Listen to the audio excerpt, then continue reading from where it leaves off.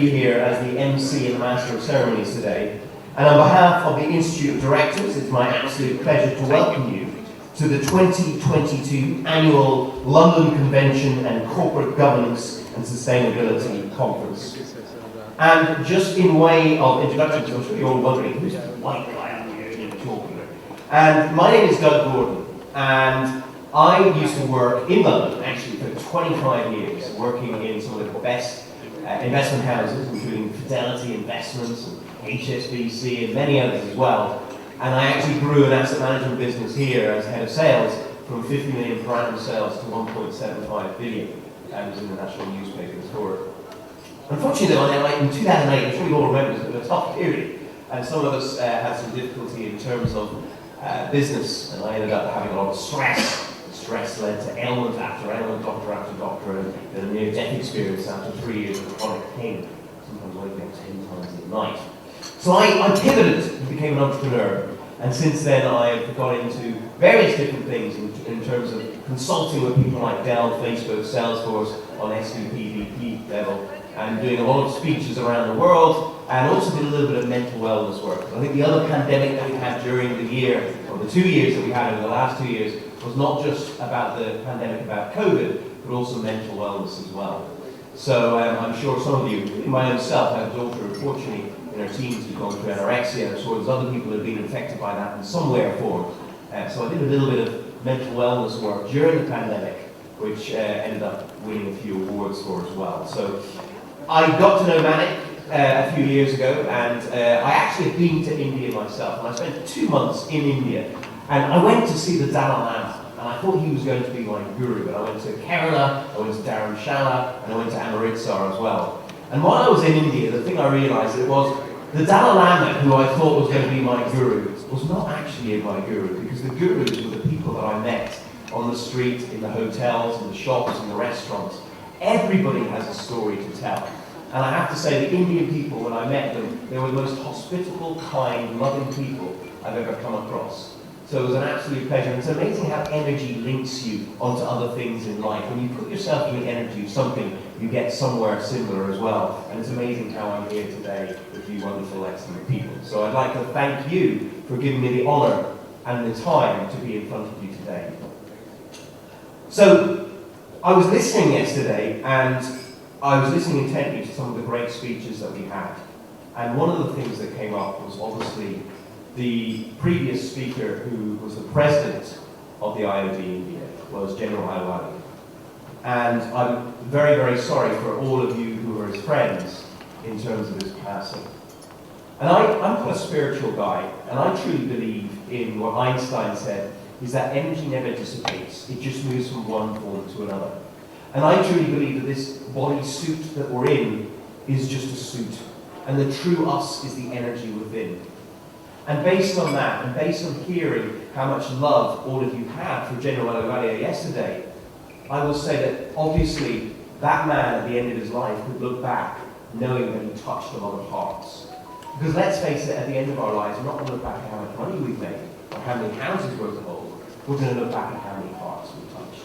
An organisation like the IOD is fantastic for business, it's fantastic for meeting new friends, for networking and creating new business opportunities as well. And too many times I've seen in business, we have competition, where we're looking at our competition all the time, but actually where there's competition, it's a sense of lack of abundance. Whereas where there's collaboration, working together, you can create new things from nothing. And let's face it, something like the IOD is about your network. And your network is your net worth. And I can see the network here, and the net worth here is absolutely incredible, having met so many lovely people yesterday as well. And another thing that was mentioned, obviously, today we're going to be talking about effective boards. And I do a lot of help in terms of board confrontations.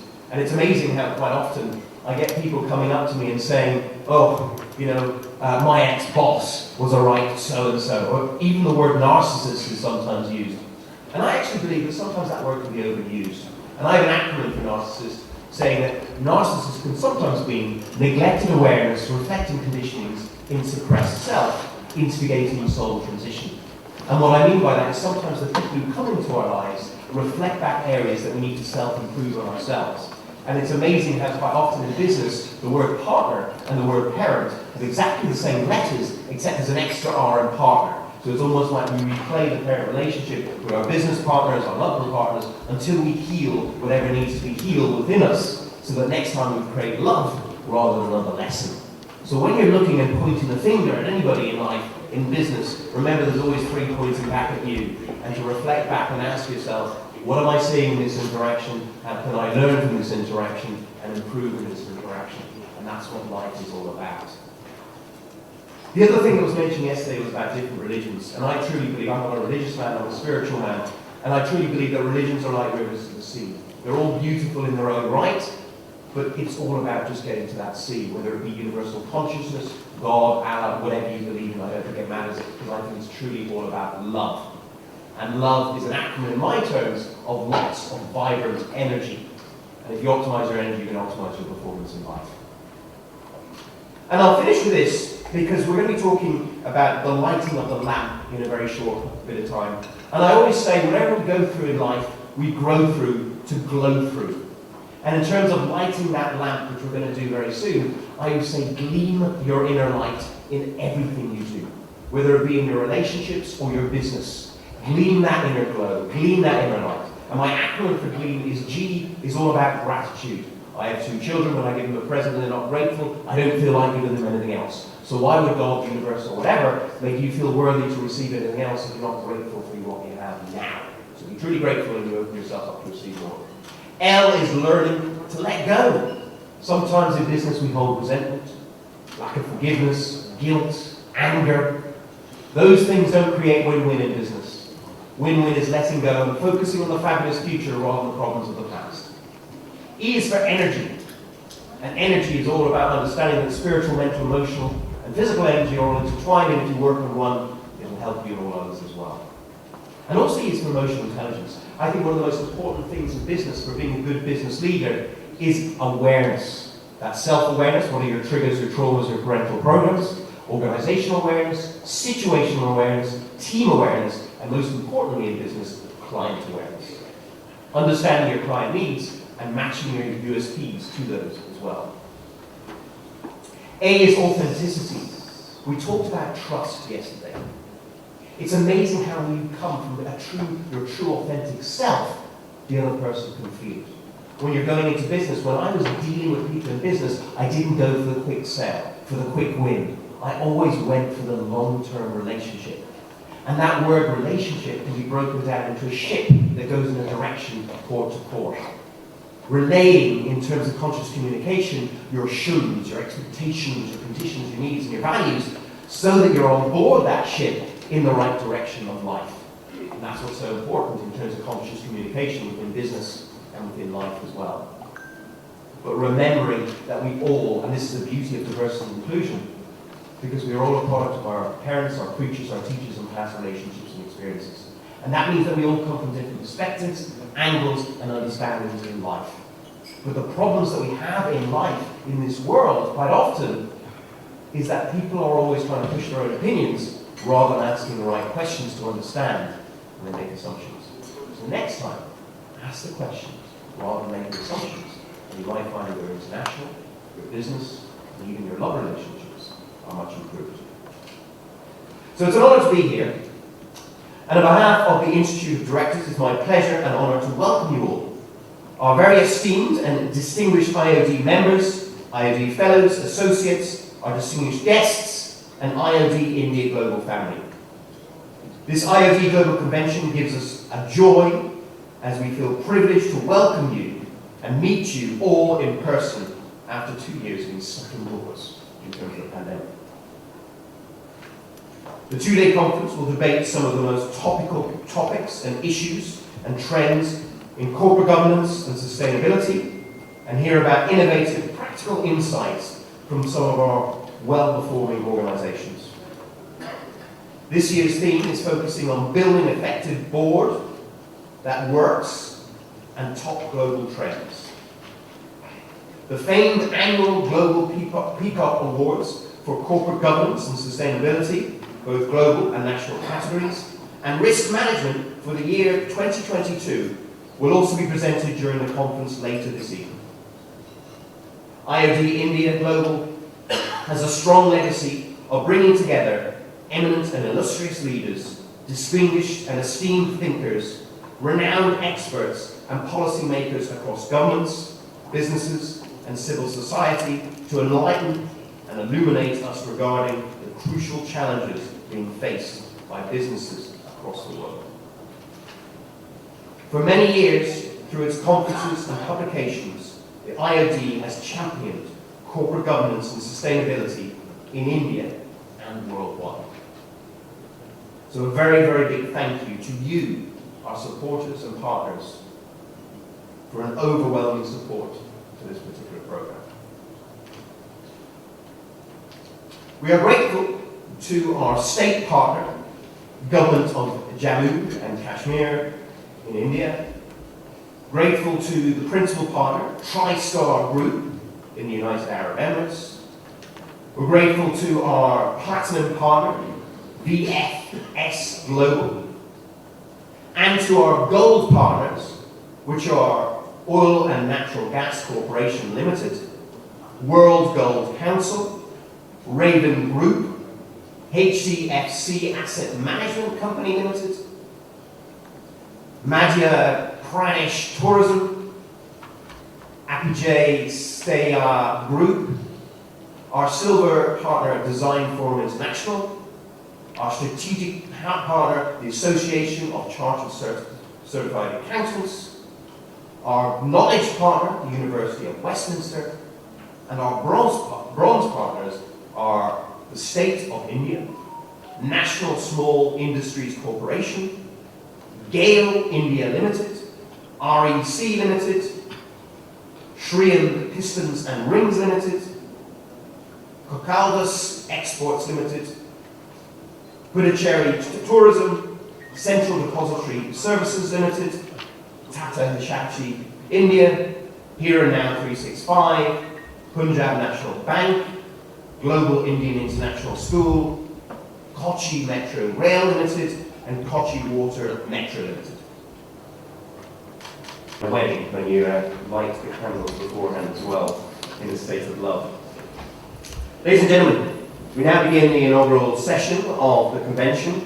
May I please request Mr. Ashok Kapoor, Director General, Institute of Directors of India, and the Baroness Verma, Global Chair, as we were saying, to kindly grace the dais. Ladies and gentlemen, now please join us in a warm welcome for the chief guest, His Excellency Vikram Dayaswamy, High Commissioner of India to the UN.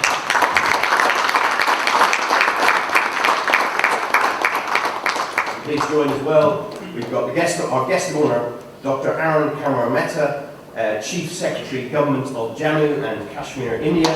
Also, please join me in extending a warm welcome to our distinguished guests for the opening session, Mr. Eugene Main, Founder and Group Chief Executive, TriStar Group UAE, Ms. Helen Brand, OBE, Chief Executive of the Association of Chartered Certificate Accountants, and Mr. Vijay Karya, Chairman and MD of Raven Group of Companies, India. Your Excellencies, ladies and gentlemen, very distinguished guests. On behalf of IOD India, it is a great pleasure for me to welcome you all to the 20th London Global Convention on Corporate Governance and Sustainability, being held from 8th to 12th of November. The theme of the convention is building an effective board that works in top global trends. IOD India, the main not-for-profit association of corporate directors in India, was set up in 1990 with a focus on building boards for the future, training and updating of corporate directors, the role of independent directors, and on networking through national and international conferences. The Golden Peacock Awards, the famed awards in 15 different corporate verticals, has helped raise quality and standards of corporate functioning through competition for an award which has increasingly become a badge of excellence. London Global Convention has been an annual special event being held in London since 2003.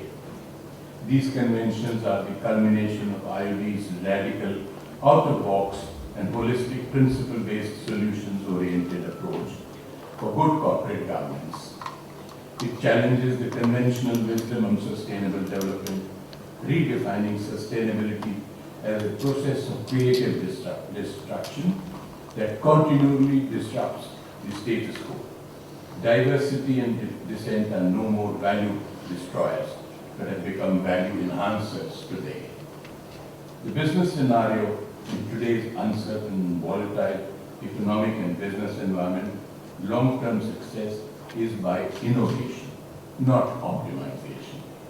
The world is changing at a relentless pace and risks are inherent in volatility.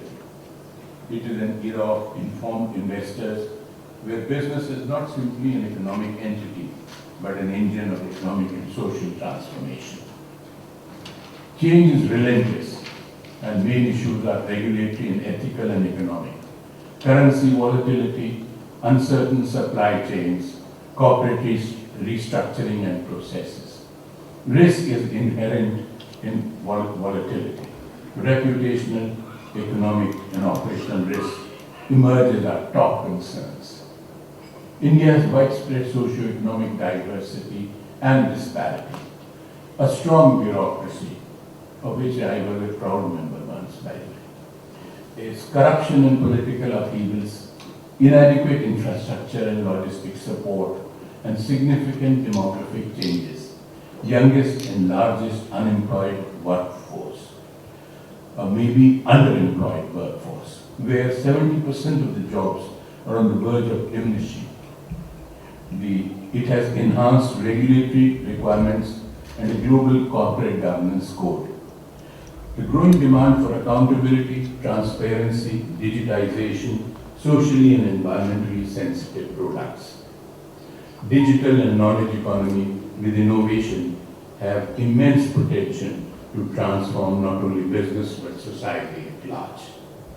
Today, brand value stems from public perception on the difference they make to society and not the size of the corporate's profits. Yesterday, we had similar discussions, and in the House of Lords, where you all know we met, we must apologize to some of the delegates today because of space constraint. We could only accommodate 98 people, so some of them will be present today. Our special thanks today are to His Excellency Mr. Vikram Doraiswamy, High Commissioner of India to UK, the Right Honourable Baroness Verma, Global Chair, Advisory Council, Institute of Directors, India. She is the Chair, UN Women, UK, and a former Minister, International Development, Energy and Climate Change. Her reputation abroad is, she has greater reputation abroad than in UK, the Right Honourable Baroness Verma, and she is a source of constant inspiration to IIT India. Also yesterday and again today, we welcome Dr. Arun Kumar Mehta, Chief Secretary Government of J&K, India. J&K today being the state in the spotlight. Today, we also have Ms. Helen Brand, OB, the Chief Executive, Association of Chartered Certified Accountants, UK. Mr. Eugene Main, Founder and Group Chief Executive, the TriStar Group, UAE.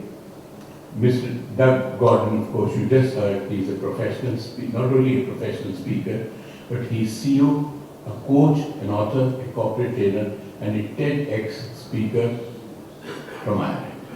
Mr. Vijay Karya, Chairman and Managing Director, Raveen Group of Companies in India. He was with the Chairman of one of the fastest growing corporates in India. He was with us yesterday at the House of Lords, and he's again with us today. Friends, today the challenge of sustainability is so serious that it has become synonymous with corporate governance. According to our common future, which is termed in 1986 the Brundtland Report, which has become the Bible of sustainability even today, after so many years. The COP recently concluded, COP27 is going on to the COP26, was basically the latest edition of earlier such international conference of parties on the issue of climate change. The fundamental foundations of what has been termed climate ethics by the entire global community at COP26 was laid by our respected Prime Minister, Shri Narendra Modi. And I quote our Prime Minister, "Respect for nature was inextricably linked and embedded in our culture at home, so much so that we were told by our mothers to fold hands and ask the mother's forgiveness after getting up in the morning before putting our feet down on the ground." Unquote. Again from the Vedas, he further quoted from the famous Indian Veda, and I quote him, "We are all reared up in the lap of the Mother Earth," a real profound thought of the ancient Vedas. IOD India today, post-COVID, is regularly organizing the global sustainability conferences, both in India and now in London, Dubai and Singapore. Again, for the reasons noted in our great Vedic thoughts. And I quote again, "Knowledge shared globally." Just imagine this was said 5,000 years ago by the great sages recorded in the Indian Vedas. "Knowledge shared globally would assure greater mutual understanding and create greater willingness to share global resources equitably." Unquote. What a profound foresight. Once again, I welcome you all to this 4-day deliberations of arguably one of the burning issues of the day, both literally and figuratively. Corporate governance and sustainability, not only in India, but all over the globe. It is for this reason that IOD India has taken the initiative, as in the past, both in India and abroad, in organizing global meets on the burning issue. I quote once again the present scenario by what President Macron of France said, and I quote him, "There's no climate crisis, there's a climate emergency," unquote. And I quote the former US President Barack Obama, "We are the first generation to face this challenge and the last generation to overcome it." In the words of the current Secretary General of UN at COP27, and I quote, "We are on the highway to hell, climate hell, with our foot on the accelerator." Again, a very profound thought. Friends, I conclude by quoting the father of the nation, the father of Indian nation, Mahatma Gandhi, in arguably perhaps one of the world's first environmentalists. And I quote Mahatma Gandhi, "Climate has not changed. We have changed. The way we work and the way we live and behave and the way we eat." I welcome you all once again.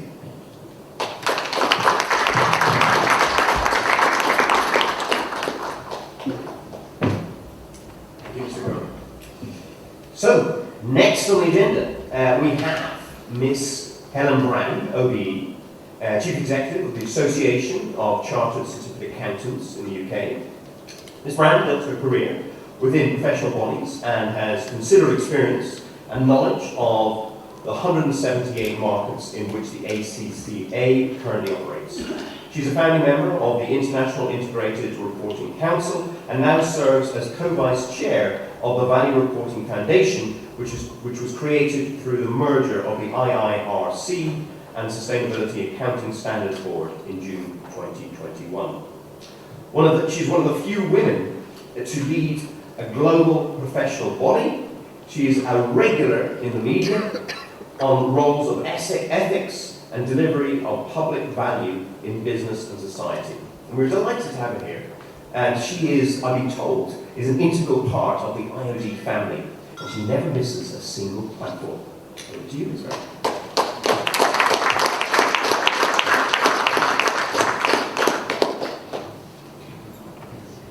Thank you for that kind introduction, but before I begin, Please can I express my profound sadness at the passing of Lieutenant General J.S. Alawalia. He was a great leader, as you all know. He was a great person. Actually, he was a wonderful friend to me and to ACCA. So my sincere condolences to his family, friends, and of course everyone at IOD India. ACCA places an enormous value on our partnership with the Institute of Directors, and this event is a great opportunity to renew those links and to pledge our continued support in sharing our insights on the challenges, issues and themes which face us all.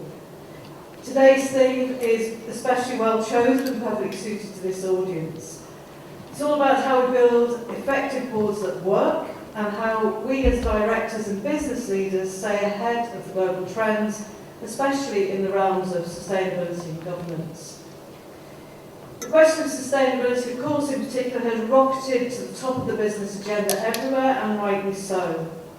It's about climate change, of course, which I'll talk to, but it's not just climate change, it's a much broader concept. And I'll do my best to describe some of the wider issues of sustainability which present themselves to business leaders, whether they're in the UK, in India, or anywhere else in the world. There's a phrase that people in business once used, I think they still sometimes use it, and they repeat it when they talk about the challenges they face in adapting to any kind of change. And the phrase is operating on a burning platform. And that sprang to mind when the United Nations published its latest emissions gap report last month. It says that as matters stand, there is no credible pathway to keeping the leaping global temperatures below the critical threshold of 1.5 degrees centigrade. Scientists agree that going beyond 1.5 will see dangerous impacts for people all over the world. It painted a frightening picture of the dangers posed by accelerating climate change and of a world battered by ever-increasing extreme weather events and entire countries consumed by wildfire and floods. It pointed to a terrible future of a world that is both a burning platform and a drowning platform. And I don't have to spell this out to an audience with a special concern for India. Not as we watch while the country suffers ever-increasing bouts of drought and people in peril of displacement because flooding threatens to make their homelands uninhabitable. It's in this context that we talk about the broad concept of sustainability in business, and as we try to agree on what boards can do to turn back that tide of climate destruction. A generation ago, this was a fringe issue. The concern for the environment was dismissed as an obsession for eccentrics, and it was a long, long way from the top of the corporate agenda. Now we know better, we're better informed, there's no excuse, there's no hiding place. Science has removed any doubt about the reality of what man-made climate change means for our future. Those who deny it are the eccentrics now, and the consensus that we need real change is universal. So what can we do? I know that when we watch upsetting images of destruction from the latest climate-related tragedy, there's a temptation to throw up our hands and imagine the problem is too deeply rooted for us to fix. After all, how can individuals or single businesses make a difference? I'm especially happy to speak to this audience on this issue today because as board directors and business leaders, you are perfectly placed to serve as powerful advocates for sustainability action. Everyone here is in a perfect position to help companies protect their businesses by making them aware of the importance of sustainability and how it affects their standing in the marketplace. In our own way, at our own level, in our daily working lives, we can act as champions for sustainable business. And it's important that we present sustainability as good business sense. Yes, there is an undoubted moral argument for sustainable business behaviour, but no one likes to be preached at. Companies are at different stages in the journey. Many companies won't take steps until they feel it's financially compelling. So leaders have a duty to demonstrate that sustainable business is also smart business. There's a clear ethical case for placing sustainability at the heart of your business, but there's more to it than that moral dimension. Every director also owns a responsibility to their business to defend and promote their commercial interests, and there's no conflict between them. This is about risk, about the danger of reputational risk, and about the danger that by not doing enough, customers won't want to trade in the business, investors won't want to invest in it, and people won't want to work there. This is happening now as more big institutional investors widen their criteria for allocating capital to include many more measures than simple profit and loss. There's a revolution in how value is measured in business, with an ever-growing emphasis on ESG measures, environmental, social and governance, of which you're all very familiar. But it's simply the way we keep score in business is changing. And ACCA believes that the clamour for more change, for greater emphasis on sustainable operations will only accelerate.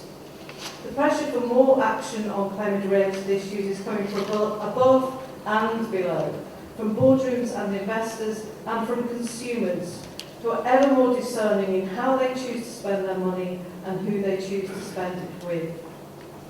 I believe that as the climate crisis worsens and concern about sustainability widen, these attitudes will become more prevalent and powerful.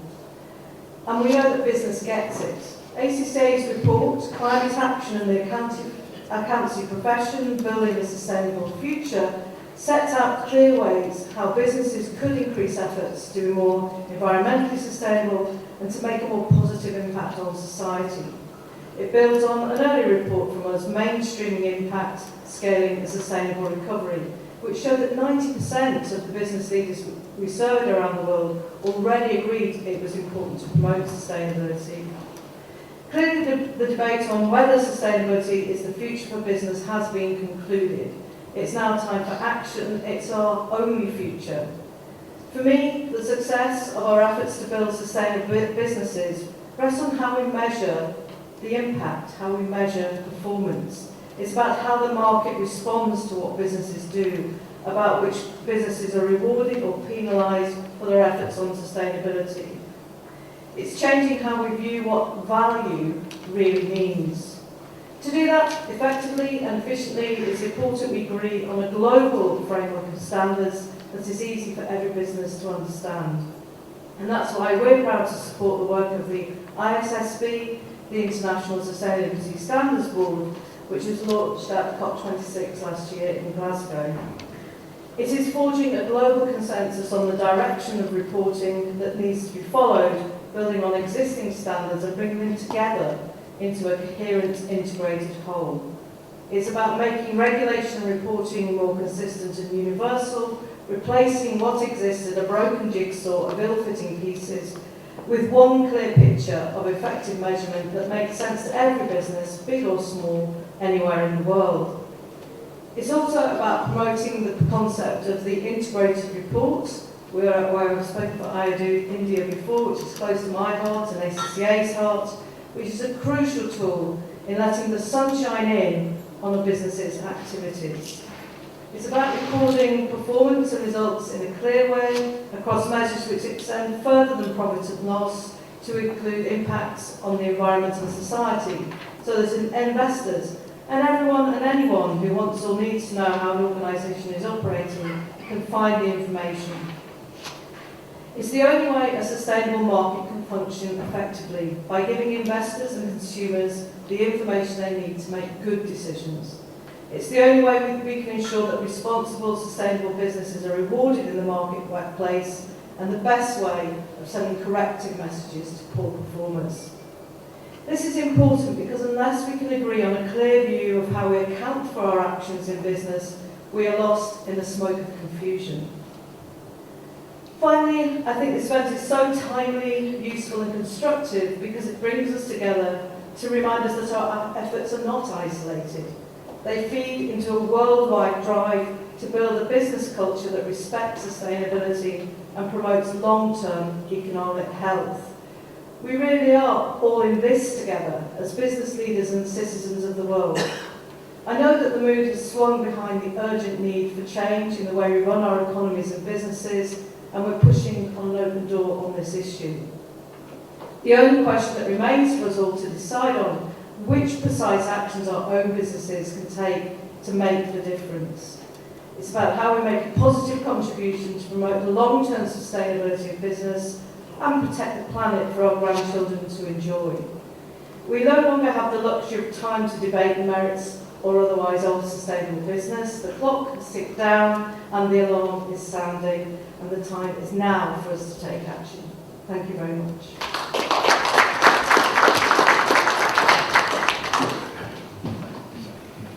Thank you, Ms. Brown. Very insightful, I have to say. So next, our next keynote address, we are delighted to welcome Mr. Vijay Korea, Chairman and MD of Raven Group of Companies India, one of Asia's fastest growing electrical equipment industry. Mr. Korea has been instrumental in leading the electrical cable segment in many ways by launching new and improved products from time to time, and has been a pioneer and the largest exporter of cables from India. We are delighted to have Mr. Korea here with us today. He is an integral part of the ID family, and he inspires our boardroom community as such a successful entrepreneur. Mr. Korea, over to you.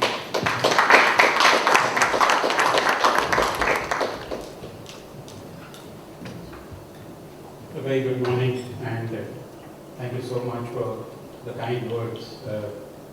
It's a little bit inspiring, as well as a little bit scary to be between such eminent people in the audience, such great business leaders, and behind me I have got influencers, thought leaders, excellencies, people who have influenced the world.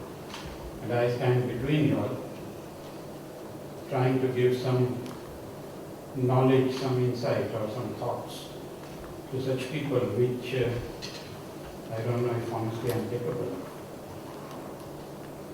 of. But let me start by remembering my great friend and a family member, General J.S. Aluwale. And as I learned about his sad demise, and I spoke to his family, I was inspired by the thought process that we need not mourn or we need not be unhappy with his passing away. We need to celebrate his life. And that's a very, very inspiring thought process. I think when I remember that day when I came to know, and I was immediately saddened by it, but then some thoughts about General Aluwale came to my mind, and people who know him will understand what I am saying. And I am saying some words in Hindi, which by now I hope almost all the people in this room know Hindi. If not, well, please learn it very, very quickly. They're going to influence the world. So the thoughts, the words that came to my mind is, कल खेल में हम हो न हो, गर्दिश में तारे रहेंगे सदा, भूलोगे तुम, भूलेंगे वो, पर हम तुम्हारे रहेंगे सदा, रहेंगे यही अपने निशान, इसके सिवा जाना कहाँ. I can feel the presence of General Aluwale in this room, and I miss his presence because he will be standing here before you in his traditional red turban and welcoming you all in his own inimitable manner.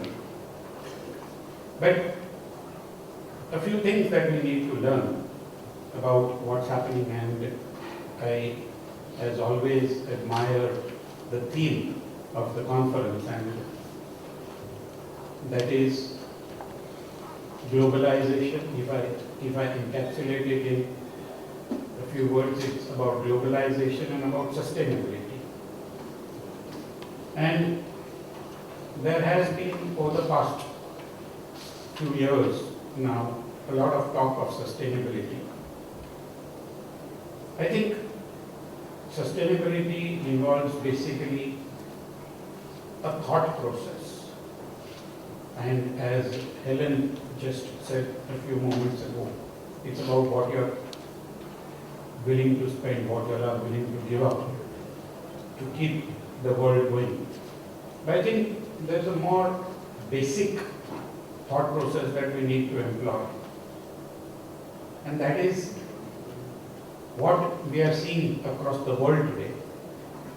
And I think I appreciate the words of our Honorable High Commissioner, Shri Vikram Doraiswamy yesterday, where he talked about transition. And we have to understand that we are transiting in this world. We are all mere passengers who have to get off the flight someday or the other. But sustainability, which we have seen a transition in the world from isolation to inclusion. And sustainability is not about isolation, it's about inclusion, and we cannot sustain unless all of us come together in one inclusive thought process. And that is, we want to leave the world in a better place than what we found it in or what we are living in. A little bit about the comparison between what India is doing and how IOD is in sync with the Indian thought process. And if we take the word I, both India and IOD are becoming influencers. India is already a very big influencer, and so is IOD.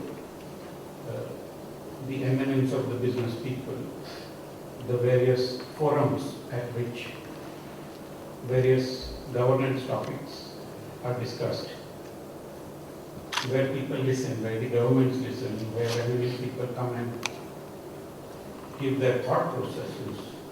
So, influence, India is an influencer, IOD is a very big influencer, and again, with due credit to the team at IOD, where again, I keep referring to our Honorable High Commissioner, where he said yesterday about the transition and the change in governance. And IOD just last week lost its president, General Ahluwalia, but today we are sitting and moving on.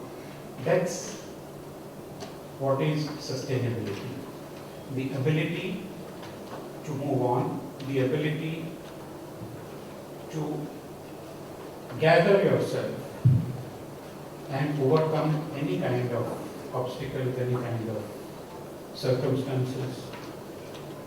And this is what we see continuously, that in the democracies, in good organizations, in good corporate governance, is the ability to move on, is the ability to move on from whatever losses, mistakes, etc. The other word that comes to my mind after internationalization and influencing is order. India as well as IOD are setting a good order to the world where there is an organized way of working. And that's something which boards, which companies, which good corporates need to adopt. And we see the plethora of the standees in this room, and all these organizations have worked towards setting up good order, towards setting up the way they govern themselves. And the D stands for direction. I think India as well as IOD are giving a new direction to the way we should be functioning, the way we should be governing. And all these things are not just possible unless you do not internationalize and unless you do not include everybody. Otherwise, we all as corporates would be struggling to get something which then would be overruled by the country next door. It's a great learning for all of us to be here. The next couple of days are going to be with very great speakers with a lot of thought processes. But at the end of it, what we all take away from here is what the words arise on, and that is relationships. It's been a great honor and a great privilege to stand before you all and stand in front of the eminent personalities who are here on stage. And I wish all of you a very great conference, and let's take away a lot more in terms of relationships, in terms of influences, and in terms of thought processes from this conference, and let's keep looking for more and more. Lastly, the words of Steve Jobs, where he says, stay hungry, stay foolish. Thank you very much.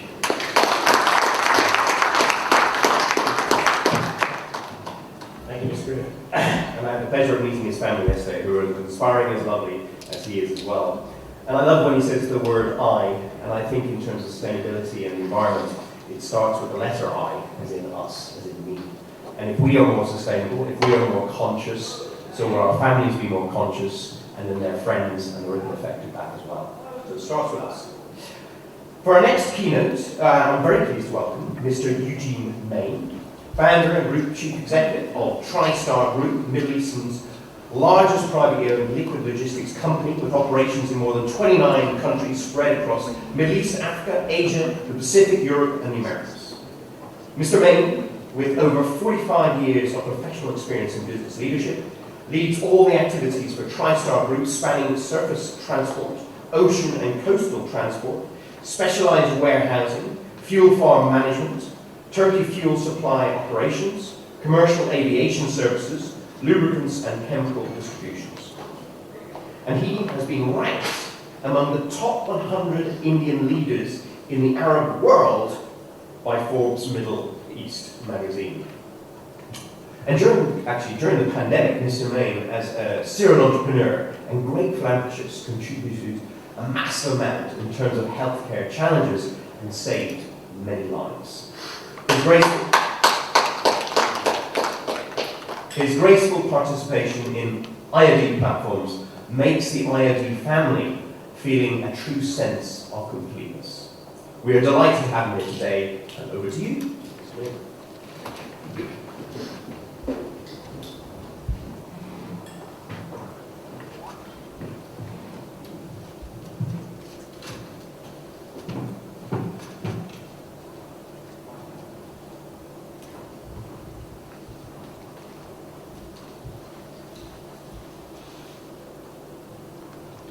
Namaste. Good morning, ladies and gentlemen, Your Excellencies. Firstly, I, like my previous speakers, like to extend my deepest condolences to the IOD and to the Institute of Directors in the sad demise last week of General J.S. Ahluwalia. Needless to say, he will surely be missed at not only this event, but all future IOD events. I would like to introduce myself as a grandfather with 5 beautiful young grandchildren who have very high expectations that their grandfather will somehow save the planet for them. As we have gathered today for this important convention on corporate governance and sustainability, more than 30,000 delegates from some 200 odd countries have gathered in Egypt to hash out details on how to slow climate change and also how to help those who are already feeling its impact.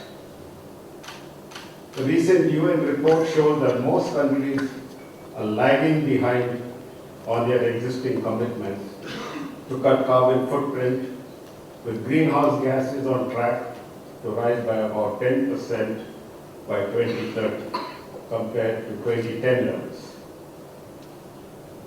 Emissions was actually dropped by over 40% to limit global warming to 1.5 degrees to pre-industrial temperatures.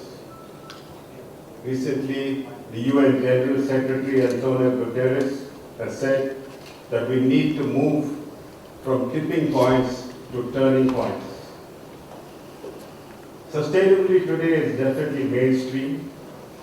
Social, economic, and environmental sustainability has risen to the top of corporate agendas, partly because of evidence that sustainable practices result in improved financial performance, and partly due to pressure from investors and employees. Investors are increasingly wary that a company's performance on pertinent ESG factors affects profitability. Today's youngest investors, millennials and Generation Z, they take strong stands on climate change, renewable energy, and workplace policies. And actually, corporate values shape their financial behavior.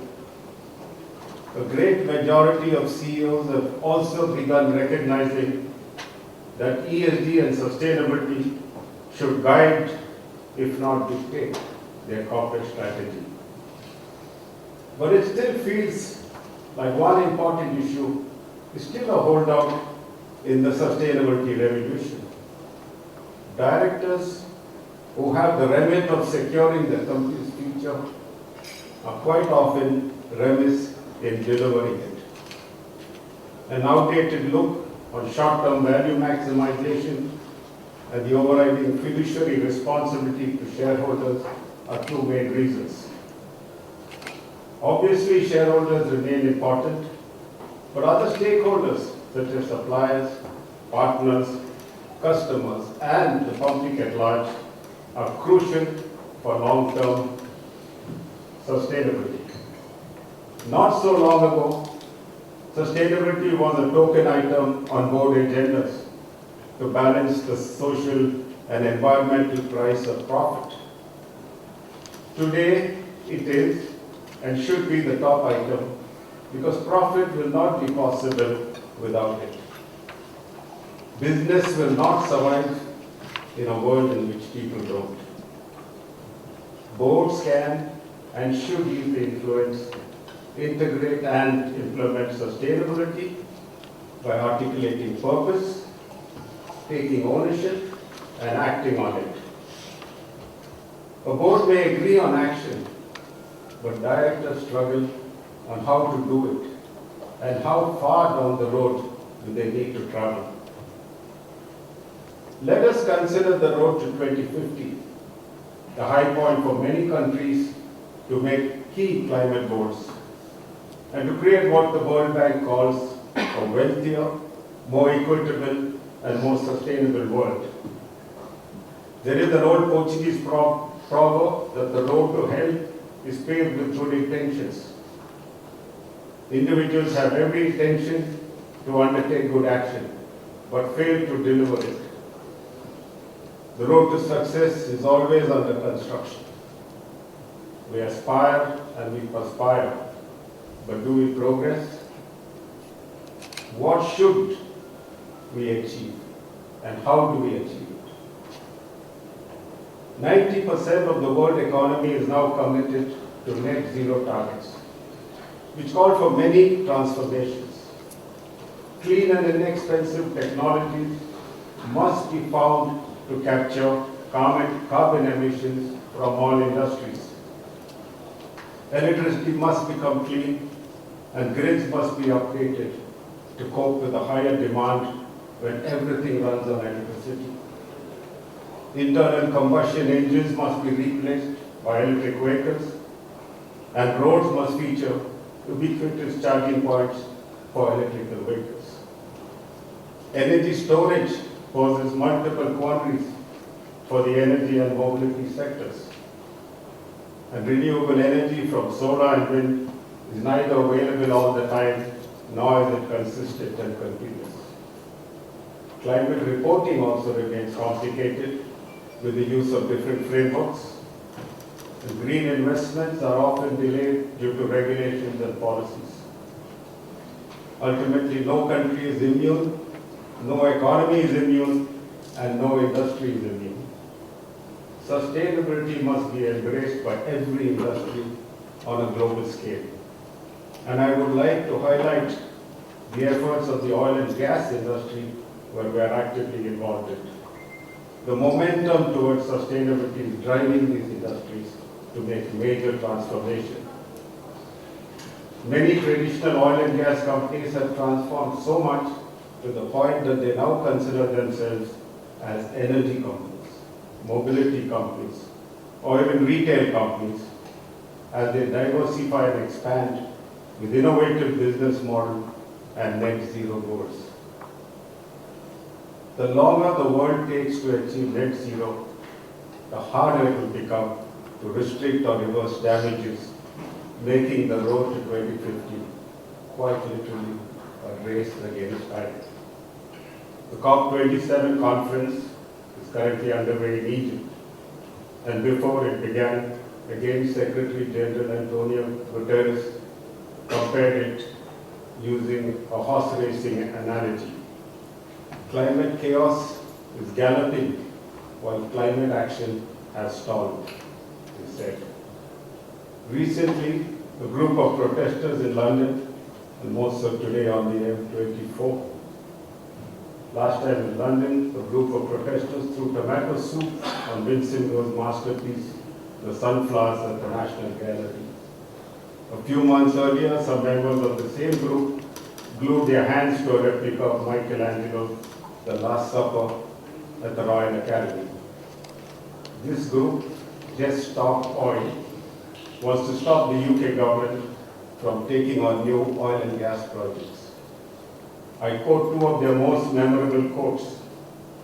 Are you more concerned about the protection of a painting or the protection of our planet? When there is no food, what is the use of art? Let us take a snapshot of this year. 1/3 of Pakistan got flooded. The Philippines got hammered. And more than 100,000 people were displaced due to flooding in more than 17 West African countries. Typhoons and hurricanes affected China, Canada, Japan, and South Korea. And concurrently, the Horn of Africa saw its worst drought in 70 years. Combine this with some of our biggest challenges, besides economic disruptions, political unrest, and the Ukraine war. In 1965, when British struck gas in the North Sea, the government wanted to use it to heat buildings. But this new gas was different from the town gas that was made from oil and coal, which boilers at that time would decide to use. The local gas boards undertook an enormous project to convert 13 million buildings to the new heating technology. And when the project was completed in 1977, the chairman of British Gas called it the greatest peacetime project of the country.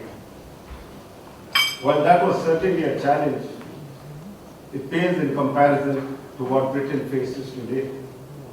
To heat all homes without emitting carbon dioxide. Think about it. The cost in the 60s and 70s was about 1% of GDP.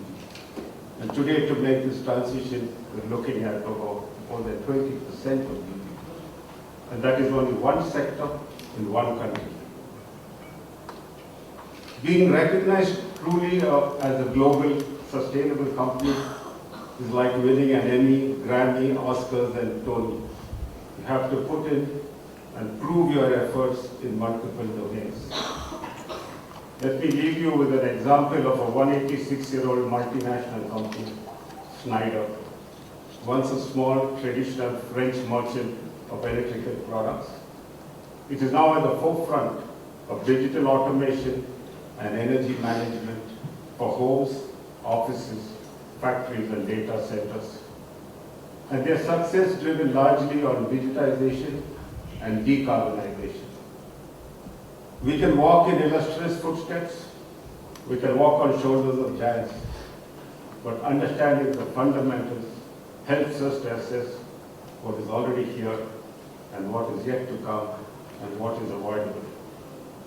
Harnessing right tools and technologies can incorporate sustainability in whatever we do and everything that we do. At the end of this road, 2050, we will have protected lives and livelihoods. We will also have secure and safeguarded companies, corporations, communities, and countries. 2050 is indeed a long way off. I'm not sure how many of us in this room will be around in 2050. But one thing is for sure, if we act today, we can surely leave the world in an inhabitable condition for our children, our grandchildren, and all future generations. Thank you very much for listening.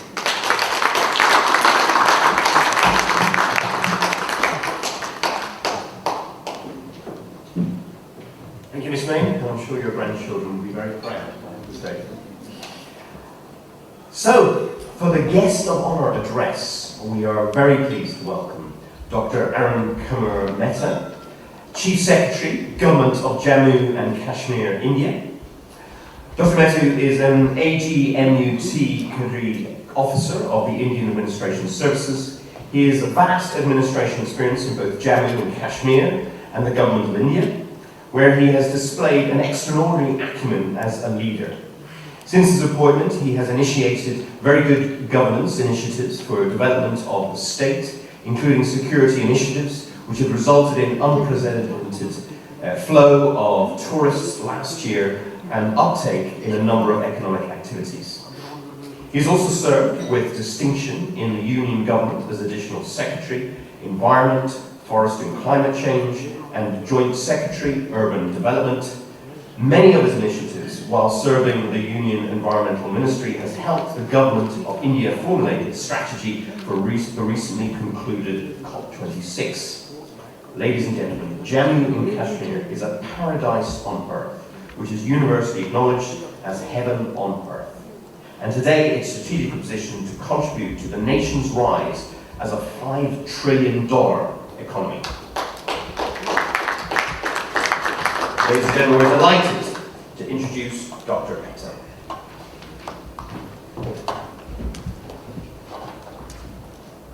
Good morning, everybody, and before I begin, Excellencies, Adonis Swami, Baroness Kumar, every outstanding people in this side of the floor room, and extremely distinguished people sitting here.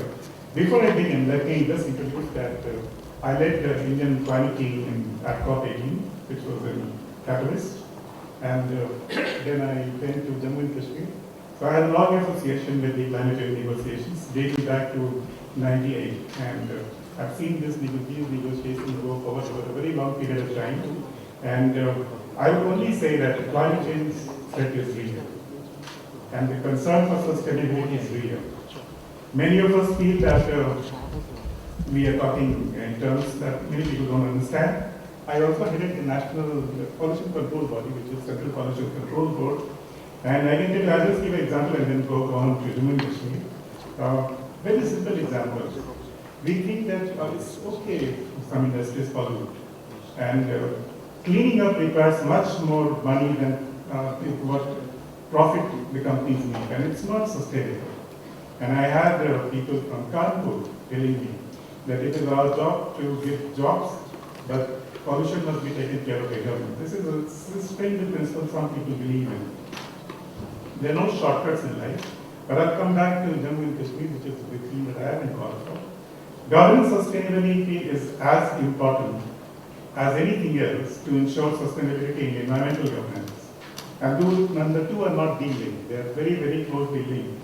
And I will now go on to talk about Jammu and Kashmir, that why it is so important that you stick to fundamental principles of governance if you want to achieve anything at all. Jammu and Kashmir for a long time, 2019 and earlier, believed in a very unsustainable principle that it's okay to have the rules given a go by. And the four fundamental principles on which J&K government ran was one, lack of transparency. So all government jobs were nomination based. There was no transparency. You could pick up anybody, explain nothing, and then that was fine. The contracts were given on nomination basis, so there were no rules of the game, and you could give it to anybody you like. So there was complete lack of transparency.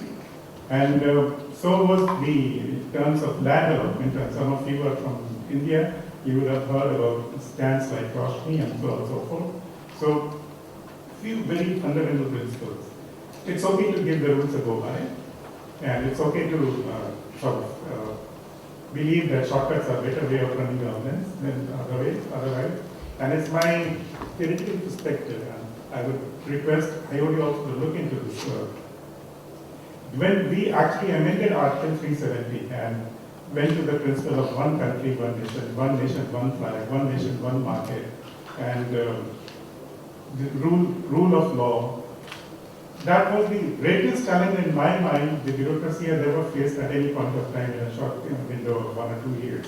There was no greater challenge than this, because we had a population of I would put 1.3 crore, roughly, who had been brought in, sort of grown in the feeling that Article 370 was their savior, and there was nothing else. And they didn't know why this Article 370 is important. They never asked this question, but they believed it. That's the greatest gift God has given to them, without knowing why.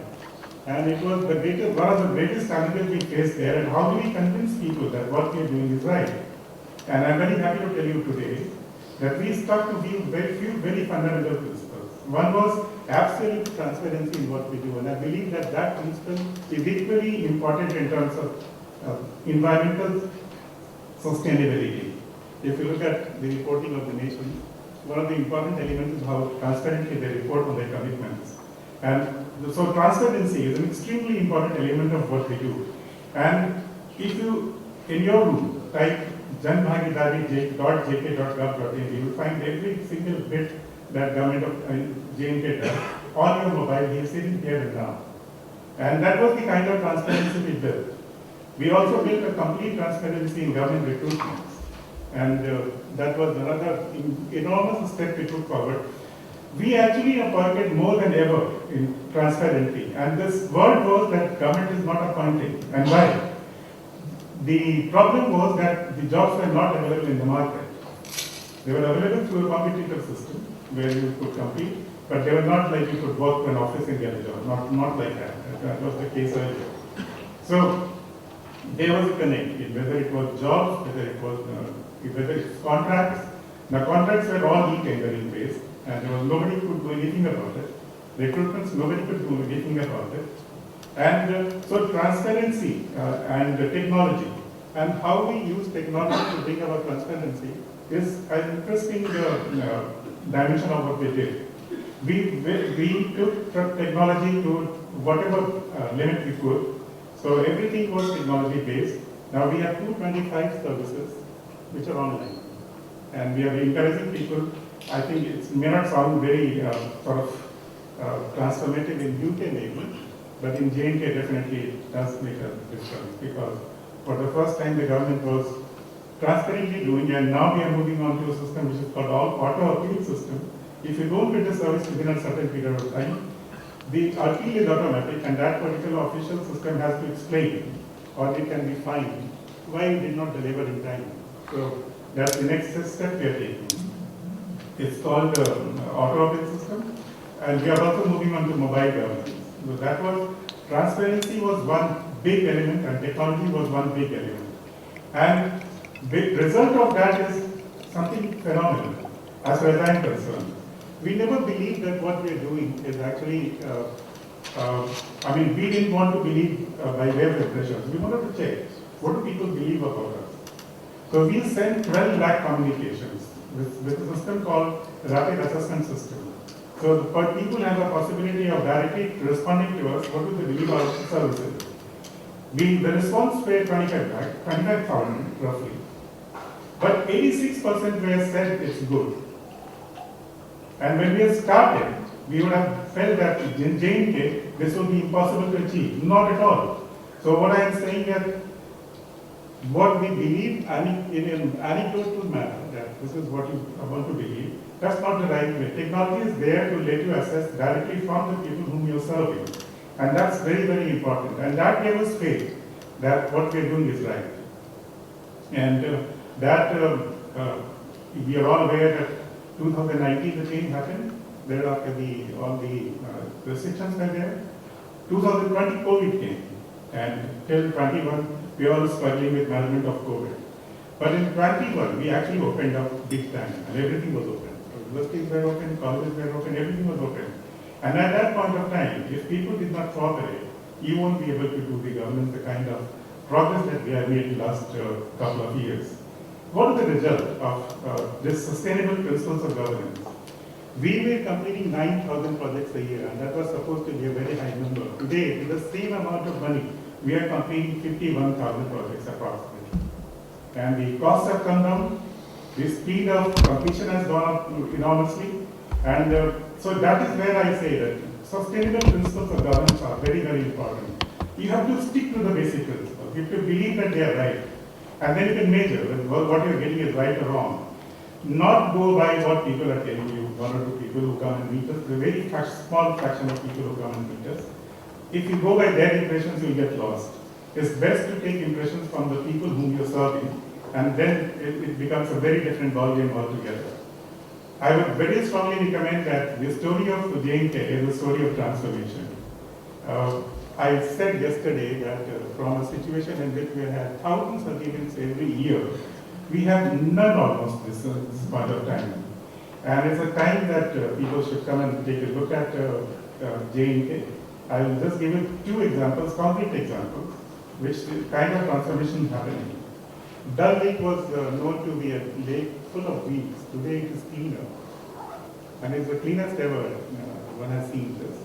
And that again, we stick to the basic principles of what we're doing. And not get lost in the parameters are well known. What you want to measure in terms of a lake? You would measure BOD, you measure E. coli, coliform, and then you will measure the dissolved oxygen and so on and so forth. That was not the problem anyway. And we have got to a very reasonable standard. Of course, stagnant water will not become cleaner than flowing water. But you can at least expect that this is as clean as Jhelum, and that's what we're trying to do. And we are pretty close to that. But Dal is cleaner than ever. Srinagar is better than ever in recent time. All the flyovers you see today, all the roads that you see there, they've all come recently with lesser cost and a faster execution. So my theoretical perspective is that basically it boils down to believing in the right things at the right time and not believing that shortcuts are the way forward. And that holds equally true for environmental sustainability. And I say this having done with, having dealt with environmental sustainability a very long time in my career. In fact, when I was in the Ministry of Urban Development, I formulated what was called National Mission on Sustainable Habitat. And whether it is urban development or you look at environment in a different way, the principles don't change. The basic principles remain same. And I wish you all well, and I believe that IOD will sometimes study what is happening to J&K. And to tell you the truth, I mean, the happiest day in my life was, I would say this, when we were opening up in Italy, and so I was always worried that what happens on a day in which you have 1 lakh or 2 lakh people who struggle together, and then how do you deal with them? Unless they like you have no way of sort of managing them. And I know what I'm referring to, Mr. Sarvadapis would know. And there was not a murmur. And wherever I go, I think the acceptability of what we are doing is so great. So even if it's climate change or biodiversity or desertification or governance, I think the basic principles remain same. And I think I wish you all the best. Thank you very much.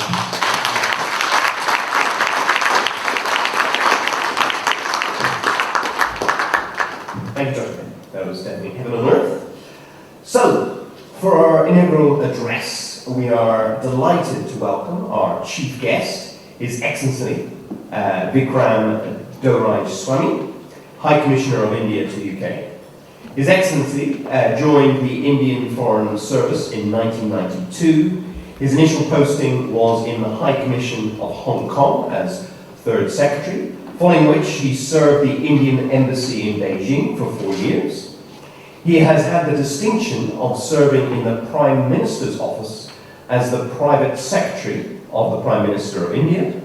His noteworthy stints also include his stint at India's permanent mission to the UN as political counsellor, and his posting as the Consul General of India in Johannesburg in South Africa. Over his illustrious career, he has served as India's ambassador to Uzbekistan, the Republic of Korea, and as India's High Commission to Bangladesh. We are absolutely delighted to have him here today. Over to you, His Excellency.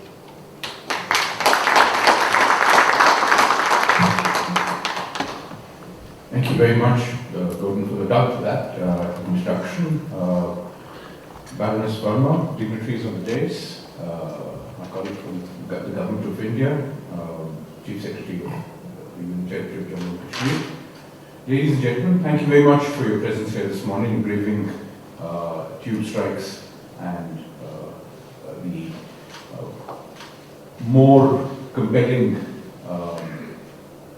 incentive of watching the India and England semi-final. That's not the I wanted to talk a bit about the India-UK partnership in the context of global challenges, but I think perhaps it may be more relevant for me to begin with a few remarks, at least on the subject of sustainability in the context of COP27, which is ongoing right now in Sharm el-Sheikh, and of course COP26, which took place in the United Kingdom in Glasgow last year, as the UK hands over its presidency of COP to Egypt for this year. Let me begin therefore with the question of what exactly is sustainability in a larger national context. Nations seek sustainable policies. Nations seek sustainable options for development, and nations seek sustainable means to make progress on a range of fronts. Economic is, of course, only one of them. If you take that as a proposition, then it seems to me logical that all actions that have been taken since the UNFCCC in Rio, now 30 years ago, you are actually looking at a complex and interrelated series of actions that multiple stakeholders need to take, not the least of these being policymakers. So, the consistent principle that has had to be followed is that the policies that are being adopted at the global level to take forward environmental action to protect our planet, to prevent climate change, require to be sustainably implemented. In other words, these must be policies that are equitable and policies that are fair and understandable to all and implementable by all. They must be supported by measures that are reasonable and that are implementable by all countries. In other words, we cannot ask for standards that we cannot expect countries to implement. Similarly, we cannot ask for standards and measures to be taken without the wherewithal for countries to actually take them. And we certainly cannot do this without the two things that make the world go round, and unfortunately it isn't love, but it is money and it is technology. So these are the fundamental principles that create sustainable international policies. I certainly don't argue with the idea that companies must take on sustainable policies, but there must also be sustainability in the larger climate discourse that facilitates reasonable action, and action that is resourced, and action that is targeted towards specific goals. As we approach, as we are underway, as COP27 is underway, India's approach to the challenge that the world faces together is based on the notion that climate action with climate justice is the need of the hour.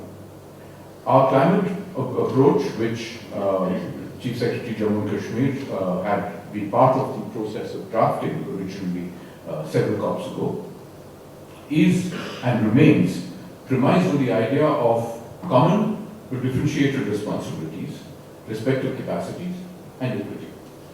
This is essential that we have this basic principle respected, because without that there is no sustainability of policy. There are also a number of plurilateral and bilateral and multilateral initiatives taking place under the UNFFC, which are all valid and valuable. Anything that contributes to the right purpose is obviously a good thing. But the primary purpose needs to be to take forward collective action under the aegis of the UNFFC. We do believe that carbon budgeting does need to be done, but it needs to be done fairly and equitably across the needs of developing and developed countries. The agenda of the global net zero is of course an obvious one, and the focus on this is something that needs to be shared by all nations in a manner again that recognizes that the process of transitioning out of carbon-dependent growth is also one in which there are different capacities and different countries in different stages of the environmental ladder. Our approach at Sharm el-Sheikh currently is that we are looking at a sustainable balance between the goals of adaptation, mitigation, and with sustainable approaches to the acquisition of finance and acquisition of technologies, fair, approachable, and reasonably priced technologies, which can help countries make the sustainable transition. We have also been making the point repeatedly that we cannot prioritize one set of measures. In other words, you cannot have mitigation prioritized over adaptation, because adaptation is necessary for developing countries in particular to be able to make the transition to something that brings on board the large majority of their populations into climate sustainable activity. Climate finance is critical, and I'm not getting into the polemical question of reparations. But there is a more fundamental point about making available technologies that will facilitate climate transitions in a manner that will be equitable and accessible to as many nations as possible. Let me give you an example of what I mean by that. Several years ago, we were debating the question of coolants used in air conditioning systems. And for those with longer memories, you will recall that we started this debate actually way back in Rio, when we were all told that hydrofluorocarbons were going to destroy the environment. And the solution that was then presented was HCFCs, hydrochlorofluorocarbons. 20 years later, we were being told that HCFCs are now going to destroy the environment, and therefore we need to transition out. All of this is reasonable, and it is fine to be able to have to transition out to new technologies that will change air conditioning and cooling systems across the world, whether in automobiles or in hotels or in our residential premises. But the cost of making those transitions and the sustainability of the new replacement products also needs to be assessed, or at that stage needed to be assessed. There were questions on the flammability. In other words, were these going to increase fire risks in air conditioning products? And of course, there was the more important question of affordability. Not everybody could afford the products that were being touted as alternatives. So the question that is really here is, how do we actually create technologies that are going to be sustainably made available, that are reasonable replacements for what they seek to replace, and are actually available at scale to countries that are going to need them. Just as heating is a significant concern in the northern latitudes, air conditioning is a significant aspirational commodity for people in warm countries. And it is reasonable to assume that as people in India become wealthier, or in Africa, or in Southeast Asia, there will be inevitably demand for air conditioning systems. So the logical solution here would be to make available the technologies that will improve the environmental sustainability of air conditioning solutions, and make these available to countries at costs that do not necessarily make them uncompetitive against old technology products. What exactly have we tried to do in the context of COP26 and in the context of our own commitments? Like most countries, we have already updated our NDCs, our nationally determined contributions, and we are already in the process of implementing the commitments made at COP26 in Glasgow in the last 1 year. For instance, in our NDCs, we have already put together the latest update in August this year, which incorporate 2 of the 5 targets announced by the Prime Minister in COP26. We now commit to reducing emissions intensity of our GDP by 45% by 2030, based on the 2005 level. That is an increase from the 33% committed earlier. And to achieve 50% of, that is 10% of the previous NDC, in cumulative electric power installed capacity from non-fossil fuels. We are also looking at sourcing technology and low-cost international finance, including through the Green Climate Fund. We are looking at taking forward the other 2 targets that were announced by the Prime Minister, including reduction of fossil fuel from 500, increasing non-fossil fuel from 500 gigawatts to 100,000 gigawatts by 2050, and increasing the target of reduced emission intensity of the economy by 1 billion tons of carbon. So that would then be 45% of our carbon intensity of the economy. Why do I mention all of this?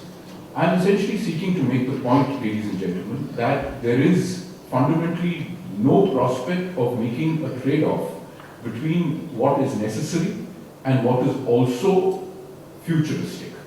By that I mean it is possible for us to have both art and environmental sustainability. It is important for us to be able to take both forward, because a choice that is unilateral, a choice that is singular, is very difficult to take forward in a world in which everybody seeks competing options and competing directions for achieving their own national objectives. It is important to recognize that we live in a world of complex and interrelated needs, but also of huge diversity of opportunity and of challenges. It is important to recognize in the boardrooms that you sit in that the decisions that you make would have different impacts in different countries and in different societies. And most of all, it is important to recognize that sustainability means taking along the largest majority of people that is possible, whether it is in a boardroom or it is in a nation. I leave you with that thought. Thank you very much.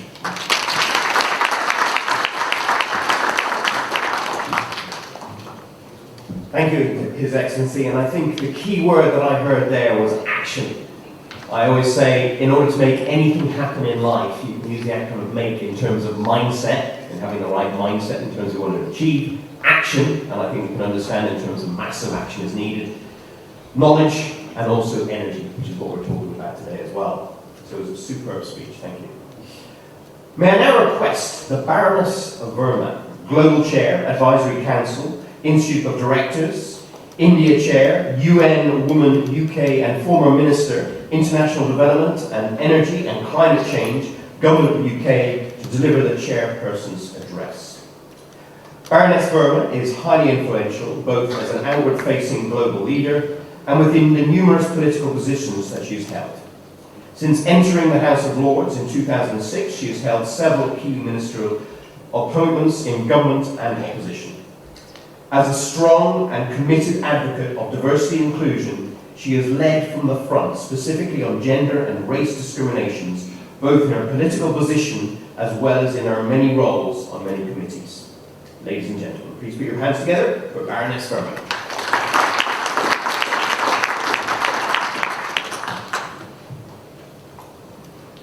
Good morning, everyone.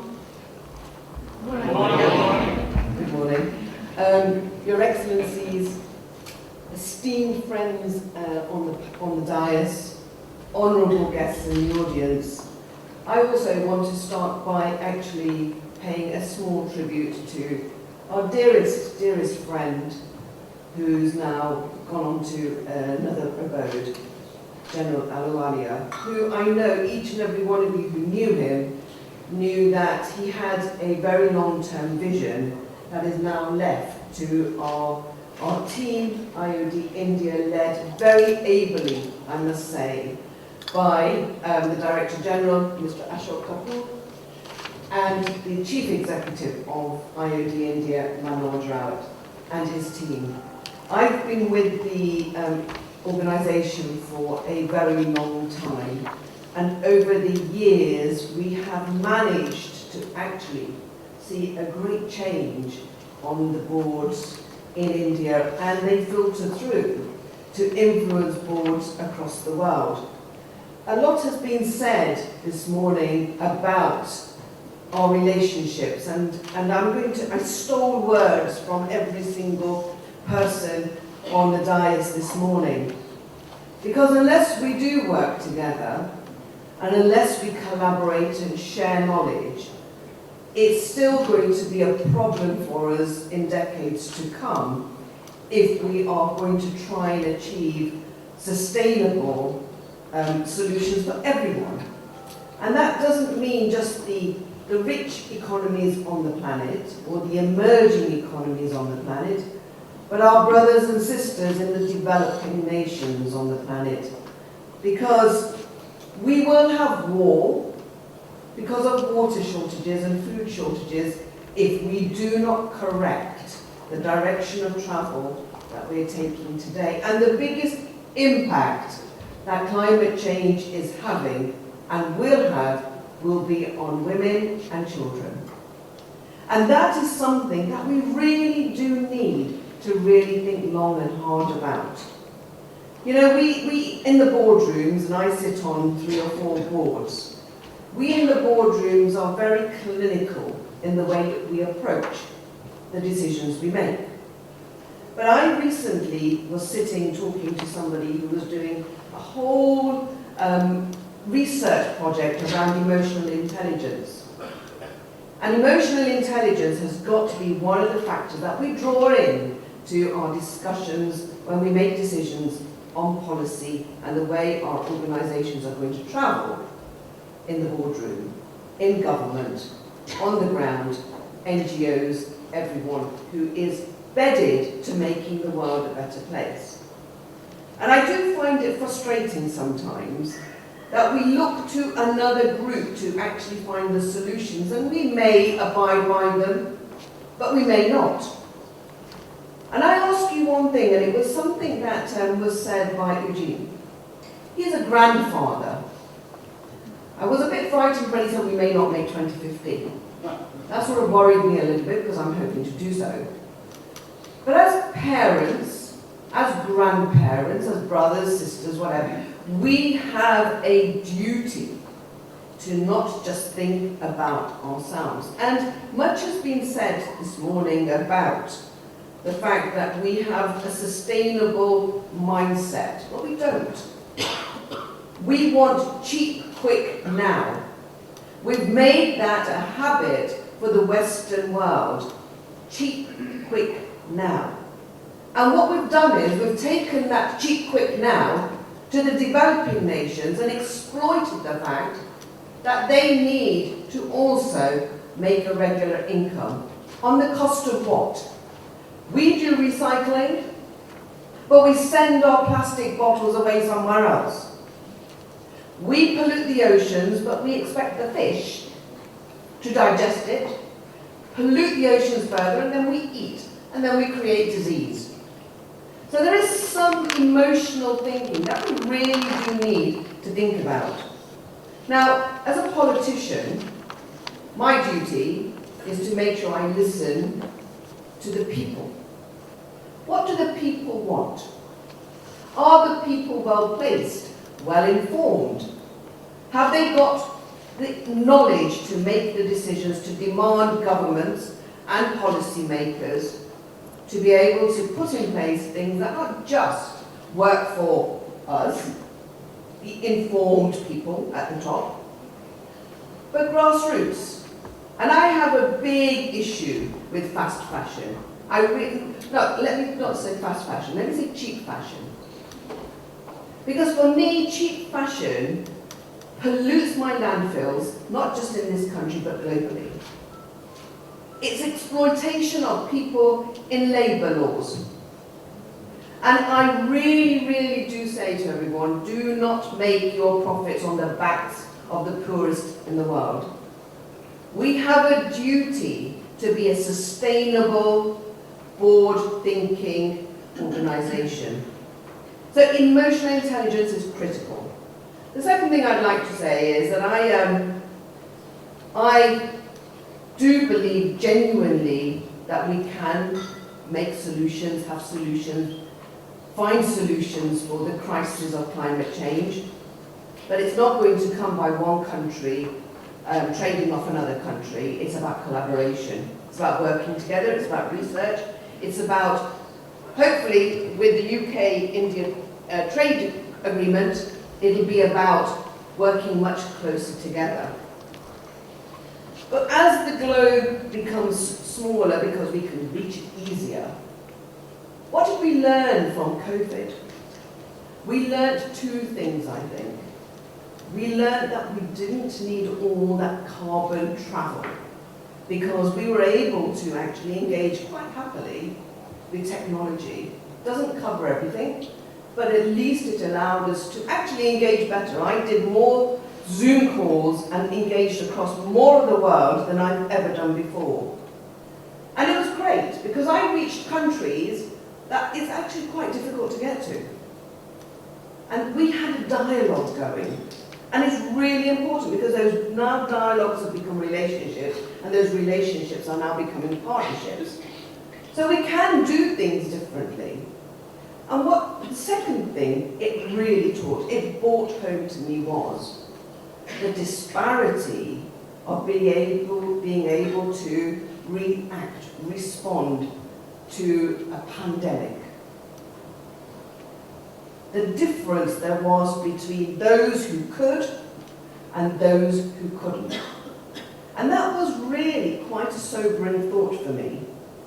So I think there is a lot of, again, I bring it back down to me being a grandmother of a 2.5-year-old, wanting to make sure that the planet I leave is going to be a better one. But it can't be done by, and the High Commissioner was very right, His Excellency was absolutely right. It is about us working together. We can't do it. We can't expect countries who don't have the means to be able to respond to climate change to do it. But what do we do? How do we correct that arc? How do we correct it? How do we ensure that instead of doing aid and tying it to certain conditions, we actually do trade aid so that we enable those countries who need to grow are able to grow fairly without penalties and being penalised all of the time. I set up an all-party parliamentary group, Trade and Investment, for UK-India. I set it up because I felt in this country in Parliament there wasn't a vehicle that was really talking about the opportunities, about the things we could collaborate on, the knowledge we could share, and actually enable those new agencies, those new companies, the tech, the new developers that don't always get to come to these august gatherings.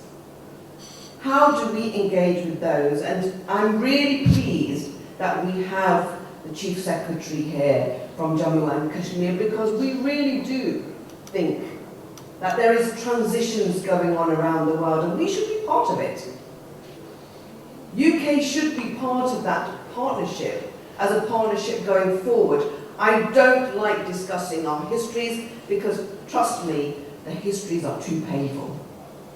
But I do like to discuss future partnerships and the relationships we have. And I do hope the High Commission here will work closely with us on those partnerships through the APPG, because I think it will be a great vehicle. And then finally, I will just end, because I know I stand between all of you and the next cup of coffee or tea. I want us all to think very carefully about how we look at our boards. I think we miss opportunities. I think the greatest way to do exchange of ideas, exchange of knowledge, is to have exchange of people on boards. So you bring new people into your boards and you send your people onto external boards. Because as boards, as businesses, the one thing we must never end up doing is falling into groupthink mentality. Because it's very easy to plod along, being comfortable with the same people sitting around you because you're comfortable with them. But if there's no challenge and there's no teasing, then nothing changes. So we have lovely conferences, we'll go away feeling really good about ourselves, but what changes? So I do ask you all to sometimes think, do we celebrate the people in our organisations enough? Do we make enough of the succession lines that people in our organisations are doing? Do we pick the people and support the people to get up that trajectory to the boardroom? Are we making the best first of the people working for us? And then are we making the best of the talent that's outside there? How do we nurture those next generational thought leaders? Because any organisation that's going to be worth anything in the future needs to be able to move and evolve with the times. And that means you sometimes have to step out of your comfort zones and you have to come into a world where there'll be new people around you teasing and challenging you. And I often say this, you know, I know how difficult it has been for me in a country where, to be quite frank, I've grown up. This has been my home for all of my life, bar 9 months.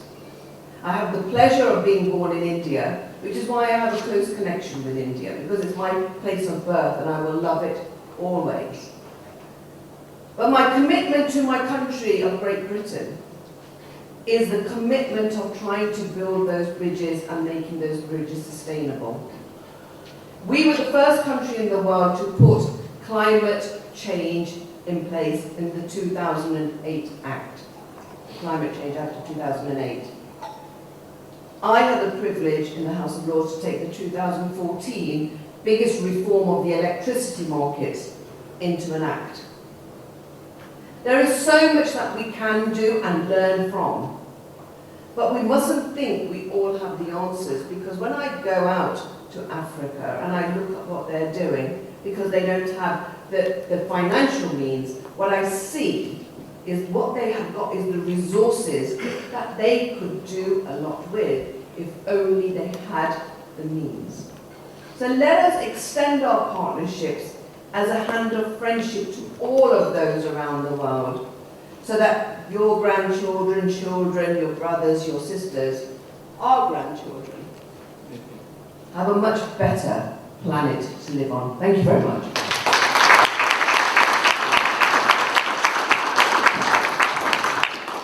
Thank you, Baroness Turner. And I have to say, I totally agree. Emotional intelligence is so important in terms of awareness, creating win-win, conscious communication, and motivation of ourselves to take action. And D&I is so important in terms of diversity and inclusion, in terms of realizing that when you have different diversity people in organizations, you get more angles and perspectives on the problems, which lead to better outcomes and solutions as well. So I absolutely love that. Thank you very much. So may I now request our chief guest, His Excellency, High Commissioner of India to UK, to kindly release the convention souvenir. I would also request our other distinguished speakers on the dais to join in the release of the convention souvenir. This is important activity reports, various initiatives, and profile our partners and supporters.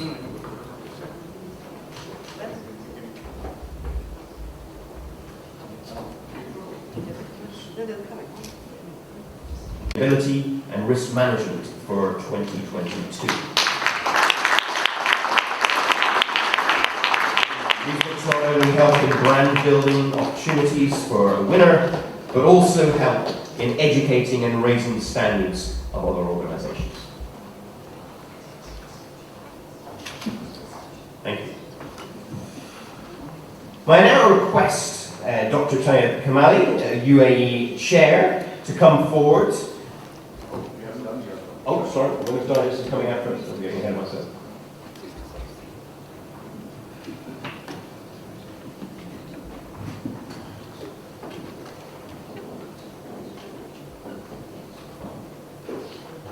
Yeah,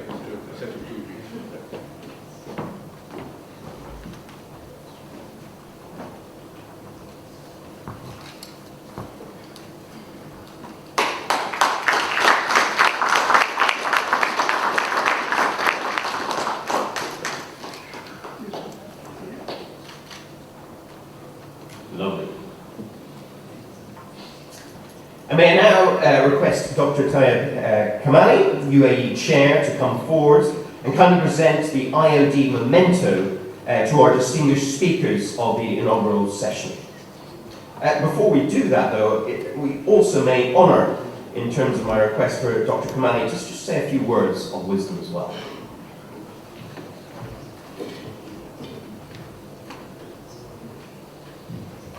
Morning again. I think after listening to everyone, I'm speechless. I don't think I can add any more to what we've heard on the importance of the period ahead, on sustainability, and the best part of all that I wanted to share with you is that how delighted, I'm honored that we're back together. It is the first time after the pandemic, and to see that everyone is here, the commitment that everyone has shown, and now one can really see the benefits that we have always had in past meetings and what we took away when we met at IOD, whether it was in India, whether it was in London, and of course in the United Arab Emirates. I'm a very proud chair of the Institute of Director in the United Arab Emirates, and very committed to everything that our General Al-Wali put forward years ago, and yet today we see how well it's working, even though it's not here, and we feel for his loss. But just to see the enormous participation, commitment by everyone to carry on, I think says a lot about General Wali. I look forward to also a special invitation to all of you. I know we are in London. We have just begun our journey back after the pandemic. There are so many lessons we learned, and so many things that we didn't know that was important. I think if there's anything all of you and all of us share, the pandemic really gave us a good sense of, who we were and when and how things work and how things didn't work. We found out things that really we were doing for years and it was useless, whether it was in the world of managerial side or whether it was the contribution we made, whether it was our commitment. The pandemic gave us 2.5 years of reflection that we now can understand the way forward in a much more efficient way. As Barma said, the Zoom calls that we did over the last 2.5 years, we come to realize that we don't have to always make that trip, that long 18-hour flight with 3-4 connections or whatever the periods were there. That a lot can happen. We understood the capacity that we have. It's better than ever before. At pandemic, we shrunk in many ways, but still our capacity was great. As human beings, we all came together in our own way. Whether you were in a village, whether you were in a city, whether you were abroad, wherever you were, our capacity always held up. I know no one can be perfect, but it really showed a lot to us as individuals, as groups, as companies, as governments, as a whole. And look forward to see you all in the next IOD meeting, which I know there is one coming in Mumbai, but of course I want to extend to all of you a special invitation to join us on March 14, 2023 in Dubai, so that we can carry on our discussion and we continue the legacy of a great person that put all of this for us to enjoy for years to come, General Al-Wali. Thank you so much. Humanitarian missions. Our warehousing facilities are designed, built and operated to the highest international health and safety standards, and operations are carried out using state-of-the-art technology. At TriStar, we implement stringent safety guidelines and best practices to the highest international standards. We have a zero-tolerance policy on safety breaches. It's about boardroom challenges in a new world order.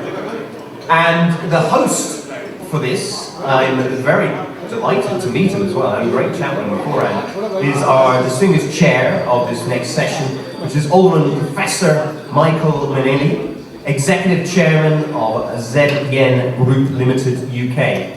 And Michael, being very wary of your time, has instructed me, which I think is a really good idea, not to read through all the bios, because they're all in the brochures. So I'll read through the people that are involved and their titles, but we're not going to go through the entire title, so we can save a bit of time for you guys.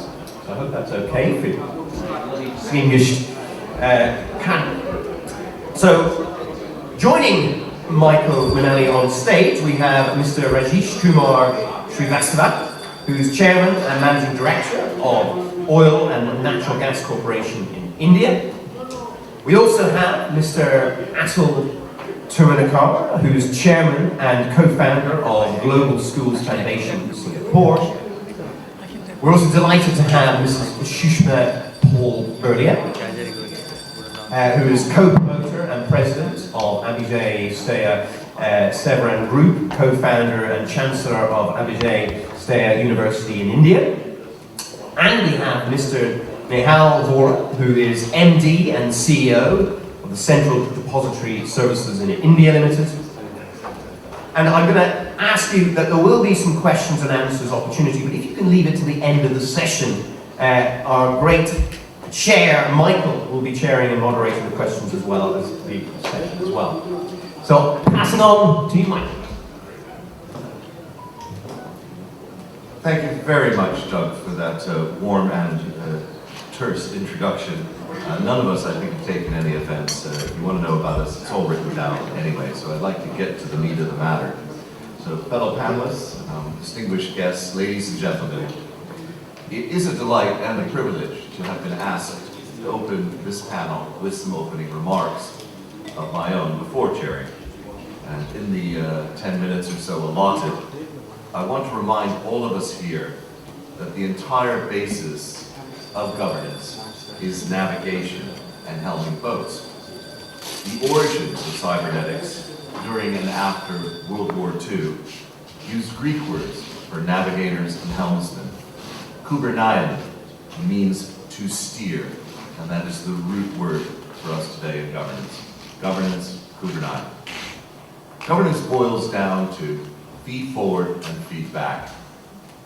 Feed forward is deciding where to go.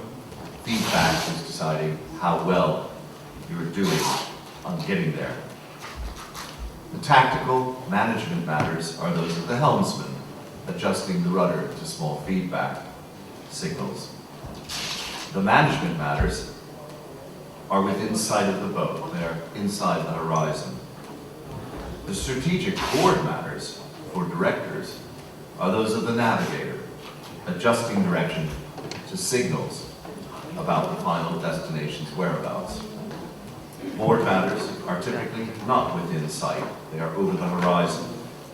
And of course, management and board need to ensure a safe and watertight boat. So today's panel will address building high-performance boards and rising to the challenges of major disruptions. You'll be hearing and gaining some insights on energy, schools, entrepreneurship, and financial markets. So I want to set an overarching point that governance is about time. The time beyond the navigator moves inexorably toward him or her on the boat. It then moves inexorably towards the helmsman, who makes the adjustments in direction. Time moves inexorably from board instinct about what's beyond the horizon to board consideration, management consideration, and execution. Now, one of my favorite jokes is about a Spaniard unsuccessfully trying to translate mañana for an Irishman. The Irishman concludes, "We have about 40 words with a vaguely similar meaning, but none convey quite the same sense of urgency." Getting people to take action is easiest when their backs are against the wall. This is even a respected management approach, as researched by my firm in 1992, Vision into Action, the study of corporate culture. The crisis point is a trigger. And in other words, if you don't have a crisis, create one if you really want to manage as a director. Now, in an increasingly crowded and interlinked planet, long-term problems without a crisis point abound. Mankind knows it is poor at addressing long-term problems. French humorist Alphonse Allais quipped, "Never put off till tomorrow that which you can do the day after tomorrow." Now, Roy Amara has struggled with this as well. He was an American scientist and president of the Institute of the Future. And you've probably heard Amara's law, which has gained widespread currency. It runs, we tend to overestimate the effect of a technology in the short run and underestimate the effect in the long run. And my corollary to Amara's law might be, we tend to overreact to problems in the short run and underreact to problems in the long run. Now, a typical response to long-term problems is to let the high-pressure problems rise to the top of the in-tray and then solve the one on top. This leads, though, to short-termism. The chosen problem may not be the optimal one to fix, thus crowding out more worthy and weighty matters.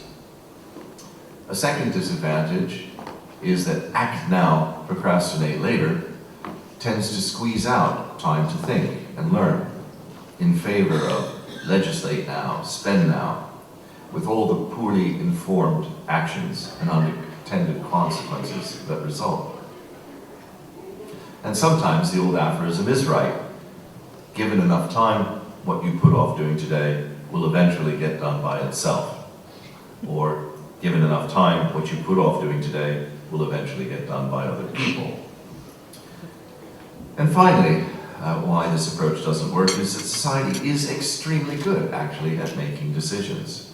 We make lots of decisions today, and then we make other ones tomorrow. We are too good at this. We need to make considered decisions that stick. The future direction isn't actually changing that fast. Now, in 2015, a lot of people pondered and issued 17 UN Sustainable Development Goals, a shared blueprint for the peace and prosperity for people and the planet now and into the future. And solving these SDGs can only be done with sustained effort over long periods of time. There are numerous examples of long-term problems that are also inadequately addressed. Population growth, moving to quantum-resistant encryption, bearing the costs of more diverse and resilient supply chains, and here locally, the replacement to London's Thames barrier, now 10 years overdue on just the planning. Bringing future problems into the present is, in my opinion, the big challenge for governance. Now, there are many elements to solving long-term problems, but what often unites long-term problems and long-term solutions is bringing costs from the future back to the decisions of the present. And this leads us to markets and discount rates. I see markets as gigantic engines to help people make unimaginable numbers of daily decisions, particularly about future values and future resource allocation. Boards use interest rates to calculate discounted values over time. A high discount rate implies that people don't value the future much. They want money increased very quickly, and therefore less investment is needed now to guard against future costs. A low discount rate says that we value future generations. Environmentalists before 2008 claimed that society made poor decisions because discount rates were too high. Since 2008, with interest rates near zero, it's not clear that society has been making better decisions. And now interest rates are due to climb again. So interest rates are clearly not the complete answer. Now, the big social decisions that matter, in my opinion, are education, health, the environment, and social care for the elderly and disadvantaged.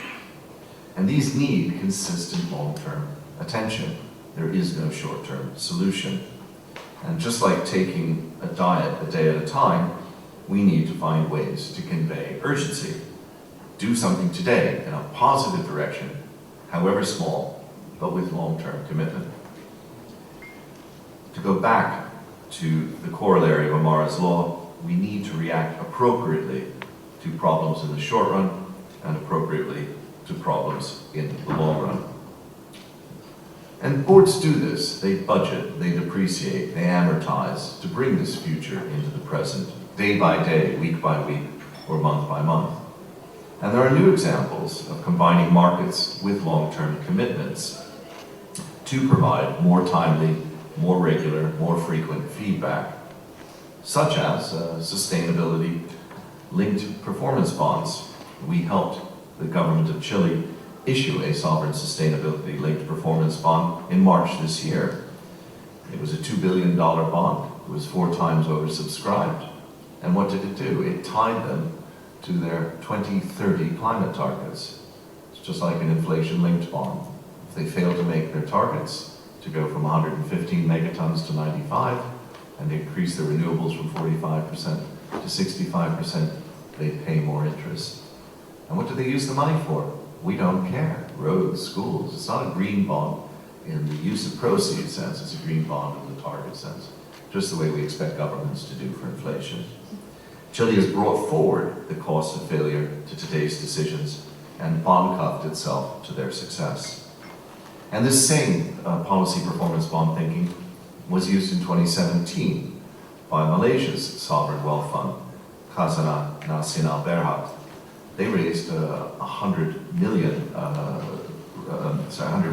Malaysian reals in the second tranche, and it was a sustainability and responsible investment sukuk, which was tied to educational attainment. If the state failed to raise educational attainment, then investors were compensated by higher interest, especially those who were investing against promises of an improved future workforce. So there are new things happening.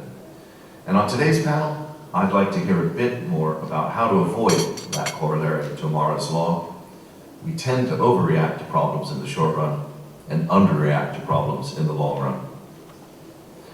Governance, which is what this conference is about, and all of us involved, we can deploy more creative management, market, and finance mechanisms that bring future costs into today's prices and thus our daily decisions. Thank you.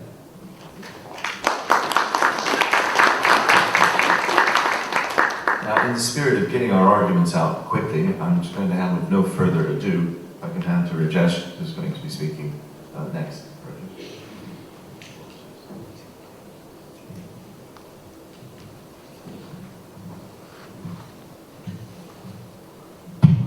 Thank you, Professor.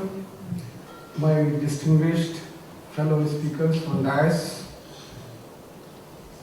distinguished and eminent personalities of the dais, industry stalwarts representing various spectra, a very good morning to you all. I would begin with a somber note on paying my homage to Mr. Ahluwalia of the Institute of Directors. On this panel session, we are dealing with issues related to corporate governance, sustainability, and effective management in dealing with short-term scenarios, long-term scenarios, and the issues which Professor has said, the foresightedness or the absence of that. In that regard, I would be giving a few examples of a cohesive and collaborative board dealings with that. All those changes in uncertainty mapping, if we can call that, we have been failing in that. The industry has failed in mapping those uncertainties in a big way. Sustainability issues addressing all the ESG concerns as related to climate change, dictated, derived, and tried to be disseminated into different countries as a aftermath of COP26. Now those predictions, we know where we are. The desire was to reach to limit temperature rise. Desire was to make a future planet to be a better place for our children or grandchildren, as it was described in the morning. Now the question was, had we accounted for all those mathematical modelings? Being in energy industry, being in E&P, dealing with lot of technology, lot of modeling, we all know all these models are equiprobable, non-unique mathematical solutions. And uncertainty within that and the probability of each of those models again would need to be mapped subsequently. As far as sustainability is there, it has a different meaning in different geopolitical arenas. Let us say for India, energy consumption per capita is lowest amongst the world. Demography wise, aspiring youngest age, growing up would require a lot of energy. And that energy, unfortunately or fortunately, whatever we may say, so far we have not been able to substitute totally what we call as a dirty energy or fossil fuels. And we are going to use that in various forms for decades to come. Let me be very clear about that, especially in India. So when in Indian context, when we talk about, when we are in confusion, when we look to that, our elders and our Rishi Munis used to say, refer to Vedas. Vedas are repository of knowledge. But here what I mean by Veda, I will simply write it as VEDA. And V stands for vital, E for essential, D for desirable, and A is simply assessing all these. So in that context, what is vital for India is energy access and availability. Then comes in affordability. Then comes in overall assessment of working all this within an ambit of contributing to address those environmental goals as well. Now, having said that, if we look at the current energy consumption scenario and if we look at all those projected growth, wherein India's growth is going to be at a much higher pace than anywhere else. As I said yesterday, the consumption levels world over are going to decrease, which has been predicted to the half in terms of oil. And in terms of gas also, India's requirement is going to be 6 times as of now. To reach to that level, obviously, number of projects, number of technological interventions would be required, and all these would require a capital, and the cost of capital and the efficiency in the system, efficiency of the processes is going to be dealt within those vital, essential and desirable elements. Under that scenario, partnerships and collaboration emerges as a tool to answer some of them. We believe in partnerships are better way in that rather than merger and acquisitions. The partnership, there you are able to free some of the capital by retaining your own individuality and core strengths and other things. So we have been reaching to global majors to become a partner, and why ONGC per se is has a competitive edge to become a partner. Now coming back to those sustainability goals, and the alignment of the board members and the cohesiveness based on few basic fundamental tenets of hope, faith, generosity, and effectiveness. ONGC's tagline, besides being energy anchor, had always been making tomorrow brighter. And making tomorrow brighter for everybody by touching lives of everybody, by getting the energy access to each and every household. At the same time, getting aligned with the major long-term initiatives which have been dictated by 3-4 basic tenets like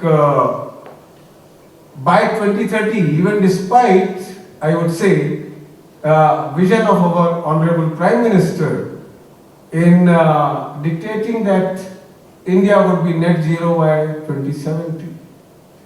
Knowing fully well that this process, this energy transition is going to be a long drawn one, and it is going to be a collaborative effort. It is not by an individual or individual nation or individual entity.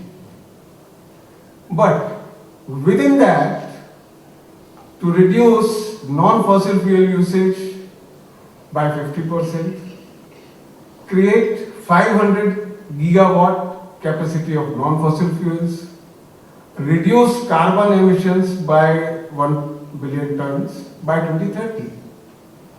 So all these are basic elements wherein our board has been taking consideration and drawing the short-term and long-term strategies. In short term, the uncertainty that we faced during the last 2 years, the pandemic, then the disruptions, and then the geopolitical happenings all across the globe, which have totally changed the perception within a very, very short span of time, which did not give any consideration to the long-drawn policies which have been drawn for those long-term considerations. For from our board's sake, the cohesion and the way we worked during those periods, the resilience and the deft handling of that event is known to everybody. The resilience of the Indian diaspora overcoming those challenges is demonstrable, whereas very quickly we have been able to bounce back. And in that regard, what we devised was a very clear drafted plan of evacuation of 3,000 of our workforce, which we called as an Operation Nistha. And let me tell you, these people were stuck in offshore for 50 to 60 days, and they came from all across the country. No flights, no trains, nothing is available. With the help of the government, we devised a chartered flight plan, sanitized, picked everybody from their home, got them sanitized, put them to operations. Same way we took everybody back from the sites, and this we created within a day, 14 to 30 days period. And there was no decline in our production, in our operations. So that is how the board performed during those crisis times. And these are the elements which not only has motivated our force and got aligned, all those working with us, and that gives us a strength. Yes, we are able to tide anything which has been thrown to us. And this is the way I think the commendable job was done along with all our colleagues in the board in the earlier days. Similarly, now addressing those energy challenges, we are in the lookout of partnerships. We know that digitalization is coming in a big way, which we had started calling Industry 4.0. More automation processes. Again, a lot of capital would be required to make everything digitalized. And these are the processes which are going to bring in efficiencies in the system, which are going to cut down the cost in the processes. And this is how we are planning to work on that. And our energy spectrum scenario as far as the energy company is concerned for the India's energy quest, we are working at a much larger pace with many global experts in all arena of the energy. And I think I have been fortunate one, an opportunity has been given to me to present my thoughts, and that I believe is an honor for me to be here amongst you. And I think with this, looking forward to you all and cooperation in front of all those challenges, and we believe we will be able to write all those challenges together through a constructive collaborative efforts. Thank you.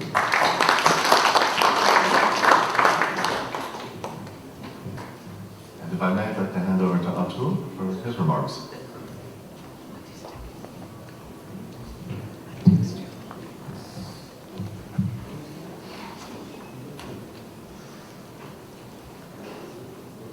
Very good morning to all of you. Respected Chair, Honorable Professor Michael Meneli, Mr. Rajesh Kumar Srivastav, Chairman ONGC, Sushma Paul Baliaji, Co-Promoter and President of APJ Satya and Subran Group, Mr. Nehal Bora, MD and CEO of CDSL. As the Honorary Chairman of the Singapore chapter of Institute of Directors of India, it's my honor and great pleasure to address you today on the building effective boards that work and the top global trends at the 2022 London Global Convention on Corporate Governance and Sustainability. Firstly, for the outstanding efforts to keep the entire boards and corporate leadership proactively engaged during these 2 COVID years, I must congratulate IOD for showing extraordinary leadership, providing innovative education programs, and widening their audiences across the globe. Under the leadership of late General Ahluwalia and Mr. Manoj, IOD team has time and again demonstrated extraordinary visionary skills in starting a discourse that will be highly beneficial to the business leaders in today's context. And at this exceptional first post-COVID IOD London Convention, which I suppose is happening after 2 years, we shall be looking at trends in the corporate governance, and there are no surprises here. So let me put them in 6 generic categories. The environment, sustainability and governance, as we all know, ESG. The diversity, equity and inclusion. The higher standards and compliances, including climate disclosures and actions. The risks, such as cyber risks, mission critical risks, code of conduct oversight, and risk oversight. The 5th being a business resiliency, digital transformation, innovation, and artificial intelligence. And the corporate social voice and the human capital concerns. Let me begin with the aspect of ESG. Sustainability continues to be a high impact indicator of good governance. The corporate sees the increasing importance of ESG and a climate change risk. Investors want capital issuers to promote sustainability, and the board's reporting on ESG is really gathering momentum. There is clearly a greater focus on the E and S part of the ESG. Coming to diversity, equity, and inclusion, there is increasing evidence that diverse and inclusive organizations outperform others and stakeholders demand instant progress.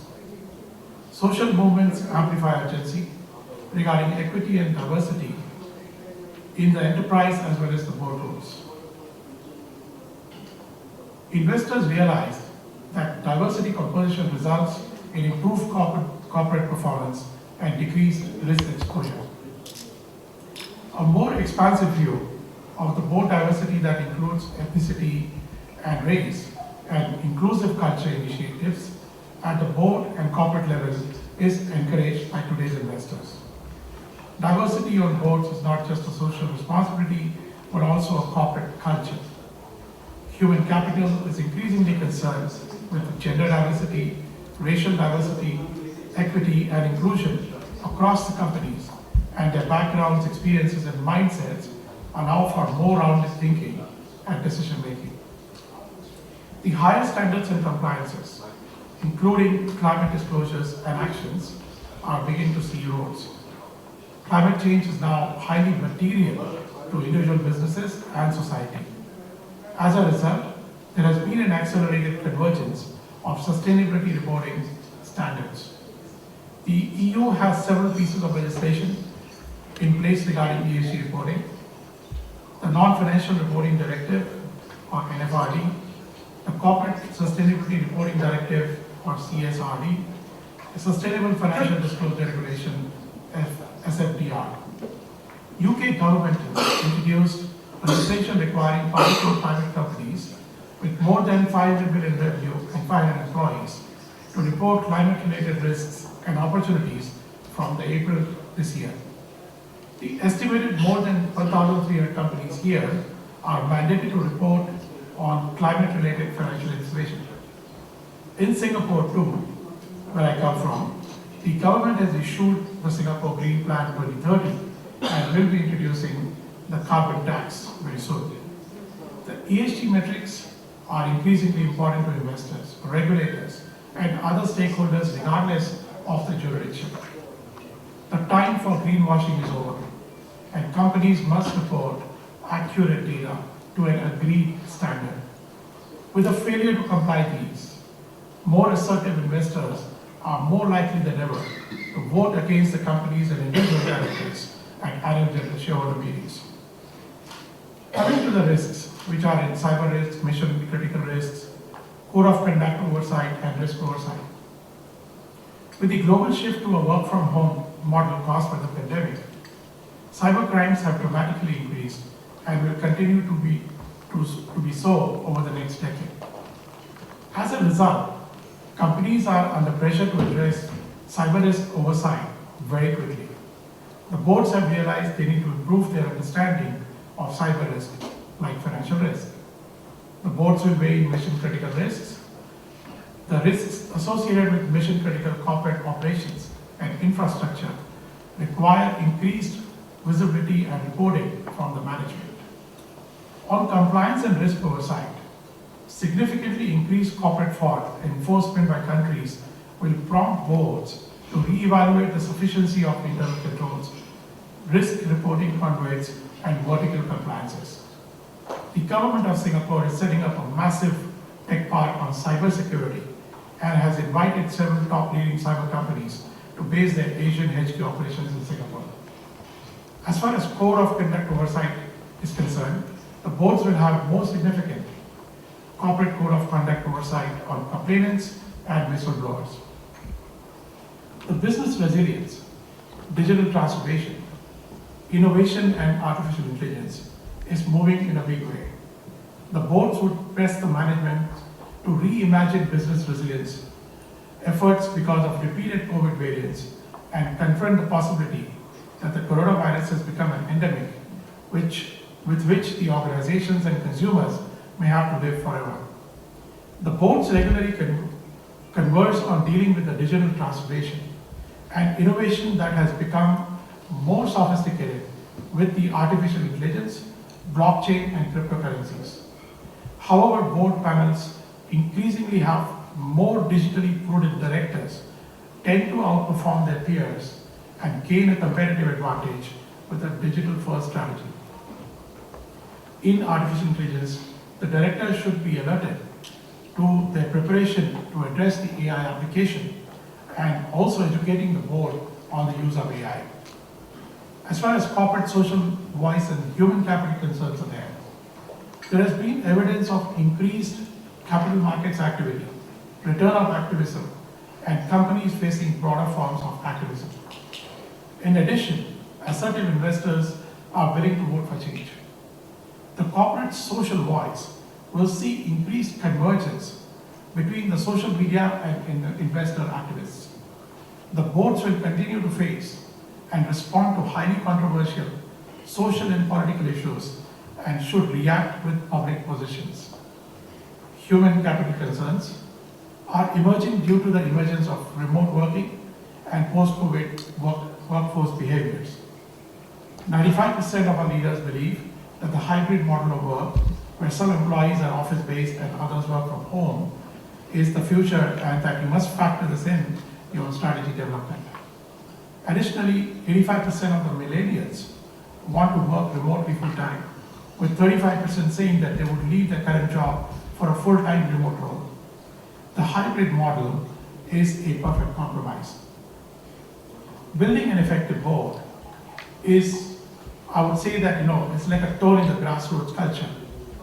Developing a strong tone at the grassroots culture is vital because the executives and the top management, who are torchbearers of the compliance, may not be alone efficient to spread the word of compliance throughout the whole organization. Thus, working on compliance culture at the grassroots level and allowing systems, technology, and structures to support this will go a long way towards any organization's success in bringing the compliance culture to the grassroots. Better board oversight of corporate culture would lead to better foundations of governance, while enhanced board effectiveness becomes the norm for all organizations. The virtual board and shareholder meetings are here to stay. Future directors would be millennials. Future directors would be the millennials in the driver's seat of the boards. Some of these millennials would be driving the boards in the next decade. Millennials also possess greater global and environmental awareness. They are intensely watchful of the sustainability and have reached adulthood at a time when consequences of sustainability and global warming are discussed. Boards need to align themselves with the millennials. If you don't, you risk losing your consumer segment and seeing significant disruption and chaos in the boards. In addition, millennials will be undoubtedly an increasing global economic force in the consumer spending. Thank you very much.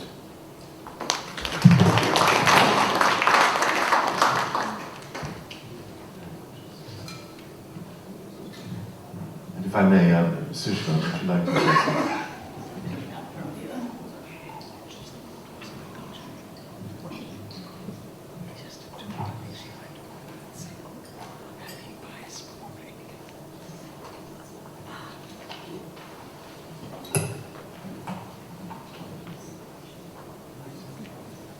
So, I would like to commence by following in the words of a famous Indian sage who spoke in 1893 at the Parliament of Religions in Chicago.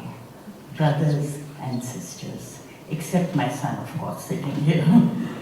So, in 1893, brothers and sisters was appropriate, and today when I say this, it's also appropriate. So while a lot has happened since 1893, certainly, also since 2019 when we last physically met in London, this has not changed. The criticality, the importance of people, human beings in whatever we are doing. I especially mention this because I believe each one of us in the last 3 years that we went through, whether it was the pandemic followed by war, economic inflation, economic downturn, squeezing incomes being faced all over the world, it has been brought home to us very clearly, very closely, and at times when many of us were sitting closed inside our homes, that what truly matters in life. And I believe that is us, people, human beings. We are, in a way you could say, a mid-sized multinational group. We are in pharmaceuticals, we are in real estate, we are in education. We run 26 schools and colleges and a university in India. We are also leading in hormones and steroids, and we are exporting them all over the world. And we are also in the process of patenting new drug delivery systems and newer presentations of different repurposed drugs. But in that process, what we found during the pandemic, I personally was held up in New York where my son and daughter-in-law realized because overnight the flights were cancelled. And we could see what was in any case happening in New York, and we spoke to each other, we spoke to our boards, and there are multifarious boards. So while we talking about boards for our educational institutions, for the foundation, we are also talking about the pharma boards, we are talking about boards across the spectrum. I've also had the privilege of sitting on some of the public body boards. But there are certain fundamentals that remain common to all boards and how we should approach them. I'm only speaking from my experience, of course, and there are so many perspectives that I look forward to hearing today.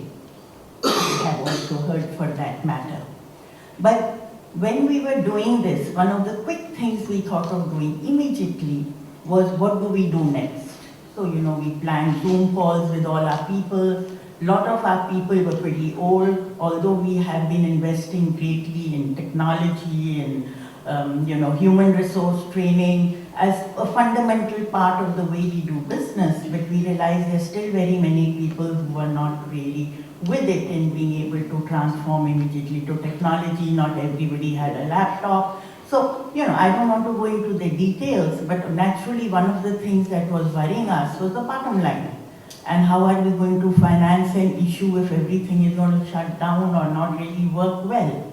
So with education, of course, fortunately with our investment in technology, we were immediately able to move into virtual learning almost overnight, even before things started shutting down in India. And with pharmaceuticals, we had to have people sort of confined there, but we had to figure out logistics because pharma was allowed to operate, and we had to find a way to be able to reach our customers while not putting our people at risk. At the same time, people thought we are crazy in India, by the way, because by then the Indian effect hadn't started, and they were wondering why on earth were we getting into this urgency mode. And we made a complete plan, by the way, also of how we would cut down salaries and what we would do. The next week, when it came time to trigger that last part, that salary reduction or cutting down on people, we found we couldn't trigger it.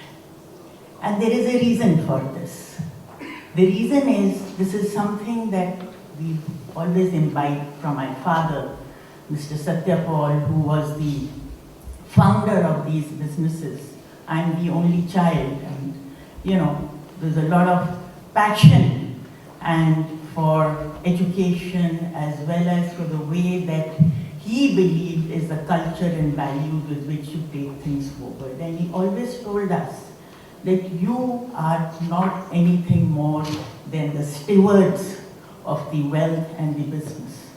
You are a trustee, not only for the future generations, but for all those who work with you and your country. He was a freedom fighter as well. And though that is the value and culture that we were taking forward. And we realized that while we had got those financial reserves, we need to, of course, see from time to time, but this wasn't something that we could really trigger. Of course, I'm not saying there were different industries who faced different situations and may have had to do it. But why I'm mentioning this is very different. We keep on talking about compliances, regulation, over-regulation, direction, and God knows what else. I'm not saying it's not necessary, but there comes a point where over-regulation doesn't necessarily bring us the desired outcomes. What is really needed is good governance, and good governance does not come with over-regulation and compliances. Good governance comes when people are thinking beyond just making money. They are thinking about creation of wealth, creation of value. And that is why for each of the institutions or companies that we sit in or that we manage or that we lead, the fundamental question we ask ourselves even before you get on to vision, mission, whatever it is, what is our highest purpose involved in running this organization? What is it that we truly want to achieve? Because unless we have clarity on that, everything else will not fall into place. Once you know that, then there is clarity. Of course, there is no doubt about it that when we moved into the virtual world, on one side, of course, there was a greater ease of having board meetings when you were in different parts of the world, connecting with other board members, and so forth. Doesn't, of course, replace physical presence and meeting each other, but in many cases, you don't need to have to do that all the time. But it also meant a lot of governance moving virtually. So which means, and I think it's very important for every board, to have with us or with them some sort of self-regulated, it's not that they don't have, but I think in a much different way, especially when we are going to now move virtually. So, the vision, mission statement, the kind of programs, the current budget, the latest balance sheet, what are the cultures and values that the organization wishes to espouse, and so on. Now, if you come to what goes into forming a good board, I think the fundamentals are really based around what is your highest purpose and what do you really want to do with the business. But it's no doubt in my mind that if we say that having a diverse board succeeds, the reason it succeeds, which most people forget, that it is their consumers are diverse, their employees are diverse, the world is diverse around them. And therefore, if they don't get those diverse views into the boardroom, they are not really meeting their customers. Similarly, if you look at the representation, local representation, you need to see where your business is going to be. If it's regionally structured in a way where it's very strong in certain places, you need to hear the local voice. You need to know what's happening on the ground over there. Again, you need somebody who's strong in finance. You need somebody who's certainly strong in business development. You need somebody who's strong in your industry, but you also need people who are not in your industry. Because sometimes we become very insular in the thinking even within our industry. I mean, we have benefited greatly from learning from other industry and putting it into what we do. So I think I'm running out of time. Yes, okay. So I just wanted to quickly say that, it's more the approach to building the board. It has to be by instinct, and if the purpose is higher purpose, you're looking at the country, you're looking at people, you're looking at your customers, you're looking at those you employ, the diversity would automatically not only come in, but the focus, whether it is on climatic change or it's on sustainability or it is on other ESG requirements, they would actually get built in. The only other thing I just quickly wanted to end with is the importance of education in all of this. Because if we are saying people are important, the education of the board members, education of people in your company, and also the education that we are imparting in our schools and colleges and university.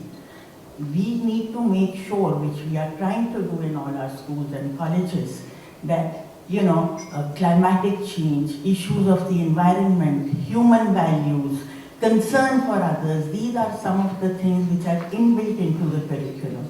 We are talking about the inner journey as much as we are talking about just knowledge and skills, because ultimately we want to have people of character, people who can think beyond themselves, and it is only then that we can think of their thinking of the agenda beyond what we have wanted them to do.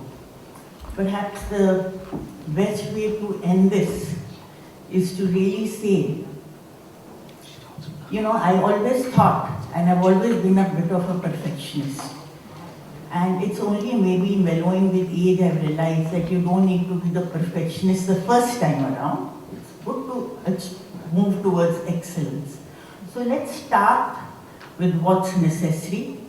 go on to doing what's possible, and maybe we'll actually be doing the impossible.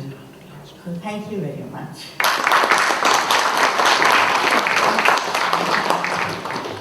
And thank you very much, Sushma. And our last address is from Mahal.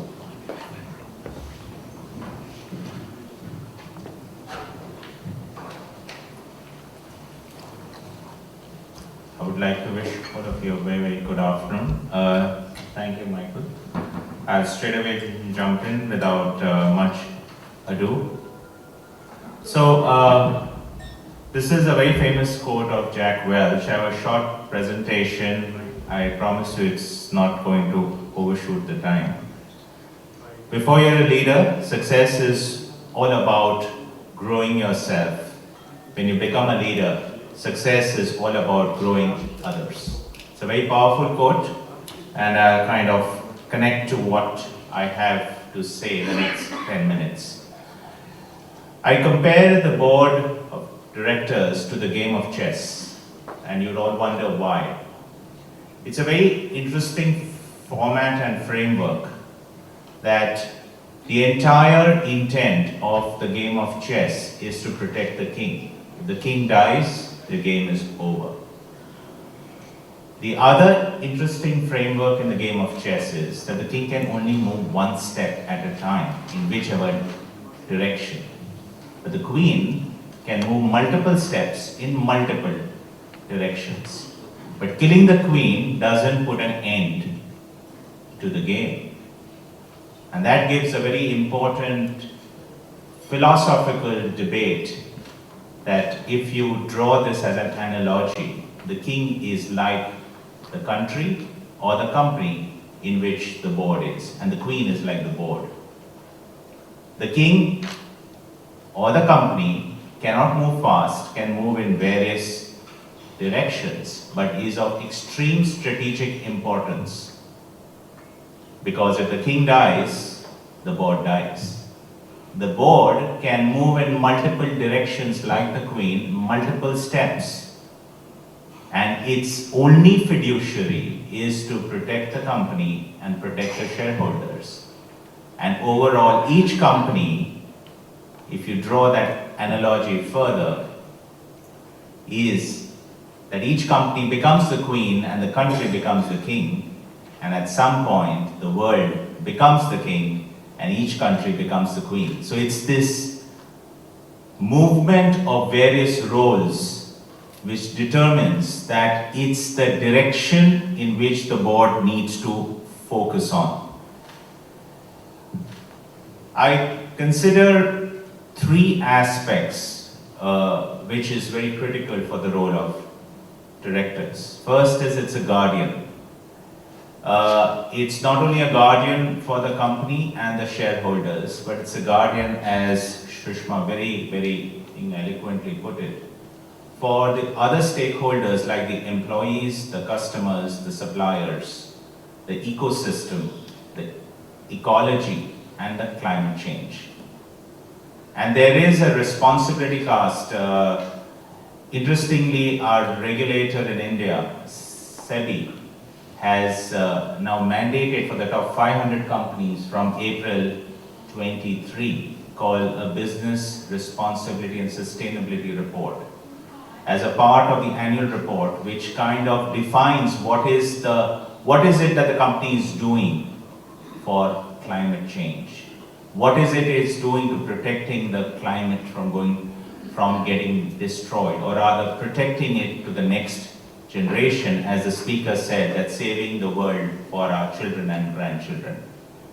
And I think the board has a very critical role in defining this ethos, this culture, and rewarding the right conduct and punishing conduct which is not really appropriate in this entire situation.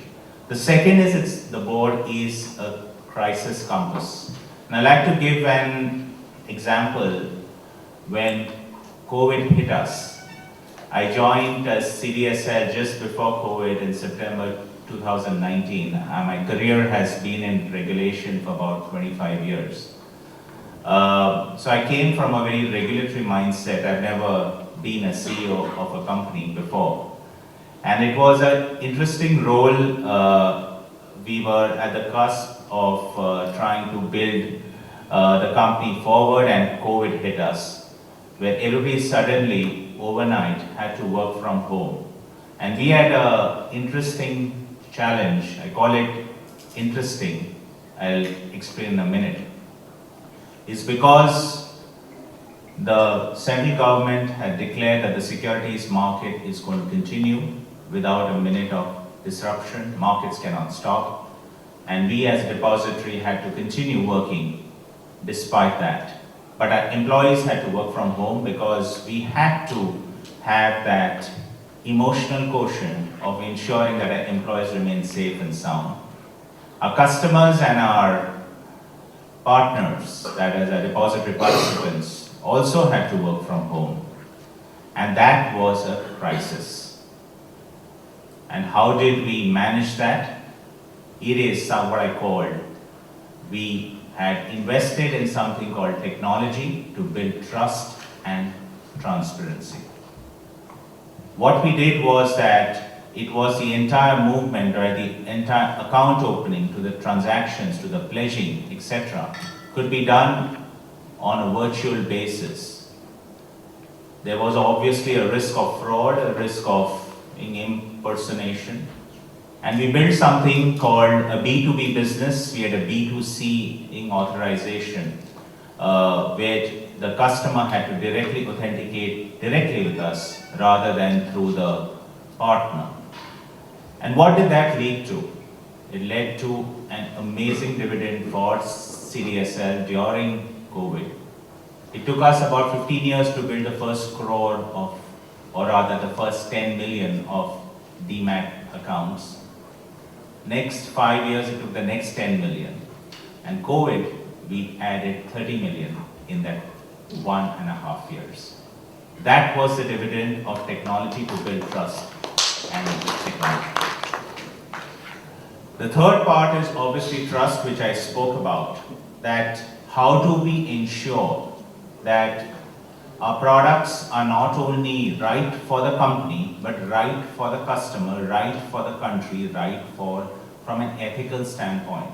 And it kind of aligns with the business and the profit motive, because if you can fool everybody for only some part of the time, you cannot fool everybody all the time. So your business interests, if they're aligned to what is right for the customer, what is right for the markets, it's going to lead to an exponential rise in trust in your products. And the only way that is possible is the technology to build trust, is because when you are building trust, it is based on the foundation of truth. And the best part about truth is you do not have to remember what all you have said. And that's what I feel should be the ethos of boards as they move forward. Obviously, there are going to be some emerging challenges, right from the cultural mix to the technology mix. Building technology during COVID was a huge challenge for us because our technology partners were also working from home. And we were in Zoom calls and VCs for nights together. But what was an interesting learning is when we, suo motu, asked our employees to start working from home. And we communicated that we care about you and your family. The dividend which we got as a company was that employees were willing to work longer hours than what they were working at office. And that for me is the critical point which led to that kind of dividend which was seen in terms of the growth which we've seen during this time. So how do you convert a crisis into an opportunity is having that ethical standards and the technology which will help you build the trust and transparency is where you can. And it's my last 30 seconds. The board should have the road ahead is not only diversity in gender, diversity in experience, but even diversity in age. Why can't we think about, and that's where I feel the IOD should create a think tank or create a concept paper that can we create a separate millennial boards for top companies or have representatives, because the customers are youngsters. The board needs to start thinking like youngsters if they want to be able to be associated with that product. If we are going to be in different levels of expectation, you are going to be trying to sell a product which is not suitable to the customer. And suitability is a very important perspective which a board should understand. The board should be equally trained, and that's the point which the previous speaker also made, is on not only the business aspects, but the social, technological, and financial aspects, but most importantly, the suitability aspects. With this, thank you so much.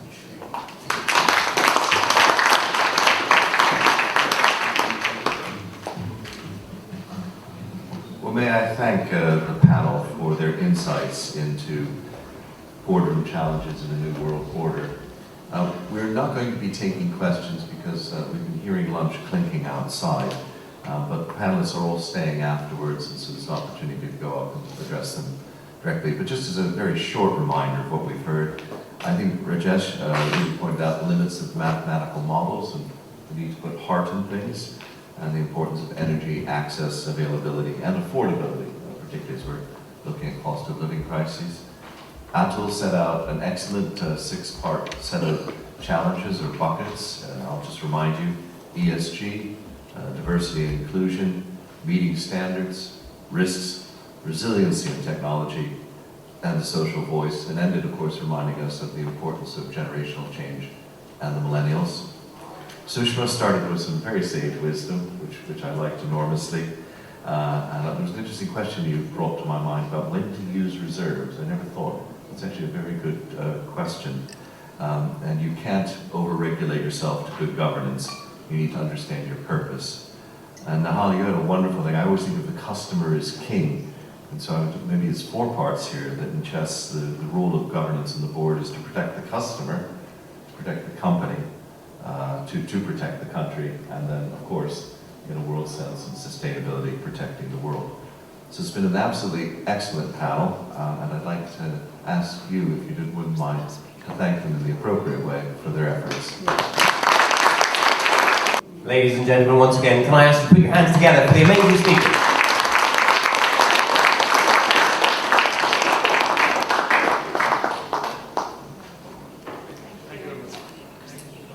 Thank you, everybody. Ladies and gentlemen, we're now moving on in a sense of urgency, as we're a little bit behind. So we're moving on to the plenary keynote session, where we're talking about steering boards for effective climate governance and net zero mission. And I've been instructed to tell you that there is some great bios in the brochures. In order to save time, we're just going to stick to the main titles. So our first speaker is Mr. Miles Sillick, Chief Executive Officer of the City UK.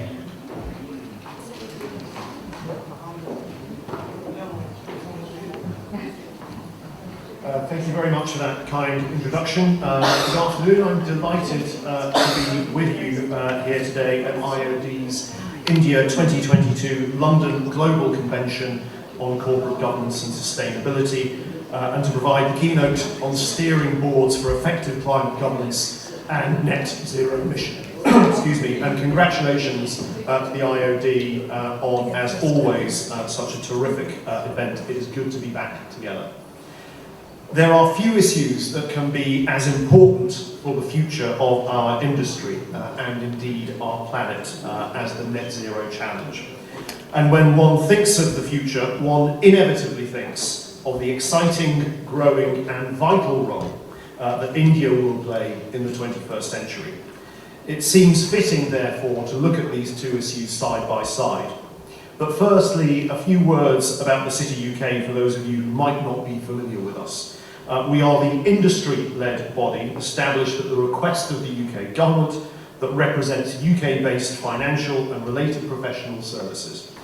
Our industry generates 12% of Britain's economic output. It is the nation's largest taxpayer. It employs 1 in 14 people across the country, and we are one of the largest exporters and generate a trade surplus exceeding that of all other UK net exporting industries combined. The City UK may be familiar to some of you also as managing the UK Secretariat of the India-UK Financial Partnership, or IUKFP.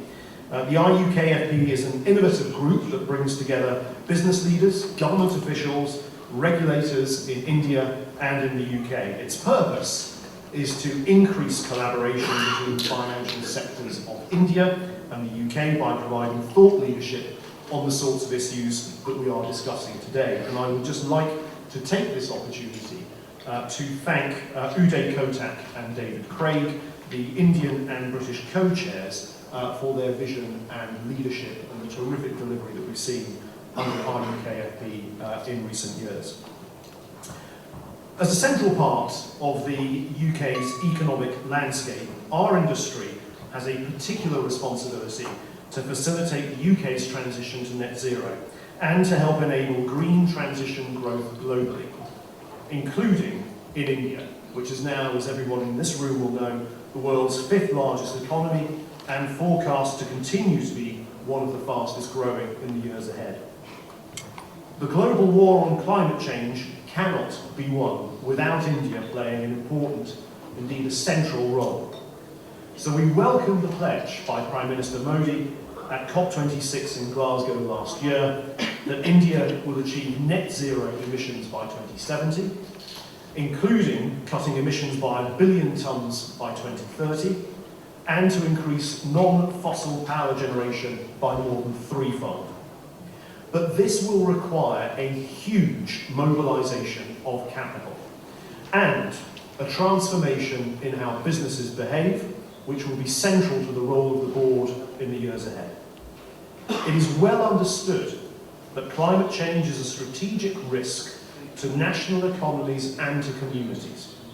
But climate change is also a potential strategic risk to companies. And it is therefore the duty of the board to identify and manage it in exactly the same way as it would any other strategic risk. So it's been exciting to witness India's conglomerates deploying capital at scale, and renewable energy is already growing quickly in India.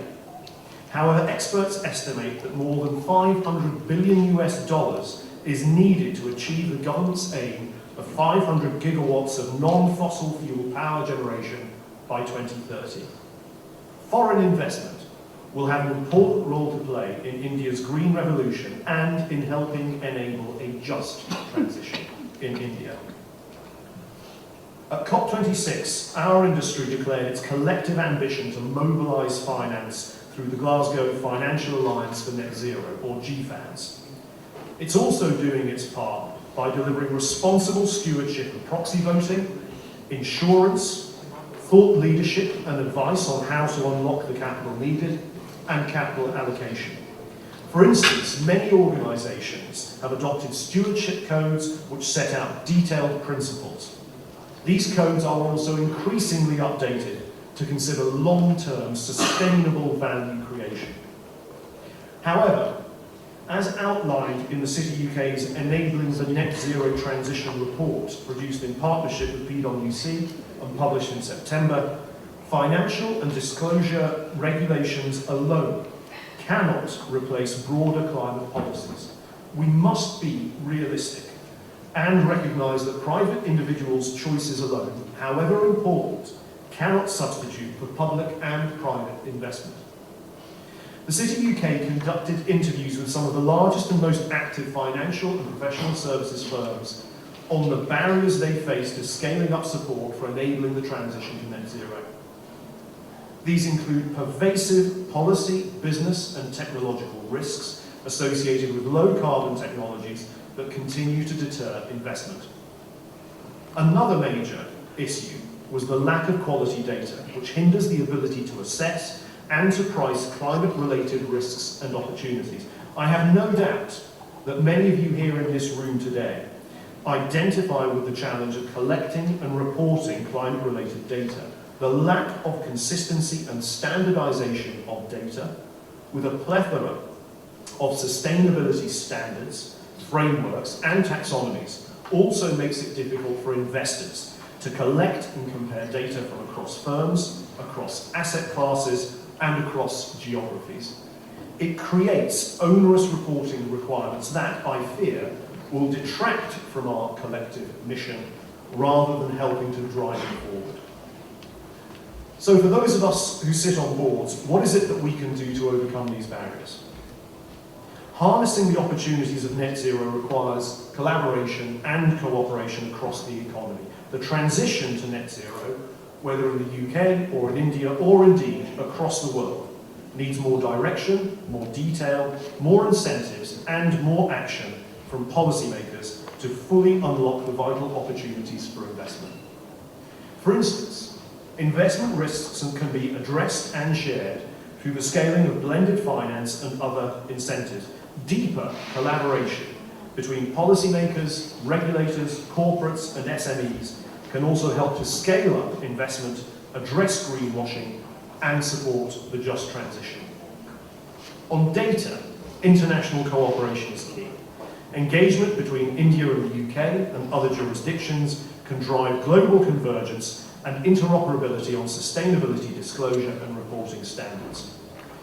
It's encouraging that we're already seeing efforts being made to standardise and harmonise reporting frameworks. The International Sustainability Standard Board's work to develop a comprehensive global baseline of sustainability disclosures for the capital markets is an important step forward, creating a strong market signal. Tackling the climate emergency will therefore involve organisations working collaboratively, from NGOs to competitors, to find innovative ways to make the transition to net zero. And it is here that boards are powerfully placed to drive real change. They are in a unique position to transform the pressure to act into incentives and strategies that empower management's efforts to respond. Boards can lead by example, disclosing their governance of an organisation's climate risks and opportunities as recommended by the Task Force on Climate-Related Financial Disclosures, or TCFD.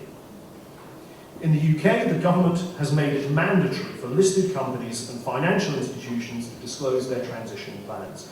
These should be detailed and able to explain to readers, investors and activists what the plan of action is to reduce emissions and to transition to a green, functioning business. Boards also need to define management's roles in assessing and managing climate-related risks and opportunities. And so to do so, it is vitally important for board members to develop an understanding of climate change and the risks that it poses to the business. Boards need to gain enough experience in the topic and have access to adequate information and expertise about the financial impact of climate change risks in order to consider, in an informed way, the steps that can be taken. And this is why conferences like today's are so welcome and so important. It encourages boards to look more closely at the threat of climate change and to consider how transformational changes can be taken to address this global challenge, while also recognising that such an approach can drive investment, can drive growth, and can also drive the creation of high-quality jobs. So in conclusion, recognition of climate change as a financial risk to business has gained rapid momentum. The efforts of TCFD, which recognise climate change as a threat to the stability of the global financial system, has led to the increase in regulation related to the disclosure of climate risk and with a consequent duty upon boards. COP26 showed the UK to be a global hub for green and sustainable finance, a centre for green and sustainable investment, and its great potential to be a principal market for trading voluntary carbon offsets. London is regarded as having one of the world's top green finance offerings, with UK-based institutions having helped develop a green global bond market. And at the same time, Indian industry is also driving innovation and exhilarating new thinking. The financial and related professional services industry here in the UK and in India and globally can help develop national and international agendas around public and private collaboration and blended finance solutions to ensure capital is mobilised for the right projects.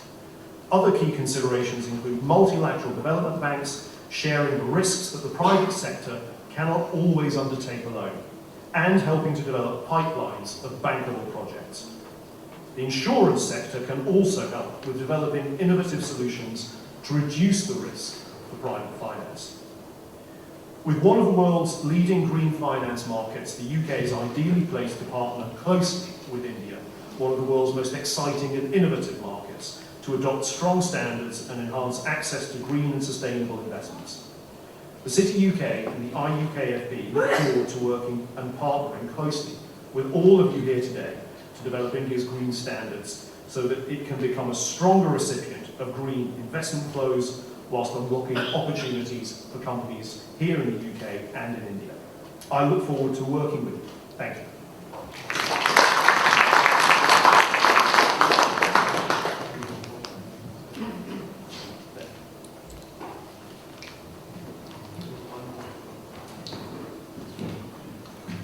Right. Ladies and gentlemen, we've got a couple of questions. Time for just 2 or 3 questions. So if anybody's got a question, please put your hand up from us.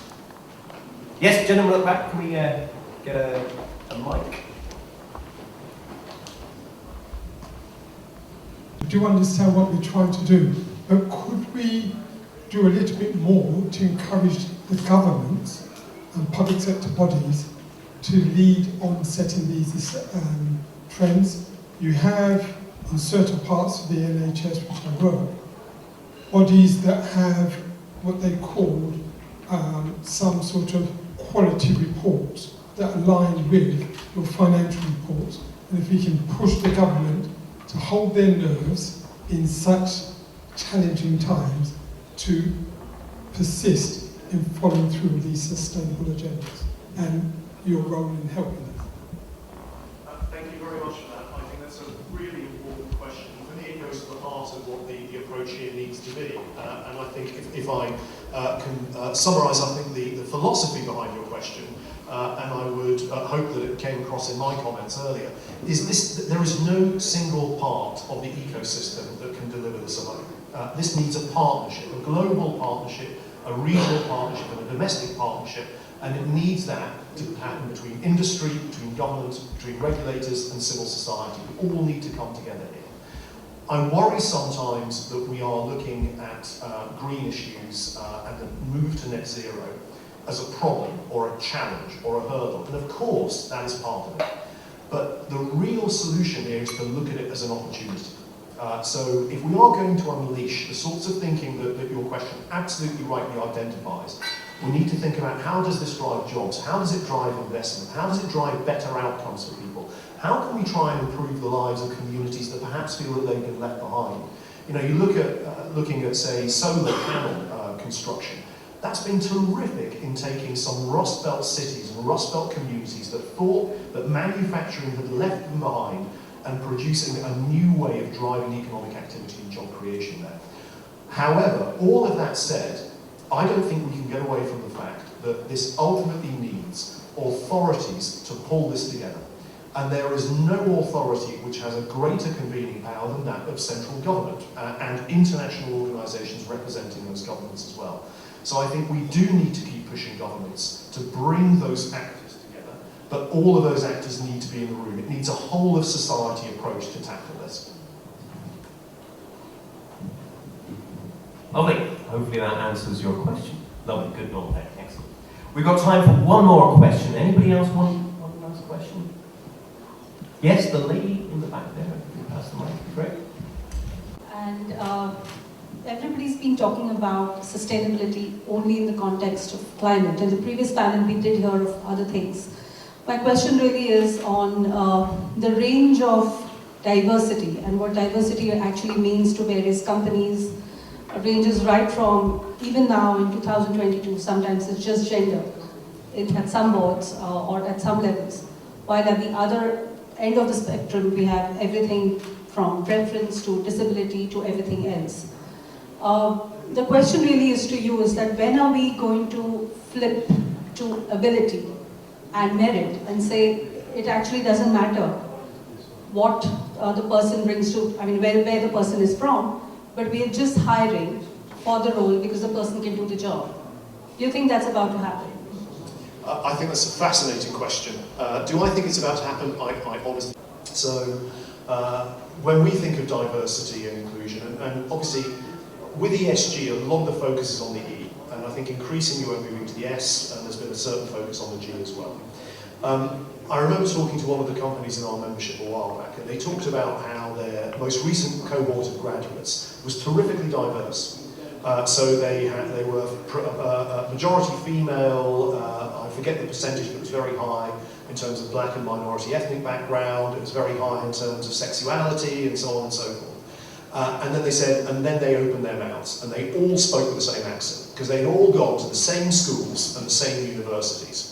And that is a diversity. What you've ended up with is a group of diverse people who went to fee-paying schools, Oxbridge or Ivy League schools. And our industry, and I would argue the sorts of issues that we're talking about here today, benefit from diversity of experience and diversity of perspective.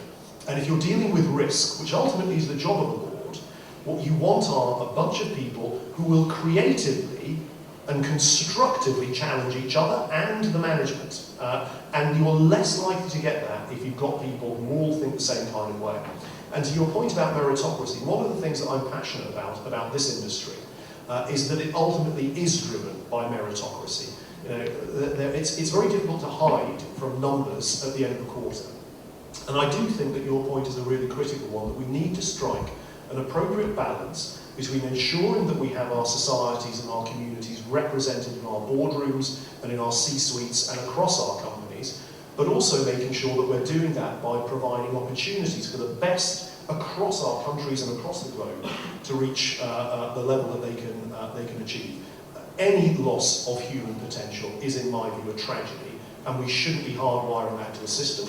What we should be doing is making sure that people who have potential, whatever their background or any other factor, are able to reach the absolute epitome and epigee of their abilities. Lovely. I think we'll leave it there for the questions. If there's any more questions, I'm sure Miles will be around during lunchtime. And before Miles goes, we've just got a little memento for him. That's Atul Tirunakar, Chair of IOD India, Singapore, will gladly pass on.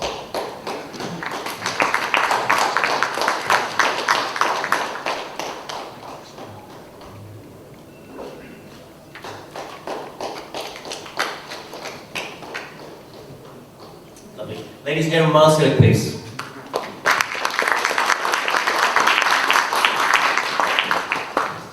Right, our next speaker is Mr. Loknath Behera, IPS, Managing Director of Kochi Metro Rail Limited, India. Please put your hands together for Mr. Behera.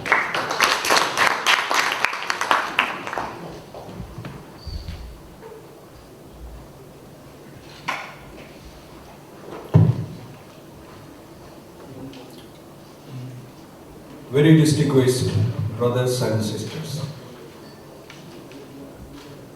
I am from the city of Kochi. We call it K-O-C-H-I. Earlier it used to be Cochin, C-O-C-H-I-N. The most beautiful city to my mind in the whole country of India. And it is located in the state which is called the God's own country.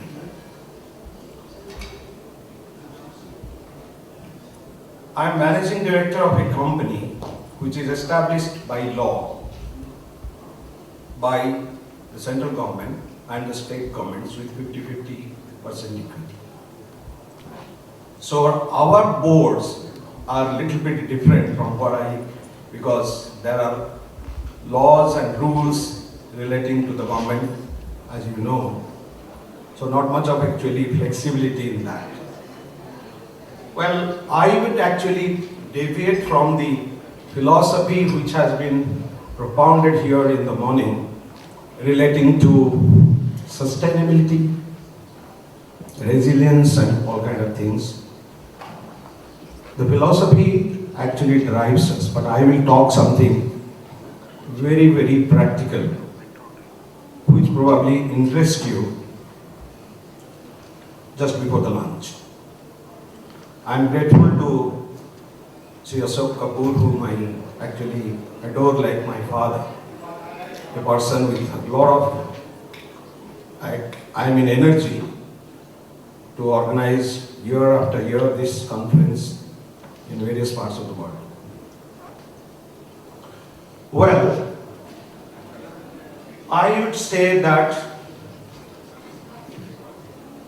a resilient, sustainable transport system is very much required for doing business easily.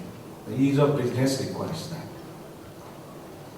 On 4th, 5th and 6th of this month, we had the International Urban Mobility India Conference in Kochi with delegates from around 20 countries discussing very passionately about sustainable transport. Added to that,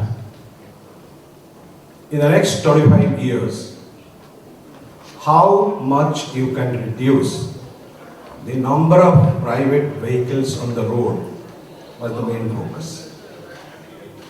And the other thing was the Atmanirbhar, that is self-reliant transport system, which will have less carbon emission.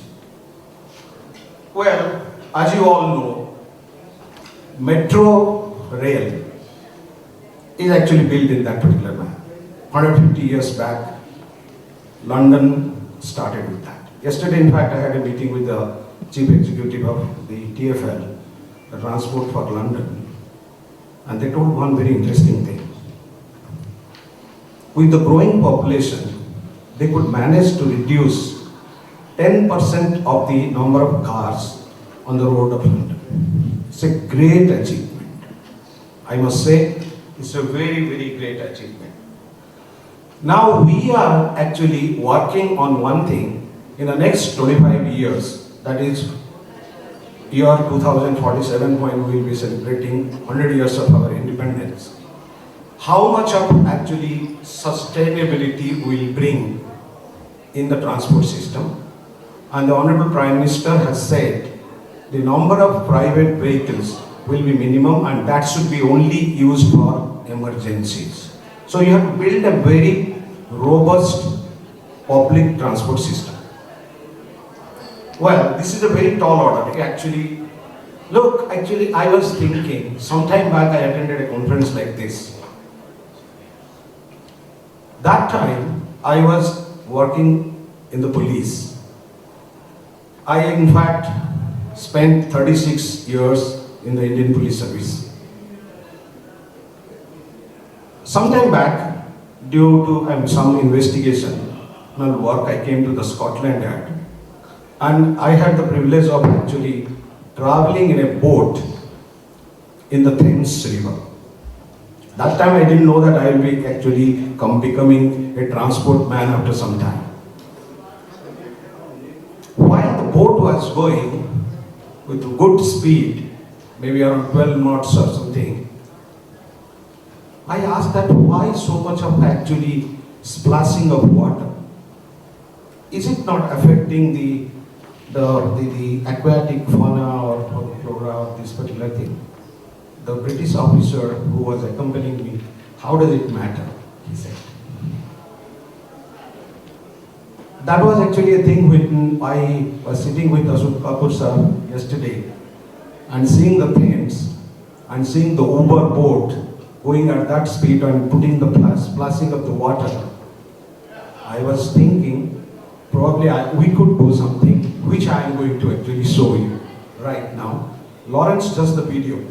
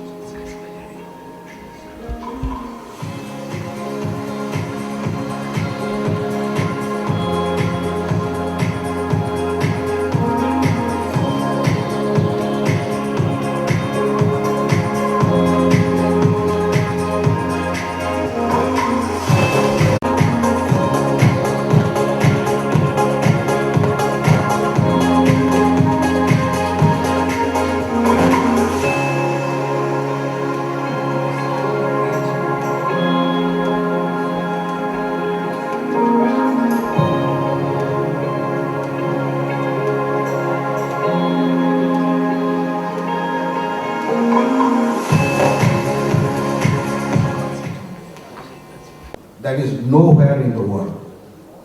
We are the first outside. And you will be very proud of one thing. This boat which you saw, there is no such boat in the world.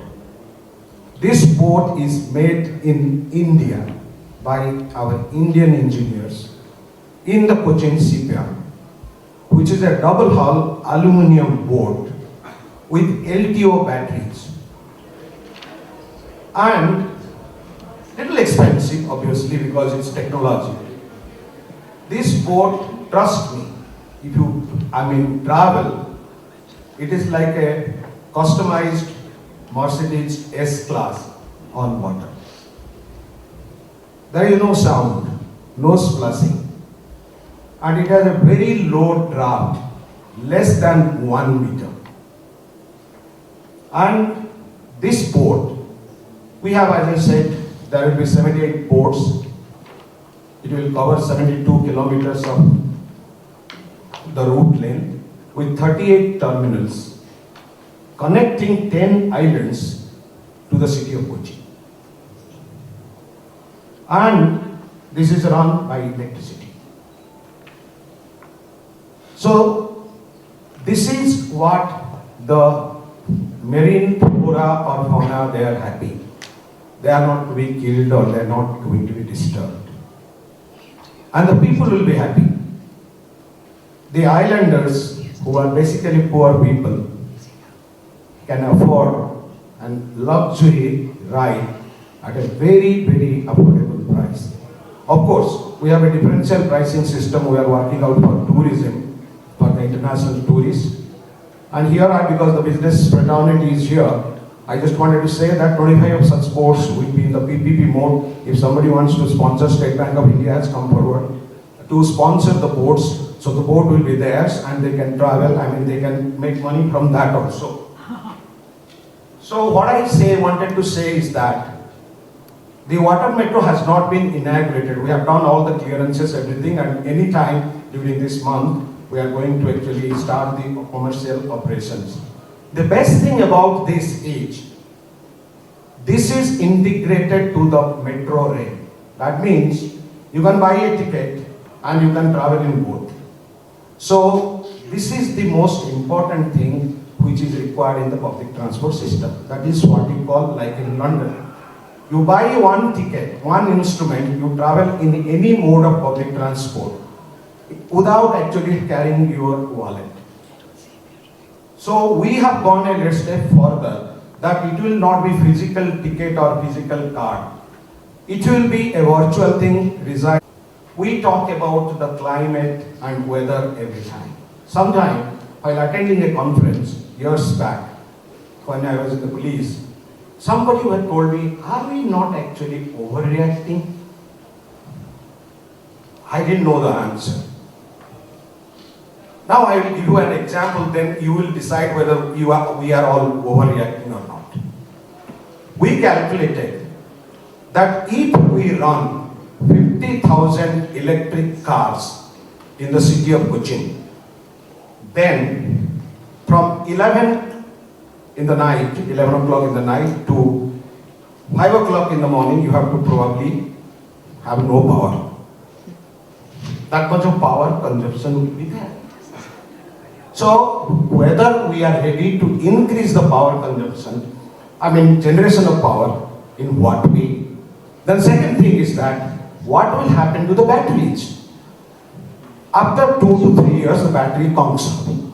Have we come out with a plan that how to actually destroy the batteries without causing any environmental issues? I don't know the answer. These were the answers put forth by some of the experts during the UMI conference.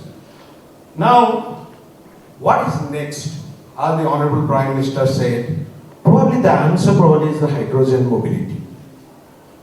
Now, we are the first persons in the whole country to have actually gone for a tender to buy 10 hydrogen cell buses to run the first mile and last mile connectivity to ensure that.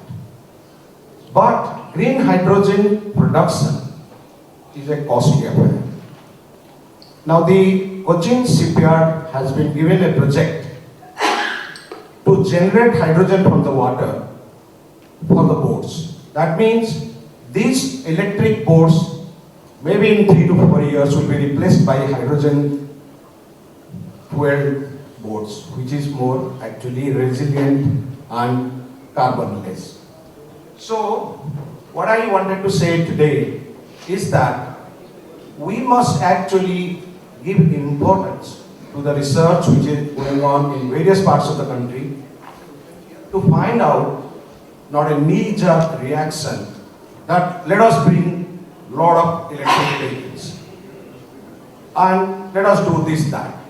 Let that be actually based on some empirical study on the basis of which we have to necessarily think, otherwise we will cause much more damage than what we are causing right now. Last thing I wanted to say is that many of us talk about this sustainable transport. And I was told yesterday during the discussion TFLP, they were telling how many of us who plan are traveling in metro. Those people who plan and execute, they don't travel in metro. They have their BMWs. And just they give a particular thing. The Honorable Prime Minister, when he said 100 cities by 2047 will be having metros, metro rail, and he told one more thing. Once the rich and mighty will travel in metro, then only it will be successful. And we must actually, those people who plan, must understand the need of the commuters, which will inter alia include the first mile and last mile connectivity. If madam comes out from the house and says that I want to travel in metro or in water metro, and she actually tells, so how do I go to that metro station? And it will actually, whether I'll walk or I'll take a cab. Sometimes say that I have to travel to different places, let me take my car. The first mile and last mile connectivity is a very important thing, and that should be also clean. Otherwise it will not get. Good thing about London is that I really liked one thing, that if you are driving an electric car, you are supposed to, your actually parking fee is minimum. That kind of system can be arranged. I request all of you, whoever can make it, please do visit Cochin. I assure you, it is the most beautiful city, and you have got the best of the cuisine and food and culture, dance, everything, and you have water metro. Thank you.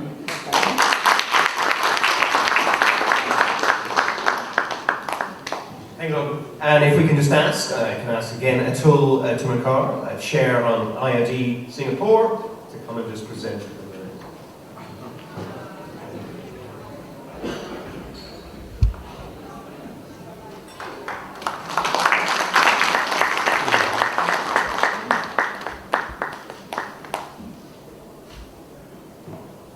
Lovely. Thank you, Lachlan.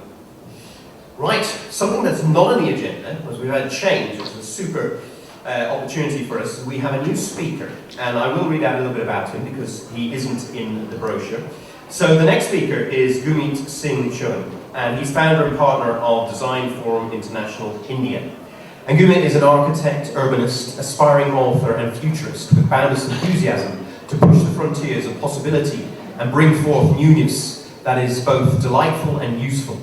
He believes that architects must go beyond the stated brief and use their imagination to discern the dynamic flow of life that shall happen within containers, which we call buildings, to create habitats that are birthed in their context and irradiate experimental joy and visual delight.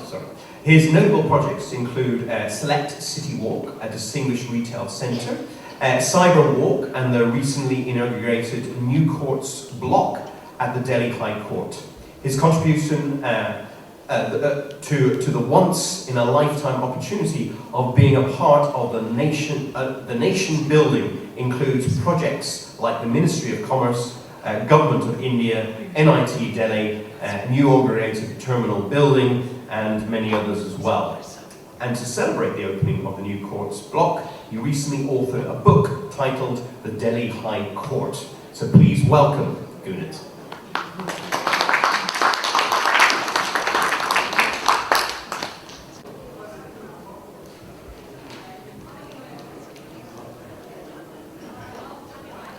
I'd like to thank IOD and especially Mr. Ashok Kapoor for giving me the opportunity to address such an eminent gathering, a gathering with many scholars and many change makers. And a special thanks to those who are enthused to listening to a humble architect. I see there have been a galaxy of very, very eminent, high-ranking speakers here. I graduated from IIT Kharagpur about 25 years ago and started a company called Design Forum International. And in the last 3 decades, we've built projects all across India in about 18 states. After having done work of a very diverse nature, about 4 or 5 years ago, I found both my children were struggling to breathe in our cities. And you know, every generation must identify the problems that they have to solve. And as architects, we are essentially vanguards of the built environment.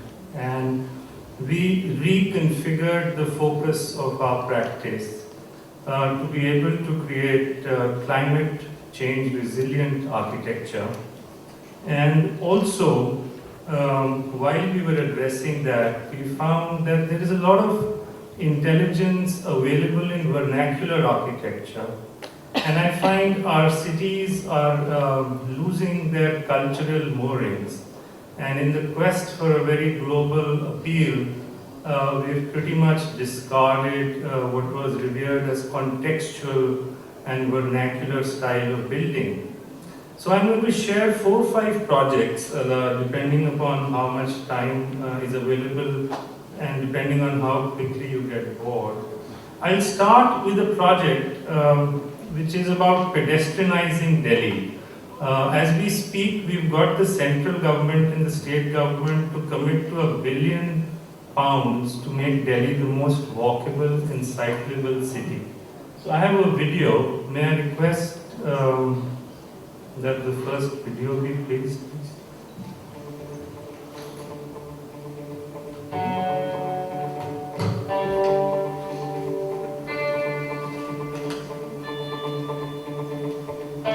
This is an elevated skywalk that we built on what is the busiest crossing in Delhi, and it connects a metro station to many educational institutions and to the Supreme Court of India. And this is also the intersection which saw the maximum deaths in a year. The average deaths varied between 40 to 45 every year, and that's a large number. Delhi loses 4,500 people to pedestrian traffic deaths every year. And today we found that between 45 to 56,000 people are using this elevated skywalk. Now I'd like to start the PowerPoint, please. Based on this experiment and the success of this experiment, we've actually been allotted that large chunk of money, and we're building 35 kilometers of elevated skywalks now in Delhi. This is not allowing me to take the slides forward. Oh. So the first project is the Delhi High Court, where we had to add a new building adjunct to an existing High Court building. And this is part of what is the heart of India. The heart, in fact, of New Delhi, where the India Gate monument is and where the Rajpath is. And you know, this whole area is designed in a certain colonial idiom, and it was designed in fact by a British architect called Edwin Lutyens. And when you build in these areas which have a certain haloed nature to them, one has to be very, very cognizant of the style of architecture that you employ. However, the building, the main High Court building, was designed in the 70s in a very modern idiom. So I found myself building in a macro context of colonial architecture while sitting adjunct to a very modern building. So what I created was a distillation of what I must retain. And I found that the podium and the colonnade below was something that I had to retain. And then there was the dome that you see of a very famous building, the National Gallery of Modern Art, from which I took the materials, because I found that one very good way of creating a unifying urban experience, in fact London uses it very beautifully, is the material and texture. And so here you can see that this new court block marries well with the existing modern building in terms of the pediment and the rectangular colonnade. And the materiality is borrowed from its adjacent buildings, especially the dome of the National Gallery of Modern Art. Now, old buildings always had small windows. So, modern buildings, you always aspire for a much nicer connect between the indoor and the outdoor. But then you get glass envelopes, which are clearly not sustainable. So what I did here is that I recessed the glass about 6 meters and created large cantilevers. So they would actually shade the glass. So when you are within, you can actually look out and you enjoy the beautiful greenery. But the sun rays are not directly incident on the glass. I also created porosity in the shade, because that shade itself is absorbing a lot of heat. And you know, like a car radiator, you need to maximize the surface area. So you puncture it, it allows for breeze to flow through, and that actually allows for that shade also to cool itself. Later I wrote a book about it to capture all the lessons that we had employed. After having built here, we won another design competition to actually build on the India Gate hexagon and on the Rajpath, a project that became very famous and possibly controversial, called the Central Vista project. Mine is the first building to be made there. And nothing has been made on the Vista for the last 80 years. So again, we sat at the intersection of a very important piece of land, which the architecture of which is pretty much embedded in the minds of every Indian, and especially those in Delhi. It was a triangular site, and I chose to place my building parallel to the Rajpath as opposed to the earlier configuration, which was north, because I wanted all the buildings in the vista to be aligned like that. And we created a new kind of office where you had clean office plates with 3 sides glass, allowing view of the landscape, and all the cores came into the middle. Again, we used the material of that whole area, which is a beige colored sandstone. We got it hand chiseled to actually retain the texture. Even the sizing of the stone actually is similar to the buildings there, because there is a certain meter to the material, like a poetic meter. And then we used, to camouflage the glass, large columns, about 128 columns, which are actually 4 feet in diameter. The visual is a little, it doesn't really tell you the size because there is no human being in that scale. But each of those columns is actually 4 feet in diameter of solid stone, made in an order called the Delhi order. So the top of the column actually brings in Indian elements, because it is very important that whatever we do must have cultural moorings.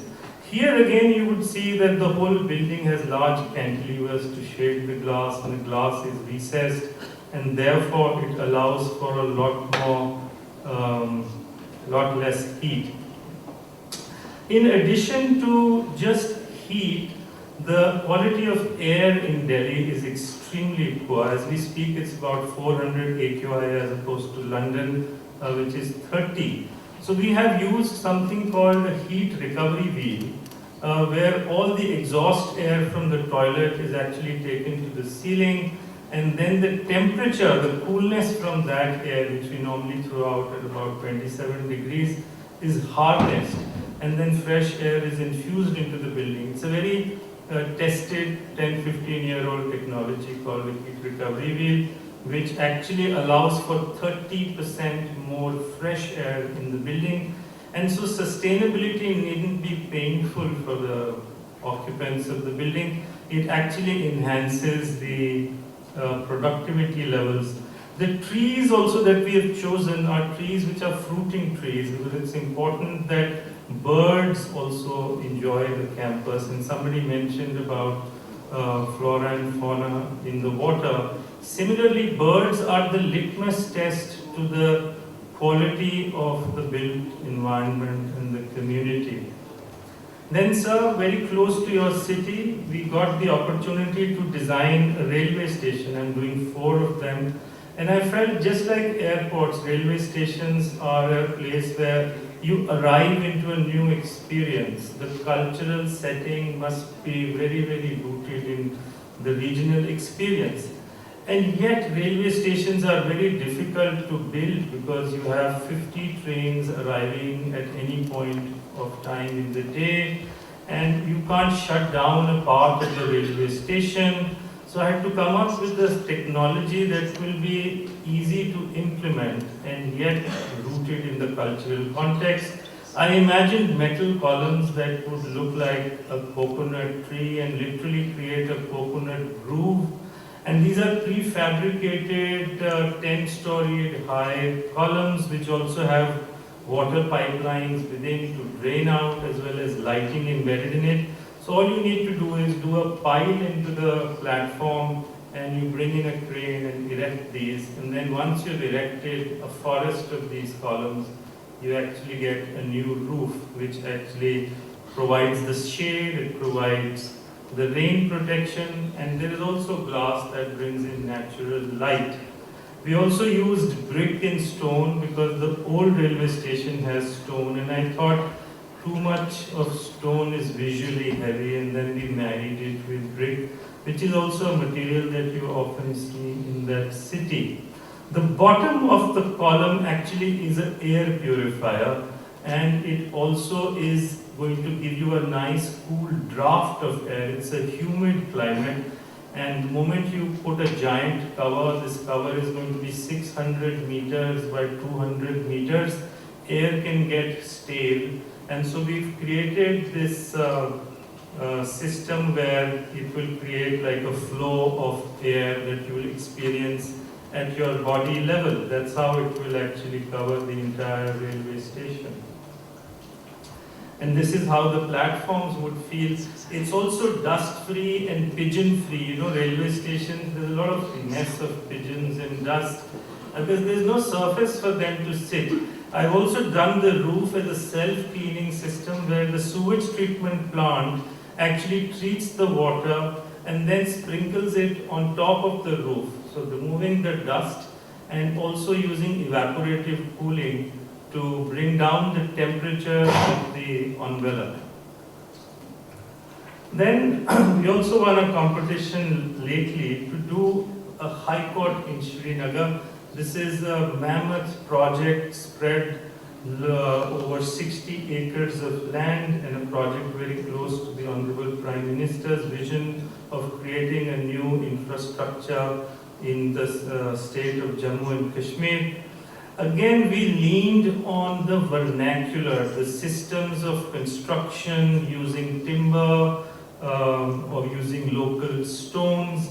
And I wanted the same visual rhythm that timber construction has to permeate into this building, so the people can actually relate to it. And we use the construction methodologies of Khatam Bandi and Darje Diwari, which is used there. And it's also important, you know, While climate change resilience is important, somebody mentioned about as the impetus in economy shifts, the nature of jobs changes. We also want to use local craftsmen. So if so much money is being pumped into that state, then the local craftsmen who've been doing stonework and this very interesting modular wooden ceilings called Khatambandi also find a place. While the campus is large, the heart of the campus is put around the Mughal garden. Now, the concept of Mughal gardens is just a name. Essentially, it is a style of building using green and water which was brought in by Babur from Kabul, and that is why the name. And Kashmir is famous for it. So I've also created that, and I've put in water there because this area had a problem of flooding. So we've actually created that system so that we can use it to... can I play the video, please?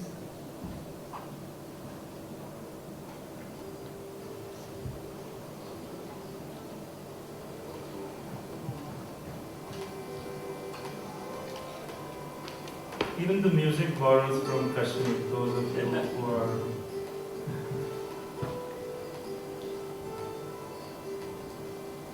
The Honorable Chief Justice of India who came to inaugurate, and the ministers felt that we should build a guest house here because it will be so beautiful that once they retire, they at least can come here.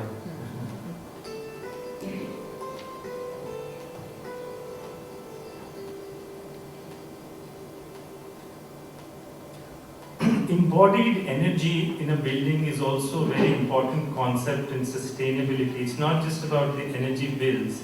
When you use local materials, you also save on transportation costs. So that is also very important, the amount of energy consumed in bringing the raw material to the site. I think that's enough for this video. Is there time to do a 1 minute more video? Can we play the third one, please? Now, this is a fascinating project where I am connecting the forests of Delhi. It's a new way of looking at the future of cities where we can start connecting forests. So many forests have been cut up in Delhi by roads. So we are now elevating those roads. And the Delhi government, in fact, has allocated 1,200 crores for that. And then we are building these tracks through the forest, which will allow you to walk and cycle safely. And therefore, we estimate take about 1 million cars out of the roads of Delhi once we finish the project. It's going to be like a green ring around the city of Delhi of 200 kilometers. 35 kilometers is to be finished by 2025. As we speak, we've already done about 5 kilometers. And however, it will be fully functional by 2025. You can bring your cycle or you can just pick a cycle from here. It's connected to the metro station, so you can actually use the metro station for a long commute and use walking and cycling as a last mile connectivity. We've done intense survey to see where people live, so you can walk to work, you can walk to shop, you can walk to the hospital, you can walk to the metro station, and wherever we found that forests just can't be connected, and yet there was what you call a desire center, we've proposed elevated walkways and cycleways. Work on the first one has been tendered, should be starting in another 2 to 3 months. We're also looking at rejuvenating 13 lakes in Delhi because it's extremely important that the water ecosystem is also healed. And our hope really is that it will not be just about saving money. The experience will be so beautiful. I would say that all of us beyond luxury seek wellness. So if you can reach work by walking through a lovely forest and seeing birds by the lakeside, who may want to suffer even a Mercedes on a crowded road? Pardon the example, I'm just trying to make a point. Though I really love what you're doing, hats off to your effort. Even the materials used for construction in the cafe is timber, because I believe timber is the most sustainable material. It has the least embodied energy. The problem so far is that Delhi does not have its own forests. We are importing timber from Siberia, we are importing timber from Canada. So, as part of an action plan for Delhi that we have written, we've also proposed the Delhi Agroforestry Act. This is how the forests will be bridged under the roads. In some cases, the roads are going to go up. The Delhi Agroforestry Act will soon allow us to grow trees in about 80,000 hectares. It will create enough biomass to sequester carbon. It will also provide for habitat for birds, and very, very importantly, once you harvest that timber, it will give you a construction material that is very, very low embodied energy. We really want Delhi to show the way to the world on how the new cities of the future can be sustainable. This is the elevated walkway, which will be like a metro track walkway, except for a train, you'll actually have a place to walk and cycle. This is the illustration which shows how we will put what we call our origin destination plazas right next to metro stations. I think that is good enough. Thank you very much.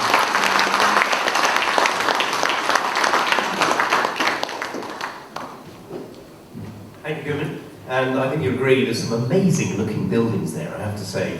And it is amazing how important energy is, because everything in life is energy, isn't it? Thoughts are energy, speech is energy, thoughts lead to speech, speech leads to actions, actions lead to habits, and habits leads to destiny. So let's have a positive thought, and we get a nice little memento for Gumit as well, if we can ask again Atul Turak, our chair of IOD India, to come up.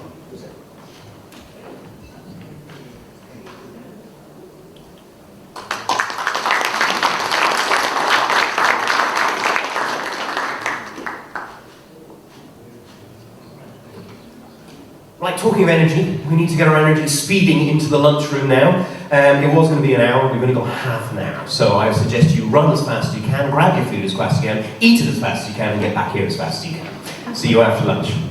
I know we just the first session after lunch, and the food is, very nice, smells and tastes just outside the door, and we have many colleagues still waiting to come in, but hopefully they will join us in the next minutes. So this session is a very important one. It is titled ESG Strategy, the Board's Role in Sustainability. I think it's fair to say that ESG today is seen as a very important objective, not just for corporations of all kinds, but also for society and for the good of the world as a whole. So ESG certainly has risen to the top of the agenda in most organizations. The timing of this event and this discussion also is interesting, given that the COP discussions are going on right now. And I'm sure that our esteemed panel members out here will add valuable perspectives to this very important theme. So we have 3 panel members, and the format for the session is that we'll spend about the first 30 minutes having a discussion, listening to panel members, and then I intend to open the floor for questions and comments, interactions with all of you.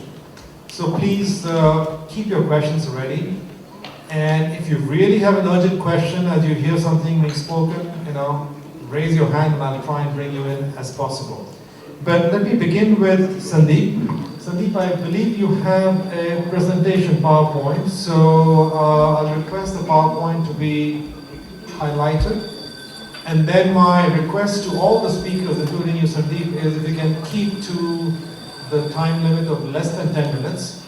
Less is more in this case, so if you can speak even less than 10 minutes, it's better to give us some time to take some Q&A. Please, over to you. Good afternoon, thank you very much. We have been First of all, I'm honored to be here, very happy to be amongst all of you, sharing the best practices, what we do in India. I believe it is very important for us to understand the practicality of Indian economy, Indian demographic, the way we live, the way our economy is doing, and how in that environment a company like Tata Hitachi is driving sustainability. So that's what I will showcase, or that's what I will present in my presentation. Tata Hitachi, it is very important for me to give you the perspective. Tata Hitachi is the oldest joint venture between Tata Motors and Hitachi Construction Machinery. 40% is with Tata Motors, 60% is with HCM. You know Tata Motors very well, highly ethical and code of conduct, and bring in localization and perspective. And with Hitachi, we bring advanced technology. This is the photograph of our plant. I just want to show we have two manufacturing facilities, one in Kharagpur in West Bengal, the other one in southern part of India in Bharwar. And we manufacture excavator, loader, and sell them to dealers for developing infrastructure like road, railway, port, and mining. We do supply spare parts, we take care of our customers across the country, and we have a commitment to our customer that we can reach to him within 2 hours' time. This is some of the dealerships. We sell a product through dealership. 90% of our products are being sold through dealerships. So we have large customer base, stakeholders like dealerships and vendors who develop components for us, and we hold very good relationship and closely engaged with them. We manufacture excavators. Normally when you see excavators, you would be thinking that we are producing more dust or spoiling the environment, but that's not the case. We are highly passionate about a greener environment, sustainability, and that's what I will talk about in my presentation. But we must understand where we are in India. Our economy is growing at the rate of close to 7.2%, and we must accept that our per capita income is $2,200 as compared to any developed country. We come under developing country when we have to develop economy and infrastructure. And how do we relate sustainability with the economy, and how a corporate like us can contribute to that, and what do we feel that is our responsibility? As yesterday we were talking about that 415 million people have been brought out of poverty in India in the last 15 years, and electricity production through renewable sources. Renewable sources is about 10%, which is going to be 50% by the end of 2030. And as you know, Indian population is growing, and we will be about 1.5 billion by 2030. So infrastructure development, Indian government is spending huge amount of developing infrastructure, and that is the main demand driver for our machine, for excavators and loaders. Investment of $1.4 trillion for national infrastructure pipeline, developing national highway. We were at 40 kilometers a day, but now we are constructing 29 kilometers a day, 100% railway electrification, improve access to urban mobility. We are working on 100 smart cities and focus on healthcare and sanitation. And this is the kind of infrastructure that is being developed, whether it is road, railway, port, airports, and mining. That is where you see Tata Hitachi construction equipment being used. So environment, social responsibility and governance in this environment, is it just a tick exercise or is it a journey? We believe in Tata Hitachi it is not just ticking the box, but it is a journey for us, and that's what we believe in, that's what we commit ourselves for that. So evolution of ESG in India, actually the realization came somewhere in 2009 when we started reporting sustainability or talking about sustainability in our boardroom. And in COP26, Honorable Prime Minister declared that 50% of energy will be produced from renewable sources by 2030. And net zero carbon emitter by 2070, we talked about it. So under this environment, what is our commitment. So we follow Hitachi Construction Machinery Japan and Tata Motors sustainability statement and commitment, and we contribute to the development of infrastructure in India. So what do we do in that? In environment, we make sure that the product and technology, what we develop, is environmental friendly. The processes, what we adopt, are environment friendly. And we recycle most of the produce or waste what we produce by manufacturing or servicing our machine, so that we reduce carbon footprint in manufacturing. So a lot of advanced technology is being used while production to reduce the carbon footprint. And we don't do it only in a plant, but we make sure that we do it across our vendors, our stakeholders, our dealerships, wherever we can enforce that. Huge commitment towards society, because our plants are located far up from the city. They are, say, 100 kilometers away from Calcutta, about 500 kilometers away from Bangalore. So it is a responsibility to take care of community around. And we generate local, most of our employees are locally employed from those villages. Diversity and inclusion is part of our DNA. And we focus a lot on health and safety. And I will show some of the slides on this. And social welfare in terms of health, hygiene, education, and skill development. These are the focus areas in our organization. Governance, in terms of corporate governance, you know about our group, Hitachi, that is top on our priority. In terms of ethics and code of conduct, compliances, we follow all the compliances, and we have a very clear risk management policy in the organization. All our admin buildings are green buildings. They are classified green buildings. 80% of our power utilization in the plant is through solar power. So we have a solar farm located in a plant, one of our plant, and in southern India we source it through the grid. We harvest rainwater in the plant and effluent treatment plant. This is mandatory now, not only in the plant, but we also make sure that all our dealerships are maintaining same standard. And this is the forest inside. We have created forest inside our plant. The land which is available in our plant, we have developed forest, and every year we plant thousands of saplings, and those saplings are sourced from local villages. We also recycle, like we extend the life of our equipment. We are not interested only in selling new equipment, we also recycle. We try to extend the life of our equipment, like used equipment, or extend the life by having full maintenance contract with a customer. Today, we have an example where Tata Steel is using a machine for 100,000 hours, which is a record in the world. And that's the kind of service we provide to our customers. Like I'm showing some of the photographs here. We refurbish machine, we refurbish engine. We use returnable packaging in our spare parts, so that we don't waste material. Diversity. Some of our lines are being manned by women, and that is very close to our heart. It wasn't the case a few years back. Today we employ about 6 to 7%, which is not good, but the target is next 5 years we should have minimum 10%. Today we have women operating machine, women training technicians on the shop floor and operator training center. So this is the example I'm showing here. Rural development, we spend a CSR amount only around our plant. We don't spend CSR under any influence. We just spend money in and around our plant. So we have adopted schools. We take care of hygiene and education and skill development of people. So that's some of the photographs we are showing here.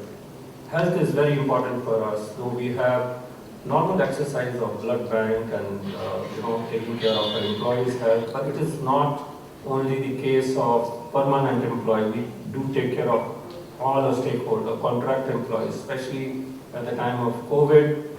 We made sure that all our 100% employees, not only permanent and contract, they are vaccinated.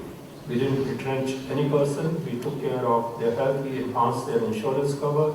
We made sure that they are being looked after very well. And that is the kind of commitment we have towards our employees. Education, all children around our factories, we have adopted few schools where the employees, the wives of our employees, they go and educate them, and we have adopted, we have developed schools, we have developed their buildings to a very good standard, and this is the snapshot of that. So what comes first? Is it a profitability or sustainability? We don't compromise on this. Sustainability is the most important thing, and even today I had a board meeting, that's why I connected from here, so I had to make a presentation on my sustainability activities. So that is the kind of commitment we have on sustainability. Is it deliverable or planned? But I think it's a plan which has to be delivered. That is how we look at it. And it is still being debated. Is sustainable growth can lead to a good economy? Many people say yes, but there is a contradiction in that, and that is something which needs to be debated. So that's all from my side. I was told not to spend much time. I believe it is very, very important to have the corporate should in India must focus in and around their plant or in and around their activities so that we can, at the end of the day, contribute to the sustainable development of our country. Many times we talk about sustainability, but we don't execute, we don't implement that. So bit by bit, whatever we are doing, whether we are doing in a manufacturing plant, we are working in a dealership, we are trying to generate awareness about safety, quality, and sustainability across the organization, across the stakeholder. We conduct many sessions on sustainability between us and our dealership, between us and customers. Today, though our machines are being used in mining, we sell many equipments to whole India.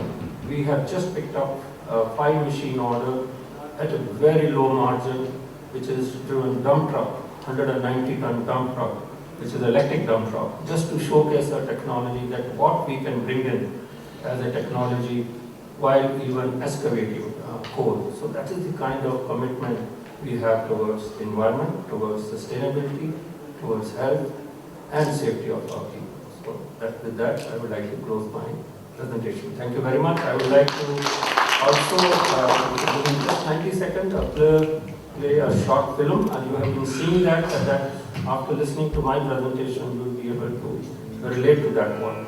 नई उमंग से भरा है आज भारत, लिखने चले हैं हम सफलता की नई इबारत।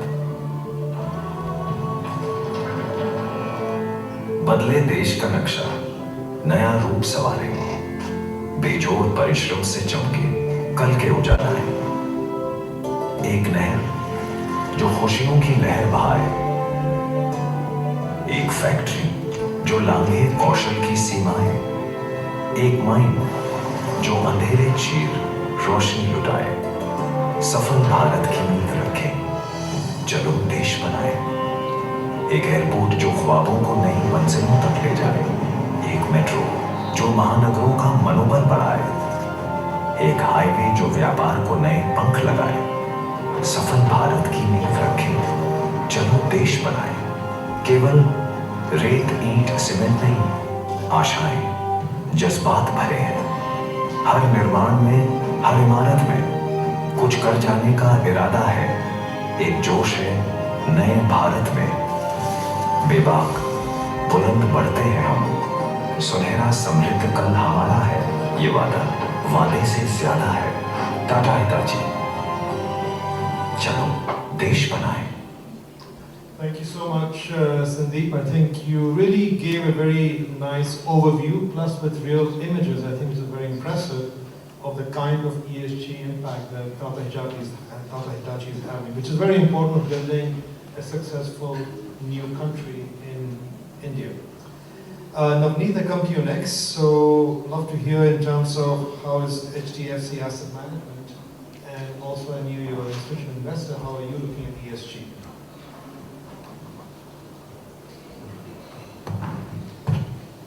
Good afternoon. IoT this time has been building a refactoring board that works on top global trends. Talking about the top global trends, I think this quote is very apt that there are decades where nothing happens and there are days where decades happen.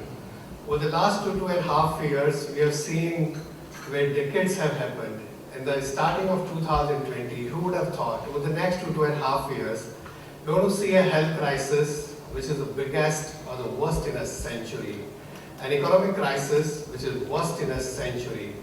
The world never had such kind of recession. Almost every single country had a deep recession in 2020. And of course, the extraordinary stimulus, now we are paying some price for it. A social crisis, whether it's Black Lives Matter or the rising inequality because of pandemic and variety of other reasons. Geopolitical crisis, I don't have to talk much about it. And a climate crisis, which is for real. You don't have to read an IPCC report. You have to travel any part of the world and you feel it. I mean, polar caps are melting, oceans are acidifying, soil is degrading, air is polluting. I mean, biodiversity is deteriorating every single day, and it was so fascinating to see the work that my friend Mr. Singh is doing in India. And in this environment, it's very important for the board to keep an eye on all of these things. And of course, the pace at which all of these things are changing. So world is decarbonizing. Over the next several years, we'll have to repay the debt that we have already taken from planet Earth, and that will change businesses in a transformational manner. Deglobalization, in fact, I call this not the end of globalization, because every country, every organization is trying to move towards a more reliable supply chain rather than the most optimized supply chain. And as the work moves onshore, I call it the new globalization of localization, which again will have its own ramifications on variety of businesses. Deleveraging, the excessive stimulus that has been given by the policymakers, particularly in the developed world, will have to be taken back, because along with deglobalization, this has created inflation, which is the highest in 4 decades. And of course, that is also responsible for rising inequality, because it's the people at the bottom of the pyramid who who feel the heat when energy prices go up or when oil boils. And that's why I think organization boards will have to pay attention to that. And this deleveraging and the rising inequality will also have its implication on the political class. I mean, how the middle class express its opinion. And I keep saying this, we are in a world where if you are rich, you get bailout. If you are poor, you get handout. If you are somewhere in the middle, you get left out. And that left out feeling is what you are seeing, polarization everywhere in the world. We are seeing a demographic divergence in the world. A large part of the developed world, and now even the China, who's been for the last 20 years the largest engine of the global growth, has started aging. So now you have to look for the newer growth engines like India, where demographic dividend is positive. So these are some of the real seismic changes, transformation changes that board needs to keep in mind, because they are going to impact every single business. The second big transformation is the rapid shift in public opinion towards business and towards sustainability. I mean, in 2008, it was said that the crisis was caused because people above 50s didn't pay attention to what people below 30s were doing in their trading room or in the banks. Now it's the other way around. It's the people above 50s sitting whether in the board or in management cabins are not paying enough attention to what people below 30 are telling us, that climate change is for real and we need to take action, and we need to take action now. If not us, who? If not now, when? And I think this is very important, because from a business perspective, the board, when they think about the strategy, they have to think that large number of consumers in the world, particularly the millennials, who are going to be larger consumers, and even women, when they are making decisions on buying any goods and services, they look for what the company or this business or this product is doing to the health of planet as well as to the society. When they are looking for employment choices, they are looking for a company which has a purpose at the center of everything that they do. When they are investing, they are not only looking at what this money will earn in my portfolio, but they are also looking at what this money will do to the future of planet and the future of society or the next generation. And that's why it's very important to pay attention to this. And in today's world, given the influence of social media, I mean, no organization can ignore the public opinion, because at any point in time, it can have massive repercussion on the reputation, on the business prospects of any organization. The another big transformation is the policy nudge on businesses on this aspect is only going to increase. I think we talked about the COP27 which is going on. Almost every country has committed to net zero. The reporting requirements are increasing, whether it's SB, GRI, IR, in India we call it BRSR. We are all moving towards greater and greater disclosure, whether it's carbon credit, carbon taxes, variety of ways every single government is going to be to push its sustainability agenda, and businesses cannot ignore it beyond a point. I think over the next several years, in the boardroom, they have to realize that governance is not about the checklist, tick boxes, reports, or because the governance starts where the compliance ends, and it's very, very important that we read these signals, what's happening in the world, what's happening to planet, what's happening in the society, and where the policymakers are moving. And it's for almost every board, it's important that it's not only about giving this direction to the management, but how do we embed this entire thing into the culture of the organization, because the tone has to be set right at the top. Another thing we need to keep in mind while thinking of all of this, so what will happen over the next several years, and it's already started, there's another committee, let's say an ESG committee or sustainability committee, where lots of reports will come to you, apart from a variety of hundreds of other pages that come in the boardroom. Now ESG is a new subject. I mean, for double entry accounting system, it's been there for over 100 years. Everybody understands P&L, everybody understands return on equity, return on assets, so on and so forth. But this non-financial information is just evolving. His Excellency High Commissioner mentioned about this very good example of coolant. What the opinion was 20 years back, what the opinion is today in air conditioning. And so is the case with variety of other things. If this conference was happening virtually, a lot of people would have thought that carbon impact is much lower, right? Because we wouldn't have traveled, we wouldn't have burned the fossil fuel that we burned while coming here. But what about the economic impact? The people who got the jobs because we are all here. What about, let's say, the carbon impact of doing anything virtual, which is massively underestimated.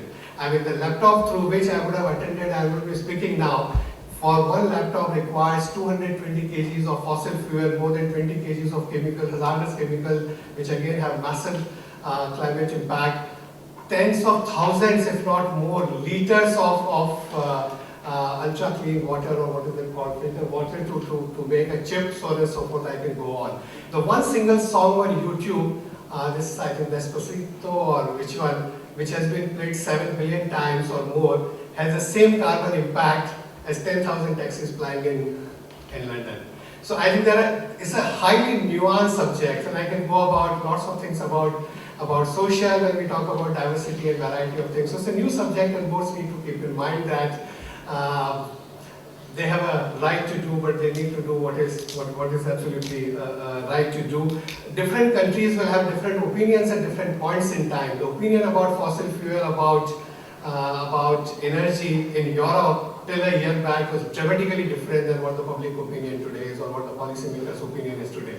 The opinion about defense sector was very different a year back than what it is today. I mean, it was completely a kind of a sin sector in our language. But today, I think if you cannot protect the liberty and freedom of your people, then what are you doing? So these things will keep changing, because this is a newer subject and boards need to keep in mind. And then why it's important, I'm highlighting this aspect, because on one side, I think what gets measured gets improved. And from a board's perspective, it's important that you give a target which are quantifiable, where you can monitor the progress of the organization, where you can monitor the progress that the management is making. But on the other side, you must remember what Einstein said, that everything that counts cannot be counted. Everything that is counted does not count. And that's very, very important. That's where the boards will play a much bigger role than let's say, the rest of the organization. I think I put this quote, Andy Grove of Intel put it nicely when he said that board job is to ensure that the success of a company is longer lasting than any CEO's reign, than any product cycle and any market opportunity. It's a journey and not a destination. I have 2 minutes? Actually 30 seconds. Oh, so I wear another hat of an institutional investor, and my job is not only to ensure that we embed, we integrate ESG into our operations, but also ensuring that our investee companies are also doing exactly the same. So I have another definition of ESG. One, of course, that we have to ensure that in my investing company, they look at environmental footprint, they look at social impact, and we focus on governance. But another ESG for institutional investors like us is engagement, stewardship, and good to great, which is by constructive engagement with them, rather than voting with our feet that this company is in this sector and we just exclude it, this company has a lower score and we exclude it because they are playing an important role in the economy. Our job is to have a constructive engagement at all levels with the company and move them into the right direction, that over a period of time we transition every company from good to great. Maybe another 30 seconds I'll borrow. That the 5 R that I tell our team to look at whenever they are meeting any management: look for resilience, look for risk management, which is very different now. It's not about the Excel sheets, but it's about how do you put the feedback loop, because it's not about known and unknown risk. You get unknown risk all the time. When you are investing in a company, look for resources which are like human resources, how companies ensuring the physical, mental, emotional well-being of people, and work from home is another set of complications, and how companies deal with that. Look for research and innovation, because while a lot of things that I talked about is a big risk, but they are huge opportunity. I mean, India alone will have to invest $2 trillion to meet the SDG goals by 2030, and there is tremendous opportunity. And last but not the least, the 5th R is the relationship. And it's not only the relationship with us as shareholders, but the relationship with all stakeholders. If they don't take care of all the other stakeholders, including the community at large, they won't deliver good returns to us. What is good for the society is good for our portfolio. That's a message I give to my analyst and fund manager every single day. Thank you so much. Thank you so much. The overall challenges and trends that the board faces, and plus I love the 5 R's you said at the very end, very easy to capture and remember. Terry, it's your turn now, so I'd love to hear from you about your views on ESG in the boardroom. Thank you. Hi, good afternoon. Hi, everybody. My thanks to the Indian Institute of Directors. It's really a pleasure to be here. My thanks to Professor Jutta for chairing this session. And I think we've had some really interesting participation and comments already on the role that businesses play. Look, the World Gold Council is here to support the gold market. And at one hand, you can look at me and say, but Terry, gold has been around for thousands of years. Why do we need to do things differently? Why do we need to incorporate ESG into the gold landscape? And I would say, because gold has always evolved and continued to respond to society's needs. And I think that's the same for all businesses, and for all industries, and for all resources and assets. And that's why I think the boards need to be engaged on these topics. It's certainly why the gold industry is engaged in these topics. We at the World Gold Council are a membership organisation. Our members are gold mining companies. They go and they dig out gold in the ground. And mining is an industry that has had a lot of attention around ESG and whether you can mine responsibly.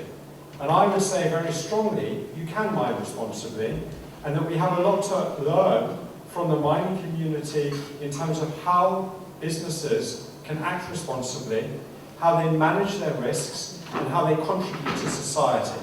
And those are the areas that I know the boards of our member companies, again, these large global gold mining companies, think about all the time. In fact, they don't just think about it, it's linked into their remuneration. It's linked into the performance targets for the board, it's linked into remuneration for management teams. And I think that's where boards need to be thinking about how they embed ESG. It's not just about being seen to be doing the right thing. It's about understanding that these are strategic levers that actually allow businesses to perform better over the longer term. That by managing these sustainability areas, companies can actually deliver outperformance over a longer term. Why? Because if you build up that connection with your stakeholders, if you have that license to operate, that it persists over the longer term, you're likely to be a more profitable company. If you have the ability to understand how you manage risks, and let's look at something that is crucially important in the mining sector, but I think it's important for all businesses, safety and health, Companies that can demonstrate that they can manage that better outperform because they generally demonstrate that they can manage their overall business's processes better. So I think ESG has moved from being a three-letter acronym that people like to say this is a nice thing and of course we're committed to doing it, to being something that is recognised as what it has been for a long time, which is integral to the way that businesses operate. It's just finding a new language. It's finding a new language in which businesses communicate to investors, to the communities and their customers where they operate, about how they take these responsibilities seriously. But we at the World Gold Council have focused on three main areas when it comes to ESG, and I would suggest these are relevant for most businesses and most sectors. The first is demonstrating how you actually operate responsibly. What is it that you are committed to doing as a company that shows the stakeholders you are engaged with that you are operating responsibly? As I've said, our members are gold mining companies. We work with our members to very clearly set out, in consultation with a broad range of stakeholders, what constitutes responsible gold mining.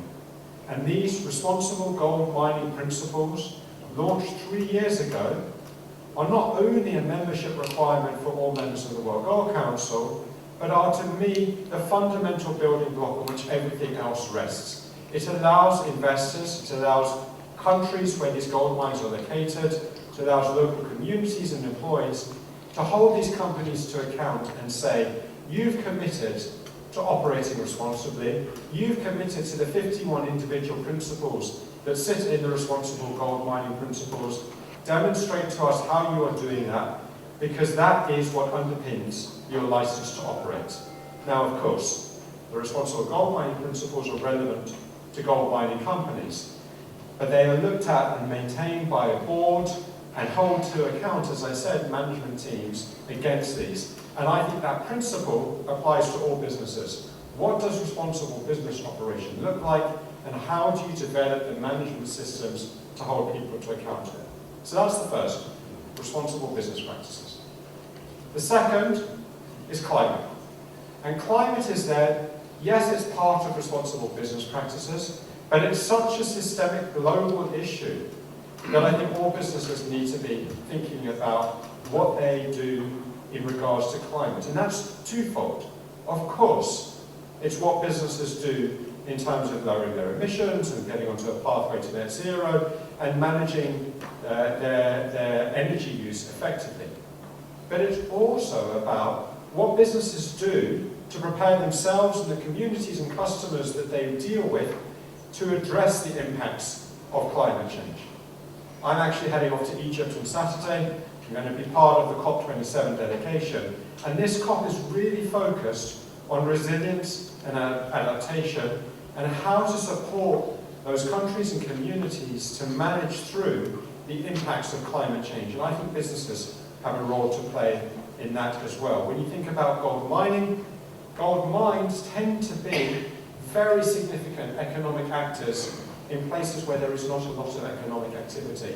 There is an incumbent burden on those companies to help support their local communities, address the physical and transition risks that we're already seeing, from extreme weather events, floods, extreme heat events, to the transitory events that will happen, migration of populations, desertification leading to changes in where people can live, that I think all companies are going to increasingly need to play a role in supporting that. Again, why?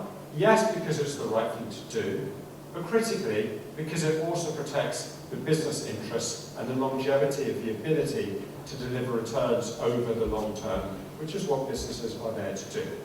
And then finally, the third area that I think is critical for all businesses and where I think every board should be paying attention is what is it that our business does in contributing to society? How do we play a role in serving the needs of the communities that we are a part of? The World Gold Council, we feel very strongly about that. We think that gold as a product is critically important. Yes, of course, that it is understood and widely understood, not least in the Indian context, as a store of value, But unpick that a little bit and you think about the resilience that holding gold brings to individuals, to communities, to countries in managing financial and emotional insecurities through volatile times. You look at the gold mining sector, and again, most gold mines, because of where gold is found, gold is very scarce. Gold is found in remote rural places. The gold mining companies and the mines they operate have an outsized impact on the communities and countries. Because of the scale of these operations, so many gold mines operate in places where there is a lack of economic opportunity, and the gold mining community has a real responsibility to drive sustained social and economic development.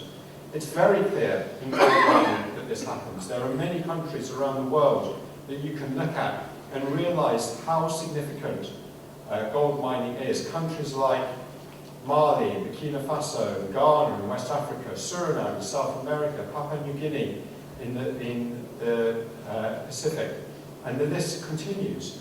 But also at a community level, when you look at the opportunities for economic and social advancement, mining should exist to serve the needs of the communities, to help address poverty, and through that, help address the broader set of considerations around the United Nations Sustainable Development Goals. We are fast approaching 2030, when the Sustainable Development Goals are targeted at. Now is the time for all companies and all boards to make sure that they are aligned with the SDGs and that they are ensuring they have the mechanisms in place to support their management teams make a positive impact towards that. That is the reality of the world we live in today. So look, I think it's great that we're having these conversations. I think it's inspiring to see so many people involved and engaged. And again, thank you all for your time and attention, and thank you to the Indian Institute of Directors for hosting us for this really important conversation. Thank you. Thank you very much, Terry. I think you outlined those three important responsibilities very clearly. I realize that we are at the sort of time that the program was supposed to end for us for this session. But I also know that we started a little bit late, so I'll take the privilege of just extending the session a few more minutes to allow you to ask any questions, because we had three very important perspectives from manufacturing, industry, from financial services, also an institutional investor perspective, and then from mining and gold, which is a very important sector also. Any questions, please raise your hands and I'll try and come to you. The microphone to the back on that. Just keep your questions short if possible, please. Thank you. Terry, just a quick question. You mentioned Ghana. Some of your members pollute the water and say that they're not responsible for the pollution and that the local people should not drink the water. Would you get your members to ensure that they will clean up the waters that they've polluted and invest in the community who have suffered over many decades as a result? Thank you. We'll take the question. Any other questions? Let's see if there is. Yes, one question out here.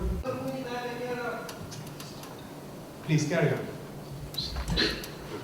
Yes, thank you very much for three really uplifting presentations. It's really been very good. I'm personally the chair of the UN-endorsed Institute for Responsible Leadership, and I think a lot of what the speakers were saying chimed very much with the 17 UN Sustainable Development Goals. And my question to the panel really is, how far do you see your objectives, your mission, as linking up to the United Nations as well? Because obviously we talk about ESGs, but the SDGs of the UN are a little bit more widely placed, and they do in some ways reflect a responsible leadership idiom. Thank you. Thank you. One more question? Yes. Excellent presentations, thank you. A leader's journey is very, very difficult when you're trying to balance profit with people and planet, all three at the same time. So, any ideas from any of you, and all four of you in fact, that what is it that one can do to look at a people and planet option, which is actually better for the business and better for profitability, instead of seeing it as something which is just for social good? So I come to the three panel members. Feel free to respond briefly to one or more of the questions. I know the one question was specifically Terry, but the two other questions, please. You want to begin? Your question was that how concerned we are about people on the planet, right? And profitability, how do you actually balance on that? Balance between profitability and, okay. A very interesting question. In fact, I mentioned about that. I'll give you a real example. When we had COVID scenario in India, plants had to shut down for months together, and vendors and dealers and their employees, they had to shut down. And you know, India is not a very rich country where you can retain people, especially with your dealerships and vendors. We can still manage to retain them. So the challenge was whether to retain people or look at your profitability. And that too not your own, but your stakeholders. So what we did at that time, we immediately spoke to them, released payment in advance to them. Whatever claims they had, no proof, just send the payment to them so that they can take care of their people. And also conducted classes with their people that please, this is going to be a challenging time, how do we manage that?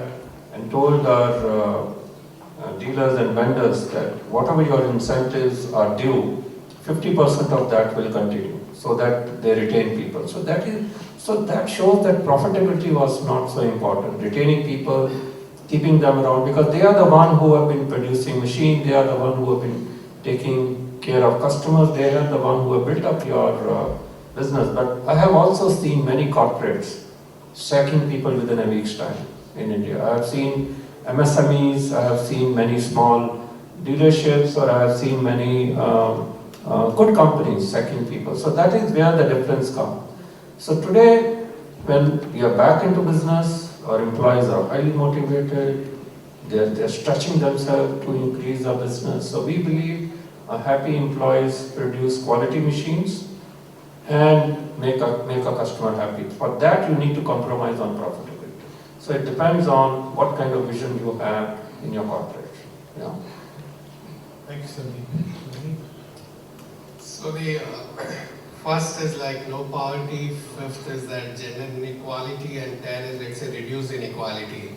And 3 together, at SDFC AMC, what the mission that we have set for ourselves is to be the wealth creator for every Indian. We didn't say the most profitable AMC, the largest AMC with this market share, none of that. Very simple, to be the wealth creator for every Indian. And putting these 3 SDGs, I'll just tell you in 2 minutes, a couple of things that we did. For centuries, women have been good savers. And in India, what they will do is that 10 rupee, 20 rupee note, they will put in a kitchen jar, which in Hindi we call barni. The barni in the kitchen, where there is rice or lentils or something, they will just dash their 10, 20, 50 rupees. On a rainy day, that jar will be like kind of the savior to get that money. And we started this campaign a year back called Barni Se Azadi, freedom from that jar, that give freedom to your money to grow and invest through the mutual fund, and over a period of time you can create wealth. But I've done like close to 500 programs across the country to educate, empower, enlighten women about it, to ensure that over a period of time they understand investing better. It's not only about saving, but investing over a longer period of time. The another we did was that a woman understands woman better.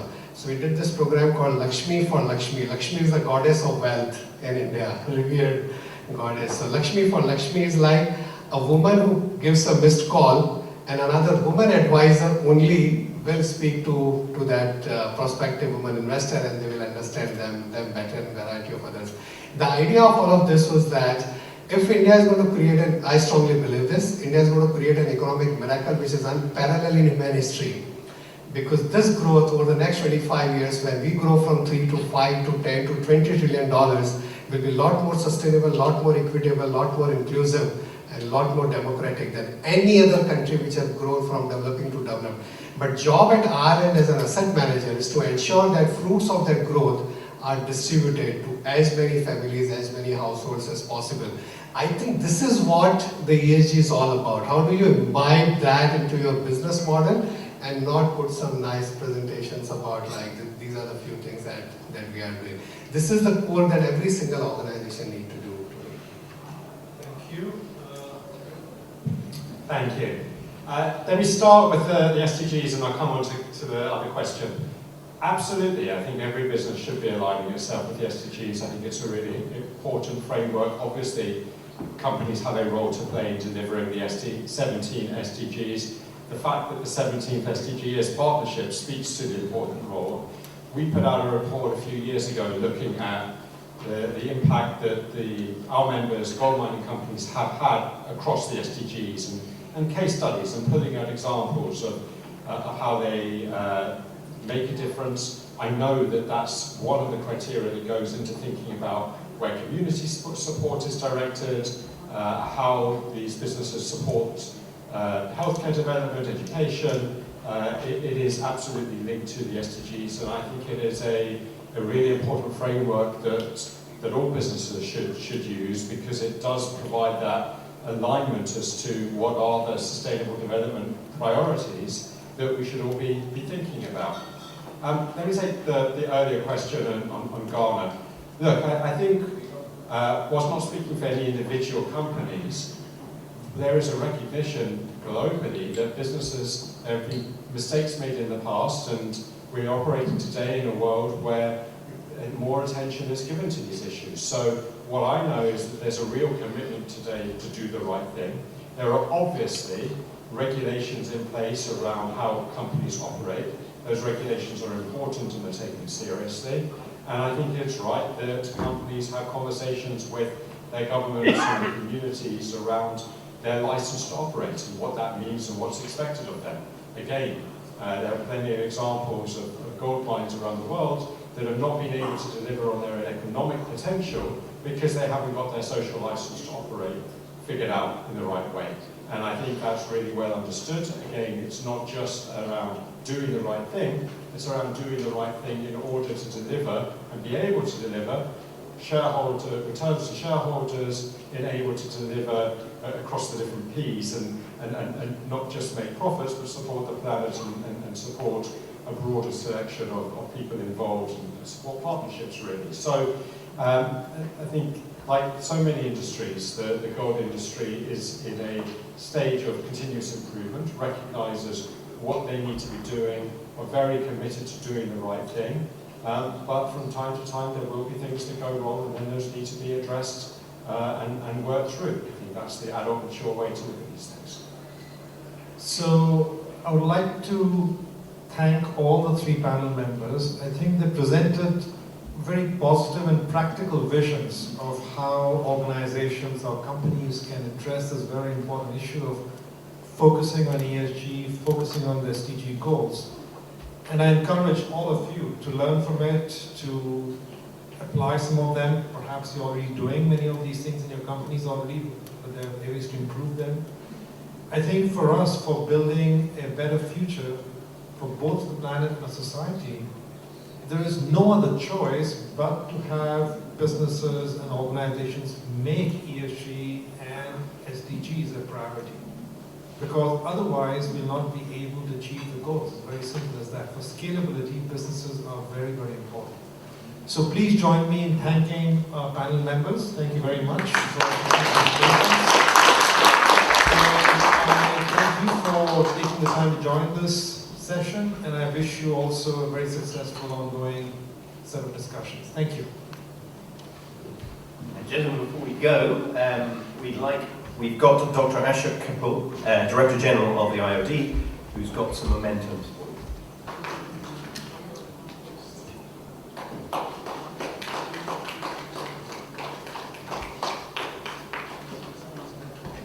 Lovely. A big round of applause for the super speakers. Thank you.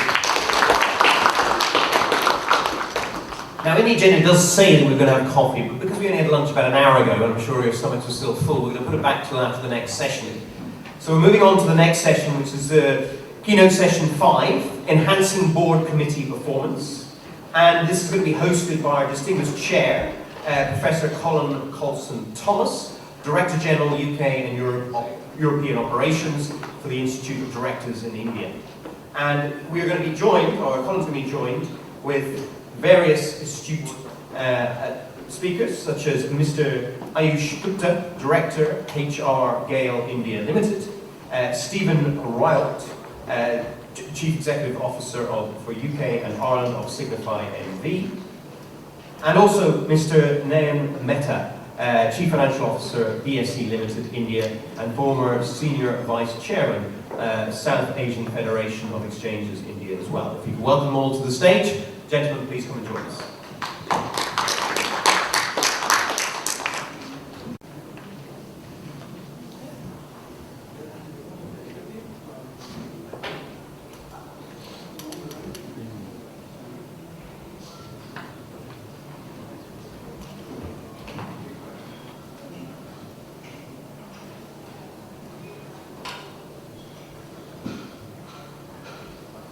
Yes, ladies and gentlemen, welcome. I can't say welcome back after the break, but welcome nonetheless. Our subject for this session is enhancing board committee performance, and I'll say some introductory comments to try and cover the ground, and then each of my colleagues on the panel will be covering a particular area. Enhancing board committee performance can increase the effectiveness of a board. Because board committees enable more consideration to be given of certain board responsibilities. And if you look at corporate governance codes of practice, that they invariably mention and recommend certain committees. For example, an audit committee or a nomination committee. And for many companies, committees are vital for undertaking the work of a board and enabling directors to collectively fulfill their duties and responsibilities. Committees can free up board time and allow a focus upon areas that cannot be easily delegated, whether to a committee, whether to an individual, or whether to a particular function within the company. Committees can also help to review certain policies. They can help with the monitoring of particular areas of performance, and they can also help with assurance and compliance in areas in which particular committees have a special expertise. Committees can also enable individual directors to play to their strengths in areas in which they have a particular interest. And they can also, importantly, widen the range of inputs that board members collectively receive and a wider range of people that they can actually engage with. But committees can actually allow a wider range of executives and other parties to report to and interact with board members. And this can help to increase board and management mutual understanding and alignment. And earlier today, we've had a number of speakers mention the need for diversity. Most boards that I've dealt with in over 40 countries are absolutely not diverse. and one of the ways of actually exposing people to a wider range of experience and perspectives is to bring some of these people onto board committees. Committees are not a panacea, and boards should not abrogate their responsibility for areas that they delegate. And also you need to watch for duplication of committee responsibilities and also responsibility gaps where you end up with particular areas that are not actually being dealt with by anyone. Getting the relationship right between boards and committees is important, and this includes committee reports to the board. And periodically, these should also include an overview of issues and trends. And certainly when I've chaired group board committees, every so many reports to the board, I'll try and give them an overview of some of the new areas of risk that we've identified. Committee terms of reference should be periodically reviewed by both committees and boards. And committees, like boards, should also regularly review their own performance, and their performance should be reviewed by a board. And searches for new board members, when the nomination committee is doing its job of looking for potential board members, they should take account of the requirements of particular committees. And certain competences and qualities may be sought by particular committees. For example, an audit committee might seek members with recent financial experience. And as with boards, how a committee is chaired can be a significant determinant of its contribution, influence and impact. Just having a room full of good people is not enough. You may just have a room full of good people. It's up to the chairs to make sure that they actually apply that to the work of the board. And relationship between board and committee chairs is particularly important. Certain other relationships may also be significant. For example, for an audit committee, that would include relationship with internal and external auditors. And both of them should actually have access to the committee chair if there are areas that they might want to raise. More boards could beneficially explore the value of ad hoc committees for particular purposes, and also the value of advisory committees. Earlier today, I noticed one speaker was mentioning about the need to involve millennials in some way. Well, one could actually set up an advisory committee of millennials. And you probably find, as I always find, that their view of priorities and even what the purpose of the organisation should be is often vastly different from the people who are your colleagues on the board. And more boards, I think, could certainly enrich the inputs they receive by appointing people who are not directors to be members of certain committees. Independence, objectivity, and the exercise of independent judgments are valuable qualities on both boards and committee members. And so too, a curiosity, the ability to resist groupthink and observe confidentiality, very important if you have non-board members on particular committees, and also having the courage to speak up, which sometimes is lacking, even when people are concerned. Integrity, whenever I've done surveys, that always comes up as a #1 requirement if you're looking for directors, and the ability to engender trust are especially important. And potential board members, can sometimes be identified as a result of their contribution to a committee. Board and committee members should both work for the best long-term interest of the company and its stakeholders. And as we've just been hearing, the latter should include the environment, communities and societies that are impacted by a company's activities, and also future generations. The governance architecture of a company and its board committee structure should not be overly complex or cause unnecessary delay.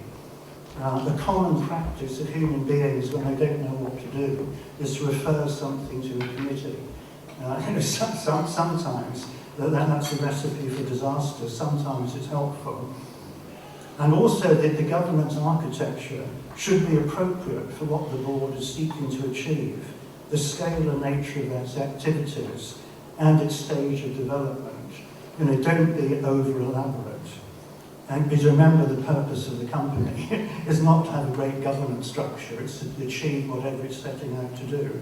And committees like boards need appropriate support, and that appropriate support requires time, it requires commitment, and also requires cost. And while questioning and monitoring and providing challenge, members of committees should not stray into areas that should be the province of executives. Now, there are many opportunities to serve on committees and contribute.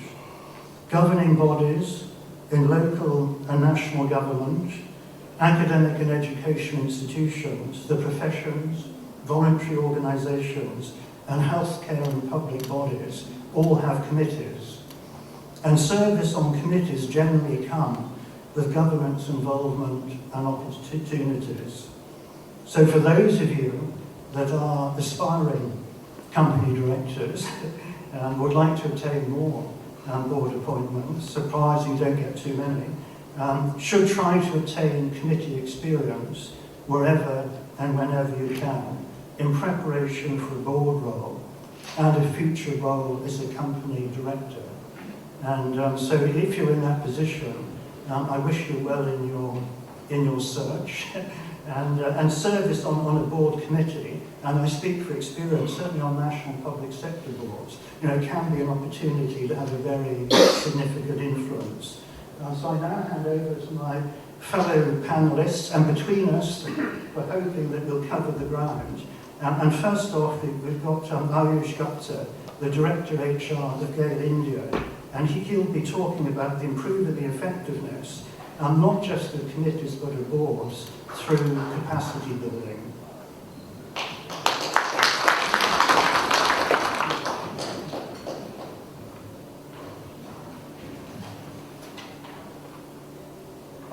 Very warm good afternoon to all of you.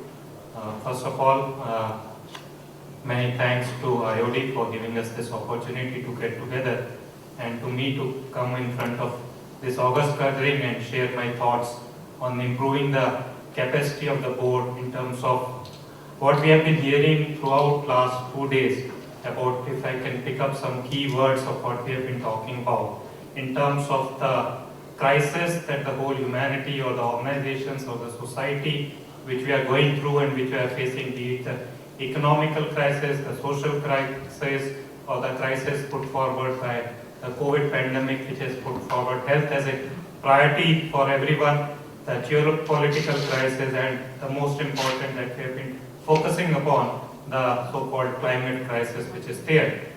Apart from talking about the crisis that we are all facing and we are into right now, we have also talked about the challenges that are being faced by the boards of the organization in terms of what Professor Paul is also just sharing about meeting the expectations of the millionaire or delivering what they expect as an organization or as a society, dealing with the highly uncertain and volatile business atmosphere across the globe, not just within your country but across the globe. The businesses are facing such an uncertain environment, and the rate at which the technology is changing, how to keep pace with the changing technology, how to make sure that you remain relevant in the ongoing business is one of the biggest challenges the organizations are there to face with.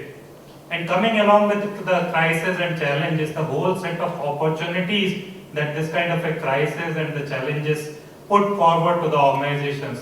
In last 2 days again, we have heard of so many success stories, be it the tourism or the development of J&K presented by the Chief Secretary there, be it the highest number of DMAT accounts being opened by CDSL during last 1 year, be it cutting the travel cost for seeking an opportunity in terms of reducing the carbon footprint by having the Zoom meetings or increasing the digitalization across the whole set of company operations.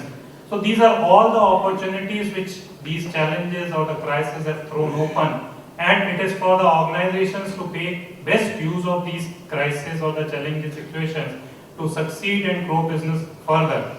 And if you are talking of these opportunities, who are there to, who will be the person, who will be the people responsible within the organization, who will lead the organizations through these challenging atmosphere, environment and the crisis which we are into it. And the first and foremost responsibility for this comes to the members of the board of the organization. So if we have a successful, capable, well-educated, skilled, diverse board which we have been hearing of, there is no doubt that the organizations will not only be able to survive through these crisis situation, but will also be able to make best use of the opportunities available to grow the business further and take it forward.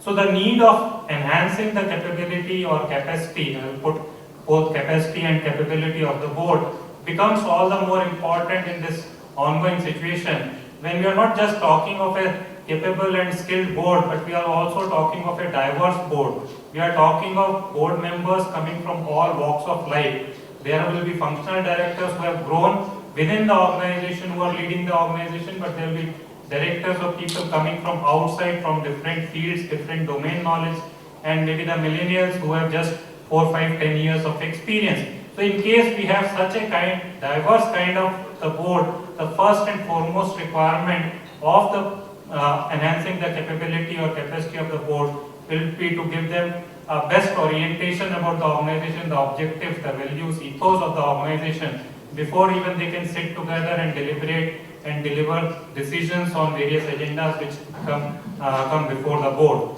The need for synchronization as well as synergization of among the board members becomes all the more important in this kind of a scenario.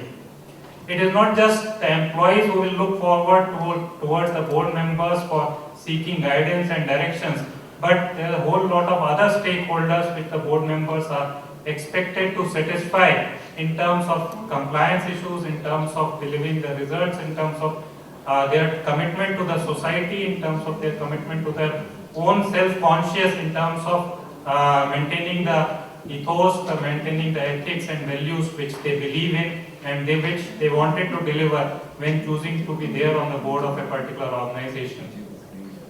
On my own front, I have recently basically joined as Director of GAIL India Limited just 2 months back. GAIL India Limited, as you may be knowing, is one of the Maharatna public sector organizations which is involved into delivery, transmission and distribution of natural gas across the country. So, keeping from that experience point of view, the recent position which I have taken in the board, which I feel that it's one side we are looking at the expectations of we become the role models for the employees or the entire future generation which is there to take the lead role in the years forward. It is also a whole set of responsibility which is there on the shoulders of a board member, not just to ensure the compliances, not just to deliver the results within a short span of time, but at times to take tough decisions in a situation where our previous speaker from Tata was talking about how whether to take up first priority as profitability or to ensure the employee well-being or to ensure the well-being of the stakeholders. These are not easy calls to be taken by the board members and when it comes to financial figures, but all those calls together as a board, as a team, the decisions have to be taken and the responsibility and results have to be delivered. So, having said that, when we talk of how to achieve this, how to make sure that the board has all the requisite inputs in terms of delivering in all these particular situations, is one thing which comes is by the structure of the board. How the board is structured. If we have to have a diverse and inclusive board, the structure has to be well defined, that how many members are to be going to be there from different domain knowledge, like again Professor Collins was referring to. You need to know which kind of competence you need to have in a particular board member to deliver what kind of activity they are supposed to do. Whether if it's they have to represent a particular committee, whether they have the requisite domain knowledge or experience in that particular field or not. And in case they don't have, there may be many situations where you may have a member on the board which may not have the requisite domain expertise or the skills or the competence in that particular area. But how do you deliver, provide the requisite skills in a very short span of time? Mind you, the time available when the board member is or a committee member is appointed to the time within which the results are to be delivered is very, very less. So this process of identifying the potential board members and skilling them from a very beginning, from very early on, is going to be the key. Because once the board member takes a position on chair, he or she is expected to deliver from day one. So you have to start from the very beginning. You have to identify the potential board members at an early date and start preparing them and giving them a cross-functional skills. Because once you are on the board, you are not just expected to deliver or deliberate upon your own domain knowledge, but you also need to have a cross-functional knowledge, cross-domain knowledge, and deliberate and give points in your opinion in favor or against or in terms of improving the quality of decision making.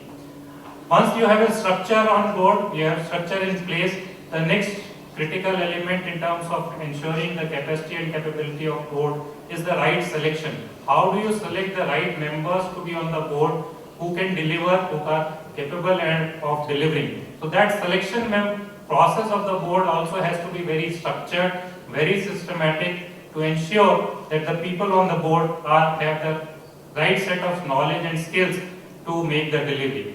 Third, as I said earlier, is once the members have been selected, once they are there, their orientation to the organization culture, ethos and the organizational activities is the key. Many a time that is one part which is missing. People come to the board, they start delivering this, come with a background, they come with a knowledge of their own, they come with a style of their own thinking, that this is how the things are to be done. And being at that level, everyone thinks that what they are thinking and what they are saying is right, and the other person may be missing the point. So unless we are able to orient them together as a team, it's going to be a long fight in the board meetings where there may be long discussions, deliberations, but at the end of the day, there may not be any result or the commonality in the decision. So that orientation, synchronization and synergization of the board is critical to make the board very, very effective. And the fourth point which I wanted to make is in terms of the continuous learning and development opportunities for the board members also. Most of the organizations will focus their efforts on learning and development for the employees or the people down below. But are we putting in enough resources towards learning and development opportunities for the board members is also very, very critical. Because human being by nature, there is no end to learning. Every day we learn new things. We are sitting here, we will be there for 4 days, sitting in this room. We are going to learn from each other many things. We have listened to the speakers, we have been talking to each other. So creating learning and development opportunities for the board member on an ongoing manner is also very, very critical. And ultimately, what matters is the delivery. At the end of the day, as a board member or as a team on board, how effectively we are able to deliver, how focused we are on the delivery and the results is the key to the success of the organization. And when we say delivery, I'll end with this, it is not the delivery of the result, just the results of the profit, the financial figures at the end of the financial years, but it is also the delivery of the values, the systems which we have been able to develop, the systems which we have been able to improve, and the processes and the procedures which have been, where we have been able to contribute as a board member. That remains the key to the success of an organization. Thank you very much. Thanks a lot for giving this opportunity.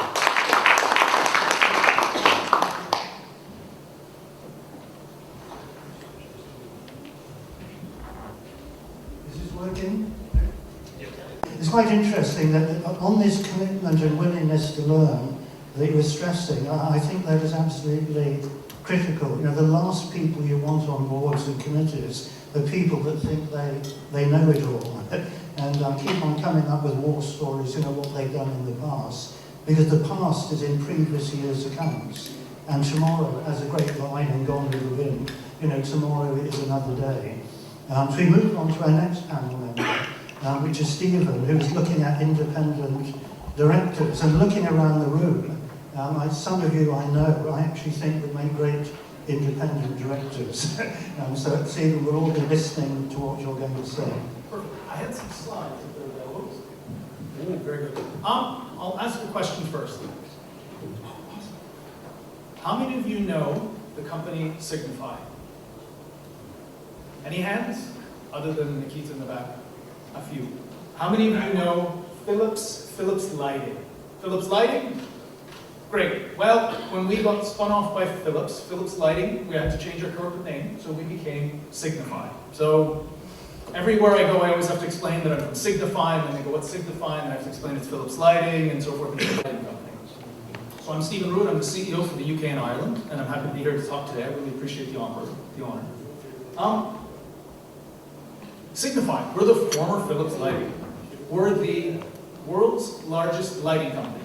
Let's say about 7 billion in revenues, 37,000 people in 74 countries.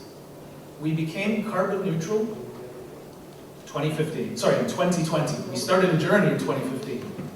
And basically operate in B2B, B2C, OEM business, and so forth.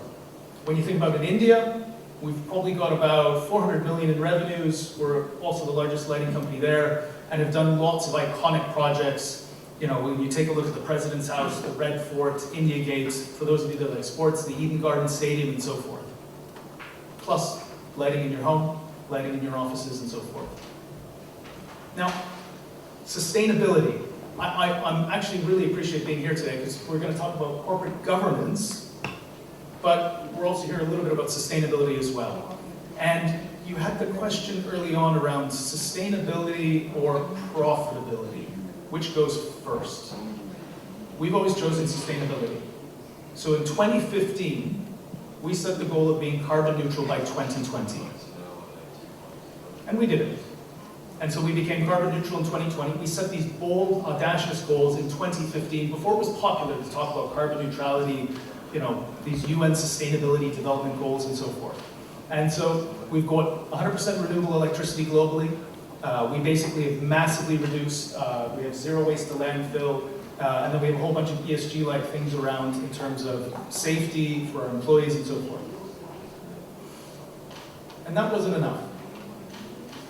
So we said, hey, 2020, we've achieved our goals.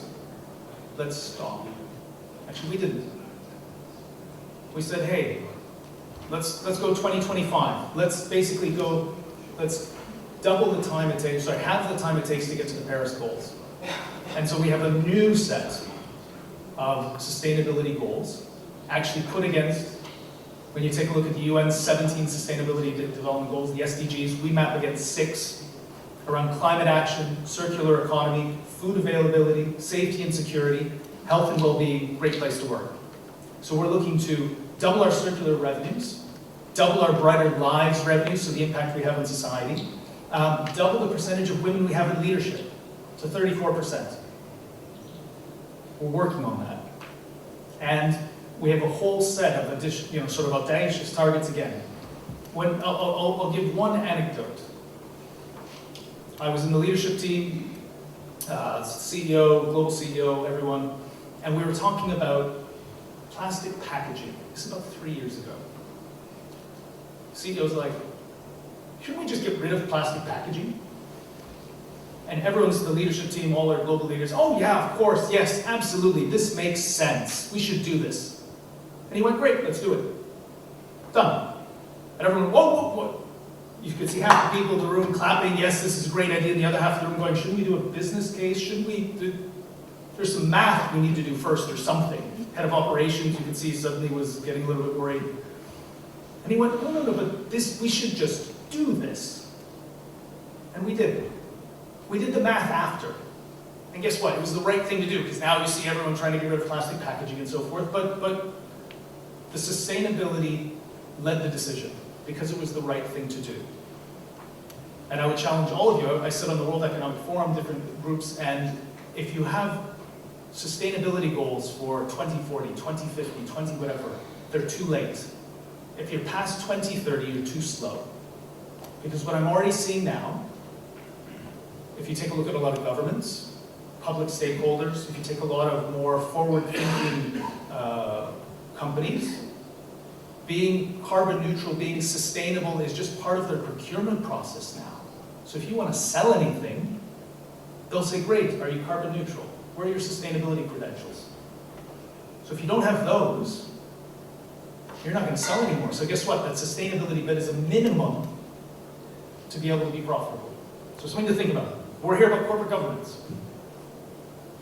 So I'll give you a little case study. So Signify, our board structure and composition. So we're a Dutch company.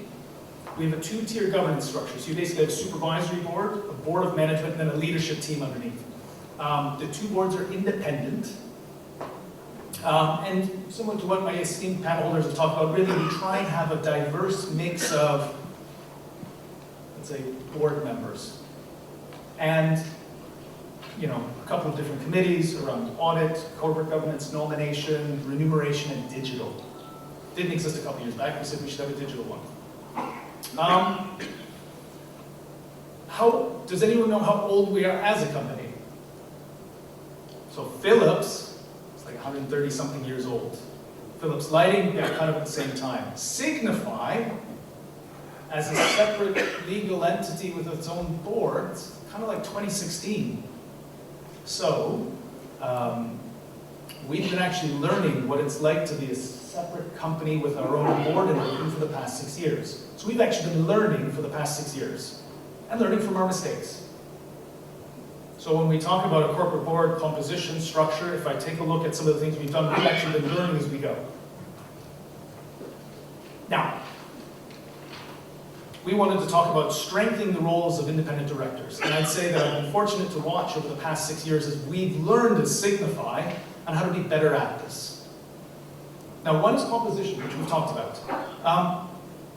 Our board is actually able to nominate their own directors. So the supervisory board says, hey, by the way, we're going to add an extra person, which is kind of fun. So if you're the CEO of the company, you're like, what? So you've just decided to add an extra supervisory board member. Yes, because we think we needed some. So we've added supervisory board members focused on digital. Again, responding to that where we saw the needs. Digital, manufacturing, specific global experience. And you can see the composition of our board members has always been evolving. And when you talk about it from a DE&I standpoint, we have a minimum of our board members need to be 30% women, and a minimum need to be 30% men. So that's written in. So we can never have too many women, and we can never have too many men, but somewhere in between is a nice balance.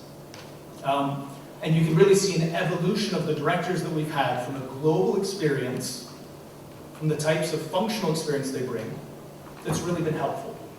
And the quality of the discussion has gotten better, because they bring real, relevant experience. And as independent directors, they're able to challenge us better. And then they can also say, one of our board members, we were having a good argument, she just said, oh, listen, I can put you in touch with this executive from this tech company next week, done. Moments like that really, help improve sort of why we use them. At the start, it was kind of like, let's just present, we'll get it over with, and we can get out of here. And now it's like we actually try and have a rich discussion with our board members. And they challenge us. Knowledge, we've talked about knowledge a little bit. For you to have strong independent directors, we're a global company. We cover every single segment, industry, vertical, everything. And it's a reasonably technical field. So we've discovered, let's say from the past, so let's say 2 years in, I had to redevelop with our learning and training team a whole set of knowledge to teach our board members just to skill them up more and more. And it's not just written content and portals and things like that. We do customer visits, we have them go around the globe and see our manufacturing facilities. We have them get their hands dirty. And we found it makes them far more effective. It allows for more meaningful discussions. So have the right composition of people. Really train them, develop them, get their hands dirty. Don't just give them brochures to read. Really, really get them stuck in. And the last thing is around engagement. 6 years ago, we kind of went in and presented, told them what we wanted to tell them, they rubber stamped it, done. It wasn't really that simple, but it felt like that sometimes. We involve them more and more in things like our annual planning, strategy, where are we going to focus, M&A, specific targets. And we give them more data, more facts, more usable information so that you can actually empower them to challenge us. They set targets for us, we work with them, we really force them to basically interact with us. And the interesting one is, which we're just doing over the past year. So we have committees, we have the different engagement, we give them lots of data. We say, great, you know what? You want to be more involved? So we have a set of strategic initiatives, key global priorities that we have as a company. And we're like, well, there's 6 of them, and we agreed with them which 6 are kind of like the sexiest, most interesting, most impactful for the longer term. Great, you're going to be personally involved. So they signed up to that. They agreed, commit 20 to 30 days a year, etc. as a director. Well, actually, we'd like a little more, and they freely gave it. So for some of our most strategic, important initiatives that we're doing, there's at least 1 board member, sometimes 2, they really like some of them, involved. And this means that the actual working teams from the companies are on a monthly basis meeting with the board member so that the board member is actively involved in the strategy, why we're launching this specific new global silo. So that when it comes to that quarterly board session, it's not us just presenting, it's them presenting to themselves in a way. Because they're already bought into the idea, they know the challenging, the open questions, and we can have a richer discussion. So basically, when I look back to over the past 6 years how that's evolved, I'd say those three things in particular has really helped strengthen how we've used our directors within the organization. And I really see the fruits of that coming to now, where we can really have big discussions, have real arguments, and come to a great answer that helps propel the company forward. That's all I wanted to talk to you. If you want to talk about sustainability or any of the corporate stuff, happy to speak later. Thank you.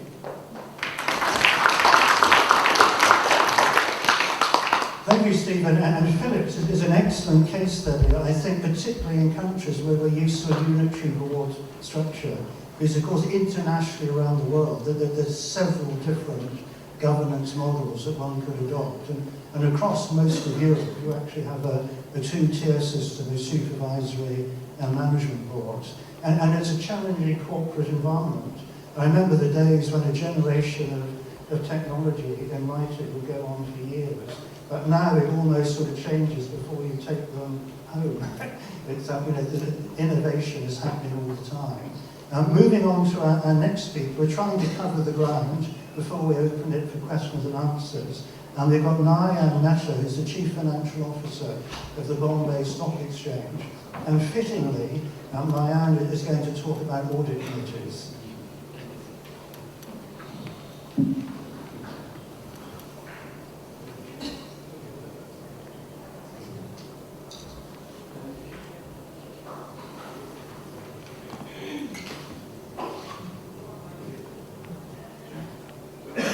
Good afternoon, everyone. Most of you here would be representing some companies in board, or you would have been invited to certain meetings from time to time. Have you ever noticed that in any meeting, there are some people who will never speak. They will only support the management, even when you think that this is okay, this is not right. But still, that guy is just coming out with some arguments to favor the management. Or he will just not speak. He's just doing it floor or the tiles or whatever, God knows. But the fact is that at any point of time, if there is something which is going against the principles, basic principles, people still don't speak many times in many committees. When I was elected as a shareholder director in many of my group companies, earlier I was very timid. So, means I would say, oh, these are big people, and means, how can I object to them and this and that. And, I will be put down or something like that. Over a period of time, I realized that it means, all the ghosts are in your mind. You have to be what you are, you have to do what you think is right. So, then the next question comes is that many times the management comes and says that, no, this is not required by law. So what happens is that when something is not required by law, you cannot question that management many times. And you have to say, okay, I don't have an argument. I just spoke out of my conscience, but if you think it is not as per the law, and you have a grey line there, you are in the grey area, okay, that's it. I rest my case there. Or anyway, many of you would have faced this type of situations in life. Now the point is like this, that Companies Act in India and the CB regulations actually stipulate many requirements as to how the conduct of any meetings should be done, and how the composition of the directors, how the composition of audit committees and all the committees should be done. Again, certain protection is given to independent directors in such cases, and basically in Companies Act also, and even in CB regulations, whereby the management just cannot throw any independent director out because he has objected to some views, or he's just spoken out in the meeting. So I'll just start with those points where the changes which have happened. Earlier the audit committees were supposed to be, I've been attending audit committees since long time as invitee. And one thing which I saw is that earlier when the points of discussion will be internal audit report and financials, most of it, nothing major. Then now we see that things have grown to such an extent that now we report related party transactions, we take approvals from audit committee, we then disclose the group company financials, and investments and their net worth status and any significant observations in the group companies also. And there are many disclosures which happened. Means material transactions undertaken by the subsidiaries. This could not have been thought over a few years ago, but it is happening now. So now the thing is that I'll just run through this thing. The one thing is that the framework now provides enough protection to the independent directors, and the composition itself of the audit committee has been made in a manner that the management just cannot run over the people who are objecting to it.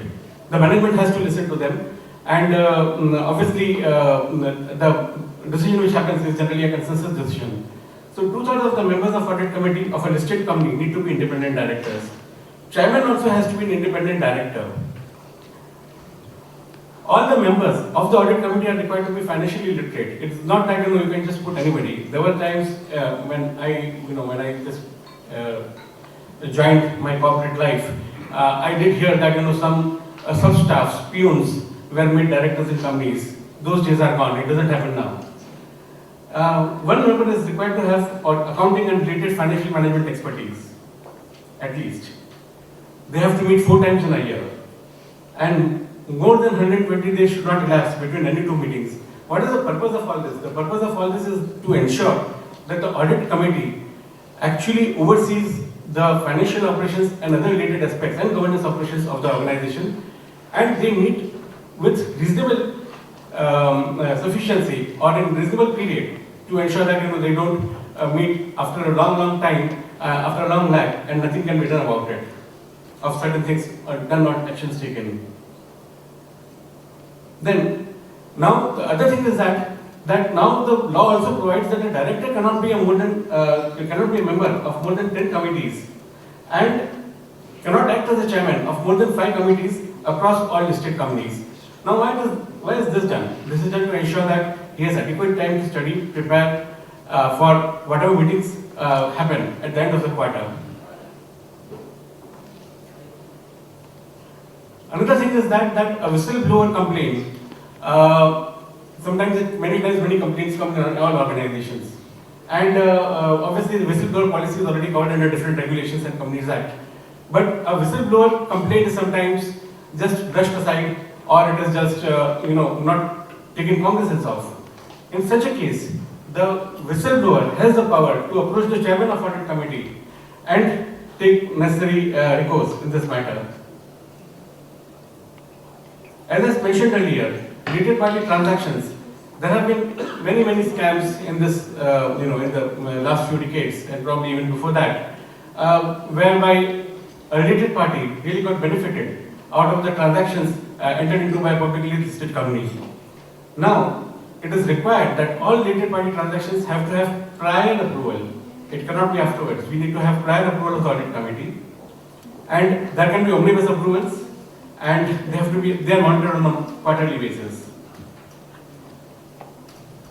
The audit committee, as I mentioned earlier, is required to review the financial statements and investments of a listed subsidiary. This is the governance. All this is governance. They want to ensure that the management does not usurp any part of the organization which is for public. It is a public. If it is a public company, then it has to be acting independently as a public company and not as the as a treasurer of the management or the promoter.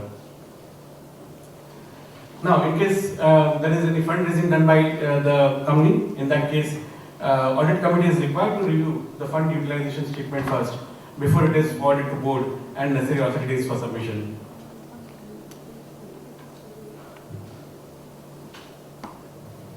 Now, the oversight, then we also have to ensure that the listed company's financial reporting process and the disclosure of financial information is correct, sufficient, credible. So there is an onus on the audit committee of a listed entity to ensure that the financial statements which are presented and given to board and the public shareholders, they are true. They also have to ensure that auditor is independent, performance and effectiveness of the audit process. Now, there have been instances in my lifetime when I found that some auditors, again, do the same thing as what I mentioned earlier, that they would not like to report any bad observation about the company to the audit committee or to board. So here there have been instances where the committee members have told auditors that even if it is minor, you bring it down, you bring it to before us. And if they are bringing only minor, if they are bringing too many matters, then they say, no, don't bring the minor matters. But if they are not bringing any matter, the committee actually tells them that if you have got any minor matters, please bring it to us. At least they should know what is going on otherwise. Obviously, internal financial controls and this management process goes hand in hand with the financial reporting system. Again, there is another requirement in the Companies Act which says that the audit committee has to assess the performance. All the committees of the board have to assess the performance of their own committee at the end of the year on a yearly basis. This also ensures that they do some introspection as to how things are going and how they would like really to improve themselves. So now the regulatory committee framework has made audit committees as one of the primary drivers for enforcement and raising of the standards of corporate governance in India. So before I end, I would like to just say that obviously the SEBI guidelines are much more harsher than the Companies Act guidelines. But in order to encourage corporate governance, I would actually want all corporates whom we are representing to follow these type of norms whereby adequate disclosure is made to the audit committee and proper discussion happens with and through independent directors. Before I end, I will just repeat once again that don't fall into the trap which I started off with, whereby I would just not want to confront anyone. I have realized over time that confronting somebody is much better than just sitting tight and going back home. Thank you.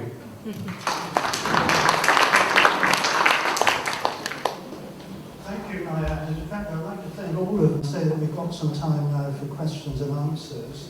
But before we do that, I'll quickly say some of my overview comments on what I've heard from colleagues. So if someone walks up and says that your time is up, it won't be chopped at the end. I think, Maya, you're mentioning the strategic significance of the audit committee. It was quite interesting. Over the years, I chaired a risk and audit committee and also an audit and governance committee. You also mentioned whistleblowing. And of course, over the years, I've been involved both receiving approaches from whistleblowers, seeing many people disadvantaged, some people that have never got a job again as a result of blowing the whistle for absolutely the right reasons. And that is a major issue because when I've been involved in different countries and trying to look confidentially at why something has gone badly wrong, there has always been at least one person, sometimes quite a few people in the organisation, quite a way down, that knew that things were going wrong.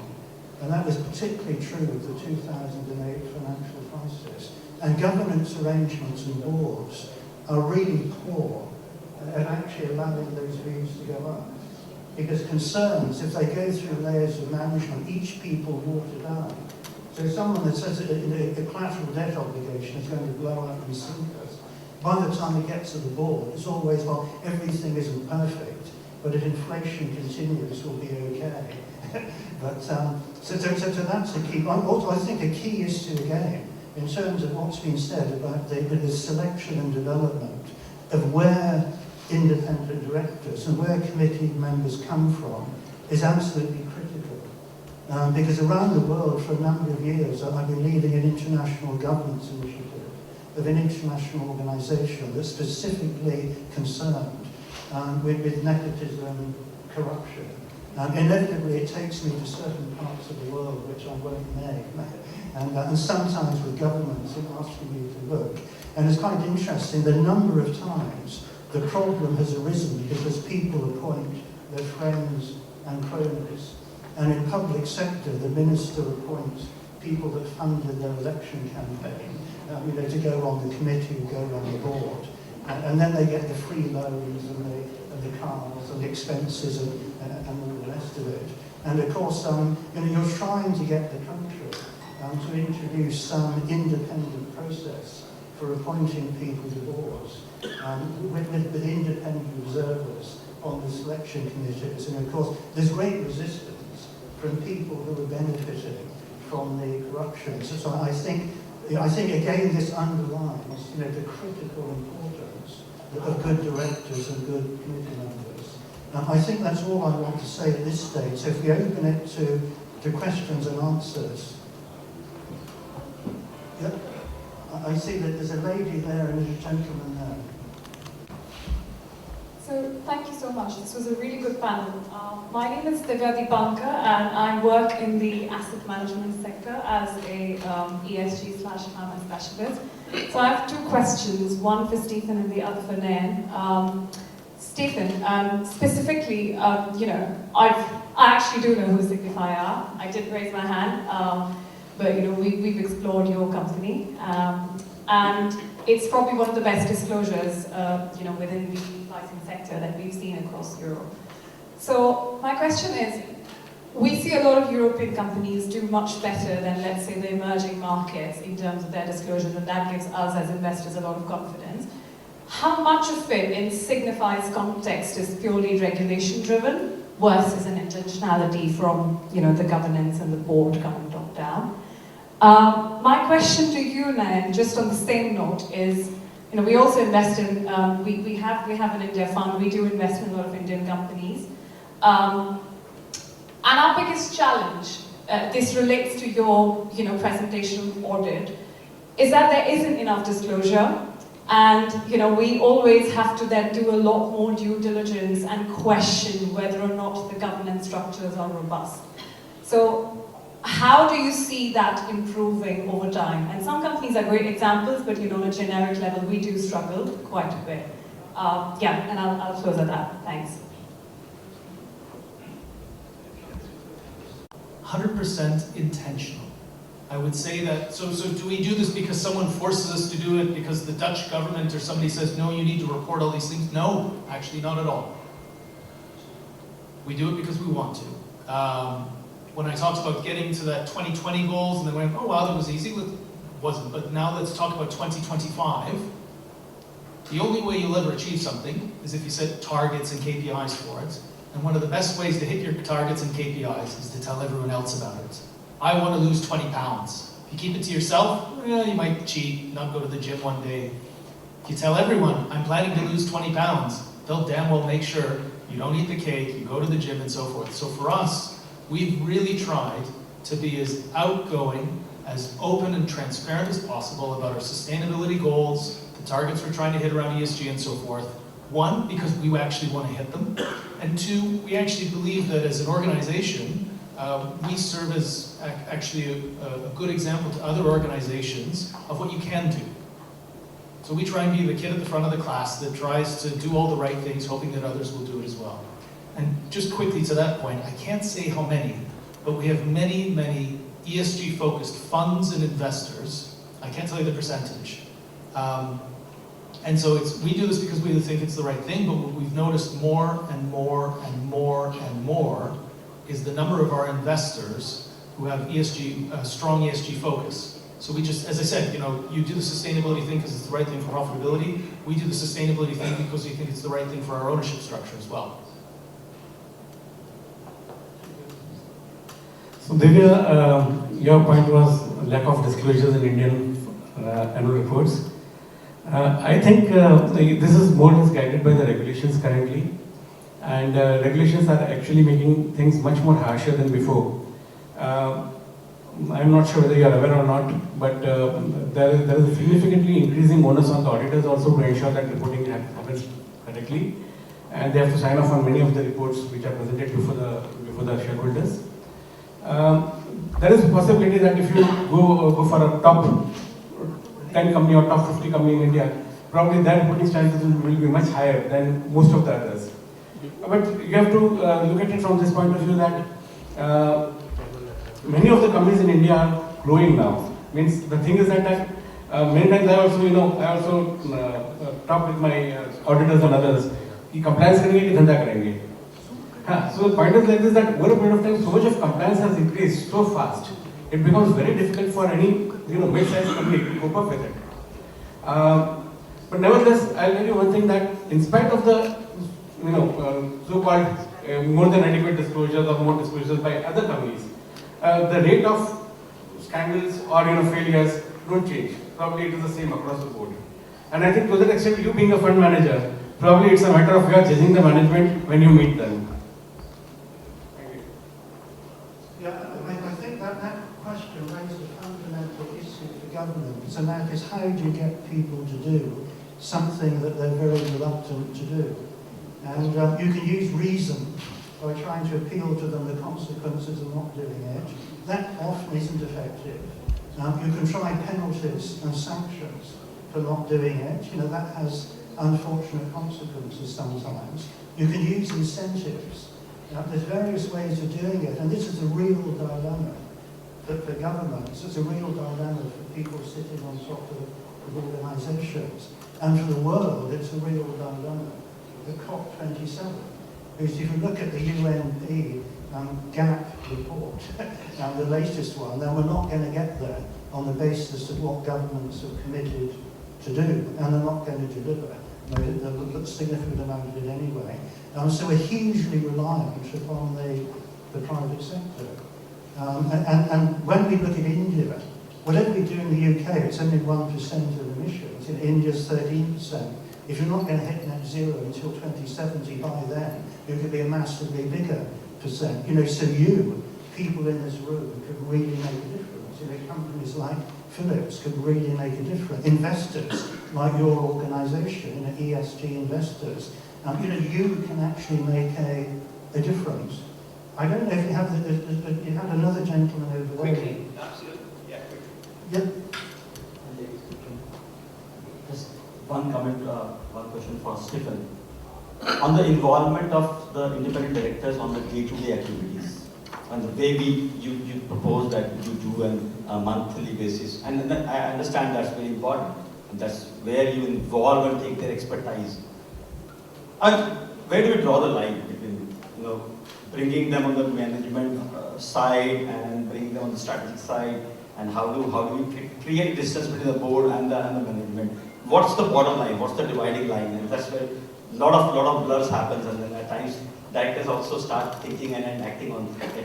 Where do you want us to get into too much into the operations and the management? And I just wanted to be clear. Explicitly, it says in the charter how we manage them. They are not supposed to get involved in day-to-day operational activities. That is not the point. We do involve them. As I said, it's sort of like these 6 big strategic, big things that will move the needle for the next 5 years. So this is where, big decisions where we know every quarter we're going to come back and report to you on how we're doing on digital, how we're doing on specific things. So for these big decisions, where we're making large investments, which could have a fundamental shift left, shift right for the company, having them involved on a more frequent basis and involved in the discussions, the raw data, and helping maybe even shape a little bit of the direction, helps make those quarterly discussions much easier because they've been brought along the way. So as opposed to having once a quarter a 30-minute discussion on new technology A, as opposed to several of the directors having been involved along the way, you have a much richer discussion and they can really have an informed opinion around, we should go forward with this or not. So definitely not involved in day-to-day operational, but definitely involved in a couple of key, big strategic activities on a more frequent basis.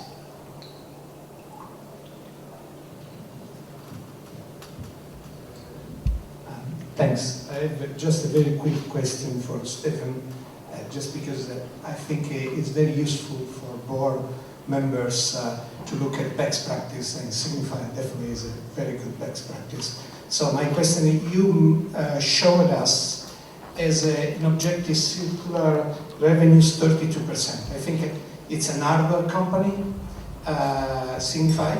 You take raw materials, you functionalize, and this becomes lighting solutions. These circular revenues is because you take it back the elements you use, and why only 32% and not 100%? What is the challenge for an hardware company to really recover all the elements that are finite by definition back into your products? Thanks. That's a great question. How did we come up with 34%? I'll be quick, don't worry.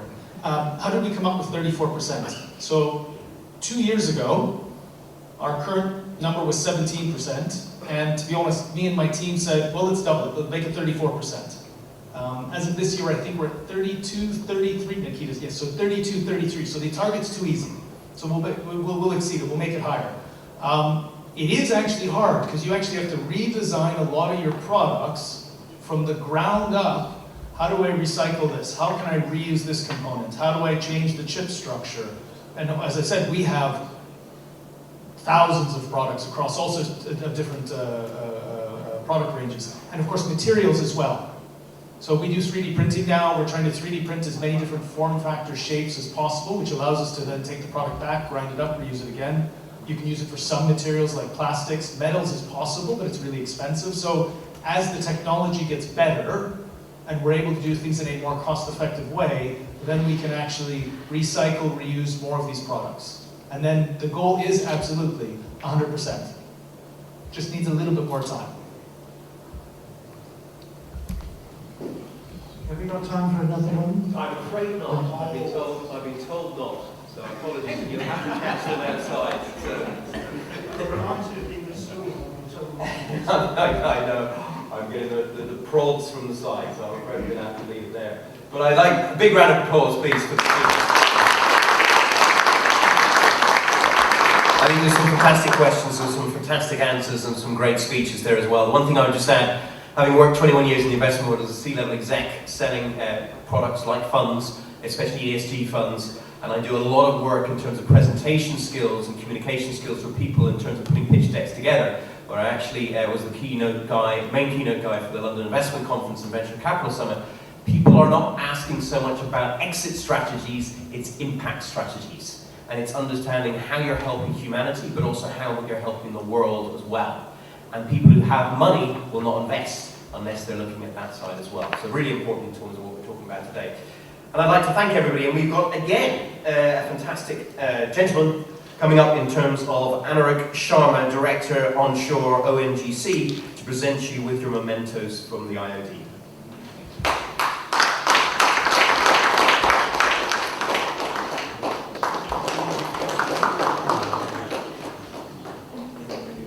Ladies and gentlemen, once more, a round of applause for the fantastic speakers.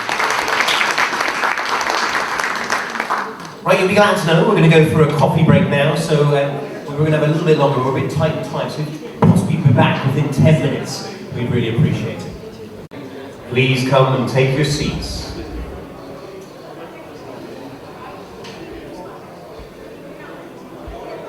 Hi, with everybody here, we will get started again. So we're going on, ladies and gentlemen, now to the session, keynote session 6, transforming risks to opportunities. Love it, turning your failures into successes. And today we have the distinguished chair who's going to be leading this, which is Michael G. Jacobides, Sir Donald Gordon, actually is my father's name, Sir Donald Gordon, Professor of Entrepreneurship and Innovation, Professor of Strategy at the London Business School. Also joining in today, I would like to introduce our other distinguished speakers, which is Mr. Lalit Agarwal, Managing Director of V-Mart Retail Limited in India, Mr. Philip Bouchara, Director Global External Affairs at JC Bamford Excavators Limited, JCB in UK, and Manish Tiwari, FRSA Managing Director, Here and Now 365 Limited UK. If we could put a round of applause for the speakers, please come and join the stage.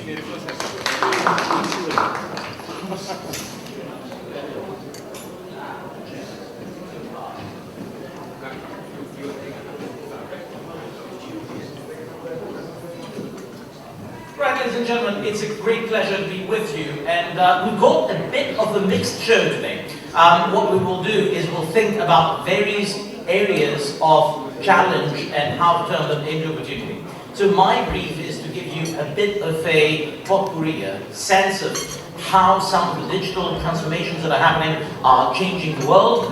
Then we will move with great depth with people who are from industry who are going to give us their own perspective. And since I'm going to be covering digital topics, we'll follow with Manish Tiwari, who is going to help us think about issues that relate to cybersecurity, the threats that exist in the digital world, and how we can tackle them. And then Philip Vera is going to broaden our sense of what the different risks and challenges are, speaking about 5 different types of risks and how these risks can be again turned into opportunity, before ending on an uplifting note with Lalit Agarwal to speak not just about risks and how you can turn risks into opportunities, but also to speak about potential needs, looking at people at the bottom of the pyramid and thinking about how societal challenges can be turned into a source of business opportunity. We'll then have some Q&A with you all. So let me now start, and if we can have the slides up, because I have got a very tight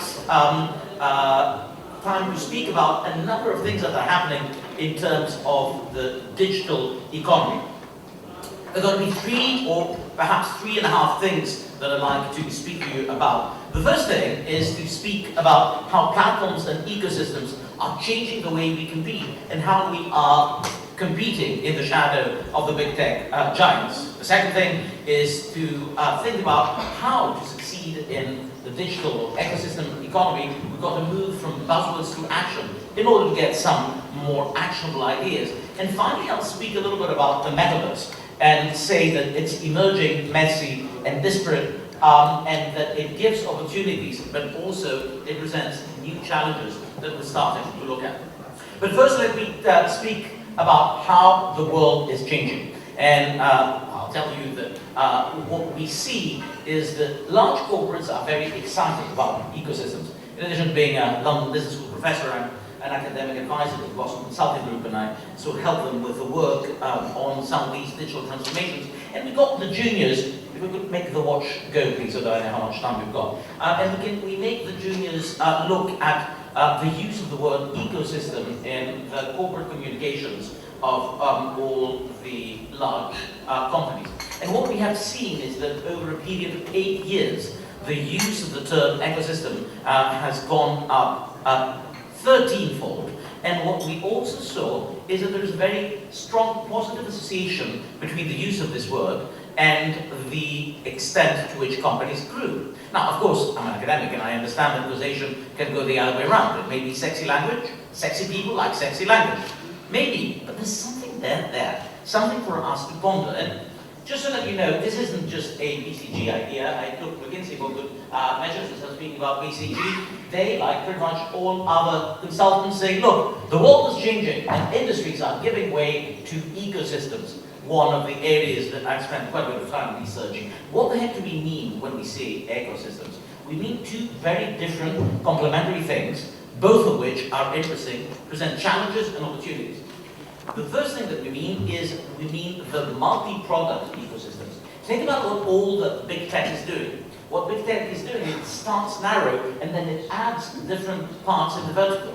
Apple adds from the iTunes to the watch, to the phone, to the TV. Google does the same thing in its various services. When you look at the business models, you see it well, and that is the package, the bundle. The other thing that is happening is that ecosystems are combinations of different firms that come together to give you a product. Like if you think about your phone, the apps that create an ecosystem of many complementary other firms that are run by one firm, which is the one that figures out what I can give you, what drives the choice.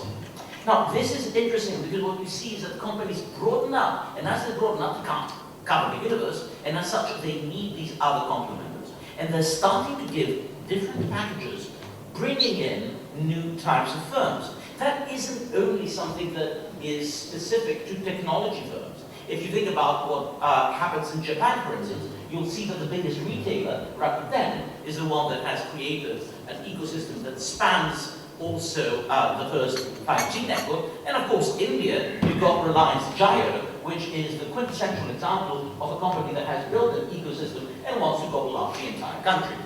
Now, if you think about the way that these ecosystems work, first thing that I see is there's There's a bit of what I call the Greek freak paradox, said the Greek. Who's a Greek freak? There's a fun movie about him. He's the most valuable player in the NBA, yes, football. Fantastic chap. One of the things that he does is he shoots very well in 7.5 or 8 meters.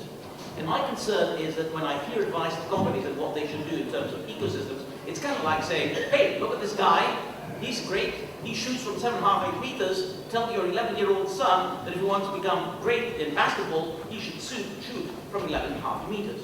Now the causation is wrong. Some of these ecosystem firms are able to be profitable, not because they only decide to build their own platform, because they have the skills that allow them to be both extraordinarily profitable and build their own platforms. And the problem is that you see companies, and for instance, I was speaking with the board of Helvetia, one of the largest Swiss insurers a couple of years ago, said, oh, it's terrific, because we have now built an ecosystem, and we bought some companies, and we bring others in, and we have this great package. I'm like, great, so what's the whole idea? What is the specific value add? Well, people can get by their lives only buying Helvetia products. You know, who would want to do that? Why do they want to do that? But it's an ecosystem.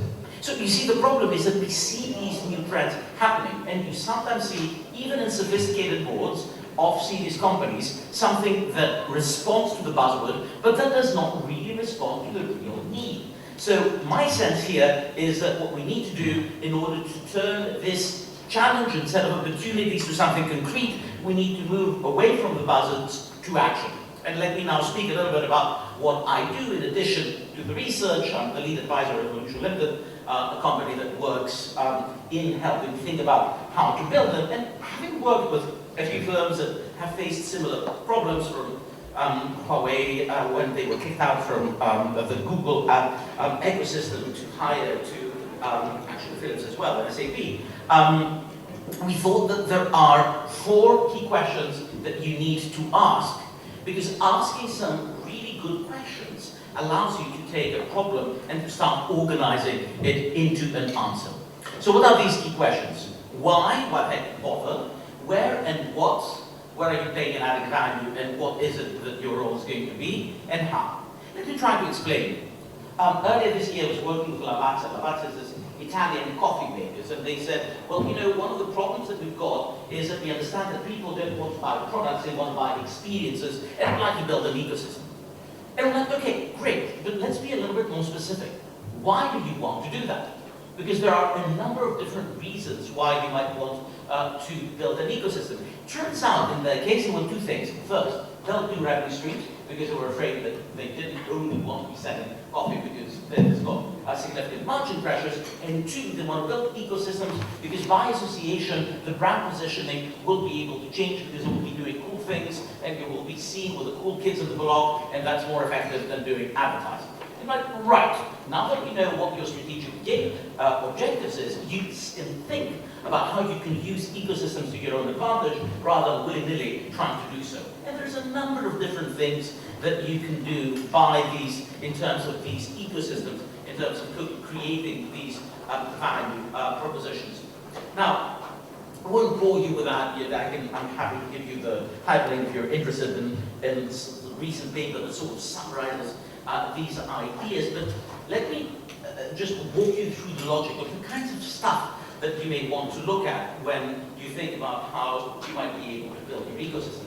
The first question is to say, okay, the world's changing, and now we have new ways of selling stuff, we have new digital giants, where do I want to compete? And the where do I want to compete means that you are going to be taking your own value proposition, and it is going to be part of a solution. Everyone wants a solution.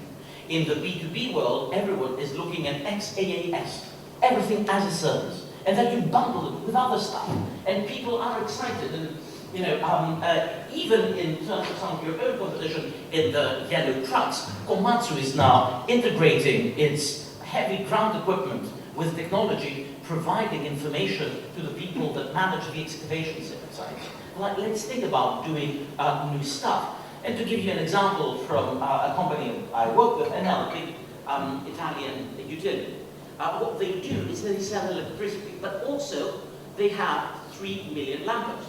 So basically the way that we help them think about it is say, you do an outside-in analysis, what do people see, but you also do an inside-out analysis. what the heck do you have, and how can you leverage the stuff that you have in order to bundle it with other things? And I'm like, okay, well, we are in the B2G side, we're selling lampposts. I'm like, okay, what else can you do? Well, you can do more things. You can sell architectural lighting. You can start selling stuff that essentially makes you a better B2G2B, business to government deliveries, because that was ultimately what is going to be driving your own demand. Now, once you have thought about how you can expand your scope, you're going to say, hang on a minute, if I am an L, I'm going to do it myself? No, I will want to enlist some complementers who are going to start working. Okay, great. So if that's what you're going to do, how will you do it? Well, you need to start asking some questions in terms of these areas where you're participating with others to add value add. It's going to be a number of different multi-actor ecosystems that you're going to build. And the problem is that you shouldn't only think about the world as an orchestrator, but also potentially as a partner. And here we go to one of the big problems of ecosystems where people mix up the word ecosystem with an ecosystem. They think that they could or should do it all.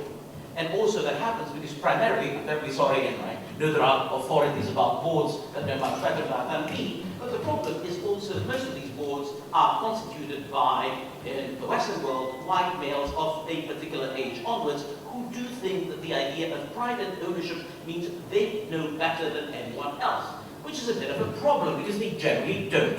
And the whole reason that you have ecosystems is that you need to think about how you can leverage others in order to ensure that you get both better ideas and better execution. So think about not only being an orchestrator, but being a partner. And by the way, if we think there's disruption and things are changing, that's when you need to think about being a partner.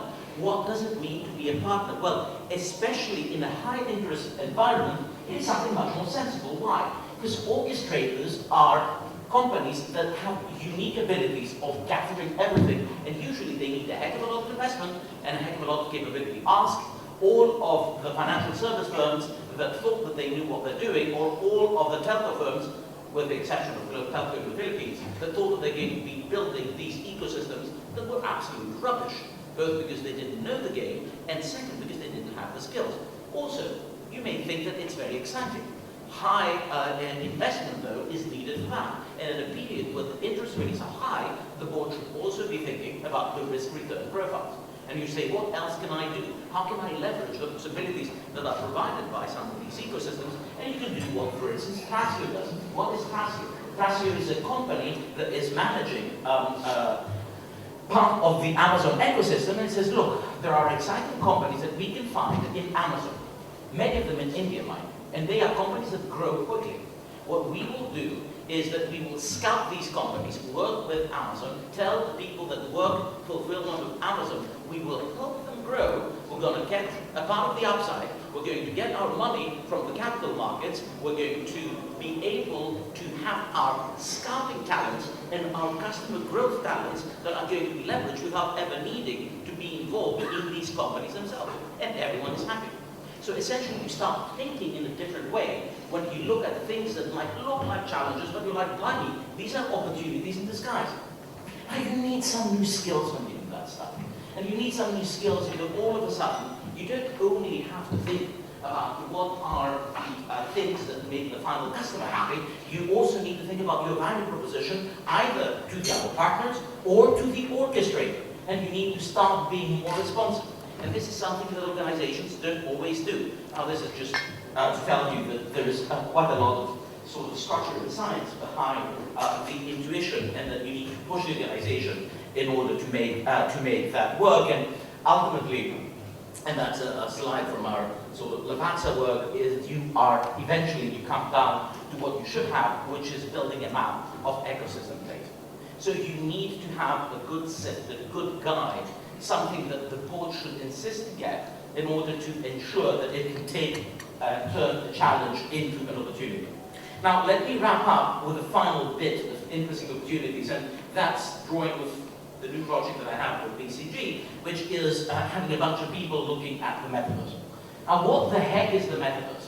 Well, in addition to being a buzzword, the metaverse is essentially a web of different technologies that are structured in ecosystems that have a number of interdependent players, and the first thing that you need to do is understand how they work. If you have just a bit more time, I'll give you fun examples of the way that it works, but it all revolves around having these new technologies that do cool stuff.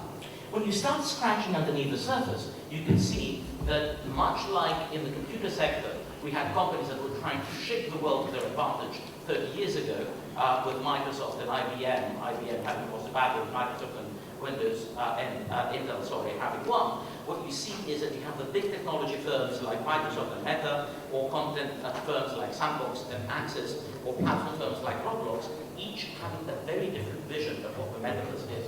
So if you're confused, you're not confused. What you're seeing right now is a fight of different firms that are trying to advance their own visions of what the metaverse is. And sometimes you see some opportunistic links that exist between the two.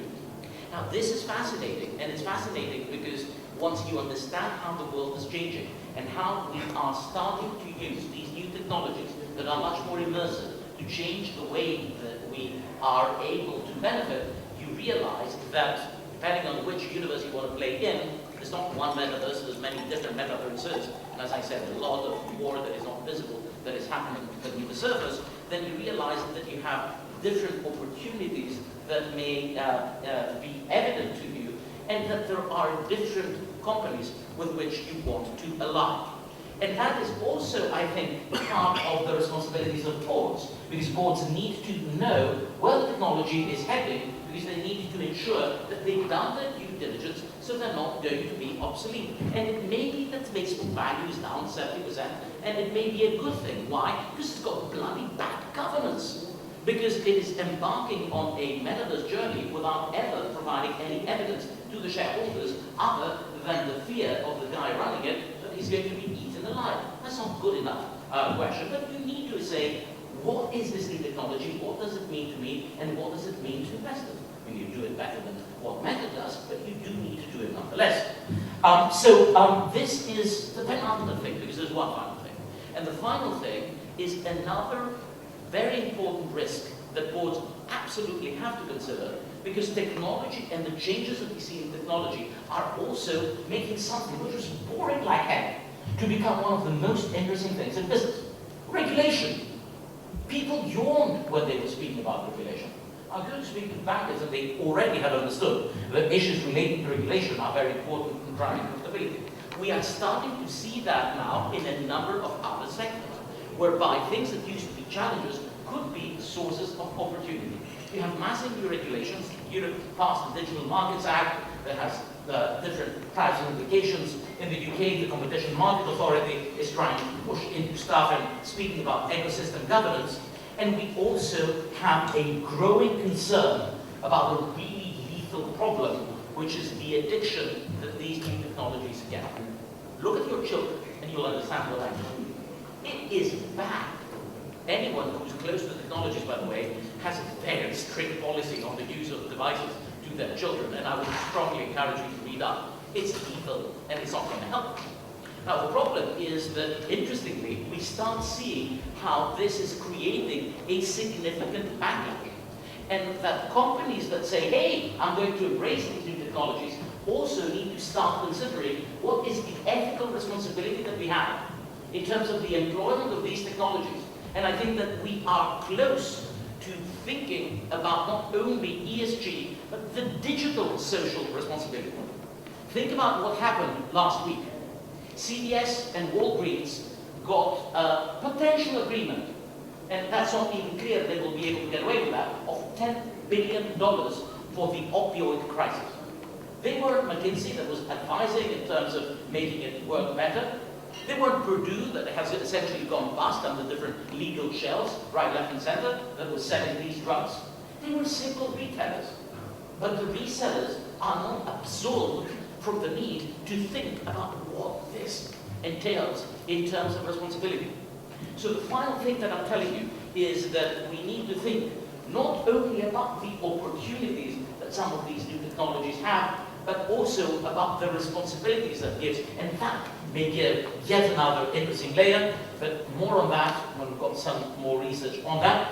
Thank you very much for your time and time for me to see the floor. Thank you.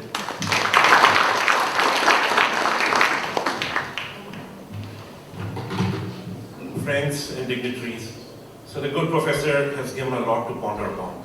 And I could not barely absorb it, but I could feel the topic which we're dealing with. And this absolutely tons to think about. And the digital world is not just metaverse, it's not just what we've done in the last 10 or 20 years, but it's a sea of opportunities, but also a very perilous sea of threats and risks. So on that note, I'll start my conversation, which is only going to last 10 minutes. But let me just remind you that my focus for the next 10 minutes is actually the board's focus and strategy on digitalization, cyber risk, and resilience. I'm a strategy guy, and I had a very bad morning. And if you want to know why I had a bad morning, it was simply because I woke up and walked into my living room and started watching what was on TV. And what was on TV today? There was cricket. And there was a game between India and England. Obviously, I'm an Indian fan, so I started on a very positive note, but it looked very shaky. So the English guys had a strategy. They had kept the Indian team on their toes for the first 15 overs of the 20-over game. The last 5 overs, the Indians somehow got to do what they had to do. And they reached a respectable score. The second half of the game, France was deeply disturbed. Not because India lost, I'm used to that. It happens, it's a game. But what happened really is the way they started. I mean, there was a strategy there. I think the captain, he wanted to get some wickets out. And I think they set up the field like that, and they looked in preparation of that. But clearly, the openers were informed. And there was no way, after 3-4 overs, you could realize that. And they should have changed the strategy. They should have consulted. But no, they continued on the same pattern. And what happened very soon, in 10 overs, the game was over. I mean, it slipped out of their hands, and they just couldn't get it back. And that was a firm reminder that strategy is something which is something in action. You need to work on it while you're acting on it. It's not something set in stone, and it's not something which you pre-decide. It's something like work in action, or rather love in action. So as I say, I'm a strategy guy, and I always follow that rule, that this is something you act while you work, and change, and improvise, and come back. So that's just a little bit of detour. I just wanted to acknowledge the state of mind I was in this morning, and just wanted to remind you that strategy is key, and strategy for the board. I mean, the board is there to create strategy. The board is not there for operational issues. But for the board, it's a constant reminder that they need to work on the strategy, especially in the digital world, because the digital world is there to unsettle and upset all of us. So anyone who has been born, let's say in the last 20, maybe 30 years, still lucky because they maybe woke up with an e-book and they read their first stories on a piece of on a computer board or on their iPlayer or whatever that was. But we unfortunately had started our lives with a real book, and however hard most of us try, we can't be in the same zone as the generation today. I mean, you can get a conceptual understanding, you can deep dive into it, but to have that as a second nature. And this is not just us, it's going forward, the technology is going to change so fast because there's so much money involved. In fact, most of the investments are in the tech world, and needless to say that the technological changes will be very, very fast. It will unsettle and upset everyone, every generation, because that's how it's designed to be. It's designed to upset existing businesses, existing platforms, existing ways of doing things. So what do we do? And as a board, what is the way forward? In my view, let's look in the way I've dealt with, and I've tried to create an analog with that. So you all know the fact that what happened during COVID. I mean, COVID was a great leveler. If that is a leveler, COVID actually demonstrated that for businesses and corporates, that was the time when everyone had to take cognizance and realize that the same old way of working would not work. And rewinding to it, what was the one big outcome of that. We had something called, in this country, and I believe in most of the world, we had something called the Great Resignation. People moved out of jobs. We didn't really have the same way a workforce was dedicated in coming to office or working from offices or working cohesively in a geographical unit. So that completely changed. So where the challenge lies going forward. So I mean, it's clear that no matter whatever kind of company you are, big or small, you have a huge challenge in retaining the kind of talent which can do that job for you. So cybersecurity, cyber resilience is not easy.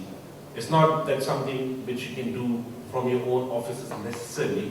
It's not something that you rely on a group of people which you have hired today and who would sustain for their lives all the work which needs to be done, because there's so many opportunities. There's Google, there's Apple, and there are the big tech companies, tech giants who can take them away. So how do we create, that's the first place where you need to create a strategy that how you retain talent inside the business, but as a plan B, how you kind of connect the talent outside the business, how you get the right consultants, how do you get the right think tanks who would be working with you in ensuring that your cybersecurity and things which are very dear to you, the prototype of your business, is preserved and uninterrupted. So I think that is the first place where a board needs to act upon. And you just not need to have a plan A and B, you need to have a plan C, D, and E. Because at every level, you can be threatened. So it doesn't matter, everyone can't hire top talent, but you can hire people with whom you can connect and you can get the right level of service and right level of digital resilience. So that's my first point. Second, what do we do that your business is insulated internally? Just in the old world, like the way we used to have godowns, or not all of it would be in one place. You would geographically distribute it, and the big old smart companies would do that. They would have different geographical hubs. Similarly, in today's world, what do? We have to create an internal firewalls and insulate your business as much as possible, so that if one thing gets affected, it doesn't steamroll or rather pile up on other businesses, and you don't have a situation where you're unable to rescue. And don't think it's only some businesses, but it's all businesses. I mean, the bigger the businesses are, whether it's CIA or the biggest governmental organizations, they have all faced. I mean, Julian Assange, he brought down literally a big section of CIA. So, the bigger you are, the more at risk you are. Maybe smaller you are, it might be easier in some ways to hedge it, but the bigger you are, the more at risk you are. And we definitely need to have a strategy internally to divide the business, to insulate from each other and safeguard your business from that. Also, the fact that your employees can now be working from home all the time, your data is not as protected as you might think, nor irrespective of whatever systems you put in. I mean, I know a lot of smart people, they try to put all kind of cams and systems to monitor their employees, but it doesn't really work in the real world. If someone wants to take data out, they might be sitting in your competitor's office and take it out. So it's no more a simple thing. The only way possibly you can insulate is just acknowledge the reality that yes, you are at risk, and then how do you minimize it? My third point would be, how do you make your business anti-digital? So I don't mean to say that there's a way forward, but you have to have a strategy also to undigitalize your business, because end of the day, human beings and machines have their limitations. And they're all, machines have a software to answer to, and human beings have emotions to answer to. And some point of time, we all give to those things. So how do you do that? So you need to have a undigital or anti-digital strategy as well, wherein you keep certain facts, figures, and ways of working out of that digital ecosystem. So, or you rather keep it in a way that you give access to select people. but you also keep it out of the purview. So that if someone exposes you, or someone goes into that cyber mode, what do you call it, the hacking mode, and is able to unearth it, you're still not giving away the entire DNA of your business. So these are the 3 key pointers. And the 4th one for me would be how you invest into your networks, into your people, and the wider world out there. Because that investment is going to come handy. You don't dig a well when you need water. You dig a well much before you need water. So that's how it is equally important in the digital world that you create all those networks, because today's world is extremely networked. You know, it's no more the old days when you used to have a chamber of commerce. I don't know if it really means anything anymore, but still there are chambers of commerce. But now you're in a hyper-connected world, and you need to be invested in the right places. You need to have those kind of access points, so that tomorrow when you need anything to be infused back into your business in the sense which can help you digitally or in terms of ensuring that you're risk averse, you're able to tap into it. So these were my 4 pointers. I'm with extremely talented group, and I'm sure they will take the conversation forward. So thank you, friends. Thank you.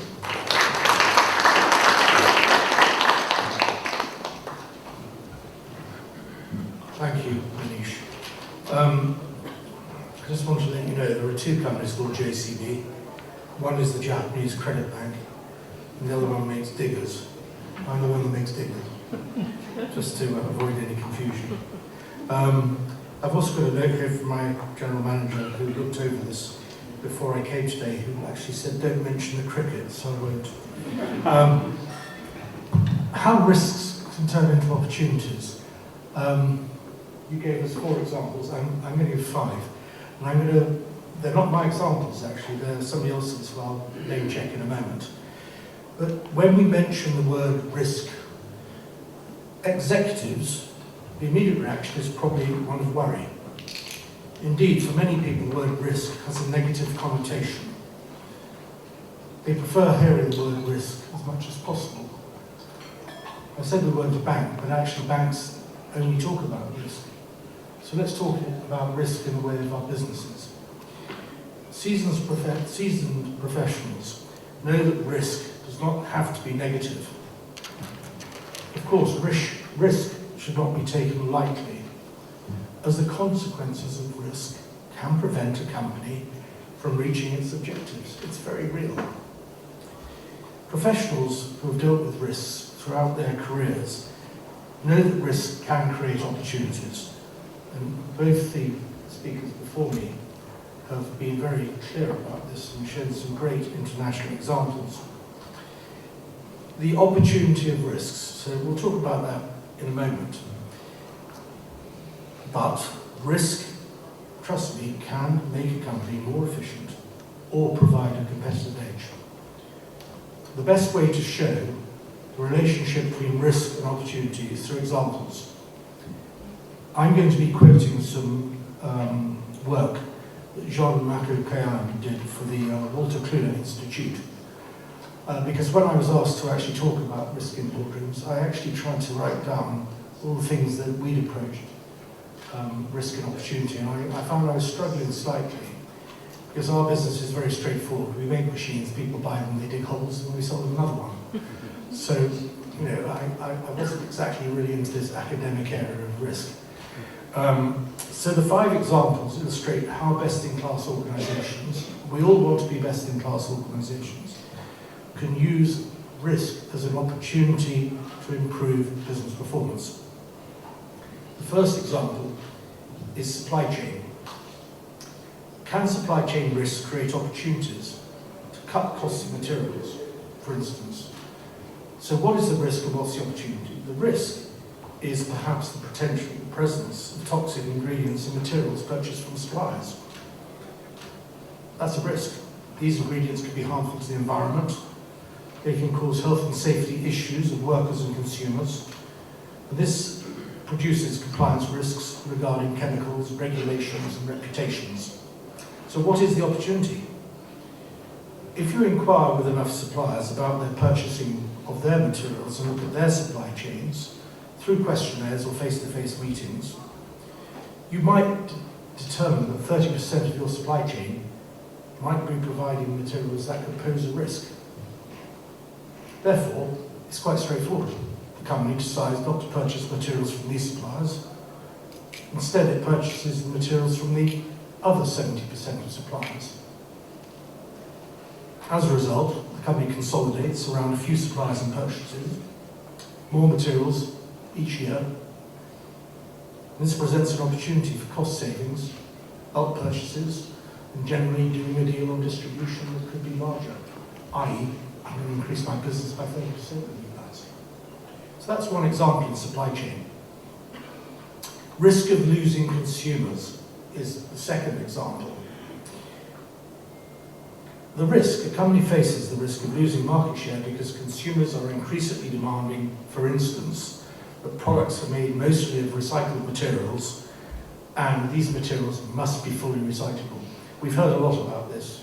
Every time we open a company brochure, you'll see the chairman talking about recyclability and risk and harm to the environment or lack of harm or zero carbon, where it's all over us. It has been for particularly the last 5 years, but it's been around for longer than that.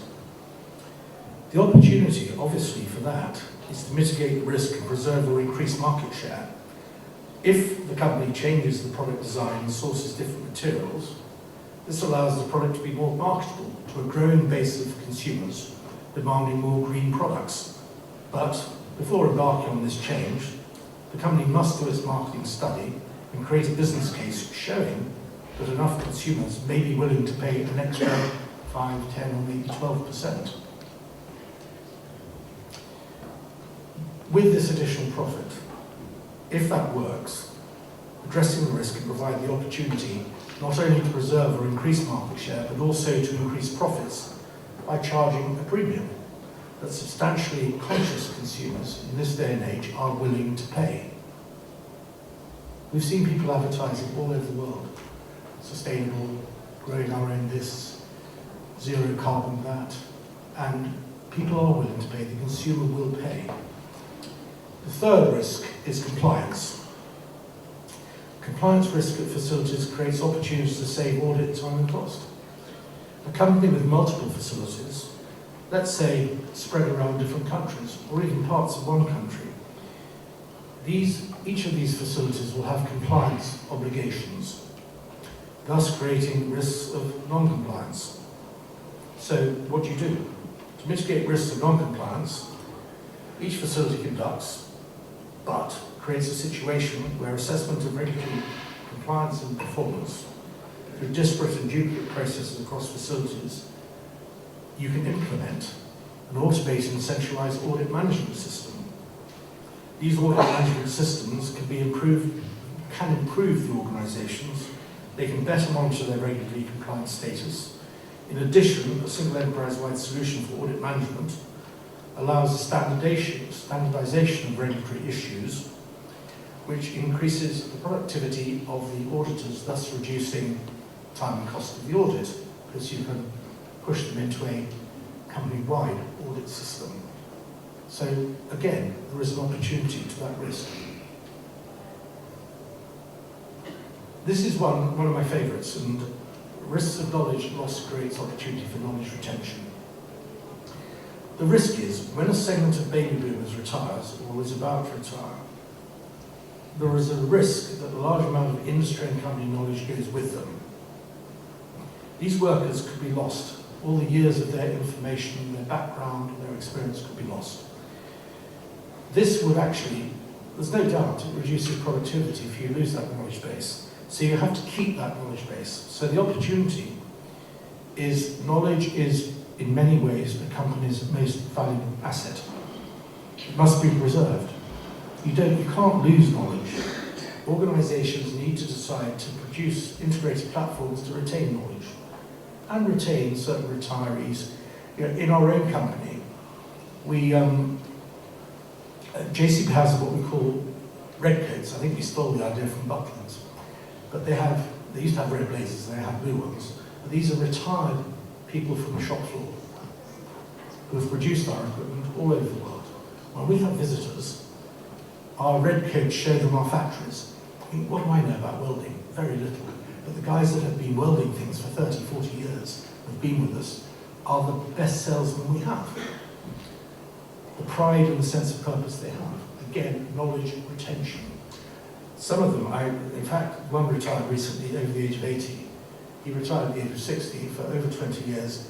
He lived to show our customers all around the world our manufacturing facilities. The last one I'm going to mention is touching on social media, and that's the reputational risks from social media. The risk is social media increases reputational risk because of the velocity or speed at which issues impact reputation is greater than ever before. It's instant, anywhere in the world. I wasn't going to say such as cricket scores, but that was something else. The opportunity.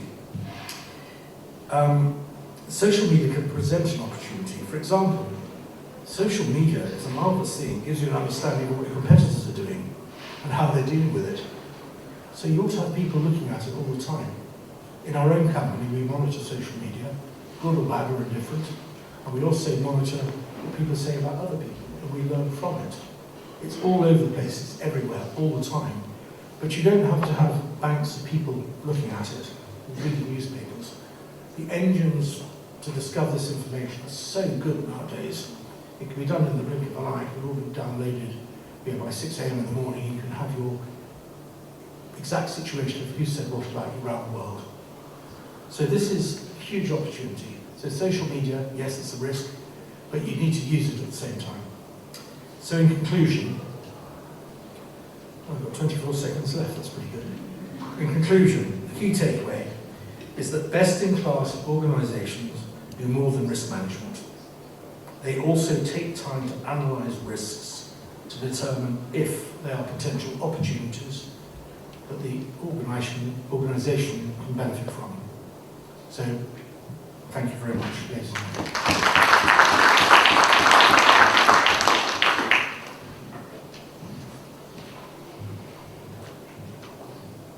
Good evening, ladies and gentlemen. I see sleepy faces here. I hope things are okay. Great. So, I'm Dalit Agarwal. I represent a company called V-Mart Retail, and this is a retail organization. We are a retail value fashion retailer again in India. We primarily fulfill the needs of aspirational and the common man of India. Their fashion need. We open stores in tier 2, tier 3 towns, and we see large population which lives in the semi-urban, the urban India, and the rural India, which comes and which are still not accessible to good fashion or good retailing environment. That's what we try to do. We try to create an impact over the society, over the people who live in that particular area, by giving them the right merchandise, the right product, at the right price, the right ambience, and also by providing employment opportunities in those particular areas where there are very few industries and very few other source of employment. So I think impact creation is the most important thing that I feel is what we exist here for. Our belief is that living joyfully, or being or looking good shouldn't cost too much for an individual who lives on this earth. And then for that, they shouldn't pay too much. And that's how we want them to see how do we provide them the right product at the affordable prices, the most affordable prices. I think we exist to fulfill the people's aspiration and create value for the entire ecosystem, as he said. I mean, as Michael said, how do we define ecosystem? And ecosystems is like 30 million customers who comes to our stores every year. Ecosystem is 2,000 vendors where 20,000 people work for them. And ecosystem is 10,000 people who work in the company. How do we create value for each of them? And that's very important through our value system, which is our core value of customer centricity, our core value of commitment, agility, and integrity. I think we work for shareholder, we are the who are the real owners of the company, and we believe that having the board thinking about it, driving those stuff, having the committees which are independent enough, which are led by independent chair, having the audit committee which is 100% independent. How do we bring in the board's participation in the overall governance of the business? How do we bring in the board's participation in the overall involvement in the business, and giving them transparent data and providing them with sufficient amount of information and more in interaction models where we meet them, we talk to them on a month-on-month basis, and at least we do a 5 board meetings with the team, with the board. So I think our strong ethics serves as a guide for our existence, and we believe ethics is very important. And there has been challenges that we face in the business, because we do business in those areas which are not so lawfully managed in India. And we started doing that 20 years back, when small town in India would have a lot of law and order situations, lot of order problems, and that's where our customer lived. And we had a lot of resistance. We always saw a risk, saying that okay, getting into a small town has a risk of not operations, or I just mentioned a risk called when I was proposing to my board of opening a store in a place called Srinagar in Kashmir, and we heard about Jammu and Kashmir almost 12 years back. It was like hugely impacted by a lot of terrorism activities, and a lot of riots used to happen there. But yeah, we saw that there was a risk, but definitely there was also a lot of opportunity, because there were not too many retailers. People were there, people had aspirations, people looked at similar media, people wanted to look good. So they wanted something similar. So and we took the risk of opening a store there, and for the last 12 years that has been the best store which has been functioning for us. Similarly, there are other towns in India where we saw this risk. We saw a major risk when demonetization happens.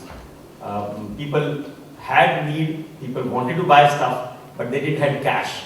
I hope everyone knows about demonetization in India, where people didn't have cash, and we said, how do we take care of this problem? How do we serve people, and how do we eliminate the risk of our business? And what we did is, we had these card swiping machines. We used this card swiping machine as an ATM, and we invited people to swipe card on the machine, and whatever cash that we collected from the customer, we started disbursing those cash to the customer. And there was a huge queue outside our store, where it started becoming an opportunity, and those people who came in as ATM cash withdrawer became our customers. So I think there are opportunities, there are challenges you have, there are crises, and there are risks that you have, which you can turn up into opportunities. How do we do that? And we faced similar opportunity during COVID.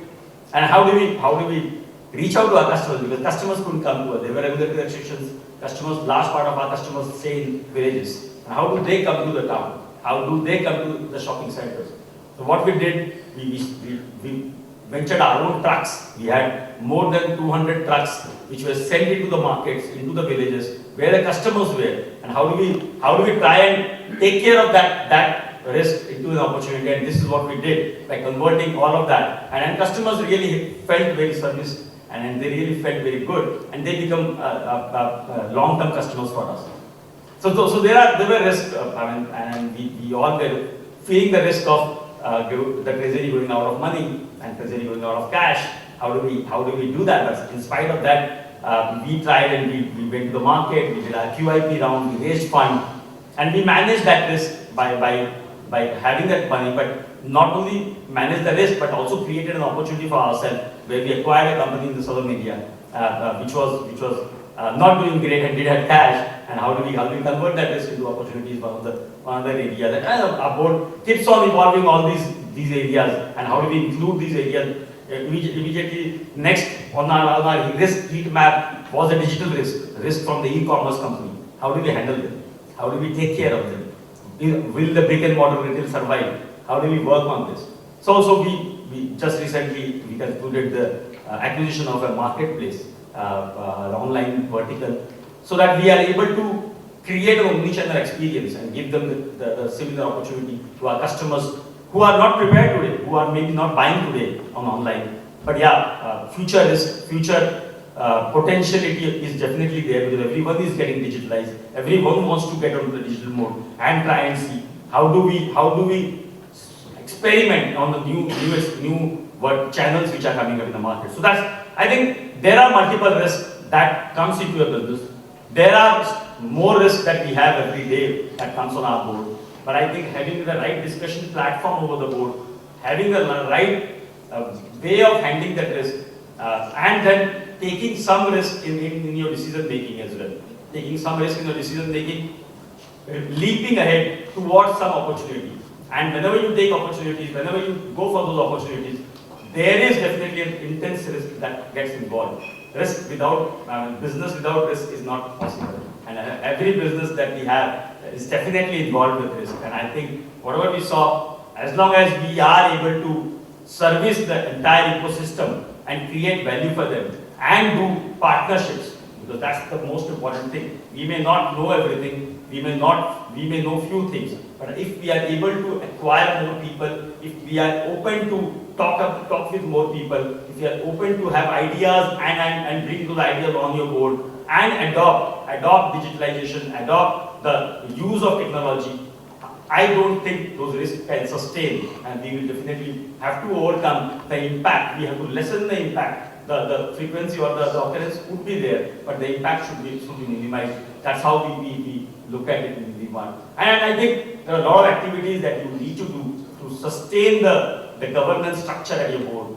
to sustain the culture within your team. And we spoke, we kept on hearing the entire day. How do we bring in this compliance mindset to the grassroots level?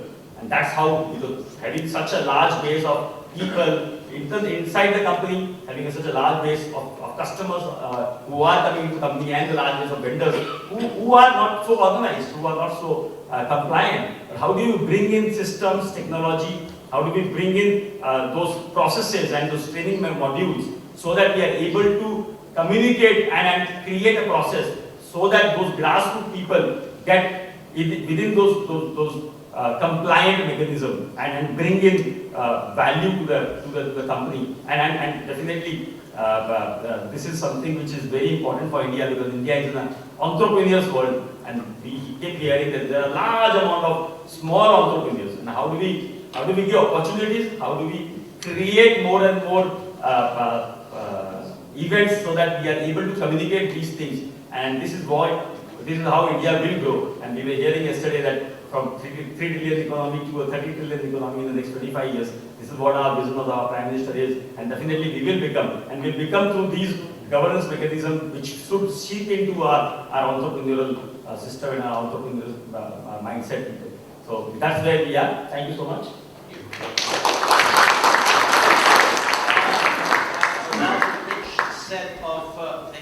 A rather rich set of ideas. Just one quick set of reflections before opening it up for Q&A.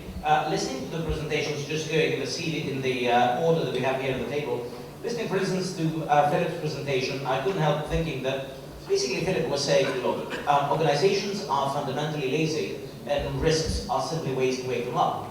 All these risks are things they could have done, but because they didn't bother thinking about them, now that they're risks, well, we might be able to fix them. And tell you what, we may find all these nice opportunities in waiting. So there is a silver lining. But interestingly, this silver lining relates to the fact that we can essentially improve the organization, which again takes me as an academic consultant back to you as board members and investors, particularly those who are board members. Your role is to get to the behind of your organization, because it's not going to do it to itself.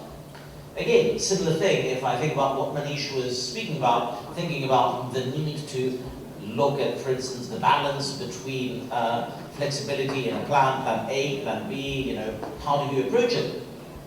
And thinking about how you need to create some structures, which is what Lalit was also telling us about, that is going to make the organization itself resilient.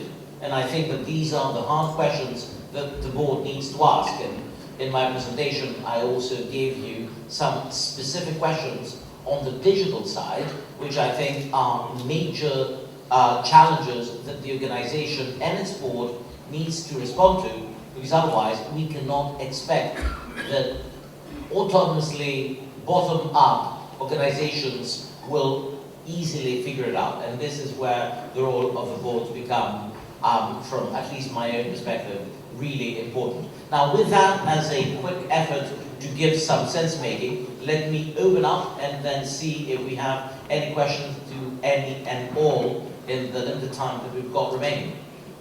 Questions? Yeah, there's one there, lady. Of the demonetization and how you leverage that, and connecting that to what Michael said in the beginning about ancillary products and diversification of your product as such, or what your brand stands for. So given this, actually do you actually give rise to some kind of compliance risk with somebody on the board saying that, does this follow the objects of your company? Does it fit into other things? So how do you deal with that? I think that's very important. Before that, without compliance, we can't act on any areas. And whenever we take a decision at the board level, we definitely look at the compliance activities, and whatever we did was under the compliance. And we took up all those activities because that's the core fundamental. We are a listed entity, and we would definitely want to comply in each and every area. And looking at the objects of the and that was not our business. We never earned out of that initiative, but we wanted to help the society and also want to help our customers to bring back the money into the bank. Thank you.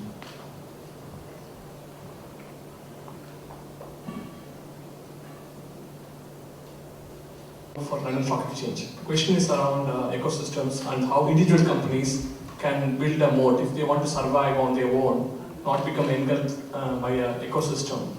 How can they do that? Number one. And for Lalit, especially from your context, DMart being existing as an independent entity, having created as a separate niche, how do you protect yourself from a bigger company coming after you? Very good questions. In terms of of what you do, I think that you try to understand how the opportunities are changing in terms of your customers, right? Because I think that one thing that is happening is that you have opportunity of repackaging whatever the company is offering, because now there's more choice. I don't know the context. What company? Sorry, what area are you in? I work for London Stock Exchange. Was that? London Stock Exchange. Oh, the LSE. Ooh, okay, all right. Well, that's an interesting and delicate one. Well, look, I mean, the exchanges have gone through an interesting period in terms of what is the value add that they are providing, to whom they're providing it to, and I think that ironically, it may be that the ability of having a world that has more rules than some of the sort of new bottom-up alternatives may end up being played to its advantage. This is the same thing that I've been, telling at least people in the banking world, which is that they have thought of things like regulatory burden and compliance as cost drivers rather than sources of inherent advantage. And I think that here the question is, how can you turn the price that you are already paying in order to satisfy the needs that society gives you into something that can be built on and expanded.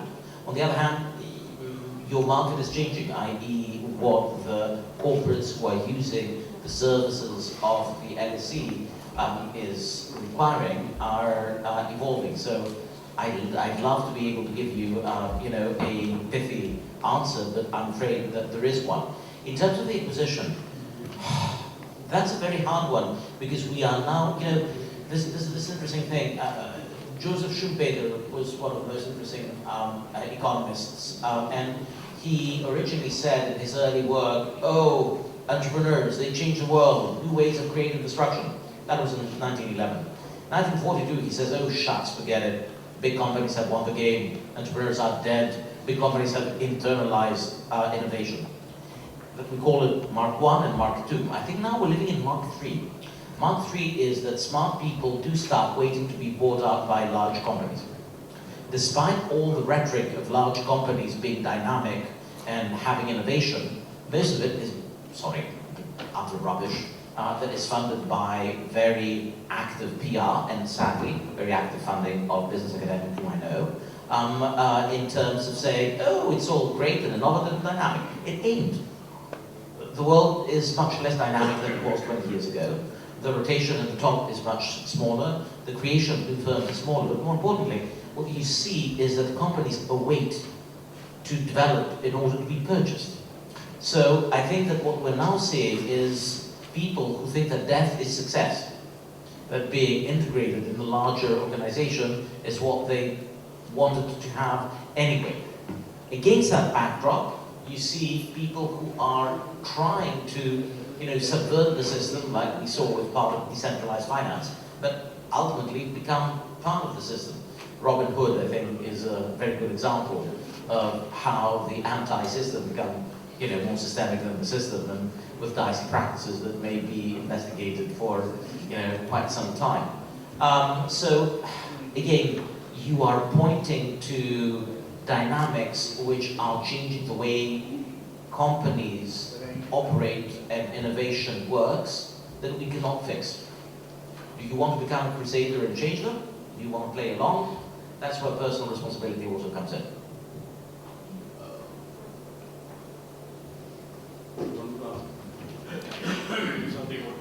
I'll just answer about that. Yeah. So I think it's an interesting thing. India is a diversified country, and every state, every 100 kilometers speaks different language, wears differently, have different festivals, talks differently. So I think it's so deep to understand India, and the way we have grown, the way we know our customer, the way we know how to retail, the way we control our organization, the way we empower and delegate, because we have an independent chairman, and that's not possible for smaller companies.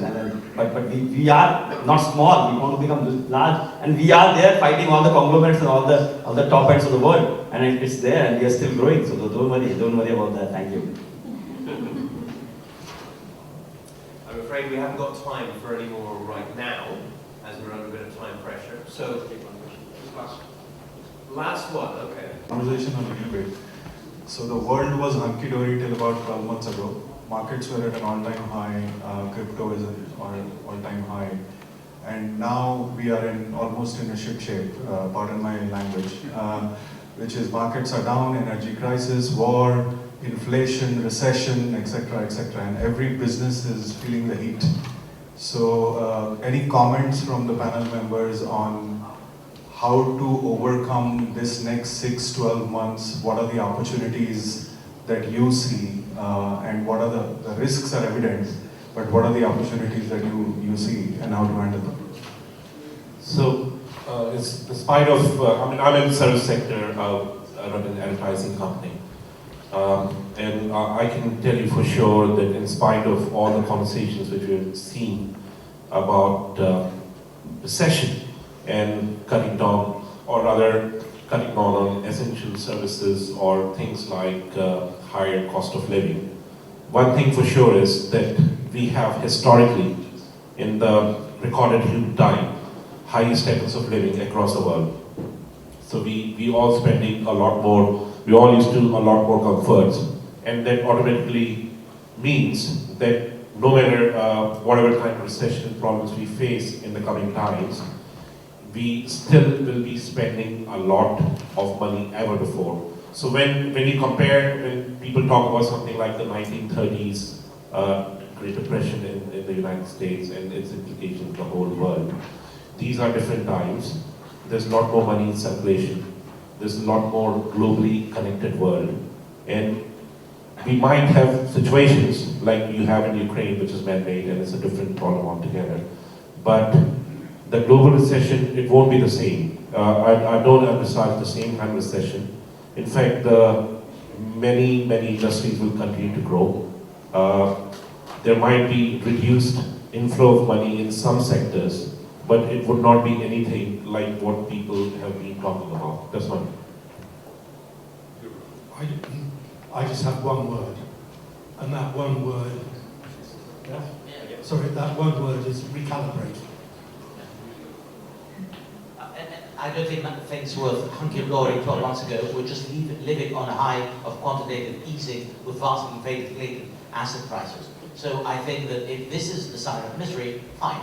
My concern is about what world my son's going to live in, and he's a toddler. And my concern is that we are destroying environmentally the world. So, you know, are we going to get anywhere closer to resolution? Geopolitics are unfortunately coming in the way, and they are turning things actually worse. But I don't think that we should conflate asset prices with anything that relates to happiness. Bubbles are not necessarily a good thing. Having bubbles pricked is actually a source of opportunity, speaking of risks. So will they learn? Sure. The question is this a bad thing? I'm sure it is. Thank you, gentlemen. Right, before these great gentlemen get from their seats, we have a memento for them all, and Professor Colin Colson-Thomas, who's head of UK and European operations for the IOD, is going to come and present.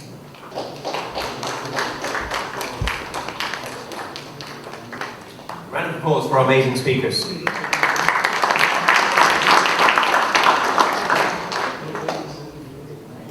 Right, we're going into the last session, ladies and gentlemen, and in this particular session we'll be going to be talking about business meet, global market opportunities and challenges. Now, the chair of this particular session is actually stuck in traffic because of the tube strike. So what we're going to do is we're going to bring the speakers up one by one. They're going to deliver each individual keynote, and we won't be having Q&A because of the time constraints that we actually have, because the staff in the hotel are telling us to get out so they can actually set the room up for the awards, which is obviously coming straight after this as well. So we're going to begin with, and I will just introduce one by one as each of them come up, and then they'll go back down, and we're going to be sticking to 10 minutes max on each individual one, because we're being pushed by the hotel. And so the first speaker that we have is Mr. B.V.R. Subramanian, sorry my pronunciation, the former Commerce Secretary of India.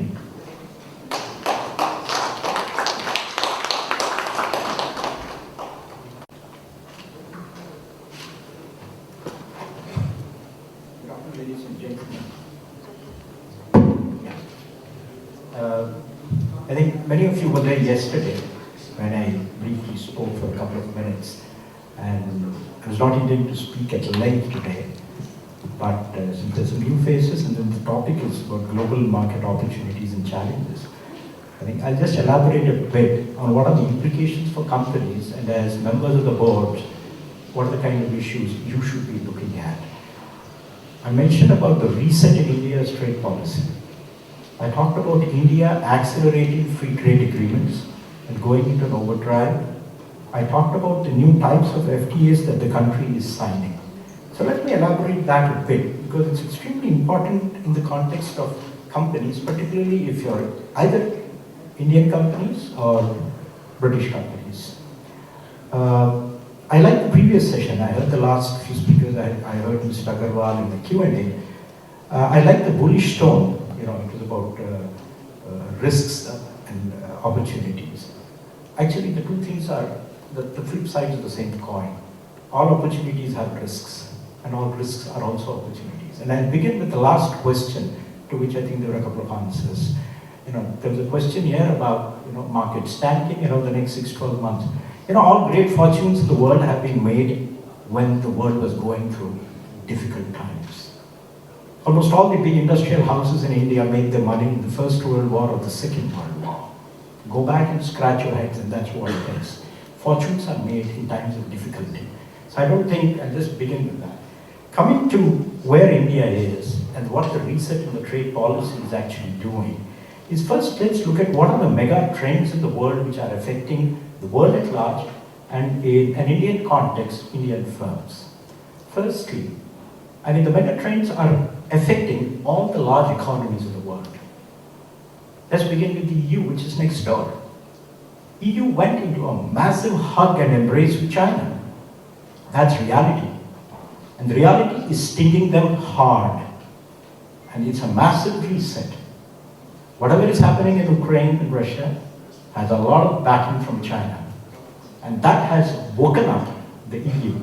And it's one of the reasons why The India-EU FTA, which was restarted last year, just after I joined, is actually going fast because they realize that they need a counterbalance to China. And everything in the world is not about money. Everything in the world is not about a rule-based global order. Because suddenly, the kind of liberal consensus that existed since the Second World War, the known certainties are becoming unknowns. And therefore, in this unknown world, the world is shifting into a different global political order. I mean, think of the alliances that are there, and think of where India is positioned. Your position in a neighborhood, you always had one difficult neighbor, you have two difficult neighbors now. And there is an old friend who stood by you in difficult times, who is friendly with one of the difficult neighbors. Now look at the scenario, and you should pity the Indian government that they have to handle this. And it's going to be a very difficult task. And you realize that the same thing that is bothering the EU, which is having a stagnating population. Economies, if you look at it overall, are not very dynamic. It's a very large economy. It's a $20 trillion economy.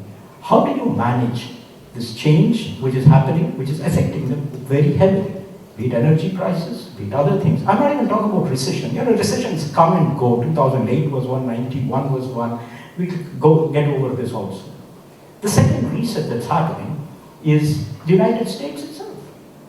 A global leader in economic thought, which established the great post-Second World War Bretton Woods institutions, the country which drove the formation of the WTO is very uncertain about its own place in the world. Look at what happened in Afghanistan. They're doing a good job probably now, but you see the country, its internal politics, it's so divided. You do not know where they want to, but it's very clear. They're being driven by strategic compulsions, not by economic compulsions. I mean, $52 billion being thrown at the semiconductor industry to bring them back to the United States. Funding colleges to produce engineers. Now, they don't have semiconductor engineers. How do you make semiconductor if you don't have engineers to make semiconductors? So there's a huge transition happening in the United States. And our immediate neighbor, China, there's a huge transition. The consensus and the stability brought in by Deng in the 1970s has been shattered. Country has reset the way it is going to engage with the rest of the world. And that is something which is, giving the chills across the world. It's not the China which was there 10 years ago, 20 years ago, 30 years ago. This is a new China. They've just elected a president for the third time who is probably going to be there for life. They've removed all restrictions. Deng had a consensus that nobody should be there for more than 10 years, which is 2 terms.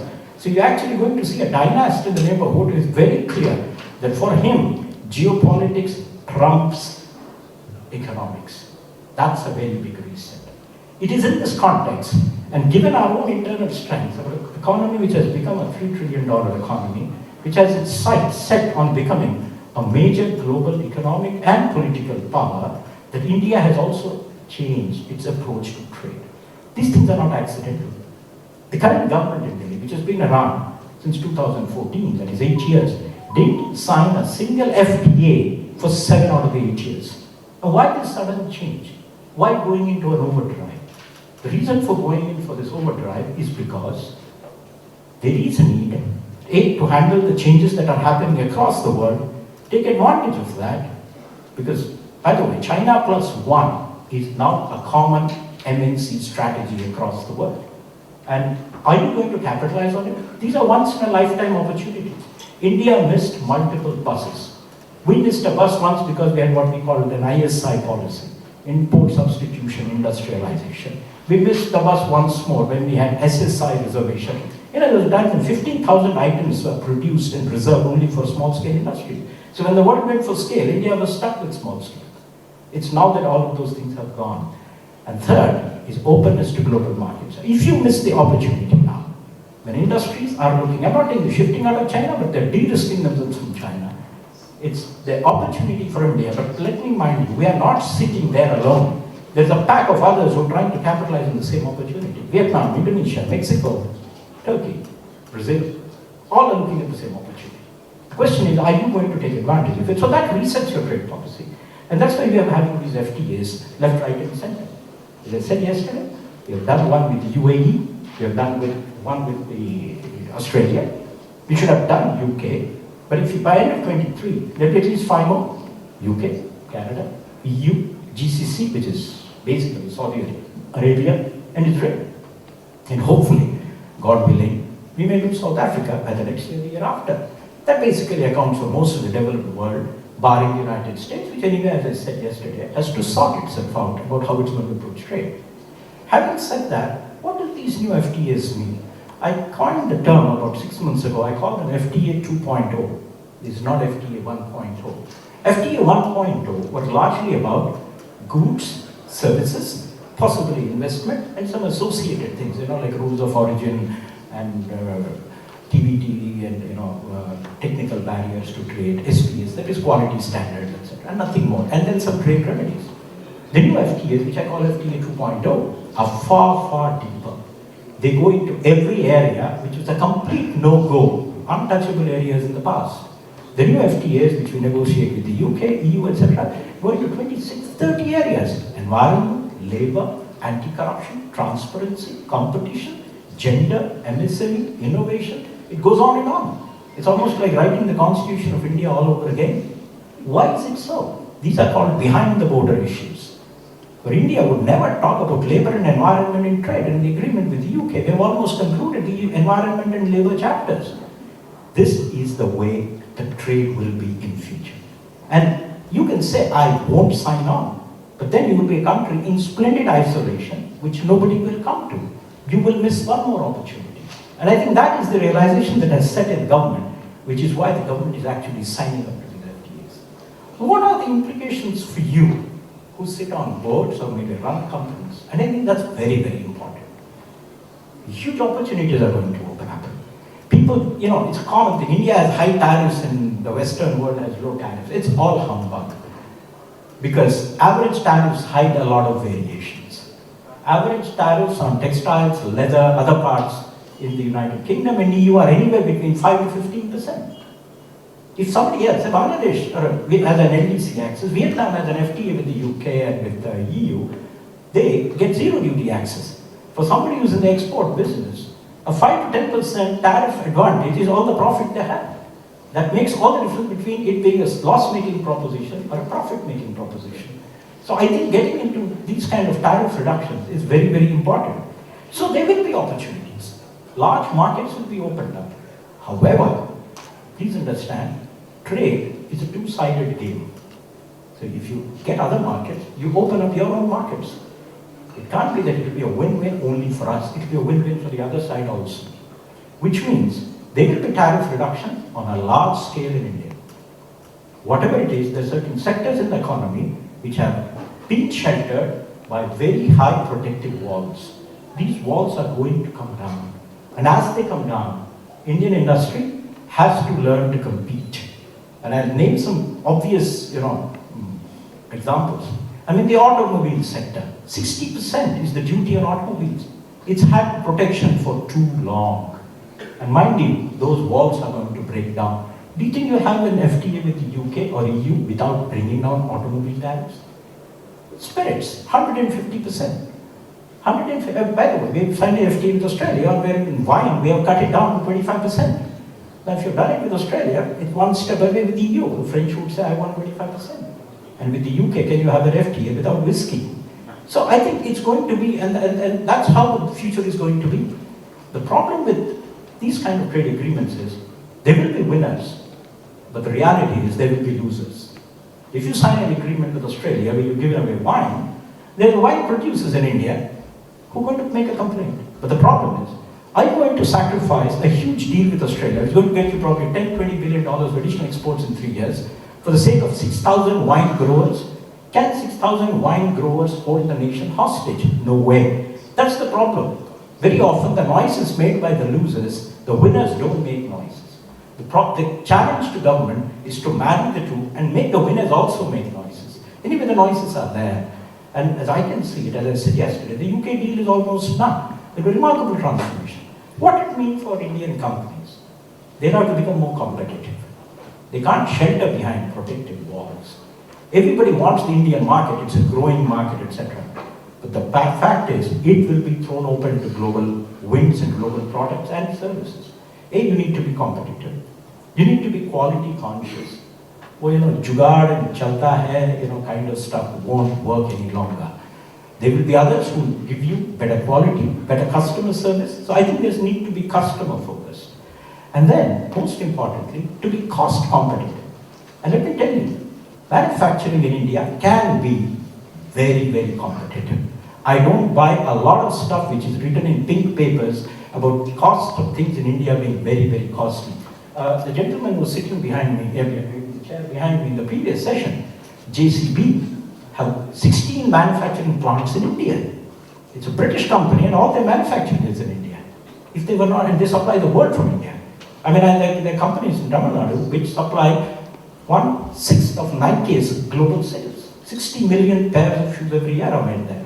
If you were not cost competitive, it's the same power structure, power tariffs, it's the same logistics. So this is, people like to write this kind of stuff, all chambers of commerce, India is an expensive place. The way to work around these expensive things. So I think we need to be cost competitive.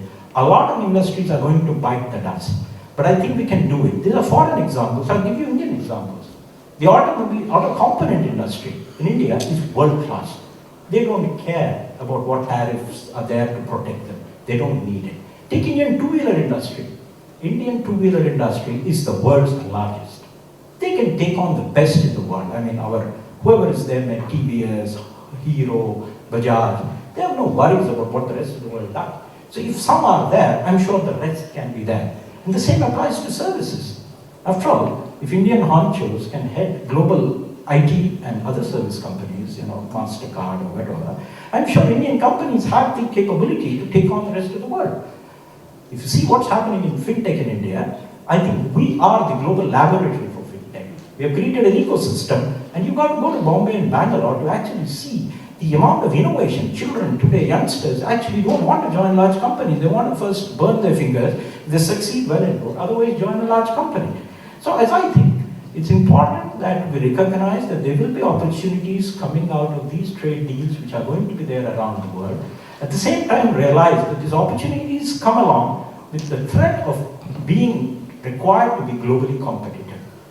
Second, please do not be engrossed with the domestic market. It's always very fascinating. The United States was not a globally focused country till 50 years ago. American companies were quite happy servicing America. Till they suddenly realized there's the rest of the world, the Japanese were catching up, and that's when they tried to become global. Other than Coca-Cola and a few others, they were not actually looking around the world.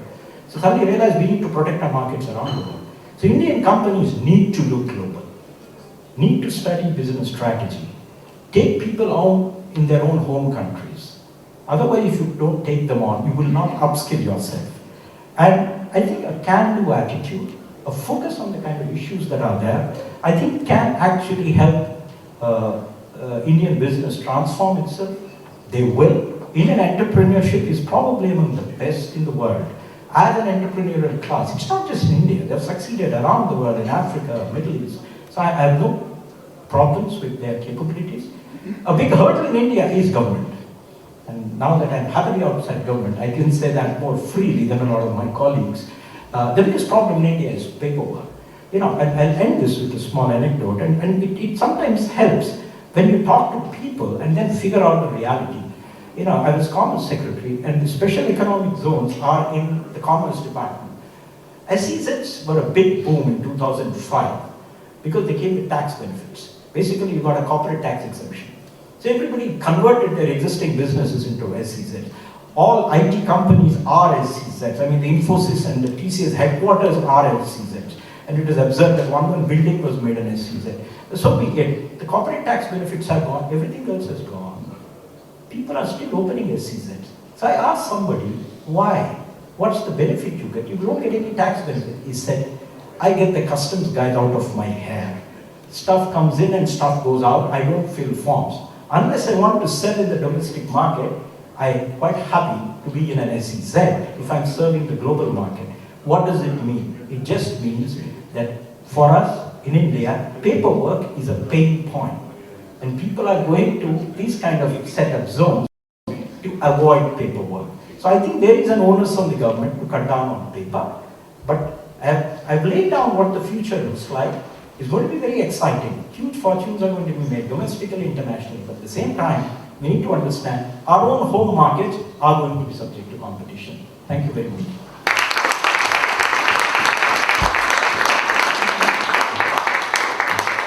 So you just love watching a really good speaker come across with so much energy. I thought that was absolutely fantastic. Thank you. So there's been a little bit of a change to the agenda, and we are, if you look in your agenda, you'll see it's slightly different this, but we're privileged to have a great speaker coming up now, and that's Dr. Arun Kumar Mehta, IAS Chief Secretary, Government of Jammu and Kashmir of India. Welcome and please.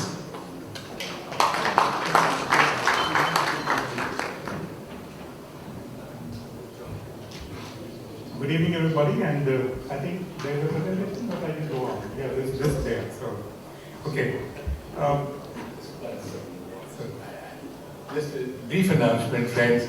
You'll all be glad to know that Lord Karan Billy Moria, the very distinguished former president and now the vice president of CBI, has joined us. That is, CBI is a dreaded word in India, but a word of honor in Great Britain. That is Confederation of British Industries. Lord Karan Billy Moria. Yes. So, before I ask Karan to continue, we are greatly privileged to have his presence. Thank you, Lord. So I'll continue from there, and when you look at J&K, you would have the vision that you get a beautiful place with lakes and mountains and so on and so forth. But very seldom do you think of J&K as an investment destination, and that's what I'll be talking about. Next slide, please. Now, J&K is #1 in production of saffron and apple, walnut, around almond in India, and it is second in production of wood. 65% of population is between 15 and 59, which is a young population here. Very few of them would associate J&K with a very low crime rate.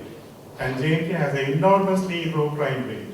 If you go to J&K, you won't find all the protections around. There is a simple window with a glass, and that's what there is. Life expectancy is third highest of 4 5 in the country, and literacy rate is 67%. We will soon get to about 100% in 2-3 years' time from now. Next slide, please. 100% of almond, saffron, and willow is done in J&K, and 80% of apple, walnut, pear, cherry is done in J&K. Next slide, please. Power utility rates, if you look at, power is cheaper than most other parts of the country, and it still continues to be so in spite of the recent hike we did. Next slide, please. Now, it's a pretty safe place to do business. If you compare with other states around like Maharashtra, Haryana, Punjab, Himachal, Gujarat, and Delhi, it has one of the lowest crime rates, and that is one point that people hardly associate J&K with. Next slide, please. It's very well connected now. We have international flights. Next year, the train will come to Kashmir, and that will be a marvel. That will be a marvel in itself. This will be one of the most difficult railways anywhere around the world, and next year it's going to be completed. Now we have very good connectivity, both air, rail, and road transport. Road transport, I'll just say one thing. Between Jammu and Srinagar, it used to take about 12 hours. Now it takes 5 hours. That's the kind of changes that are happening. Next slide, please. The skilled manpower, and Jammu is the only city which is IIT, IIM, and all those AIMS, and this is the only city in the country which has all the 3 premier institutions which are well known in India. Next slide, please. Now, we have identified land for the purpose of allotment to industry. I had an opportunity of twice talking in this conference, and I was explaining that earlier it was impossible to own land in J&K by any industry. Now they can do so, and we are inviting industries to come there, and if they do, we have already identified investments for 24,000 crores, and 19,961 canals have been identified for allotment to these. So there is something going on there. Let's move to the next slide. Now, international flight started last year, which was to Sharjah, and now this is another thing that changes J&K. We never had an international flight. We have a cargo facility, and international flights have started, And I hope to see that some point of time it will be there between London and Srinagar as well. Next slide, please. Now, we already have a number of industries which are partnering with us, and this is just a slide to show what we are doing. Next slide, please. We have 15 different sectors, and which are important in terms of where we are trying to invite investments. And I would just like to read it out because it's important. IT and ITS, which is important. Biotechnology, healthcare, horticulture, tourism, film, pharmaceuticals, agro and food processing, renewable energy, real estate, handloom, education, agriculture, industry and power. Now, why should J&K be of interest? Because it was so isolated for so long, there are low-hanging fruits to be had, and which probably no other part of the country offers. So this is the first time J&K has actually opened up to be, this is new age J&K. My predecessor, Mr. Subramanian, talked about 2.0, and this is J&K 2.0, or new age J&K. Next slide, please. Now we have a new central sector scheme which makes J&K as the prime investment destination. The package of incentives offered nowhere in the country. So if you compare us with, these details can be there in the slide that we have, but to put it very simply, the GST linked incentive is 300% of investment in plant and machinery, which means that whatever you pay in terms of taxes, you get reimbursed. And if you take it, all things taken together, it's almost 400% of what you invest in plant and machinery. That is as attractive as that. Next slide, please. So, as I was speaking, this is the details given about a few more incentives there which the UT government offers. For example, some environmental incentives and so on and so forth. And next slide, please. In land allotment I spoke about, and if there are industries which are willing to come there, we will help them to get land, and if the land is available with the government, it will facilitate that. If not, it will help you buy land, which in appropriate areas, and we will like to welcome anybody who is wanting to be there. Next slide, please. Now, we have a private industrial estate development policy, and that is to say that if a private sector wants to come into the development of industrial estate, they are welcome to do so. And it's kind of opening up the entire economy. Next slide, please. Now, if you look at the incentives total package in India, then J&K, it is around 400%, and the next best is 130, 120, 210. So we are way ahead of any other state or UT in terms of what we offer. And if somebody is interested in investing in J&K, then I think this is the time one should look at. A word about tourism as well. Tourism is one of the sectors we have identified. Many people don't probably realize that the last unfortunate incident in terms of tourism happened many, many years ago. Nothing in recent times. And next slide, please. I do remember one thing, that once a traveler was into a little bit of trouble, because of some hartal, and the driver made sure that he reaches them safe. So it's just the kind of environment you get there. So the investment climate is changing. We expect something more than, we have already tied up about 36,000 crore, but we are hoping to do better than that. Next slide, please. Change in land use. Now, land use used to be, as I said, you couldn't sort of acquire land in J&K till 2019, but now you can. And the change in land use policy is also there, and it's very, very sort of friendly. And we are entirely into the e-governance mode, so it's not like you need to run after files. That's no longer the case. Next slide, please. So we have now started, now J&K is very well known for its handicraft, and for example, paper mache and all the stuff that J&K produces, including pashmina shawls. And I mean, the handicraft in J&K is one of the most exquisite you will find anywhere in the world. Next slide, please. And now therefore we are doing a GI tag. Ease of doing business, we have completed all the reform process that we had to complete under what is called BRAP, Business Reform Action Plan. And the reform push in J&K is historical at this point of time. You never had so many reforms taking place in such a short period of time in a place which was earlier not known for anything like opening up to the new reality in the world and opening up to the market. So J&K is really opening up to the world market. And next slide, please.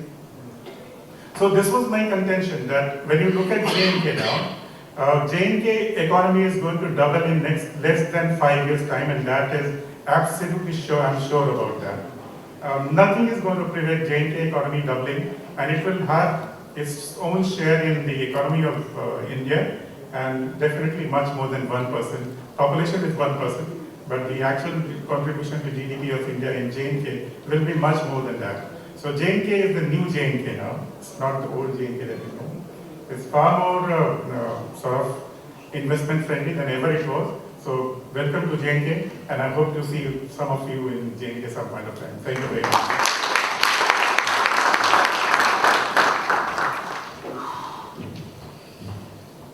Thank you, Dr. Arnold. Another fantastic speech. And we come to our last speaker of the day, who we're delighted to have made it. And we're the honour and privilege, we have Lord Karen Villamoria, and he's the founder and chairman of Cobra Beer and vice president of the Confederation of British Industry, CBI UK. I have to say I'm a big fan of Cobra, so I'm looking forward to this one. Over to you, sir.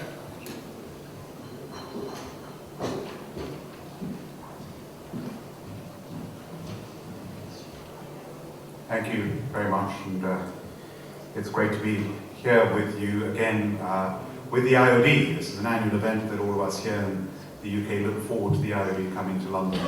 However, I'm of course very sad that General Ahluwalia, who I would look forward to seeing, who served with my father, and we miss him.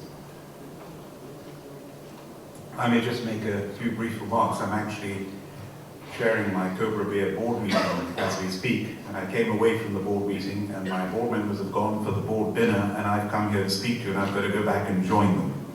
But just a few reflections, if I may, on the situation of the world at the moment. I take you back to Harvard Business School when I went back for a refresher in January 2017. And two things had happened in 2016, if you remember. Brexit in this country, and Donald Trump being elected as President of the United States of America. And Professor Rabi Abdullah did an analysis of the fault lines of Brexit and the fault lines of Trump, and they were identical. Pro-immigration, anti-immigration, rural, urban, educated, less educated. And at the end of it, he put up a graph. And it's a graph that I will remember all my life. It was a graph on globalization. And the graph started in 1815, after the Battle of Waterloo, when globalization was zero, because Europe had been at war. The graph then increased throughout the 1800s as the empires grew, America grew, and globalization rose and rose until the early 1900s. And then a war that should never have happened took place, the First World War. There's a book written about the build-up to the First World War, where the author describes it like watching a train crash in slow motion. That war lasted for 4 years, followed by the Spanish flu. Then you had a period when globalization picked up again in between the First and Second World Wars. And then the Second World War, caused by the First World War, globalization dipped again and plummeted. After 1945, when the Second World War finished, globalization picked up again, and the graph went up and up and up. And by January 2017, it had reached the levels of globalization in the early 1900s. And he then said to us, as we look ahead, what is going to happen? If history repeats itself, we're going to have conflict. And what has happened 5 years later? Russia invades Ukraine on the 24th of February, an invasion that has affected the whole world. And we're in a very, very precarious position as a global community. I've been, as you've heard, very kindly about being president of Confederation of British Industry, the largest business organization here in the UK. And I gave a talk when I finished my tenure, just before I finished in June, at Oxford University at the Science Business School. And the title of my talk was Leading in Crises, because I took over as president just as the pandemic had started. And then we had the Ukraine war, and then we had the energy crisis, then we had the cost of living crisis, then we had labor shortages, then we had inflation. It's just one crisis after another. And in fact, I go back to May last year, when I chaired the B7 before the G7, which we as the UK hosted in Cornwall. And I had many speakers, including Dr. Ngozi, the head of the WTO, and Geeta Gopinath, the chief economist of the IMF. And she said at that time in May, your country, the United Kingdom, is going to have a V-shaped recovery after the pandemic for two reasons. One, you have invested £400 billion in saving your economy through things like the furlough scheme, government guaranteed loans, various initiatives. You've spent £400 billion saving your economy, saving businesses, saving jobs. In absolute terms or per capita terms, that's one of the highest levels in the world. Secondly, your vaccination program, you are ahead of the world, and you've got that going at great speed, thanks to Nadeem Zahawi, who was at that time our vaccines minister. The combination of these two things, you will have a V-shaped recovery. Well, we have had anything but a V-shaped recovery.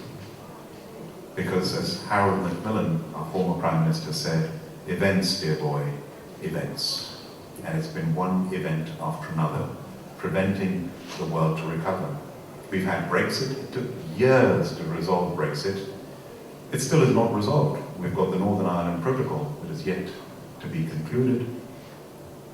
Let alone coming to terms with Brexit, we've then had to deal with the pandemic and then with all these other crises. So it's been one uncertainty after another looking ahead. And yet, if you look at South Asia, I've just returned from a trip to Bangladesh. My father, the late General Bilamoria, when he was a lieutenant colonel, commanded his battalion of Gurkhas and fought in the liberation of Bangladesh and celebrating the 50th anniversary of the country. He liberated Peergunj and Bogra in northwest Bangladesh. So it was a very emotional visit for me to go to Bangladesh. Cobra Beer supplies 7,000 restaurants. 80% of the Indian restaurants in the UK are owned and run by Bangladeshis. And 95% of the 80% come from Sylhet in northeast Bangladesh, close to the Assam border. And when I went to Bangladesh, I saw a country with all its challenges, 170 million people, where in the words of then Prince Charles, now King Charles, who said a country that has taken 50 million people out of poverty and is today one of the fastest growing economies in the world. In 2020, when our economy here in the UK in the pandemic dropped by 10%, the lowest, the worst in 300 years, Bangladesh grew at 3.5%. As we in the West are probably already in a recession and looking at a recession, next year Bangladesh is predicted to grow at 6.5%. Next year India is predicted to grow at 6 to 7%. India has now overtaken the United Kingdom and is the 5th largest economy in the world. We're the 6th largest economy in the world. And I'm delighted to say that the UK and India are in the midst of finalizing negotiations for a free trade agreement. Our trade between the two countries, and I'm the founding chair of the UK-India Business Council, which I founded in 2007, £26 billion is the trade that we have between our two countries. That is nothing. We are scratching the surface. Our trade with China is almost £100 billion. It should be at least double that. And we've got an enhanced trade partnership which we agreed to last year to double that by 2030. And I believe with a free trade agreement, we will be able to multiply the £26 billion to the benefit of both the UK and India to both our economies, both our businesses, and both our citizens. I hope it will be a comprehensive deal. There was a Diwali deadline that was set by our former Prime Minister. I don't mind that the Diwali deadline has gone. I'd much rather we take a little longer and have a more comprehensive deal than rush it to get a thinner deal. International students. I think international students are very important. I chair the All-Party Parliamentary Group on International Students in Parliament. I'm a former international student myself. Do you know, I fought hard to get the 2-year post-graduation work visa for all international students. It was taken away, it was reintroduced last year. The number of Indian students since then has rocketed. And I'm delighted to say that now Indians are overtaking the Chinese to be the #1 international students here in the UK. And you know that what international students bring? Not just the nearly £30 billion directly and indirectly into our country, which we welcome, but they enrich the experience of our universities and our students. And the bridges that are built between international students and the countries are just phenomenal. Absolutely phenomenal. Lifelong, generation-long links. My 86-year-old mother sitting in Dehradun in India to this day keeps in touch with her University of Birmingham friends who are still alive. The number of world leaders that have come out of British universities is the highest in the world, along with the United States of America. So I think it's very important that we continue to do that. A free trade agreement will only enhance our two countries. But I do want to touch on security. We've seen since the Ukraine war how important NATO is. And the UK is the second most powerful country in NATO. I was asked to address all the EU country ambassadors by the EU ambassador in the UK the week after the Ukraine war started. And in that meeting, I asked the Finland and Sweden ambassadors, are you now going to join NATO? They said, we're ready to join in 5 minutes. And sure enough, they are now going to be joining NATO. And NATO has stayed united when there's been a conflict now, and will stay united. And the good news is, India has now joined the Quad security alliance between Australia, Japan, India, and the United States of America. And since earlier this year, I have been saying publicly, and I say it again, the UK should join Quad, making it Quad Plus, circling the world. And we will then have a strong security alliance with India and the UK involved as well. Because I think trade and security go hand in hand, and the closer we are, the stronger we are together. So I conclude with this. With all the doom and gloom in front of us, I'm actually very optimistic. And it reminds me of the Stockdale paradox that I learned about at business school, about Admiral Stockdale, who was taken as a prisoner of war as a younger officer in the Vietnam War. He was a prisoner of war for many, many years, and he survived. And at the end of it, they did an analysis of why did you survive when most of your colleagues sadly died? And when they analyzed it, he said it was as follows. I'm summarizing a very detailed analysis. He said the ones who were over-optimistic and said we will get home by Christmas, Christmas would come and they would be so dejected they wouldn't make it. On the other hand, there were those who literally could not take the horror, the torture, the starvation. Mentally and physically, they succumbed. He said, with me, every morning I woke up knowing I would be tortured, I would starve, and it would be a nightmare. And I faced that horror every day. But I had faith that one day I would get home. And I think we, as a global community now, have to face the uncertainty that exists, but we have to also be optimistic about the future. And my optimism is based on the UK and India not only having a very wonderfully close relationship with each other, but two countries that had a phenomenal combination of hard and soft power, probably more than any other countries in the world. India's defense, India's manufacturing, India's space program. India's got hard power in abundance, increasing by the day. And India has phenomenal soft power, whether it's Bollywood or all the other Tollywood and all the woods around India are so successful and followed by countries around the world. The Nehru Centre over here, the cultural arm of the Indian High Commission, on a daily basis showcases India's wonderful soft power. And similarly here in the UK, this tiny country with just 1% of the world's population, our manufacturing makes up just 10% of our GDP, but we're still one of the top 10 manufacturers in the world, and that 10% is world-class manufacturing, whether it's aerospace, whether it's automobiles, whether it's beer, whatever it is, we make world-class products. Our services, we're the second largest services exporter in the world. Our lawyers are the best in the world. Our accountants are the best in the world. Our courts and judges, I believe, are the best in the world. Our creative industries are the best in the world. London is one of the top 2 financial centers in the world. Our universities are the best in the world. The latest ranking, top 10 universities, 5 American, 4 UK, 1 Swiss. What is the population of the United States of America? 350 million, we're 67 million. They have 5, we have 4. We're 1% of the world's population. 17 out of the top 100 universities in the world are British universities, of which one is the University of Birmingham, of which I'm proud to be Chancellor. I could go on with the amazing combination. Our defense forces are tiny compared to the Indian Armed Forces, yet they're respected around the world.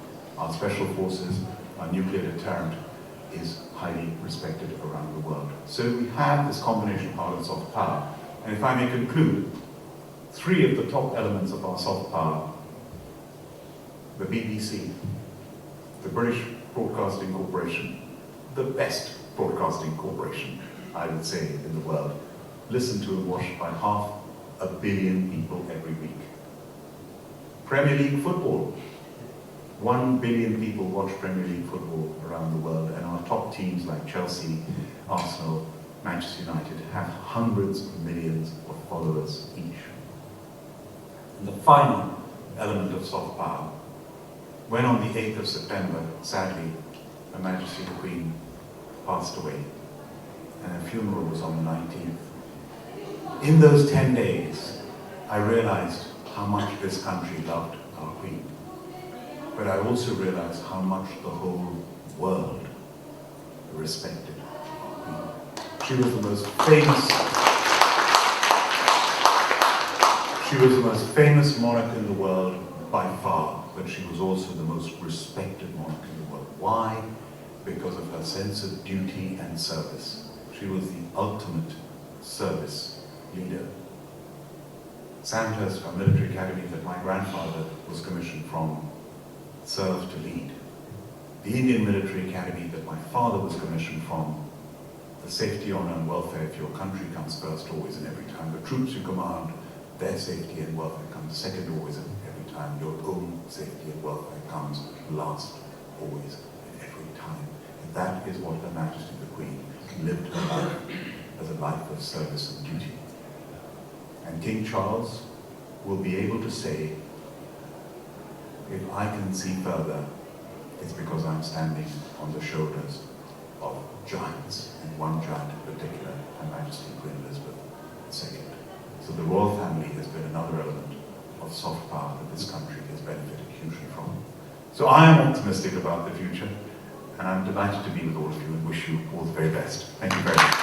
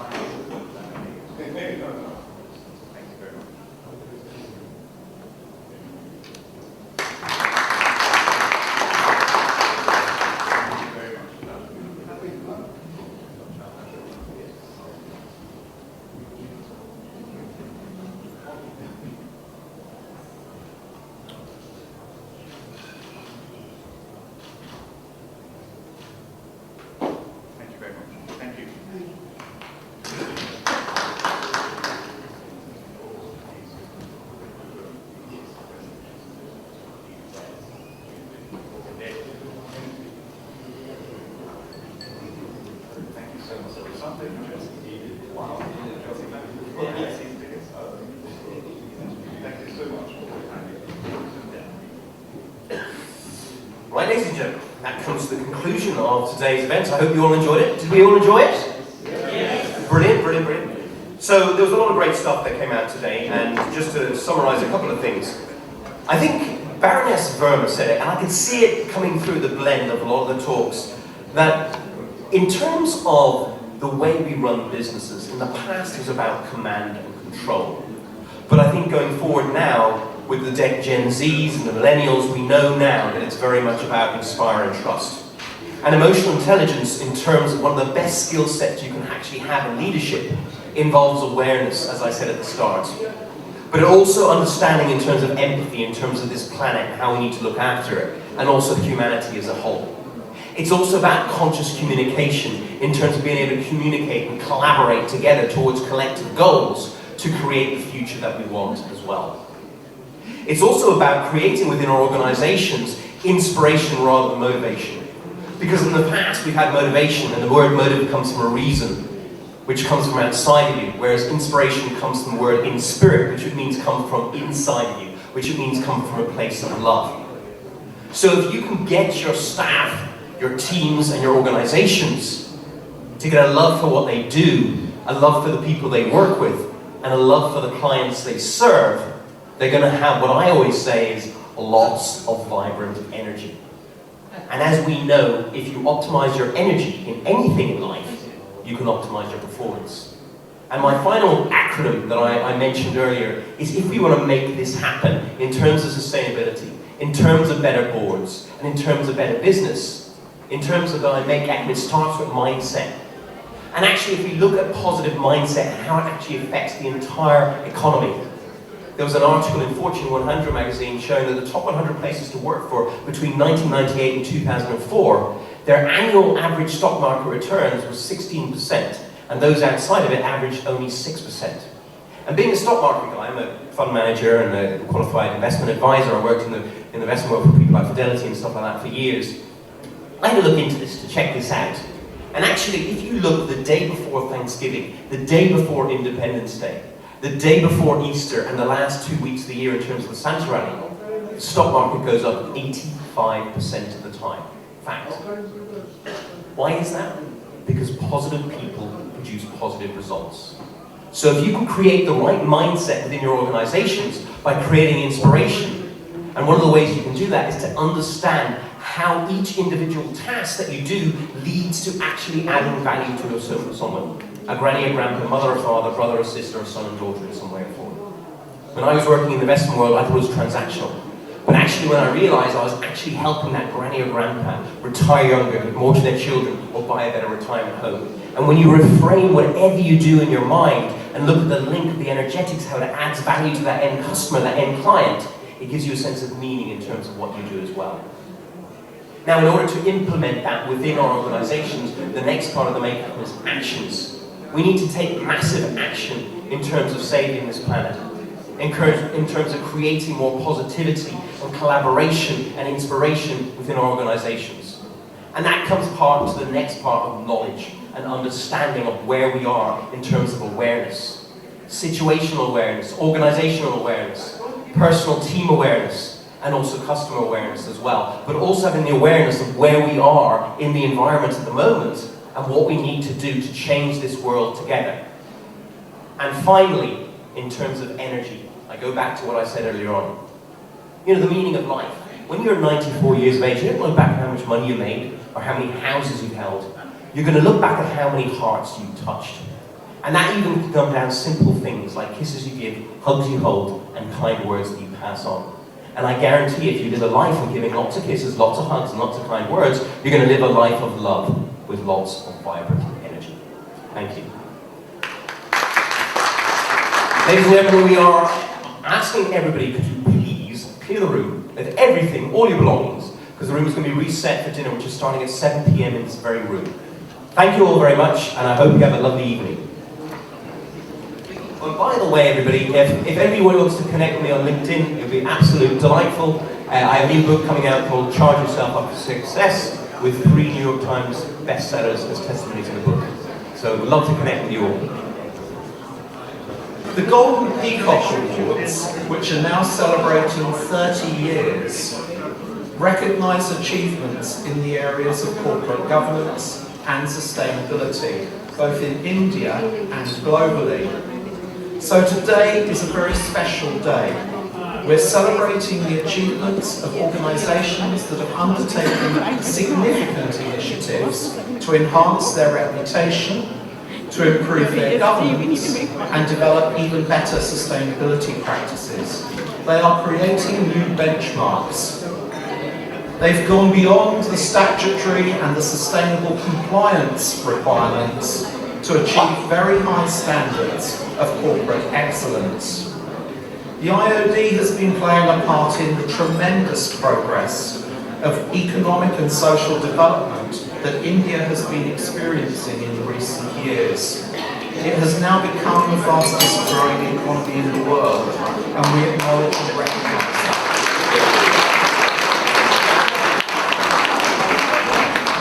We have guests tonight joining us from various parts of the world, and in particular we'd like to offer a special welcome to the ACCA Council for joining us on this special occasion. We have among us their recently elected president, their immediate past president, their deputy president, their chief executive officer, and most of their council members. They are representing several countries because the ACCA is the world's leading accountancy professional body. It's an integral part of the IOD's family and a very important strategic partner, so we thank you.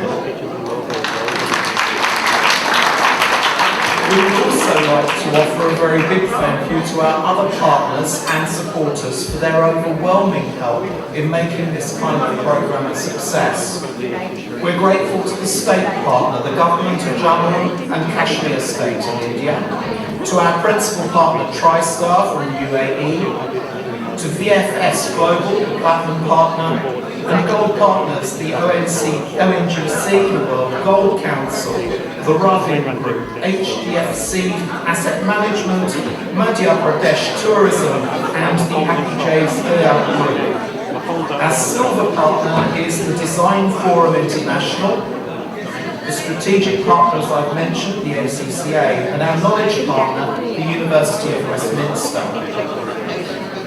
We're also fortunate to have several very generous bronze partners, and they are the State Bank of India, the National Small Industries Corporation, GAIL in India, the REC Limited, Shriram Pistons and Rings, Gokabus Exports, Puducherry Tourism, the Central Depository Services Limited, Tata Hitachi, Here and Now 365, the Punjab National Bank, the Global Indian International School, Kochi Metro Rail, and Kochi Water Metro.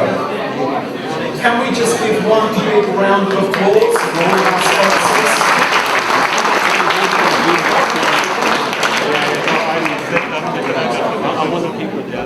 I'll speak specifically to the award recipients shortly, but for the moment we have a number of special guests who are going to be joining us and giving a few words, sharing a few words of wisdom and advice to us. Competition brings out the best amongst business and society, and today we are going to celebrate the achievements of those high-performing organisations. One of the prime initiatives of the Institute of Directors was the institution of the Golden Peacock Awards. Over time they have become a hallmark of outstanding quality, both locally and increasingly globally. And as I mentioned, today they're celebrating their 30th anniversary. No other award that I'm aware of has achieved the kind of respectability of the Golden Peacock, which today draws over 1,000 applications each year in a variety of categories. This is mainly due to the very robust evaluation process and the transparency of their criteria. The Golden Peacock Awards Council, the Grand Jury, is chaired by none other than a living legend in the industry, the Honourable Justice Venkatacharya. He's the chairman of the IOD's National Advisory Council and a former Chief Justice of the Supreme Court of India. He was also the former chairman of the National Human Rights Commission of India and the National Commission for Constitution of India Reforms. Over time, the number of awards, categories and sectors have also increased, and now the Secretariat receives applications from 14 functional business domains. The IOD has also launched a Winners Digest, which covers case studies based on those of the recipients. Those case studies have rapidly become a source of inspiration in business schools as well as boardrooms. Before we roll out the red carpet for the winners, I'm going to invite some of our esteemed guests of the day to share some of their experiences. And so to begin with, I'm going to invite the Director General of the IOD, Ashok Kapoor, to come and deliver the welcome address. Ashok.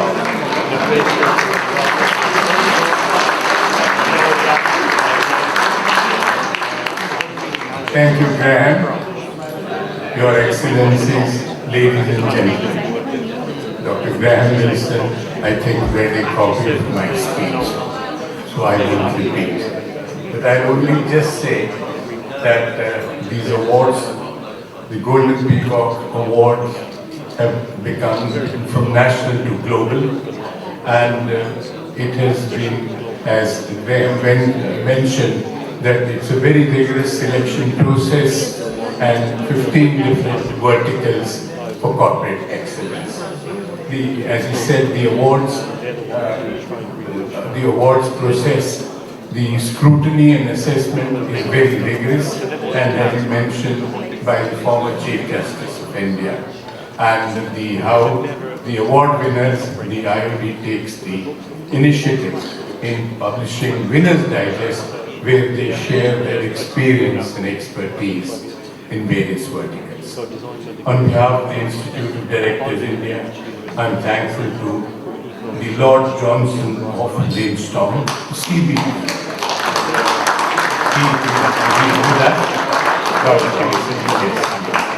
Ex-Minister of State for Investments and Department for International Trade, Government of UK, for sparing his very valuable time to be here to personally congratulate and present these famous awards to the winners.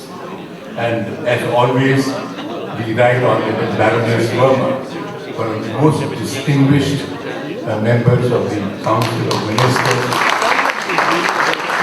and behind every successful lady stands a very understanding husband.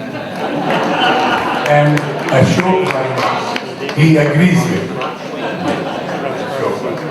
And the feedback provided by us is that this making it become some kind of a benchmark of corporate performance. I will not stand between you and the award ceremony and the dinner. Ladies and gentlemen, Your Excellencies, please enjoy the evening and the banquet. Thank you very much.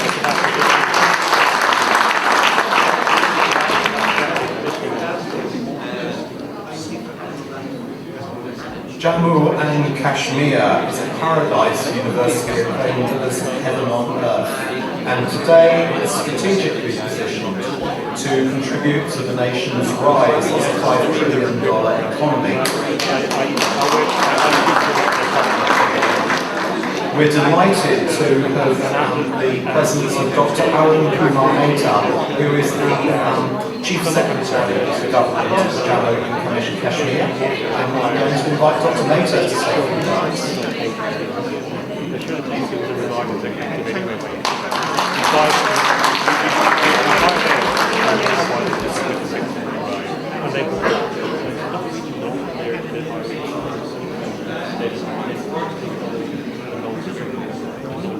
Everybody, and I'm very delighted that I have been invited here. It's really an honor and privilege, and I think, let me say that Jammu and Kashmir is reaching a new horizon, which is it was not known for, and I think it is now moving on to the rightful place that it deserves within the country, as well as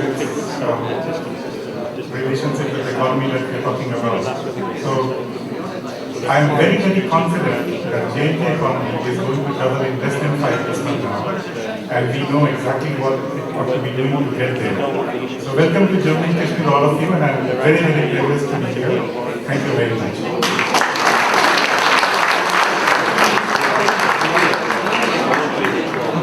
Thank you, Dr. Mansat. Really motoring now, thank you.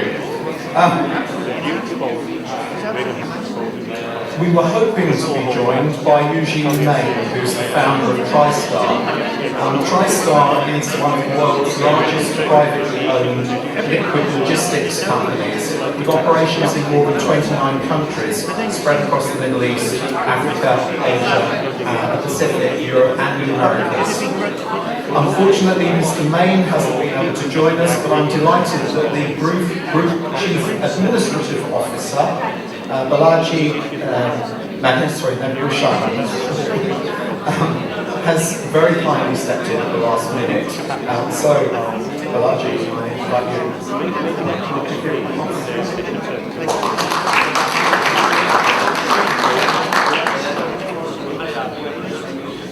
Good evening, everybody. I'd like to thank IOD, and I'm sorry for that Mr. Eugene could not be here this evening, but those of you who were in the morning for his speech would definitely think of the reason the company was started, how we are partnered with IOD, and being headquartered in Dubai, what is our relationship with IOD. We are very, very happy that we have been associated with them for the last 6 years. And if you want to know about TriStar, of course, come to the right here. But then, TriStar was a company born out of the reason for safety. Because in the Middle East in those times, transportation of liquid petroleum was not safe. So the company was started with the basis of safety. Today we are spread out in 29 countries around the world, and we are known to not have lost a single customer for the last 25 years, because the main basis for us is customer satisfaction, safety, and delivery of products on time. If you want to remember TriStar in 3 words: safety, sustainability in whatever we do, and last but not least, community. Because right from the beginning, we are in the business for purpose and profit. Thank you so much. It's splendid to be here.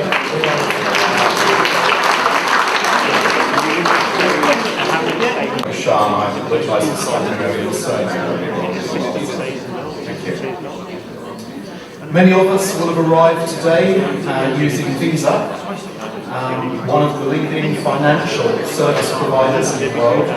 VFS Global are an outstanding example of disruptive technologies. VSF Global are headquartered in Zurich, Switzerland, and Dubai in the United Arab Emirates. They are a portfolio company of the Blackstone Asset Management Organisation. We're very pleased to welcome Mr. Zubin Kakaria, who is the founder and chief executive of VFS Global from the UAE, to address us this evening.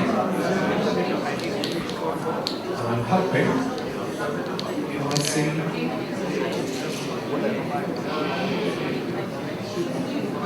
We have Mr. Kakaria here. He's not here. I hope that he's not struggling in a taxi somewhere, because I have a great feeling that taxis are busy tonight. Well, hopefully he will arrive shortly and we'll be able to walk into the programme.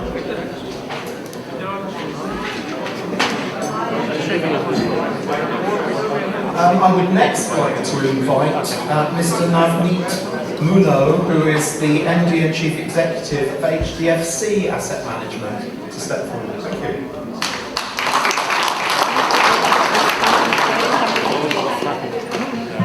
Good evening. Over the last 2 days, everybody remembered Mr. Elwani very fondly. And I thought of saying these 2 lines in Hindi because if I translate into English, it won't have it won't be as impactful. जो स्वयं के लिए जीते हैं उनका मरण होता है, जो स्वयं के लिए जीते हैं उनका मरण होता है, जो दूसरों के लिए जीते हैं उन्हीं का स्मरण होता है. Those who live for themselves, they are mere mortals. Those who live for others are the ones who are remembered long after they are gone. I run a mutual fund and we are supposed to give a disclaimer after our talk that mutual funds are subject to market risk. Please read the offer document carefully. I'm doing it before flipping it around. If you don't pay attention to my talk for the next 4 minutes, you might miss out on the biggest global trend. Anyone who said, may you live in an interesting time, probably refer to the time we are living in. We are living in a world which is geopolitically realigning, a world which is digitally redesigning, a world which is demographically diverging, a world which is de-globalizing. In fact, I call it the globalization of localization, because everybody wants to produce locally. We are going to start a world which is going to decarbonize, a world which is decarbonizing, a world which is deleveraging, because the excessive stimulus by central banks, particularly in the developed world, has to be withdrawn, otherwise this inflation cannot be brought down and the inequality will keep rising. So this is deleveraging. Now, amidst all of this, as a citizen of the world, I feel very positive that India has taken the leadership of G20 absolutely at the right time. India has taken the leadership of G20. Why I say that? Not because you just mentioned India as the 5th largest economy in the world, not because over the next several years will remain the fastest growing major economy in the world, not because by 2030 it will be 3rd largest and maybe in my lifetime it will be the largest economy in the world, but because India is creating an economic miracle which is unparalleled in human history. With democracy, demographics, demand, digitalization and determination of 1.35 billion people to be a reliable and a trustworthy factory of the world, front office of the world and farm of the world. Over the next several years, India will create an economic miracle. It's not about the size or the per capita GDP, but the growth model, which is a lot more sustainable, lot more equitable, lot more inclusive and lot more democratic. That makes this growth model a praiseworthy and something that the world needs to follow over the next several decades. That makes India a worthy leader of G20 this year at a time when the world is dealing with a lot of challenges. The other reason, so that's one. The other reason world is lucky to have India as leading is because in the current set of challenges, you need the ancient wisdom and the civilizational heritage of India, which said Vasudhaiva Kutumbakam. Thousands of years ago we said Vasudhaiva Kutumbakam. We practice and we not only preach it, but we practice it, which means world is one family. This entire planet is one family. India has taught the world for thousands of years, 2600 years back, Lord Mahavira said, Parasparo Graho Jivanam. All life is bound together by mutual dependence, interdependence. We have to live with mutual cooperation. In our Rigveda, thousands of years back, we were told to say a prayer every day. Asato ma sadgamaya, tamso ma jyotirgamaya, mrityor ma amritgamaya. Lord, from ignorance lead me to truth, from darkness lead me to light, from death lead me to immortality. When it comes to businesses, mortality has gone up. There are a number of new disruptions that have hit all of us. There are lots of challenges. This is a cliche, but I would still say it. We live in a VUCA world, volatile, uncertain, complex, and ambiguous. But I think if we follow the ancient wisdom that has been propounded by India for thousands of years, and I think we follow that economic model and that cooperative model, the world can be a beautiful place. This could be a planet which again can become livable, thriving, livable planet for many, many generations to come. We can really do good to 7 or 8 billion people on planet Earth. The only thing that we need to keep in mind, and that's why I compliment and congratulate all those who are winning the award today, because they genuinely believe and they need to go around the world and give this message, which again for millennia Indians have been saying, Bahujan Hitay, Bahujan Sukhai. Whatever we do, whether in our business, in our profession, everywhere, that has to be for good of many, for welfare of many. Thank you so much. God bless you.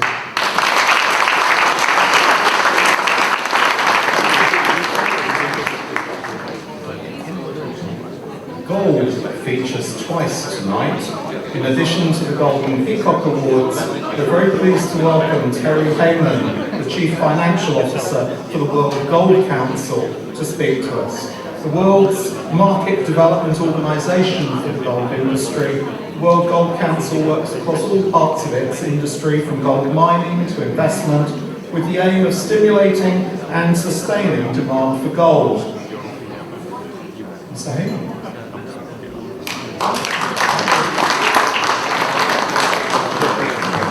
Thank you, Graham. Thank you, everybody, for being here tonight. It really is a golden moment. It is so wonderful to see everybody here. It's great to be back in person. As somebody who lives and works in London with very close connections to India, it's really great to be able to celebrate all together. So, in the spirit of a golden evening, I think it's very appropriate that tonight is the Golden Peacock Awards. I encourage everybody to round off the evening by going and figuring out the next bit of gold that you are going to buy to mark this auspicious occasion. Have a good evening, and thank you very much.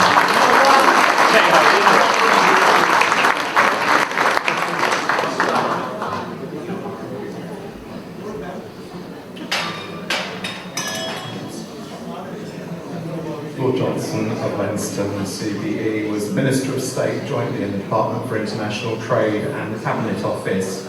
He was a non-executive board member of the Department for International Trade, chair of the department's Audit and Risk Assurance Committee. He's a founding partner and chief executive of Somerset Capital Management, a $7 billion global emerging markets specialist investment corporation.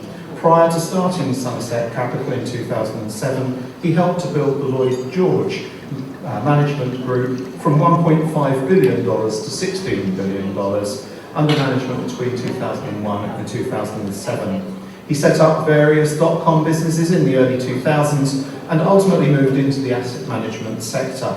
He was vice chairman of the Conservative Party from 2016 to 2019. We're very pleased to welcome Lord Johnson of Lenston to deliver his testimony. Thanks very much. Well, welcome everyone. Are we having a fun time? It doesn't sound like we're having very much. I might ask you again, are we having a fun time? Yeah! And can I ask one thing also? Can we have a cheer for India? Let's hear it for India. Come on. I'm extremely grateful to be here. This is the most fabulous evening. And to be part of presenting these Golden Peacock Awards for me is an enormous privilege. I know some of you at the back aren't winning an award. You mustn't be grumpy. It doesn't mean you can sit so you can talk through everyone's speeches. I think we should give everyone who's not winning an award a huge round of applause for their participation that matters. Now, I know what it's like. Very, very kindly introduced me. He ran through my business career, and I spent my life investing in India. I've built two substantial asset management businesses, focusing on investing in this great country, India, because I've known for the last 30 years that the enormous opportunities present themselves to investors. But I also know how difficult it is being a business person. So put up your hand here if you're in business. Can I see who here is in business? You can't just be a small corner. Put your hands up if you're in business. Everyone who's involved in making decisions, in running companies, in ordering, in trying to manage clients, in trying to manage shareholders, put your hands up. Let's see those hands. Let's see those hands. How difficult is it running a business? Anyone? Let's keep your hand up if you think it's really easy running your business. The gentleman over there thinks it's very easy running his business. I don't think you do. Because running a business is incredibly difficult. Everything goes wrong when you're running a business. You have to deal with clients. You have to deal with shareholders. You have to deal with the regulator. You have to deal with your colleagues. I know how difficult it is to run a business, and that's why I spent the last 2 years focusing on one way that we can make our businesses more successful by reducing the friction and hurdles that come between us and focusing on a free trade agreement between the United Kingdom and India. And who doesn't think that's one of the best ideas that we in this room can work together in order to make sure that our businesses are a success? And it makes absolute sense because one of the greatest things in the world, in fact possibly in my view the greatest thing in the world, is free trade. That extraordinary act of a transaction between two willing individuals of goods or services for mutual gain. Benjamin Franklin said no one ever got poor through free trade. And for me, it is the absolute essence in the journey that we as humans have taken from the swamps to the stars. It's not governments, it's not regulators, it's you, it's people. Free trade is done between me and you. That's what generates wealth, it what makes us secure, and ultimately gives us longer, happier lives. Now, India, for me, is a puzzle. I think Churchill said that about Russia, wrapped in a blanket in a box or whatever it is.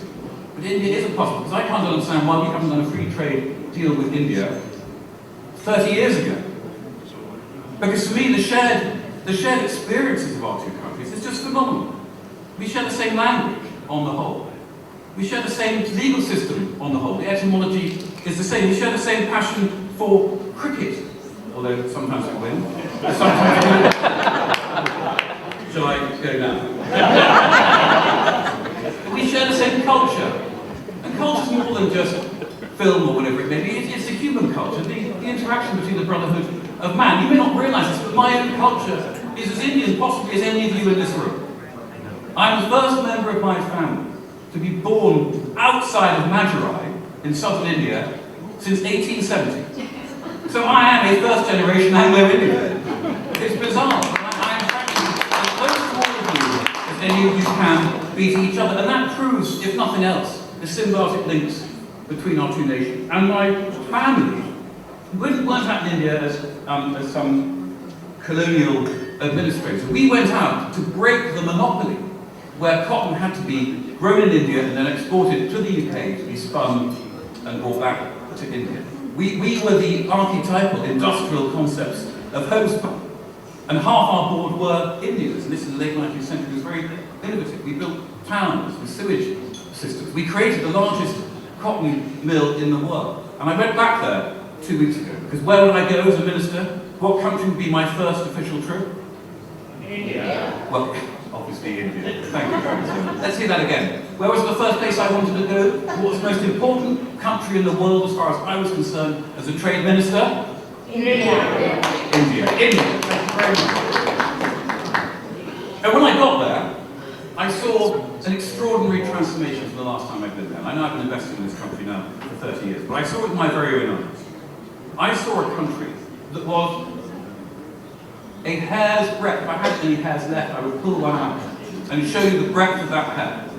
But India is a hair's breadth from escape velocity to becoming, in my view, the global hyperpower of the next 100 years.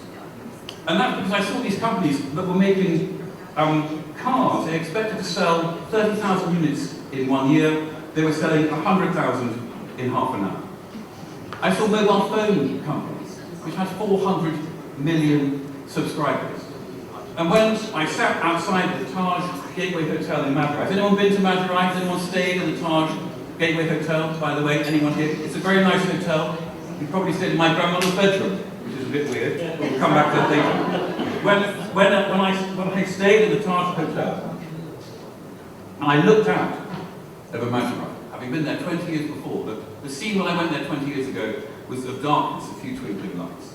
I saw a sea of light as far as the eye could see, and I saw literally tens of thousands of individuals in their homes creating what is becoming one of the most interesting tech hubs in India. So this nation, your nation, is on the verge of the most extraordinary economic revolution. And what I also saw when I met these Indian companies, I saw the collaboration between the United Kingdom and India. So these companies that made cars, a lot of the design was being done in the UK. A lot of the companies that were doing professional services, the Root company was in the UK in terms of social media and advertising. A lot of the intellectual capital, the human capital, the brain power was in the UK. And that was being combined with Indian production capabilities to create these phenomenal businesses. So what we need to do in this room, and I'm going to ask you for something now, is we need to press our politicians to come to a successful conclusion for the UK-India trade deal. It's not good enough just to say we think it's a good idea and it might benefit us. It's essential that we rise up from our seats in this room and we address our politicians. We have two very substantial individuals in Minister Goyal and in Kemi Badenoch. They are good people. They are sensible commercial people who have been working hard over the last year to make this deal a success. And I know this because I've been in the Department for International Trade for the last 2 years trying to drive this agenda. But around every corner, there are people trying to stop them. Because whilst I described to you the benefits of free trade at the beginning of my remarks, not everyone agrees with us. Not everyone sees the extraordinary opportunities that the trade deal between our two countries represent. People like the idea of 150% tariffs on risk. They like the fact that it's difficult to have business mobility between companies. They like protectionism. I don't, because all I want to see for the people in this country is greater choice at lower prices. And you need to see the same in India. And the Commerce Secretary who spoke earlier epitomised that, in my view, beautifully.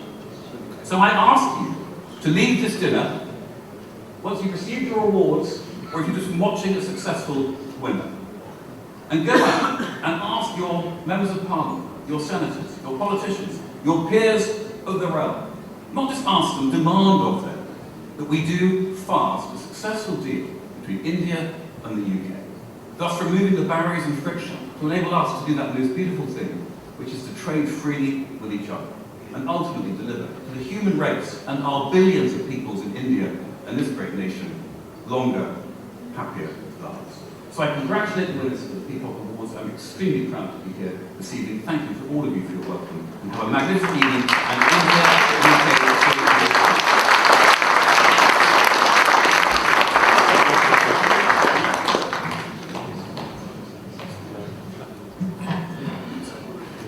UK, can I ask Baroness Werner to join us on the stage as well, please?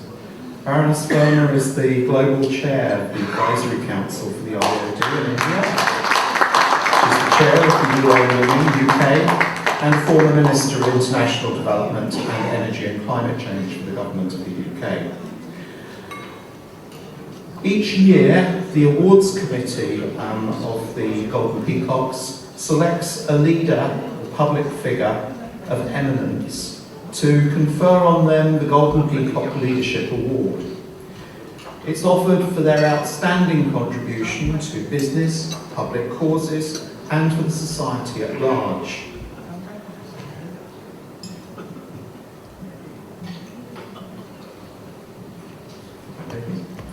I'm very pleased to announce that the Golden Peacock Award for Outstanding Leadership on Social Empowerment and Building Resilient Communities 2022 is conferred upon Ritu Prakash Chabria, who is the co-founder and managing trustee of the Montcalm Foundation for India and of finance industries.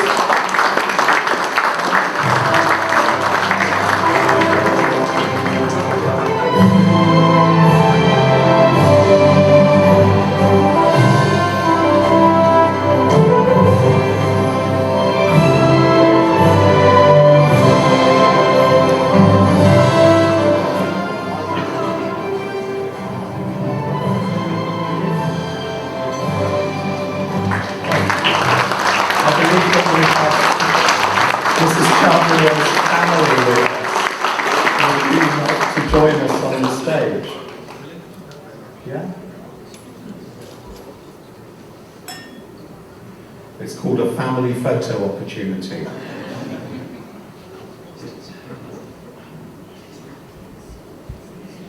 If a little shy. An unbridled passion to touch lives, an unwavering commitment to make a meaningful difference in the lives of the less privileged people in our society, and an extremely sensitive mind. Are the driving forces behind Ritu Prakash Chabria. She grew up with strong values imbibed by her parents and greatly influenced by her grandparents. These values were sown at an early age, and they have been what has stimulated her path towards philanthropy. Today, Mrs. Chabria sits on the board of directors of Finolex Industries as the chairperson for CSR activities. She's a patron of the Kochi Biennale. She is a member of the steering committee of the Hinduja Foundation, a member of the governing and executive council of the NHES, National Health and Education Society, of the Hinduja Hospital, and a nominee of the Hinduja Foundation on the board of management of PD Hinduja Sindhi Hospital in Bangalore. She wears so many hats that sadly to read her whole biography would probably take us a very well-deserved and inspiring evening. So, ladies and gentlemen, the IOD is delighted to celebrate Mrs. Chabria with the Golden Peacock Leadership Award for her outstanding contributions. Thank you.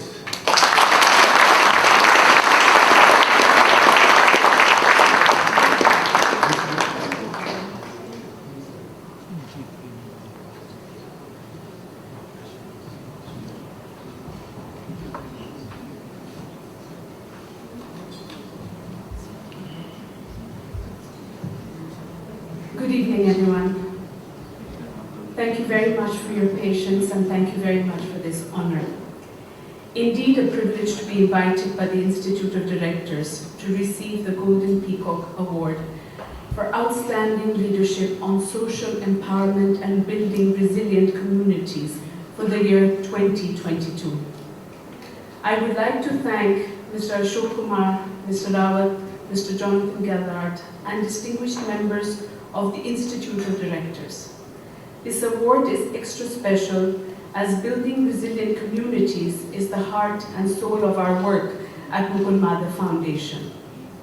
Since 1999, we have been working with marginalized clusters across India, collaborating with NGOs, self-help groups, government bodies, international organizations, individuals, and enlightened corporates. With Finolex Industries being our main pillar of support, we have ventured into villages, forests, slums, clinics, schools, homes, and communities. Listening to the pain and challenges and then implementing, we quickly realized that for real lasting impact, we have to go beyond lip service, beyond just charity. We cannot unravel one thread and expect to make a difference. It is all interwoven like a tapestry. We now look at education of a girl child by first taking care of the main reasons that keep her away. Reasons like sanitation, health, safety, and economic stability of the family. We look at empowering women by first empowering the men and making them feel secure.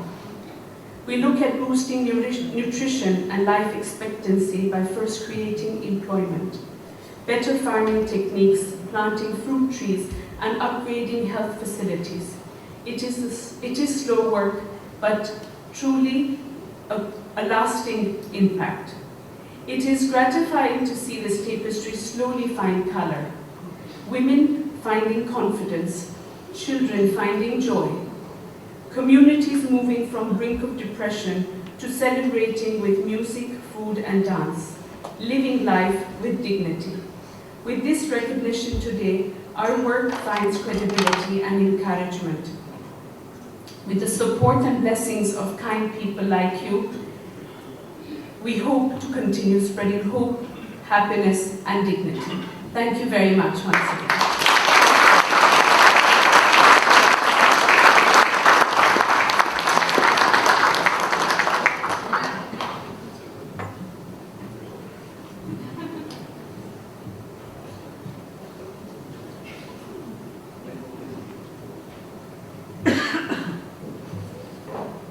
Now, ladies and gentlemen, we come to the part of the evening that some of you will have been very much waiting for.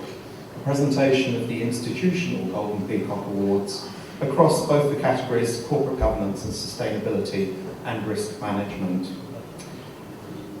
There is a little bit of housekeeping to manage here. I'm going to be reading out the name of the award, the details of the recipients, and I'm going to ask you to come forwards. Previous experience tells me there could be a little bit of noise at this stage. I'm going to ask the recipients to come up on that side of the stage. Your award will meet you via our guests, and there will be an opportunity to have your photograph taken. The photographs will, by the way, be available outside after the event. If you're worried about carrying your Golden Peacock home, don't panic. There will be boxes and bags also waiting for you when you leave. So, ladies and gentlemen, the Golden Peacock Global Award for Excellence in Corporate Governance in the computer storage sector. The winner is Western Digital Corporation from the United States, and collecting the award.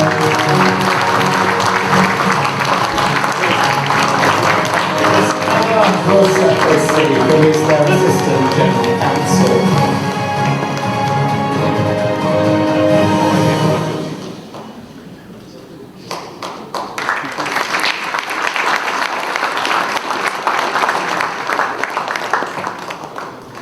In the government sector, The winner of the award is the Dubai Electricity and Water Authority, PJSC, from the United Arab Emirates, and collecting the award on their behalf is Mr. Ali Al-Muaji, the Vice President, Governance, Compliance and Mobility.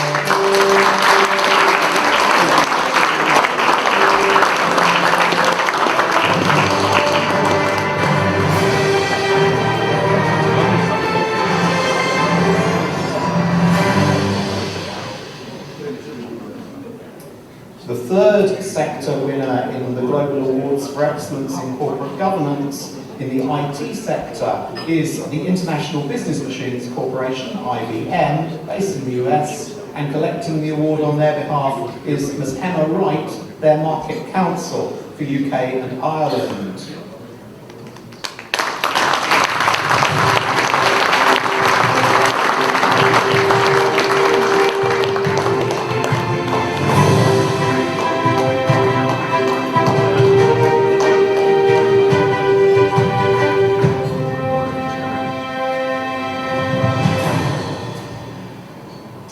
The fourth sector is mining and metallurgy, and the winner for this award is Vedanta Limited from India. Collecting the award on their behalf is Deepak Kumar, who is the company secretary for Vedanta Resources.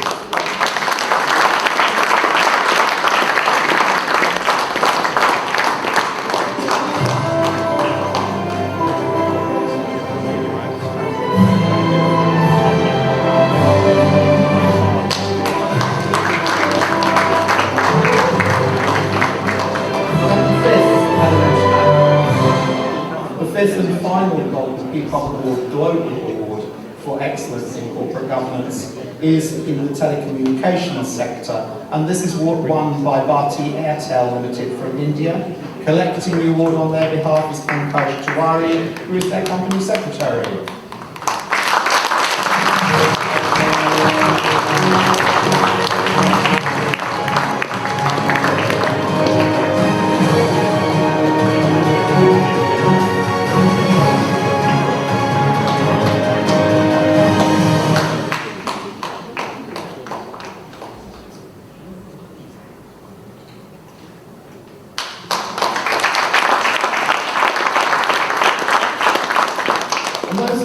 Golden Peacock Global Award winners for excellence in corporate governance. Let's have a round of applause for all five.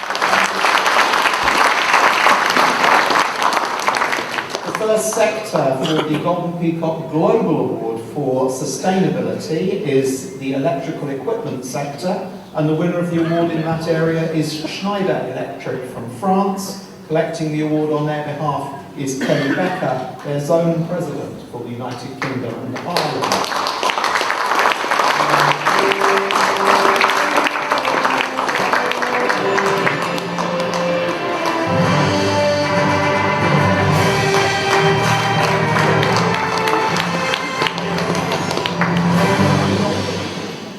We have a second sector winner in that area of the electrical equipment, and that is Signify from the Netherlands, and collecting the award on their behalf is Stephen Ruat, who is the Chief Executive Officer for UK and Ireland.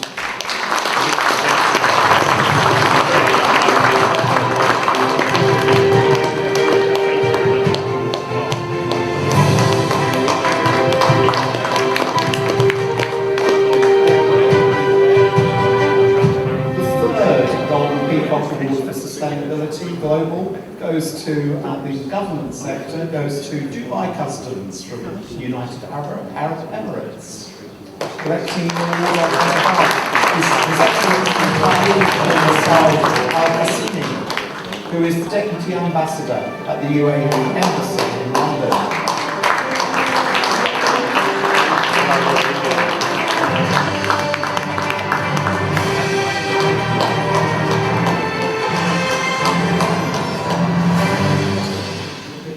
Global Award for Sustainability is in the IT sector, and the winner of the award this year is Genpact Limited from Bermuda, and collecting the award on their behalf is Judith Chunka, who is the Head of Marketing and Communications.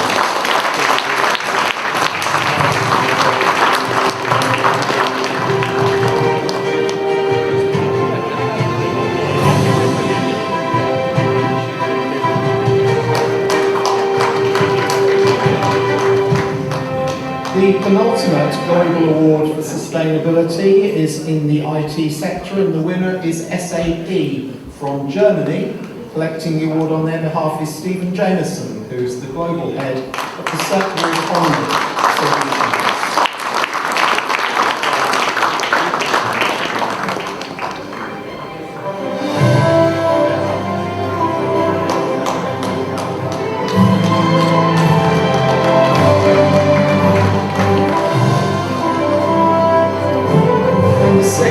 And final award, Global Peacock or Golden Peacock Award for Sustainability.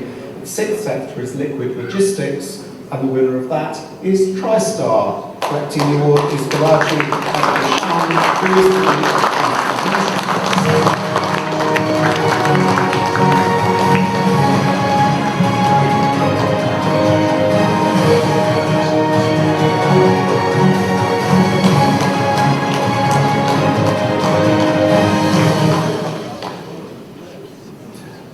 Never want to miss the chance for some sort of hands. Can we have one more round of applause to the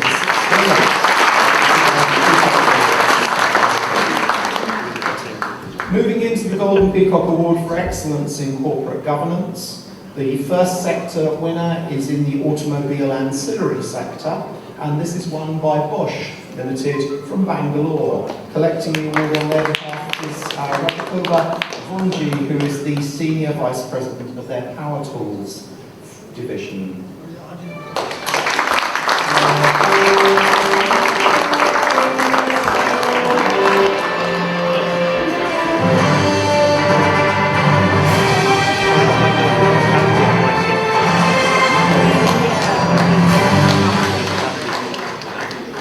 Also from the automobile ancillary sector, we have a second winner, and that is Shriram Pistons and Rings from New Delhi, and collecting the award on their behalf is their chairman, Pradeep Dinodia.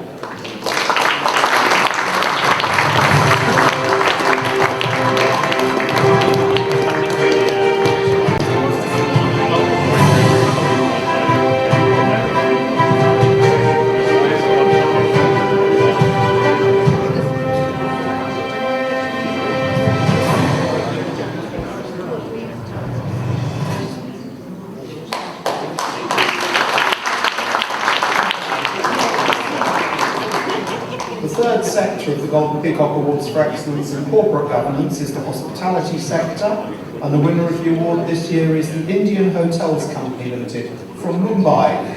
Collecting the award on their behalf is Ranavaz Navari, who's their general manager for the Taj Buckingham Palace.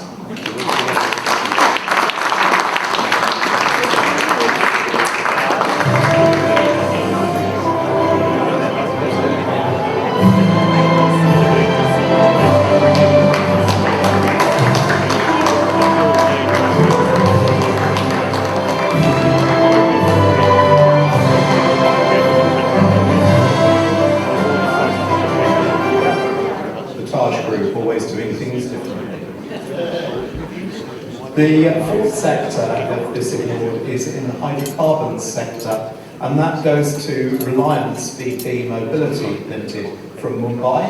Collecting the award on their behalf is Neil Smither, who is the Vice President of Mobility and Convenience for India, China and Indonesia from BP.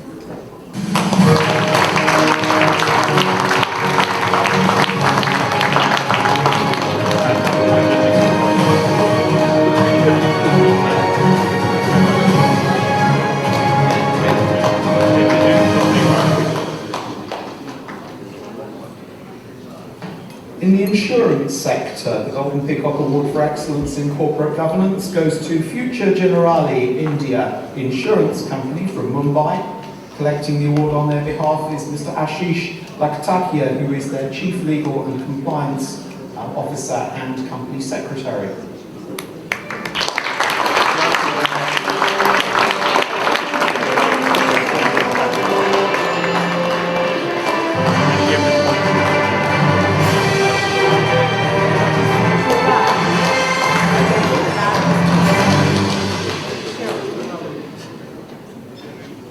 The 6th sector winner of the Golden Peacock Award for Excellence in Corporate Governance is the IT sector.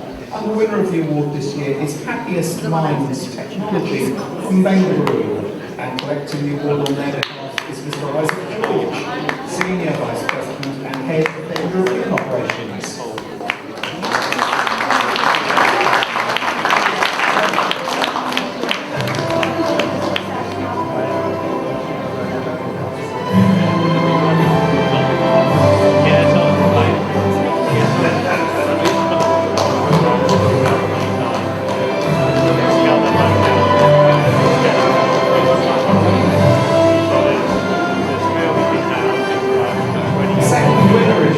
Sector is Sonata Software from Bangalore.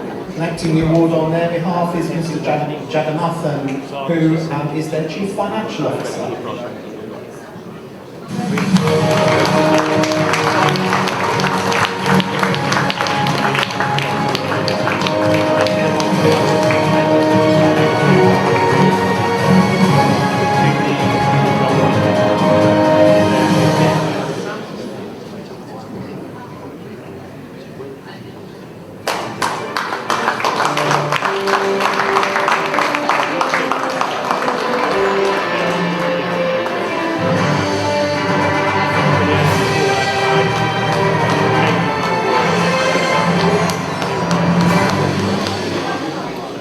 The 8th sector winner of the Golden Peacock Award for Excellence in Corporate Governance is in the pharmaceutical sector, and the winner of that award is Sipla from Mumbai. Collecting the award on their behalf is Ms. Anshal Sultania, who is their head of European Operations.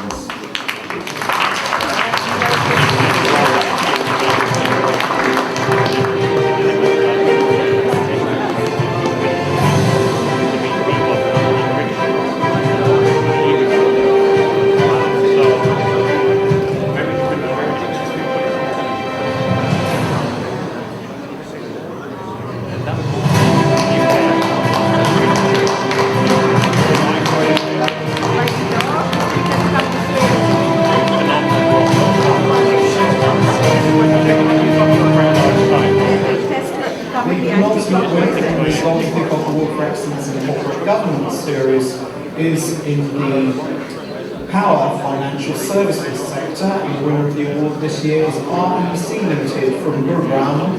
Collecting the award on their behalf is AJ Chowdhury, who is their Director of Finance.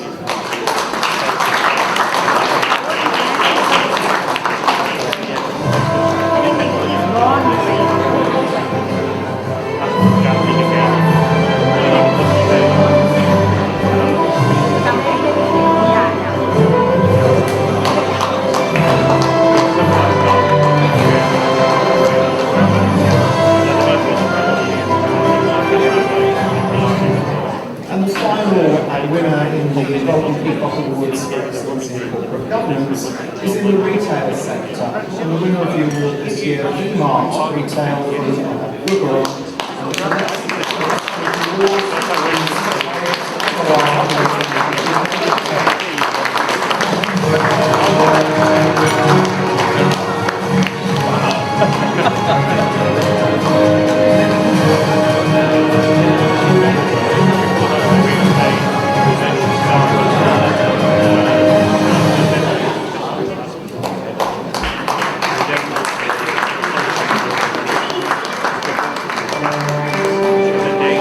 One more big round of applause for the winners of the Golden Peacock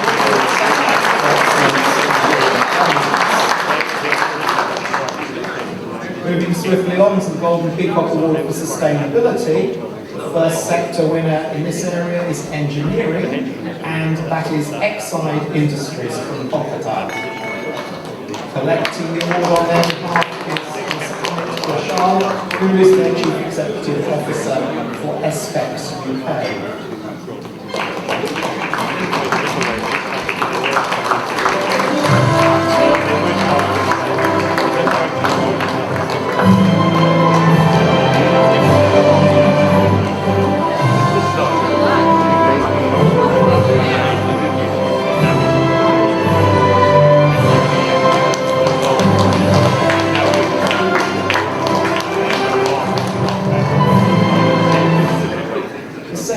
third sector of the Golden Peacock Awards for Sustainability is the engineering sector, and the winner of the award this year from Cummins India Limited, from Pune. Collecting the award is Mr. Rajat Kumar, who is their regional leader for health, safety and the environment.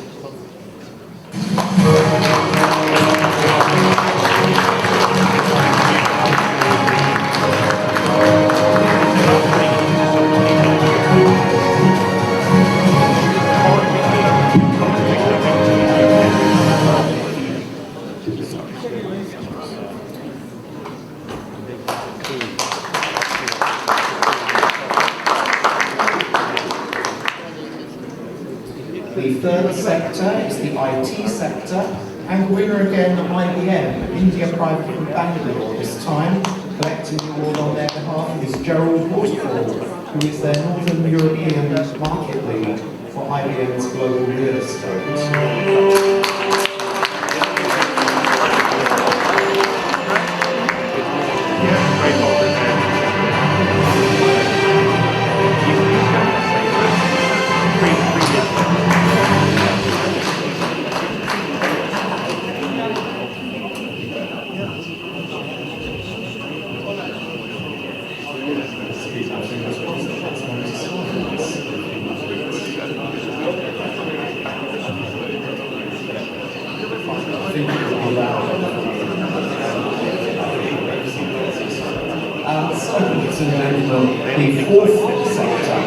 The fourth sector of the Golden Peacock Awards for Sustainability is the pharmaceutical sector. The winner of the award is Biocon from Bangalore, and collecting the award is Peacock and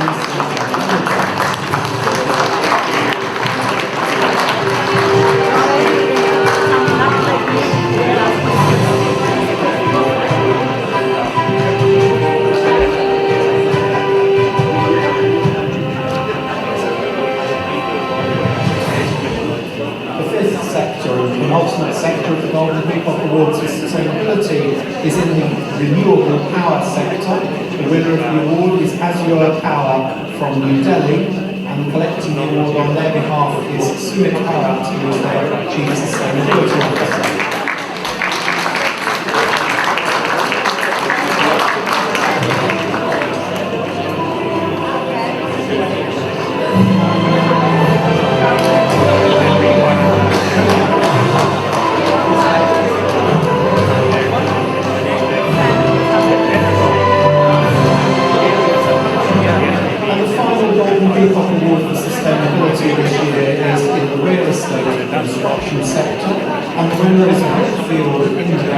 Real Estate Trust and collecting the award on their behalf is Baljit Singh, who is the Executive Vice President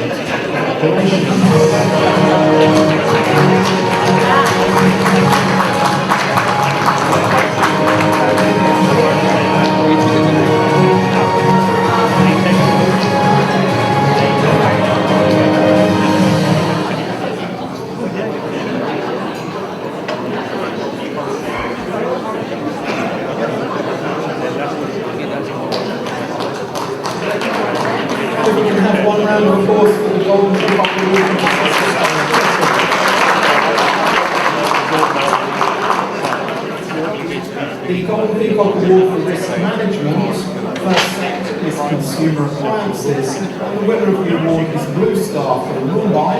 Collecting the award on their behalf is Wilson Chakraj, who is the Executive Vice President.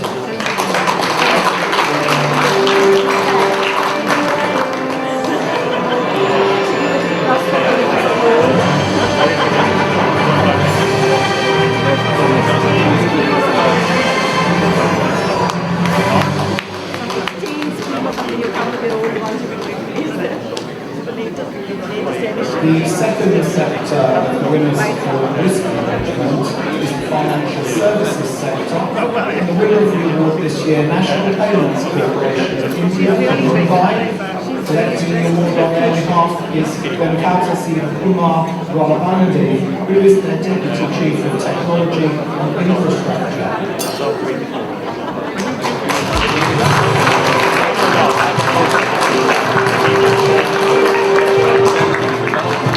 Yeah.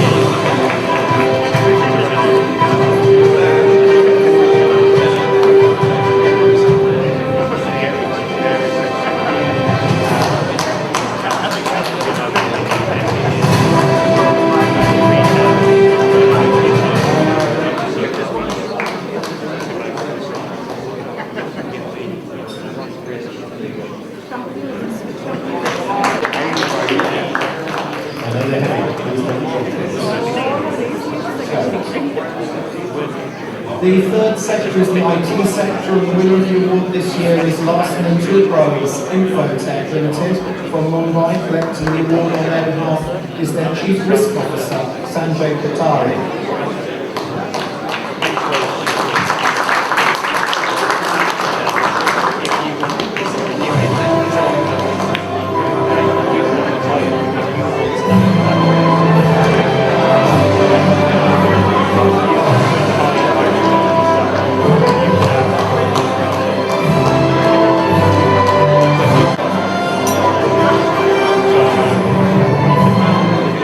Also in the IT sector, from Bengaluru, the award is Infosys, and collecting it on their behalf is Gaetano Shah, who is their Associate Vice President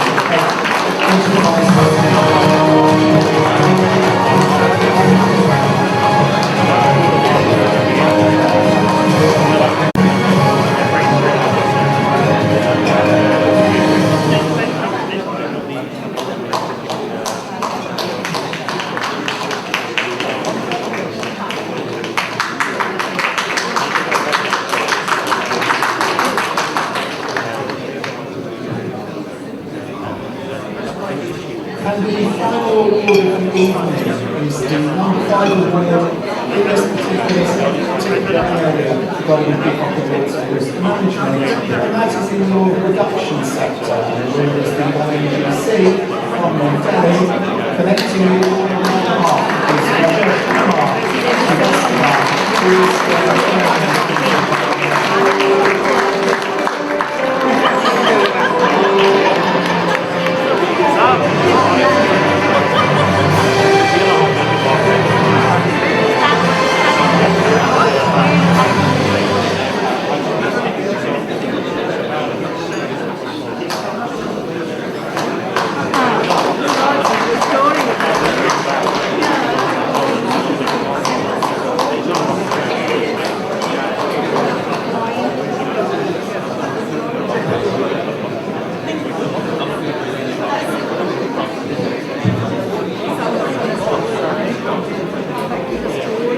Ladies and gentlemen, this is the end of the Golden Peacock Awards.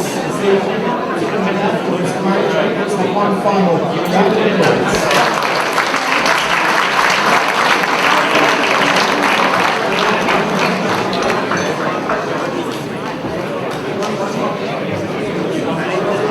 Ladies and gentlemen,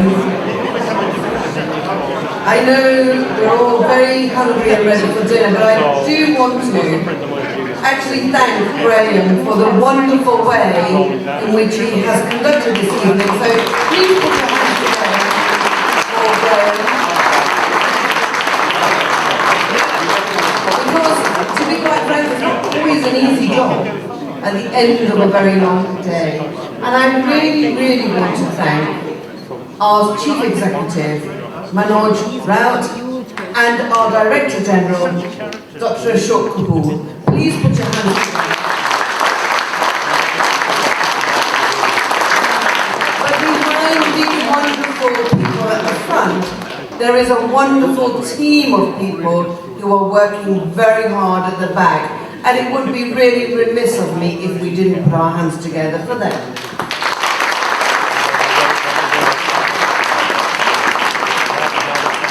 Ladies and gentlemen, we've had a very, very good day of debate and discussion. And I do hope that many of the speakers that you heard this evening and the ones you heard during the day, they've given you some thoughtful messages to take away. And I do hope that you will all act on them, but the one that you must hold Dominic to account, Lord Johnson to account, is we need to get a brilliant free trade agreement between UK and India, and it has to be done in 2022. Thank you very much. I hope you have a wonderful evening and enjoy your supper. Thank you.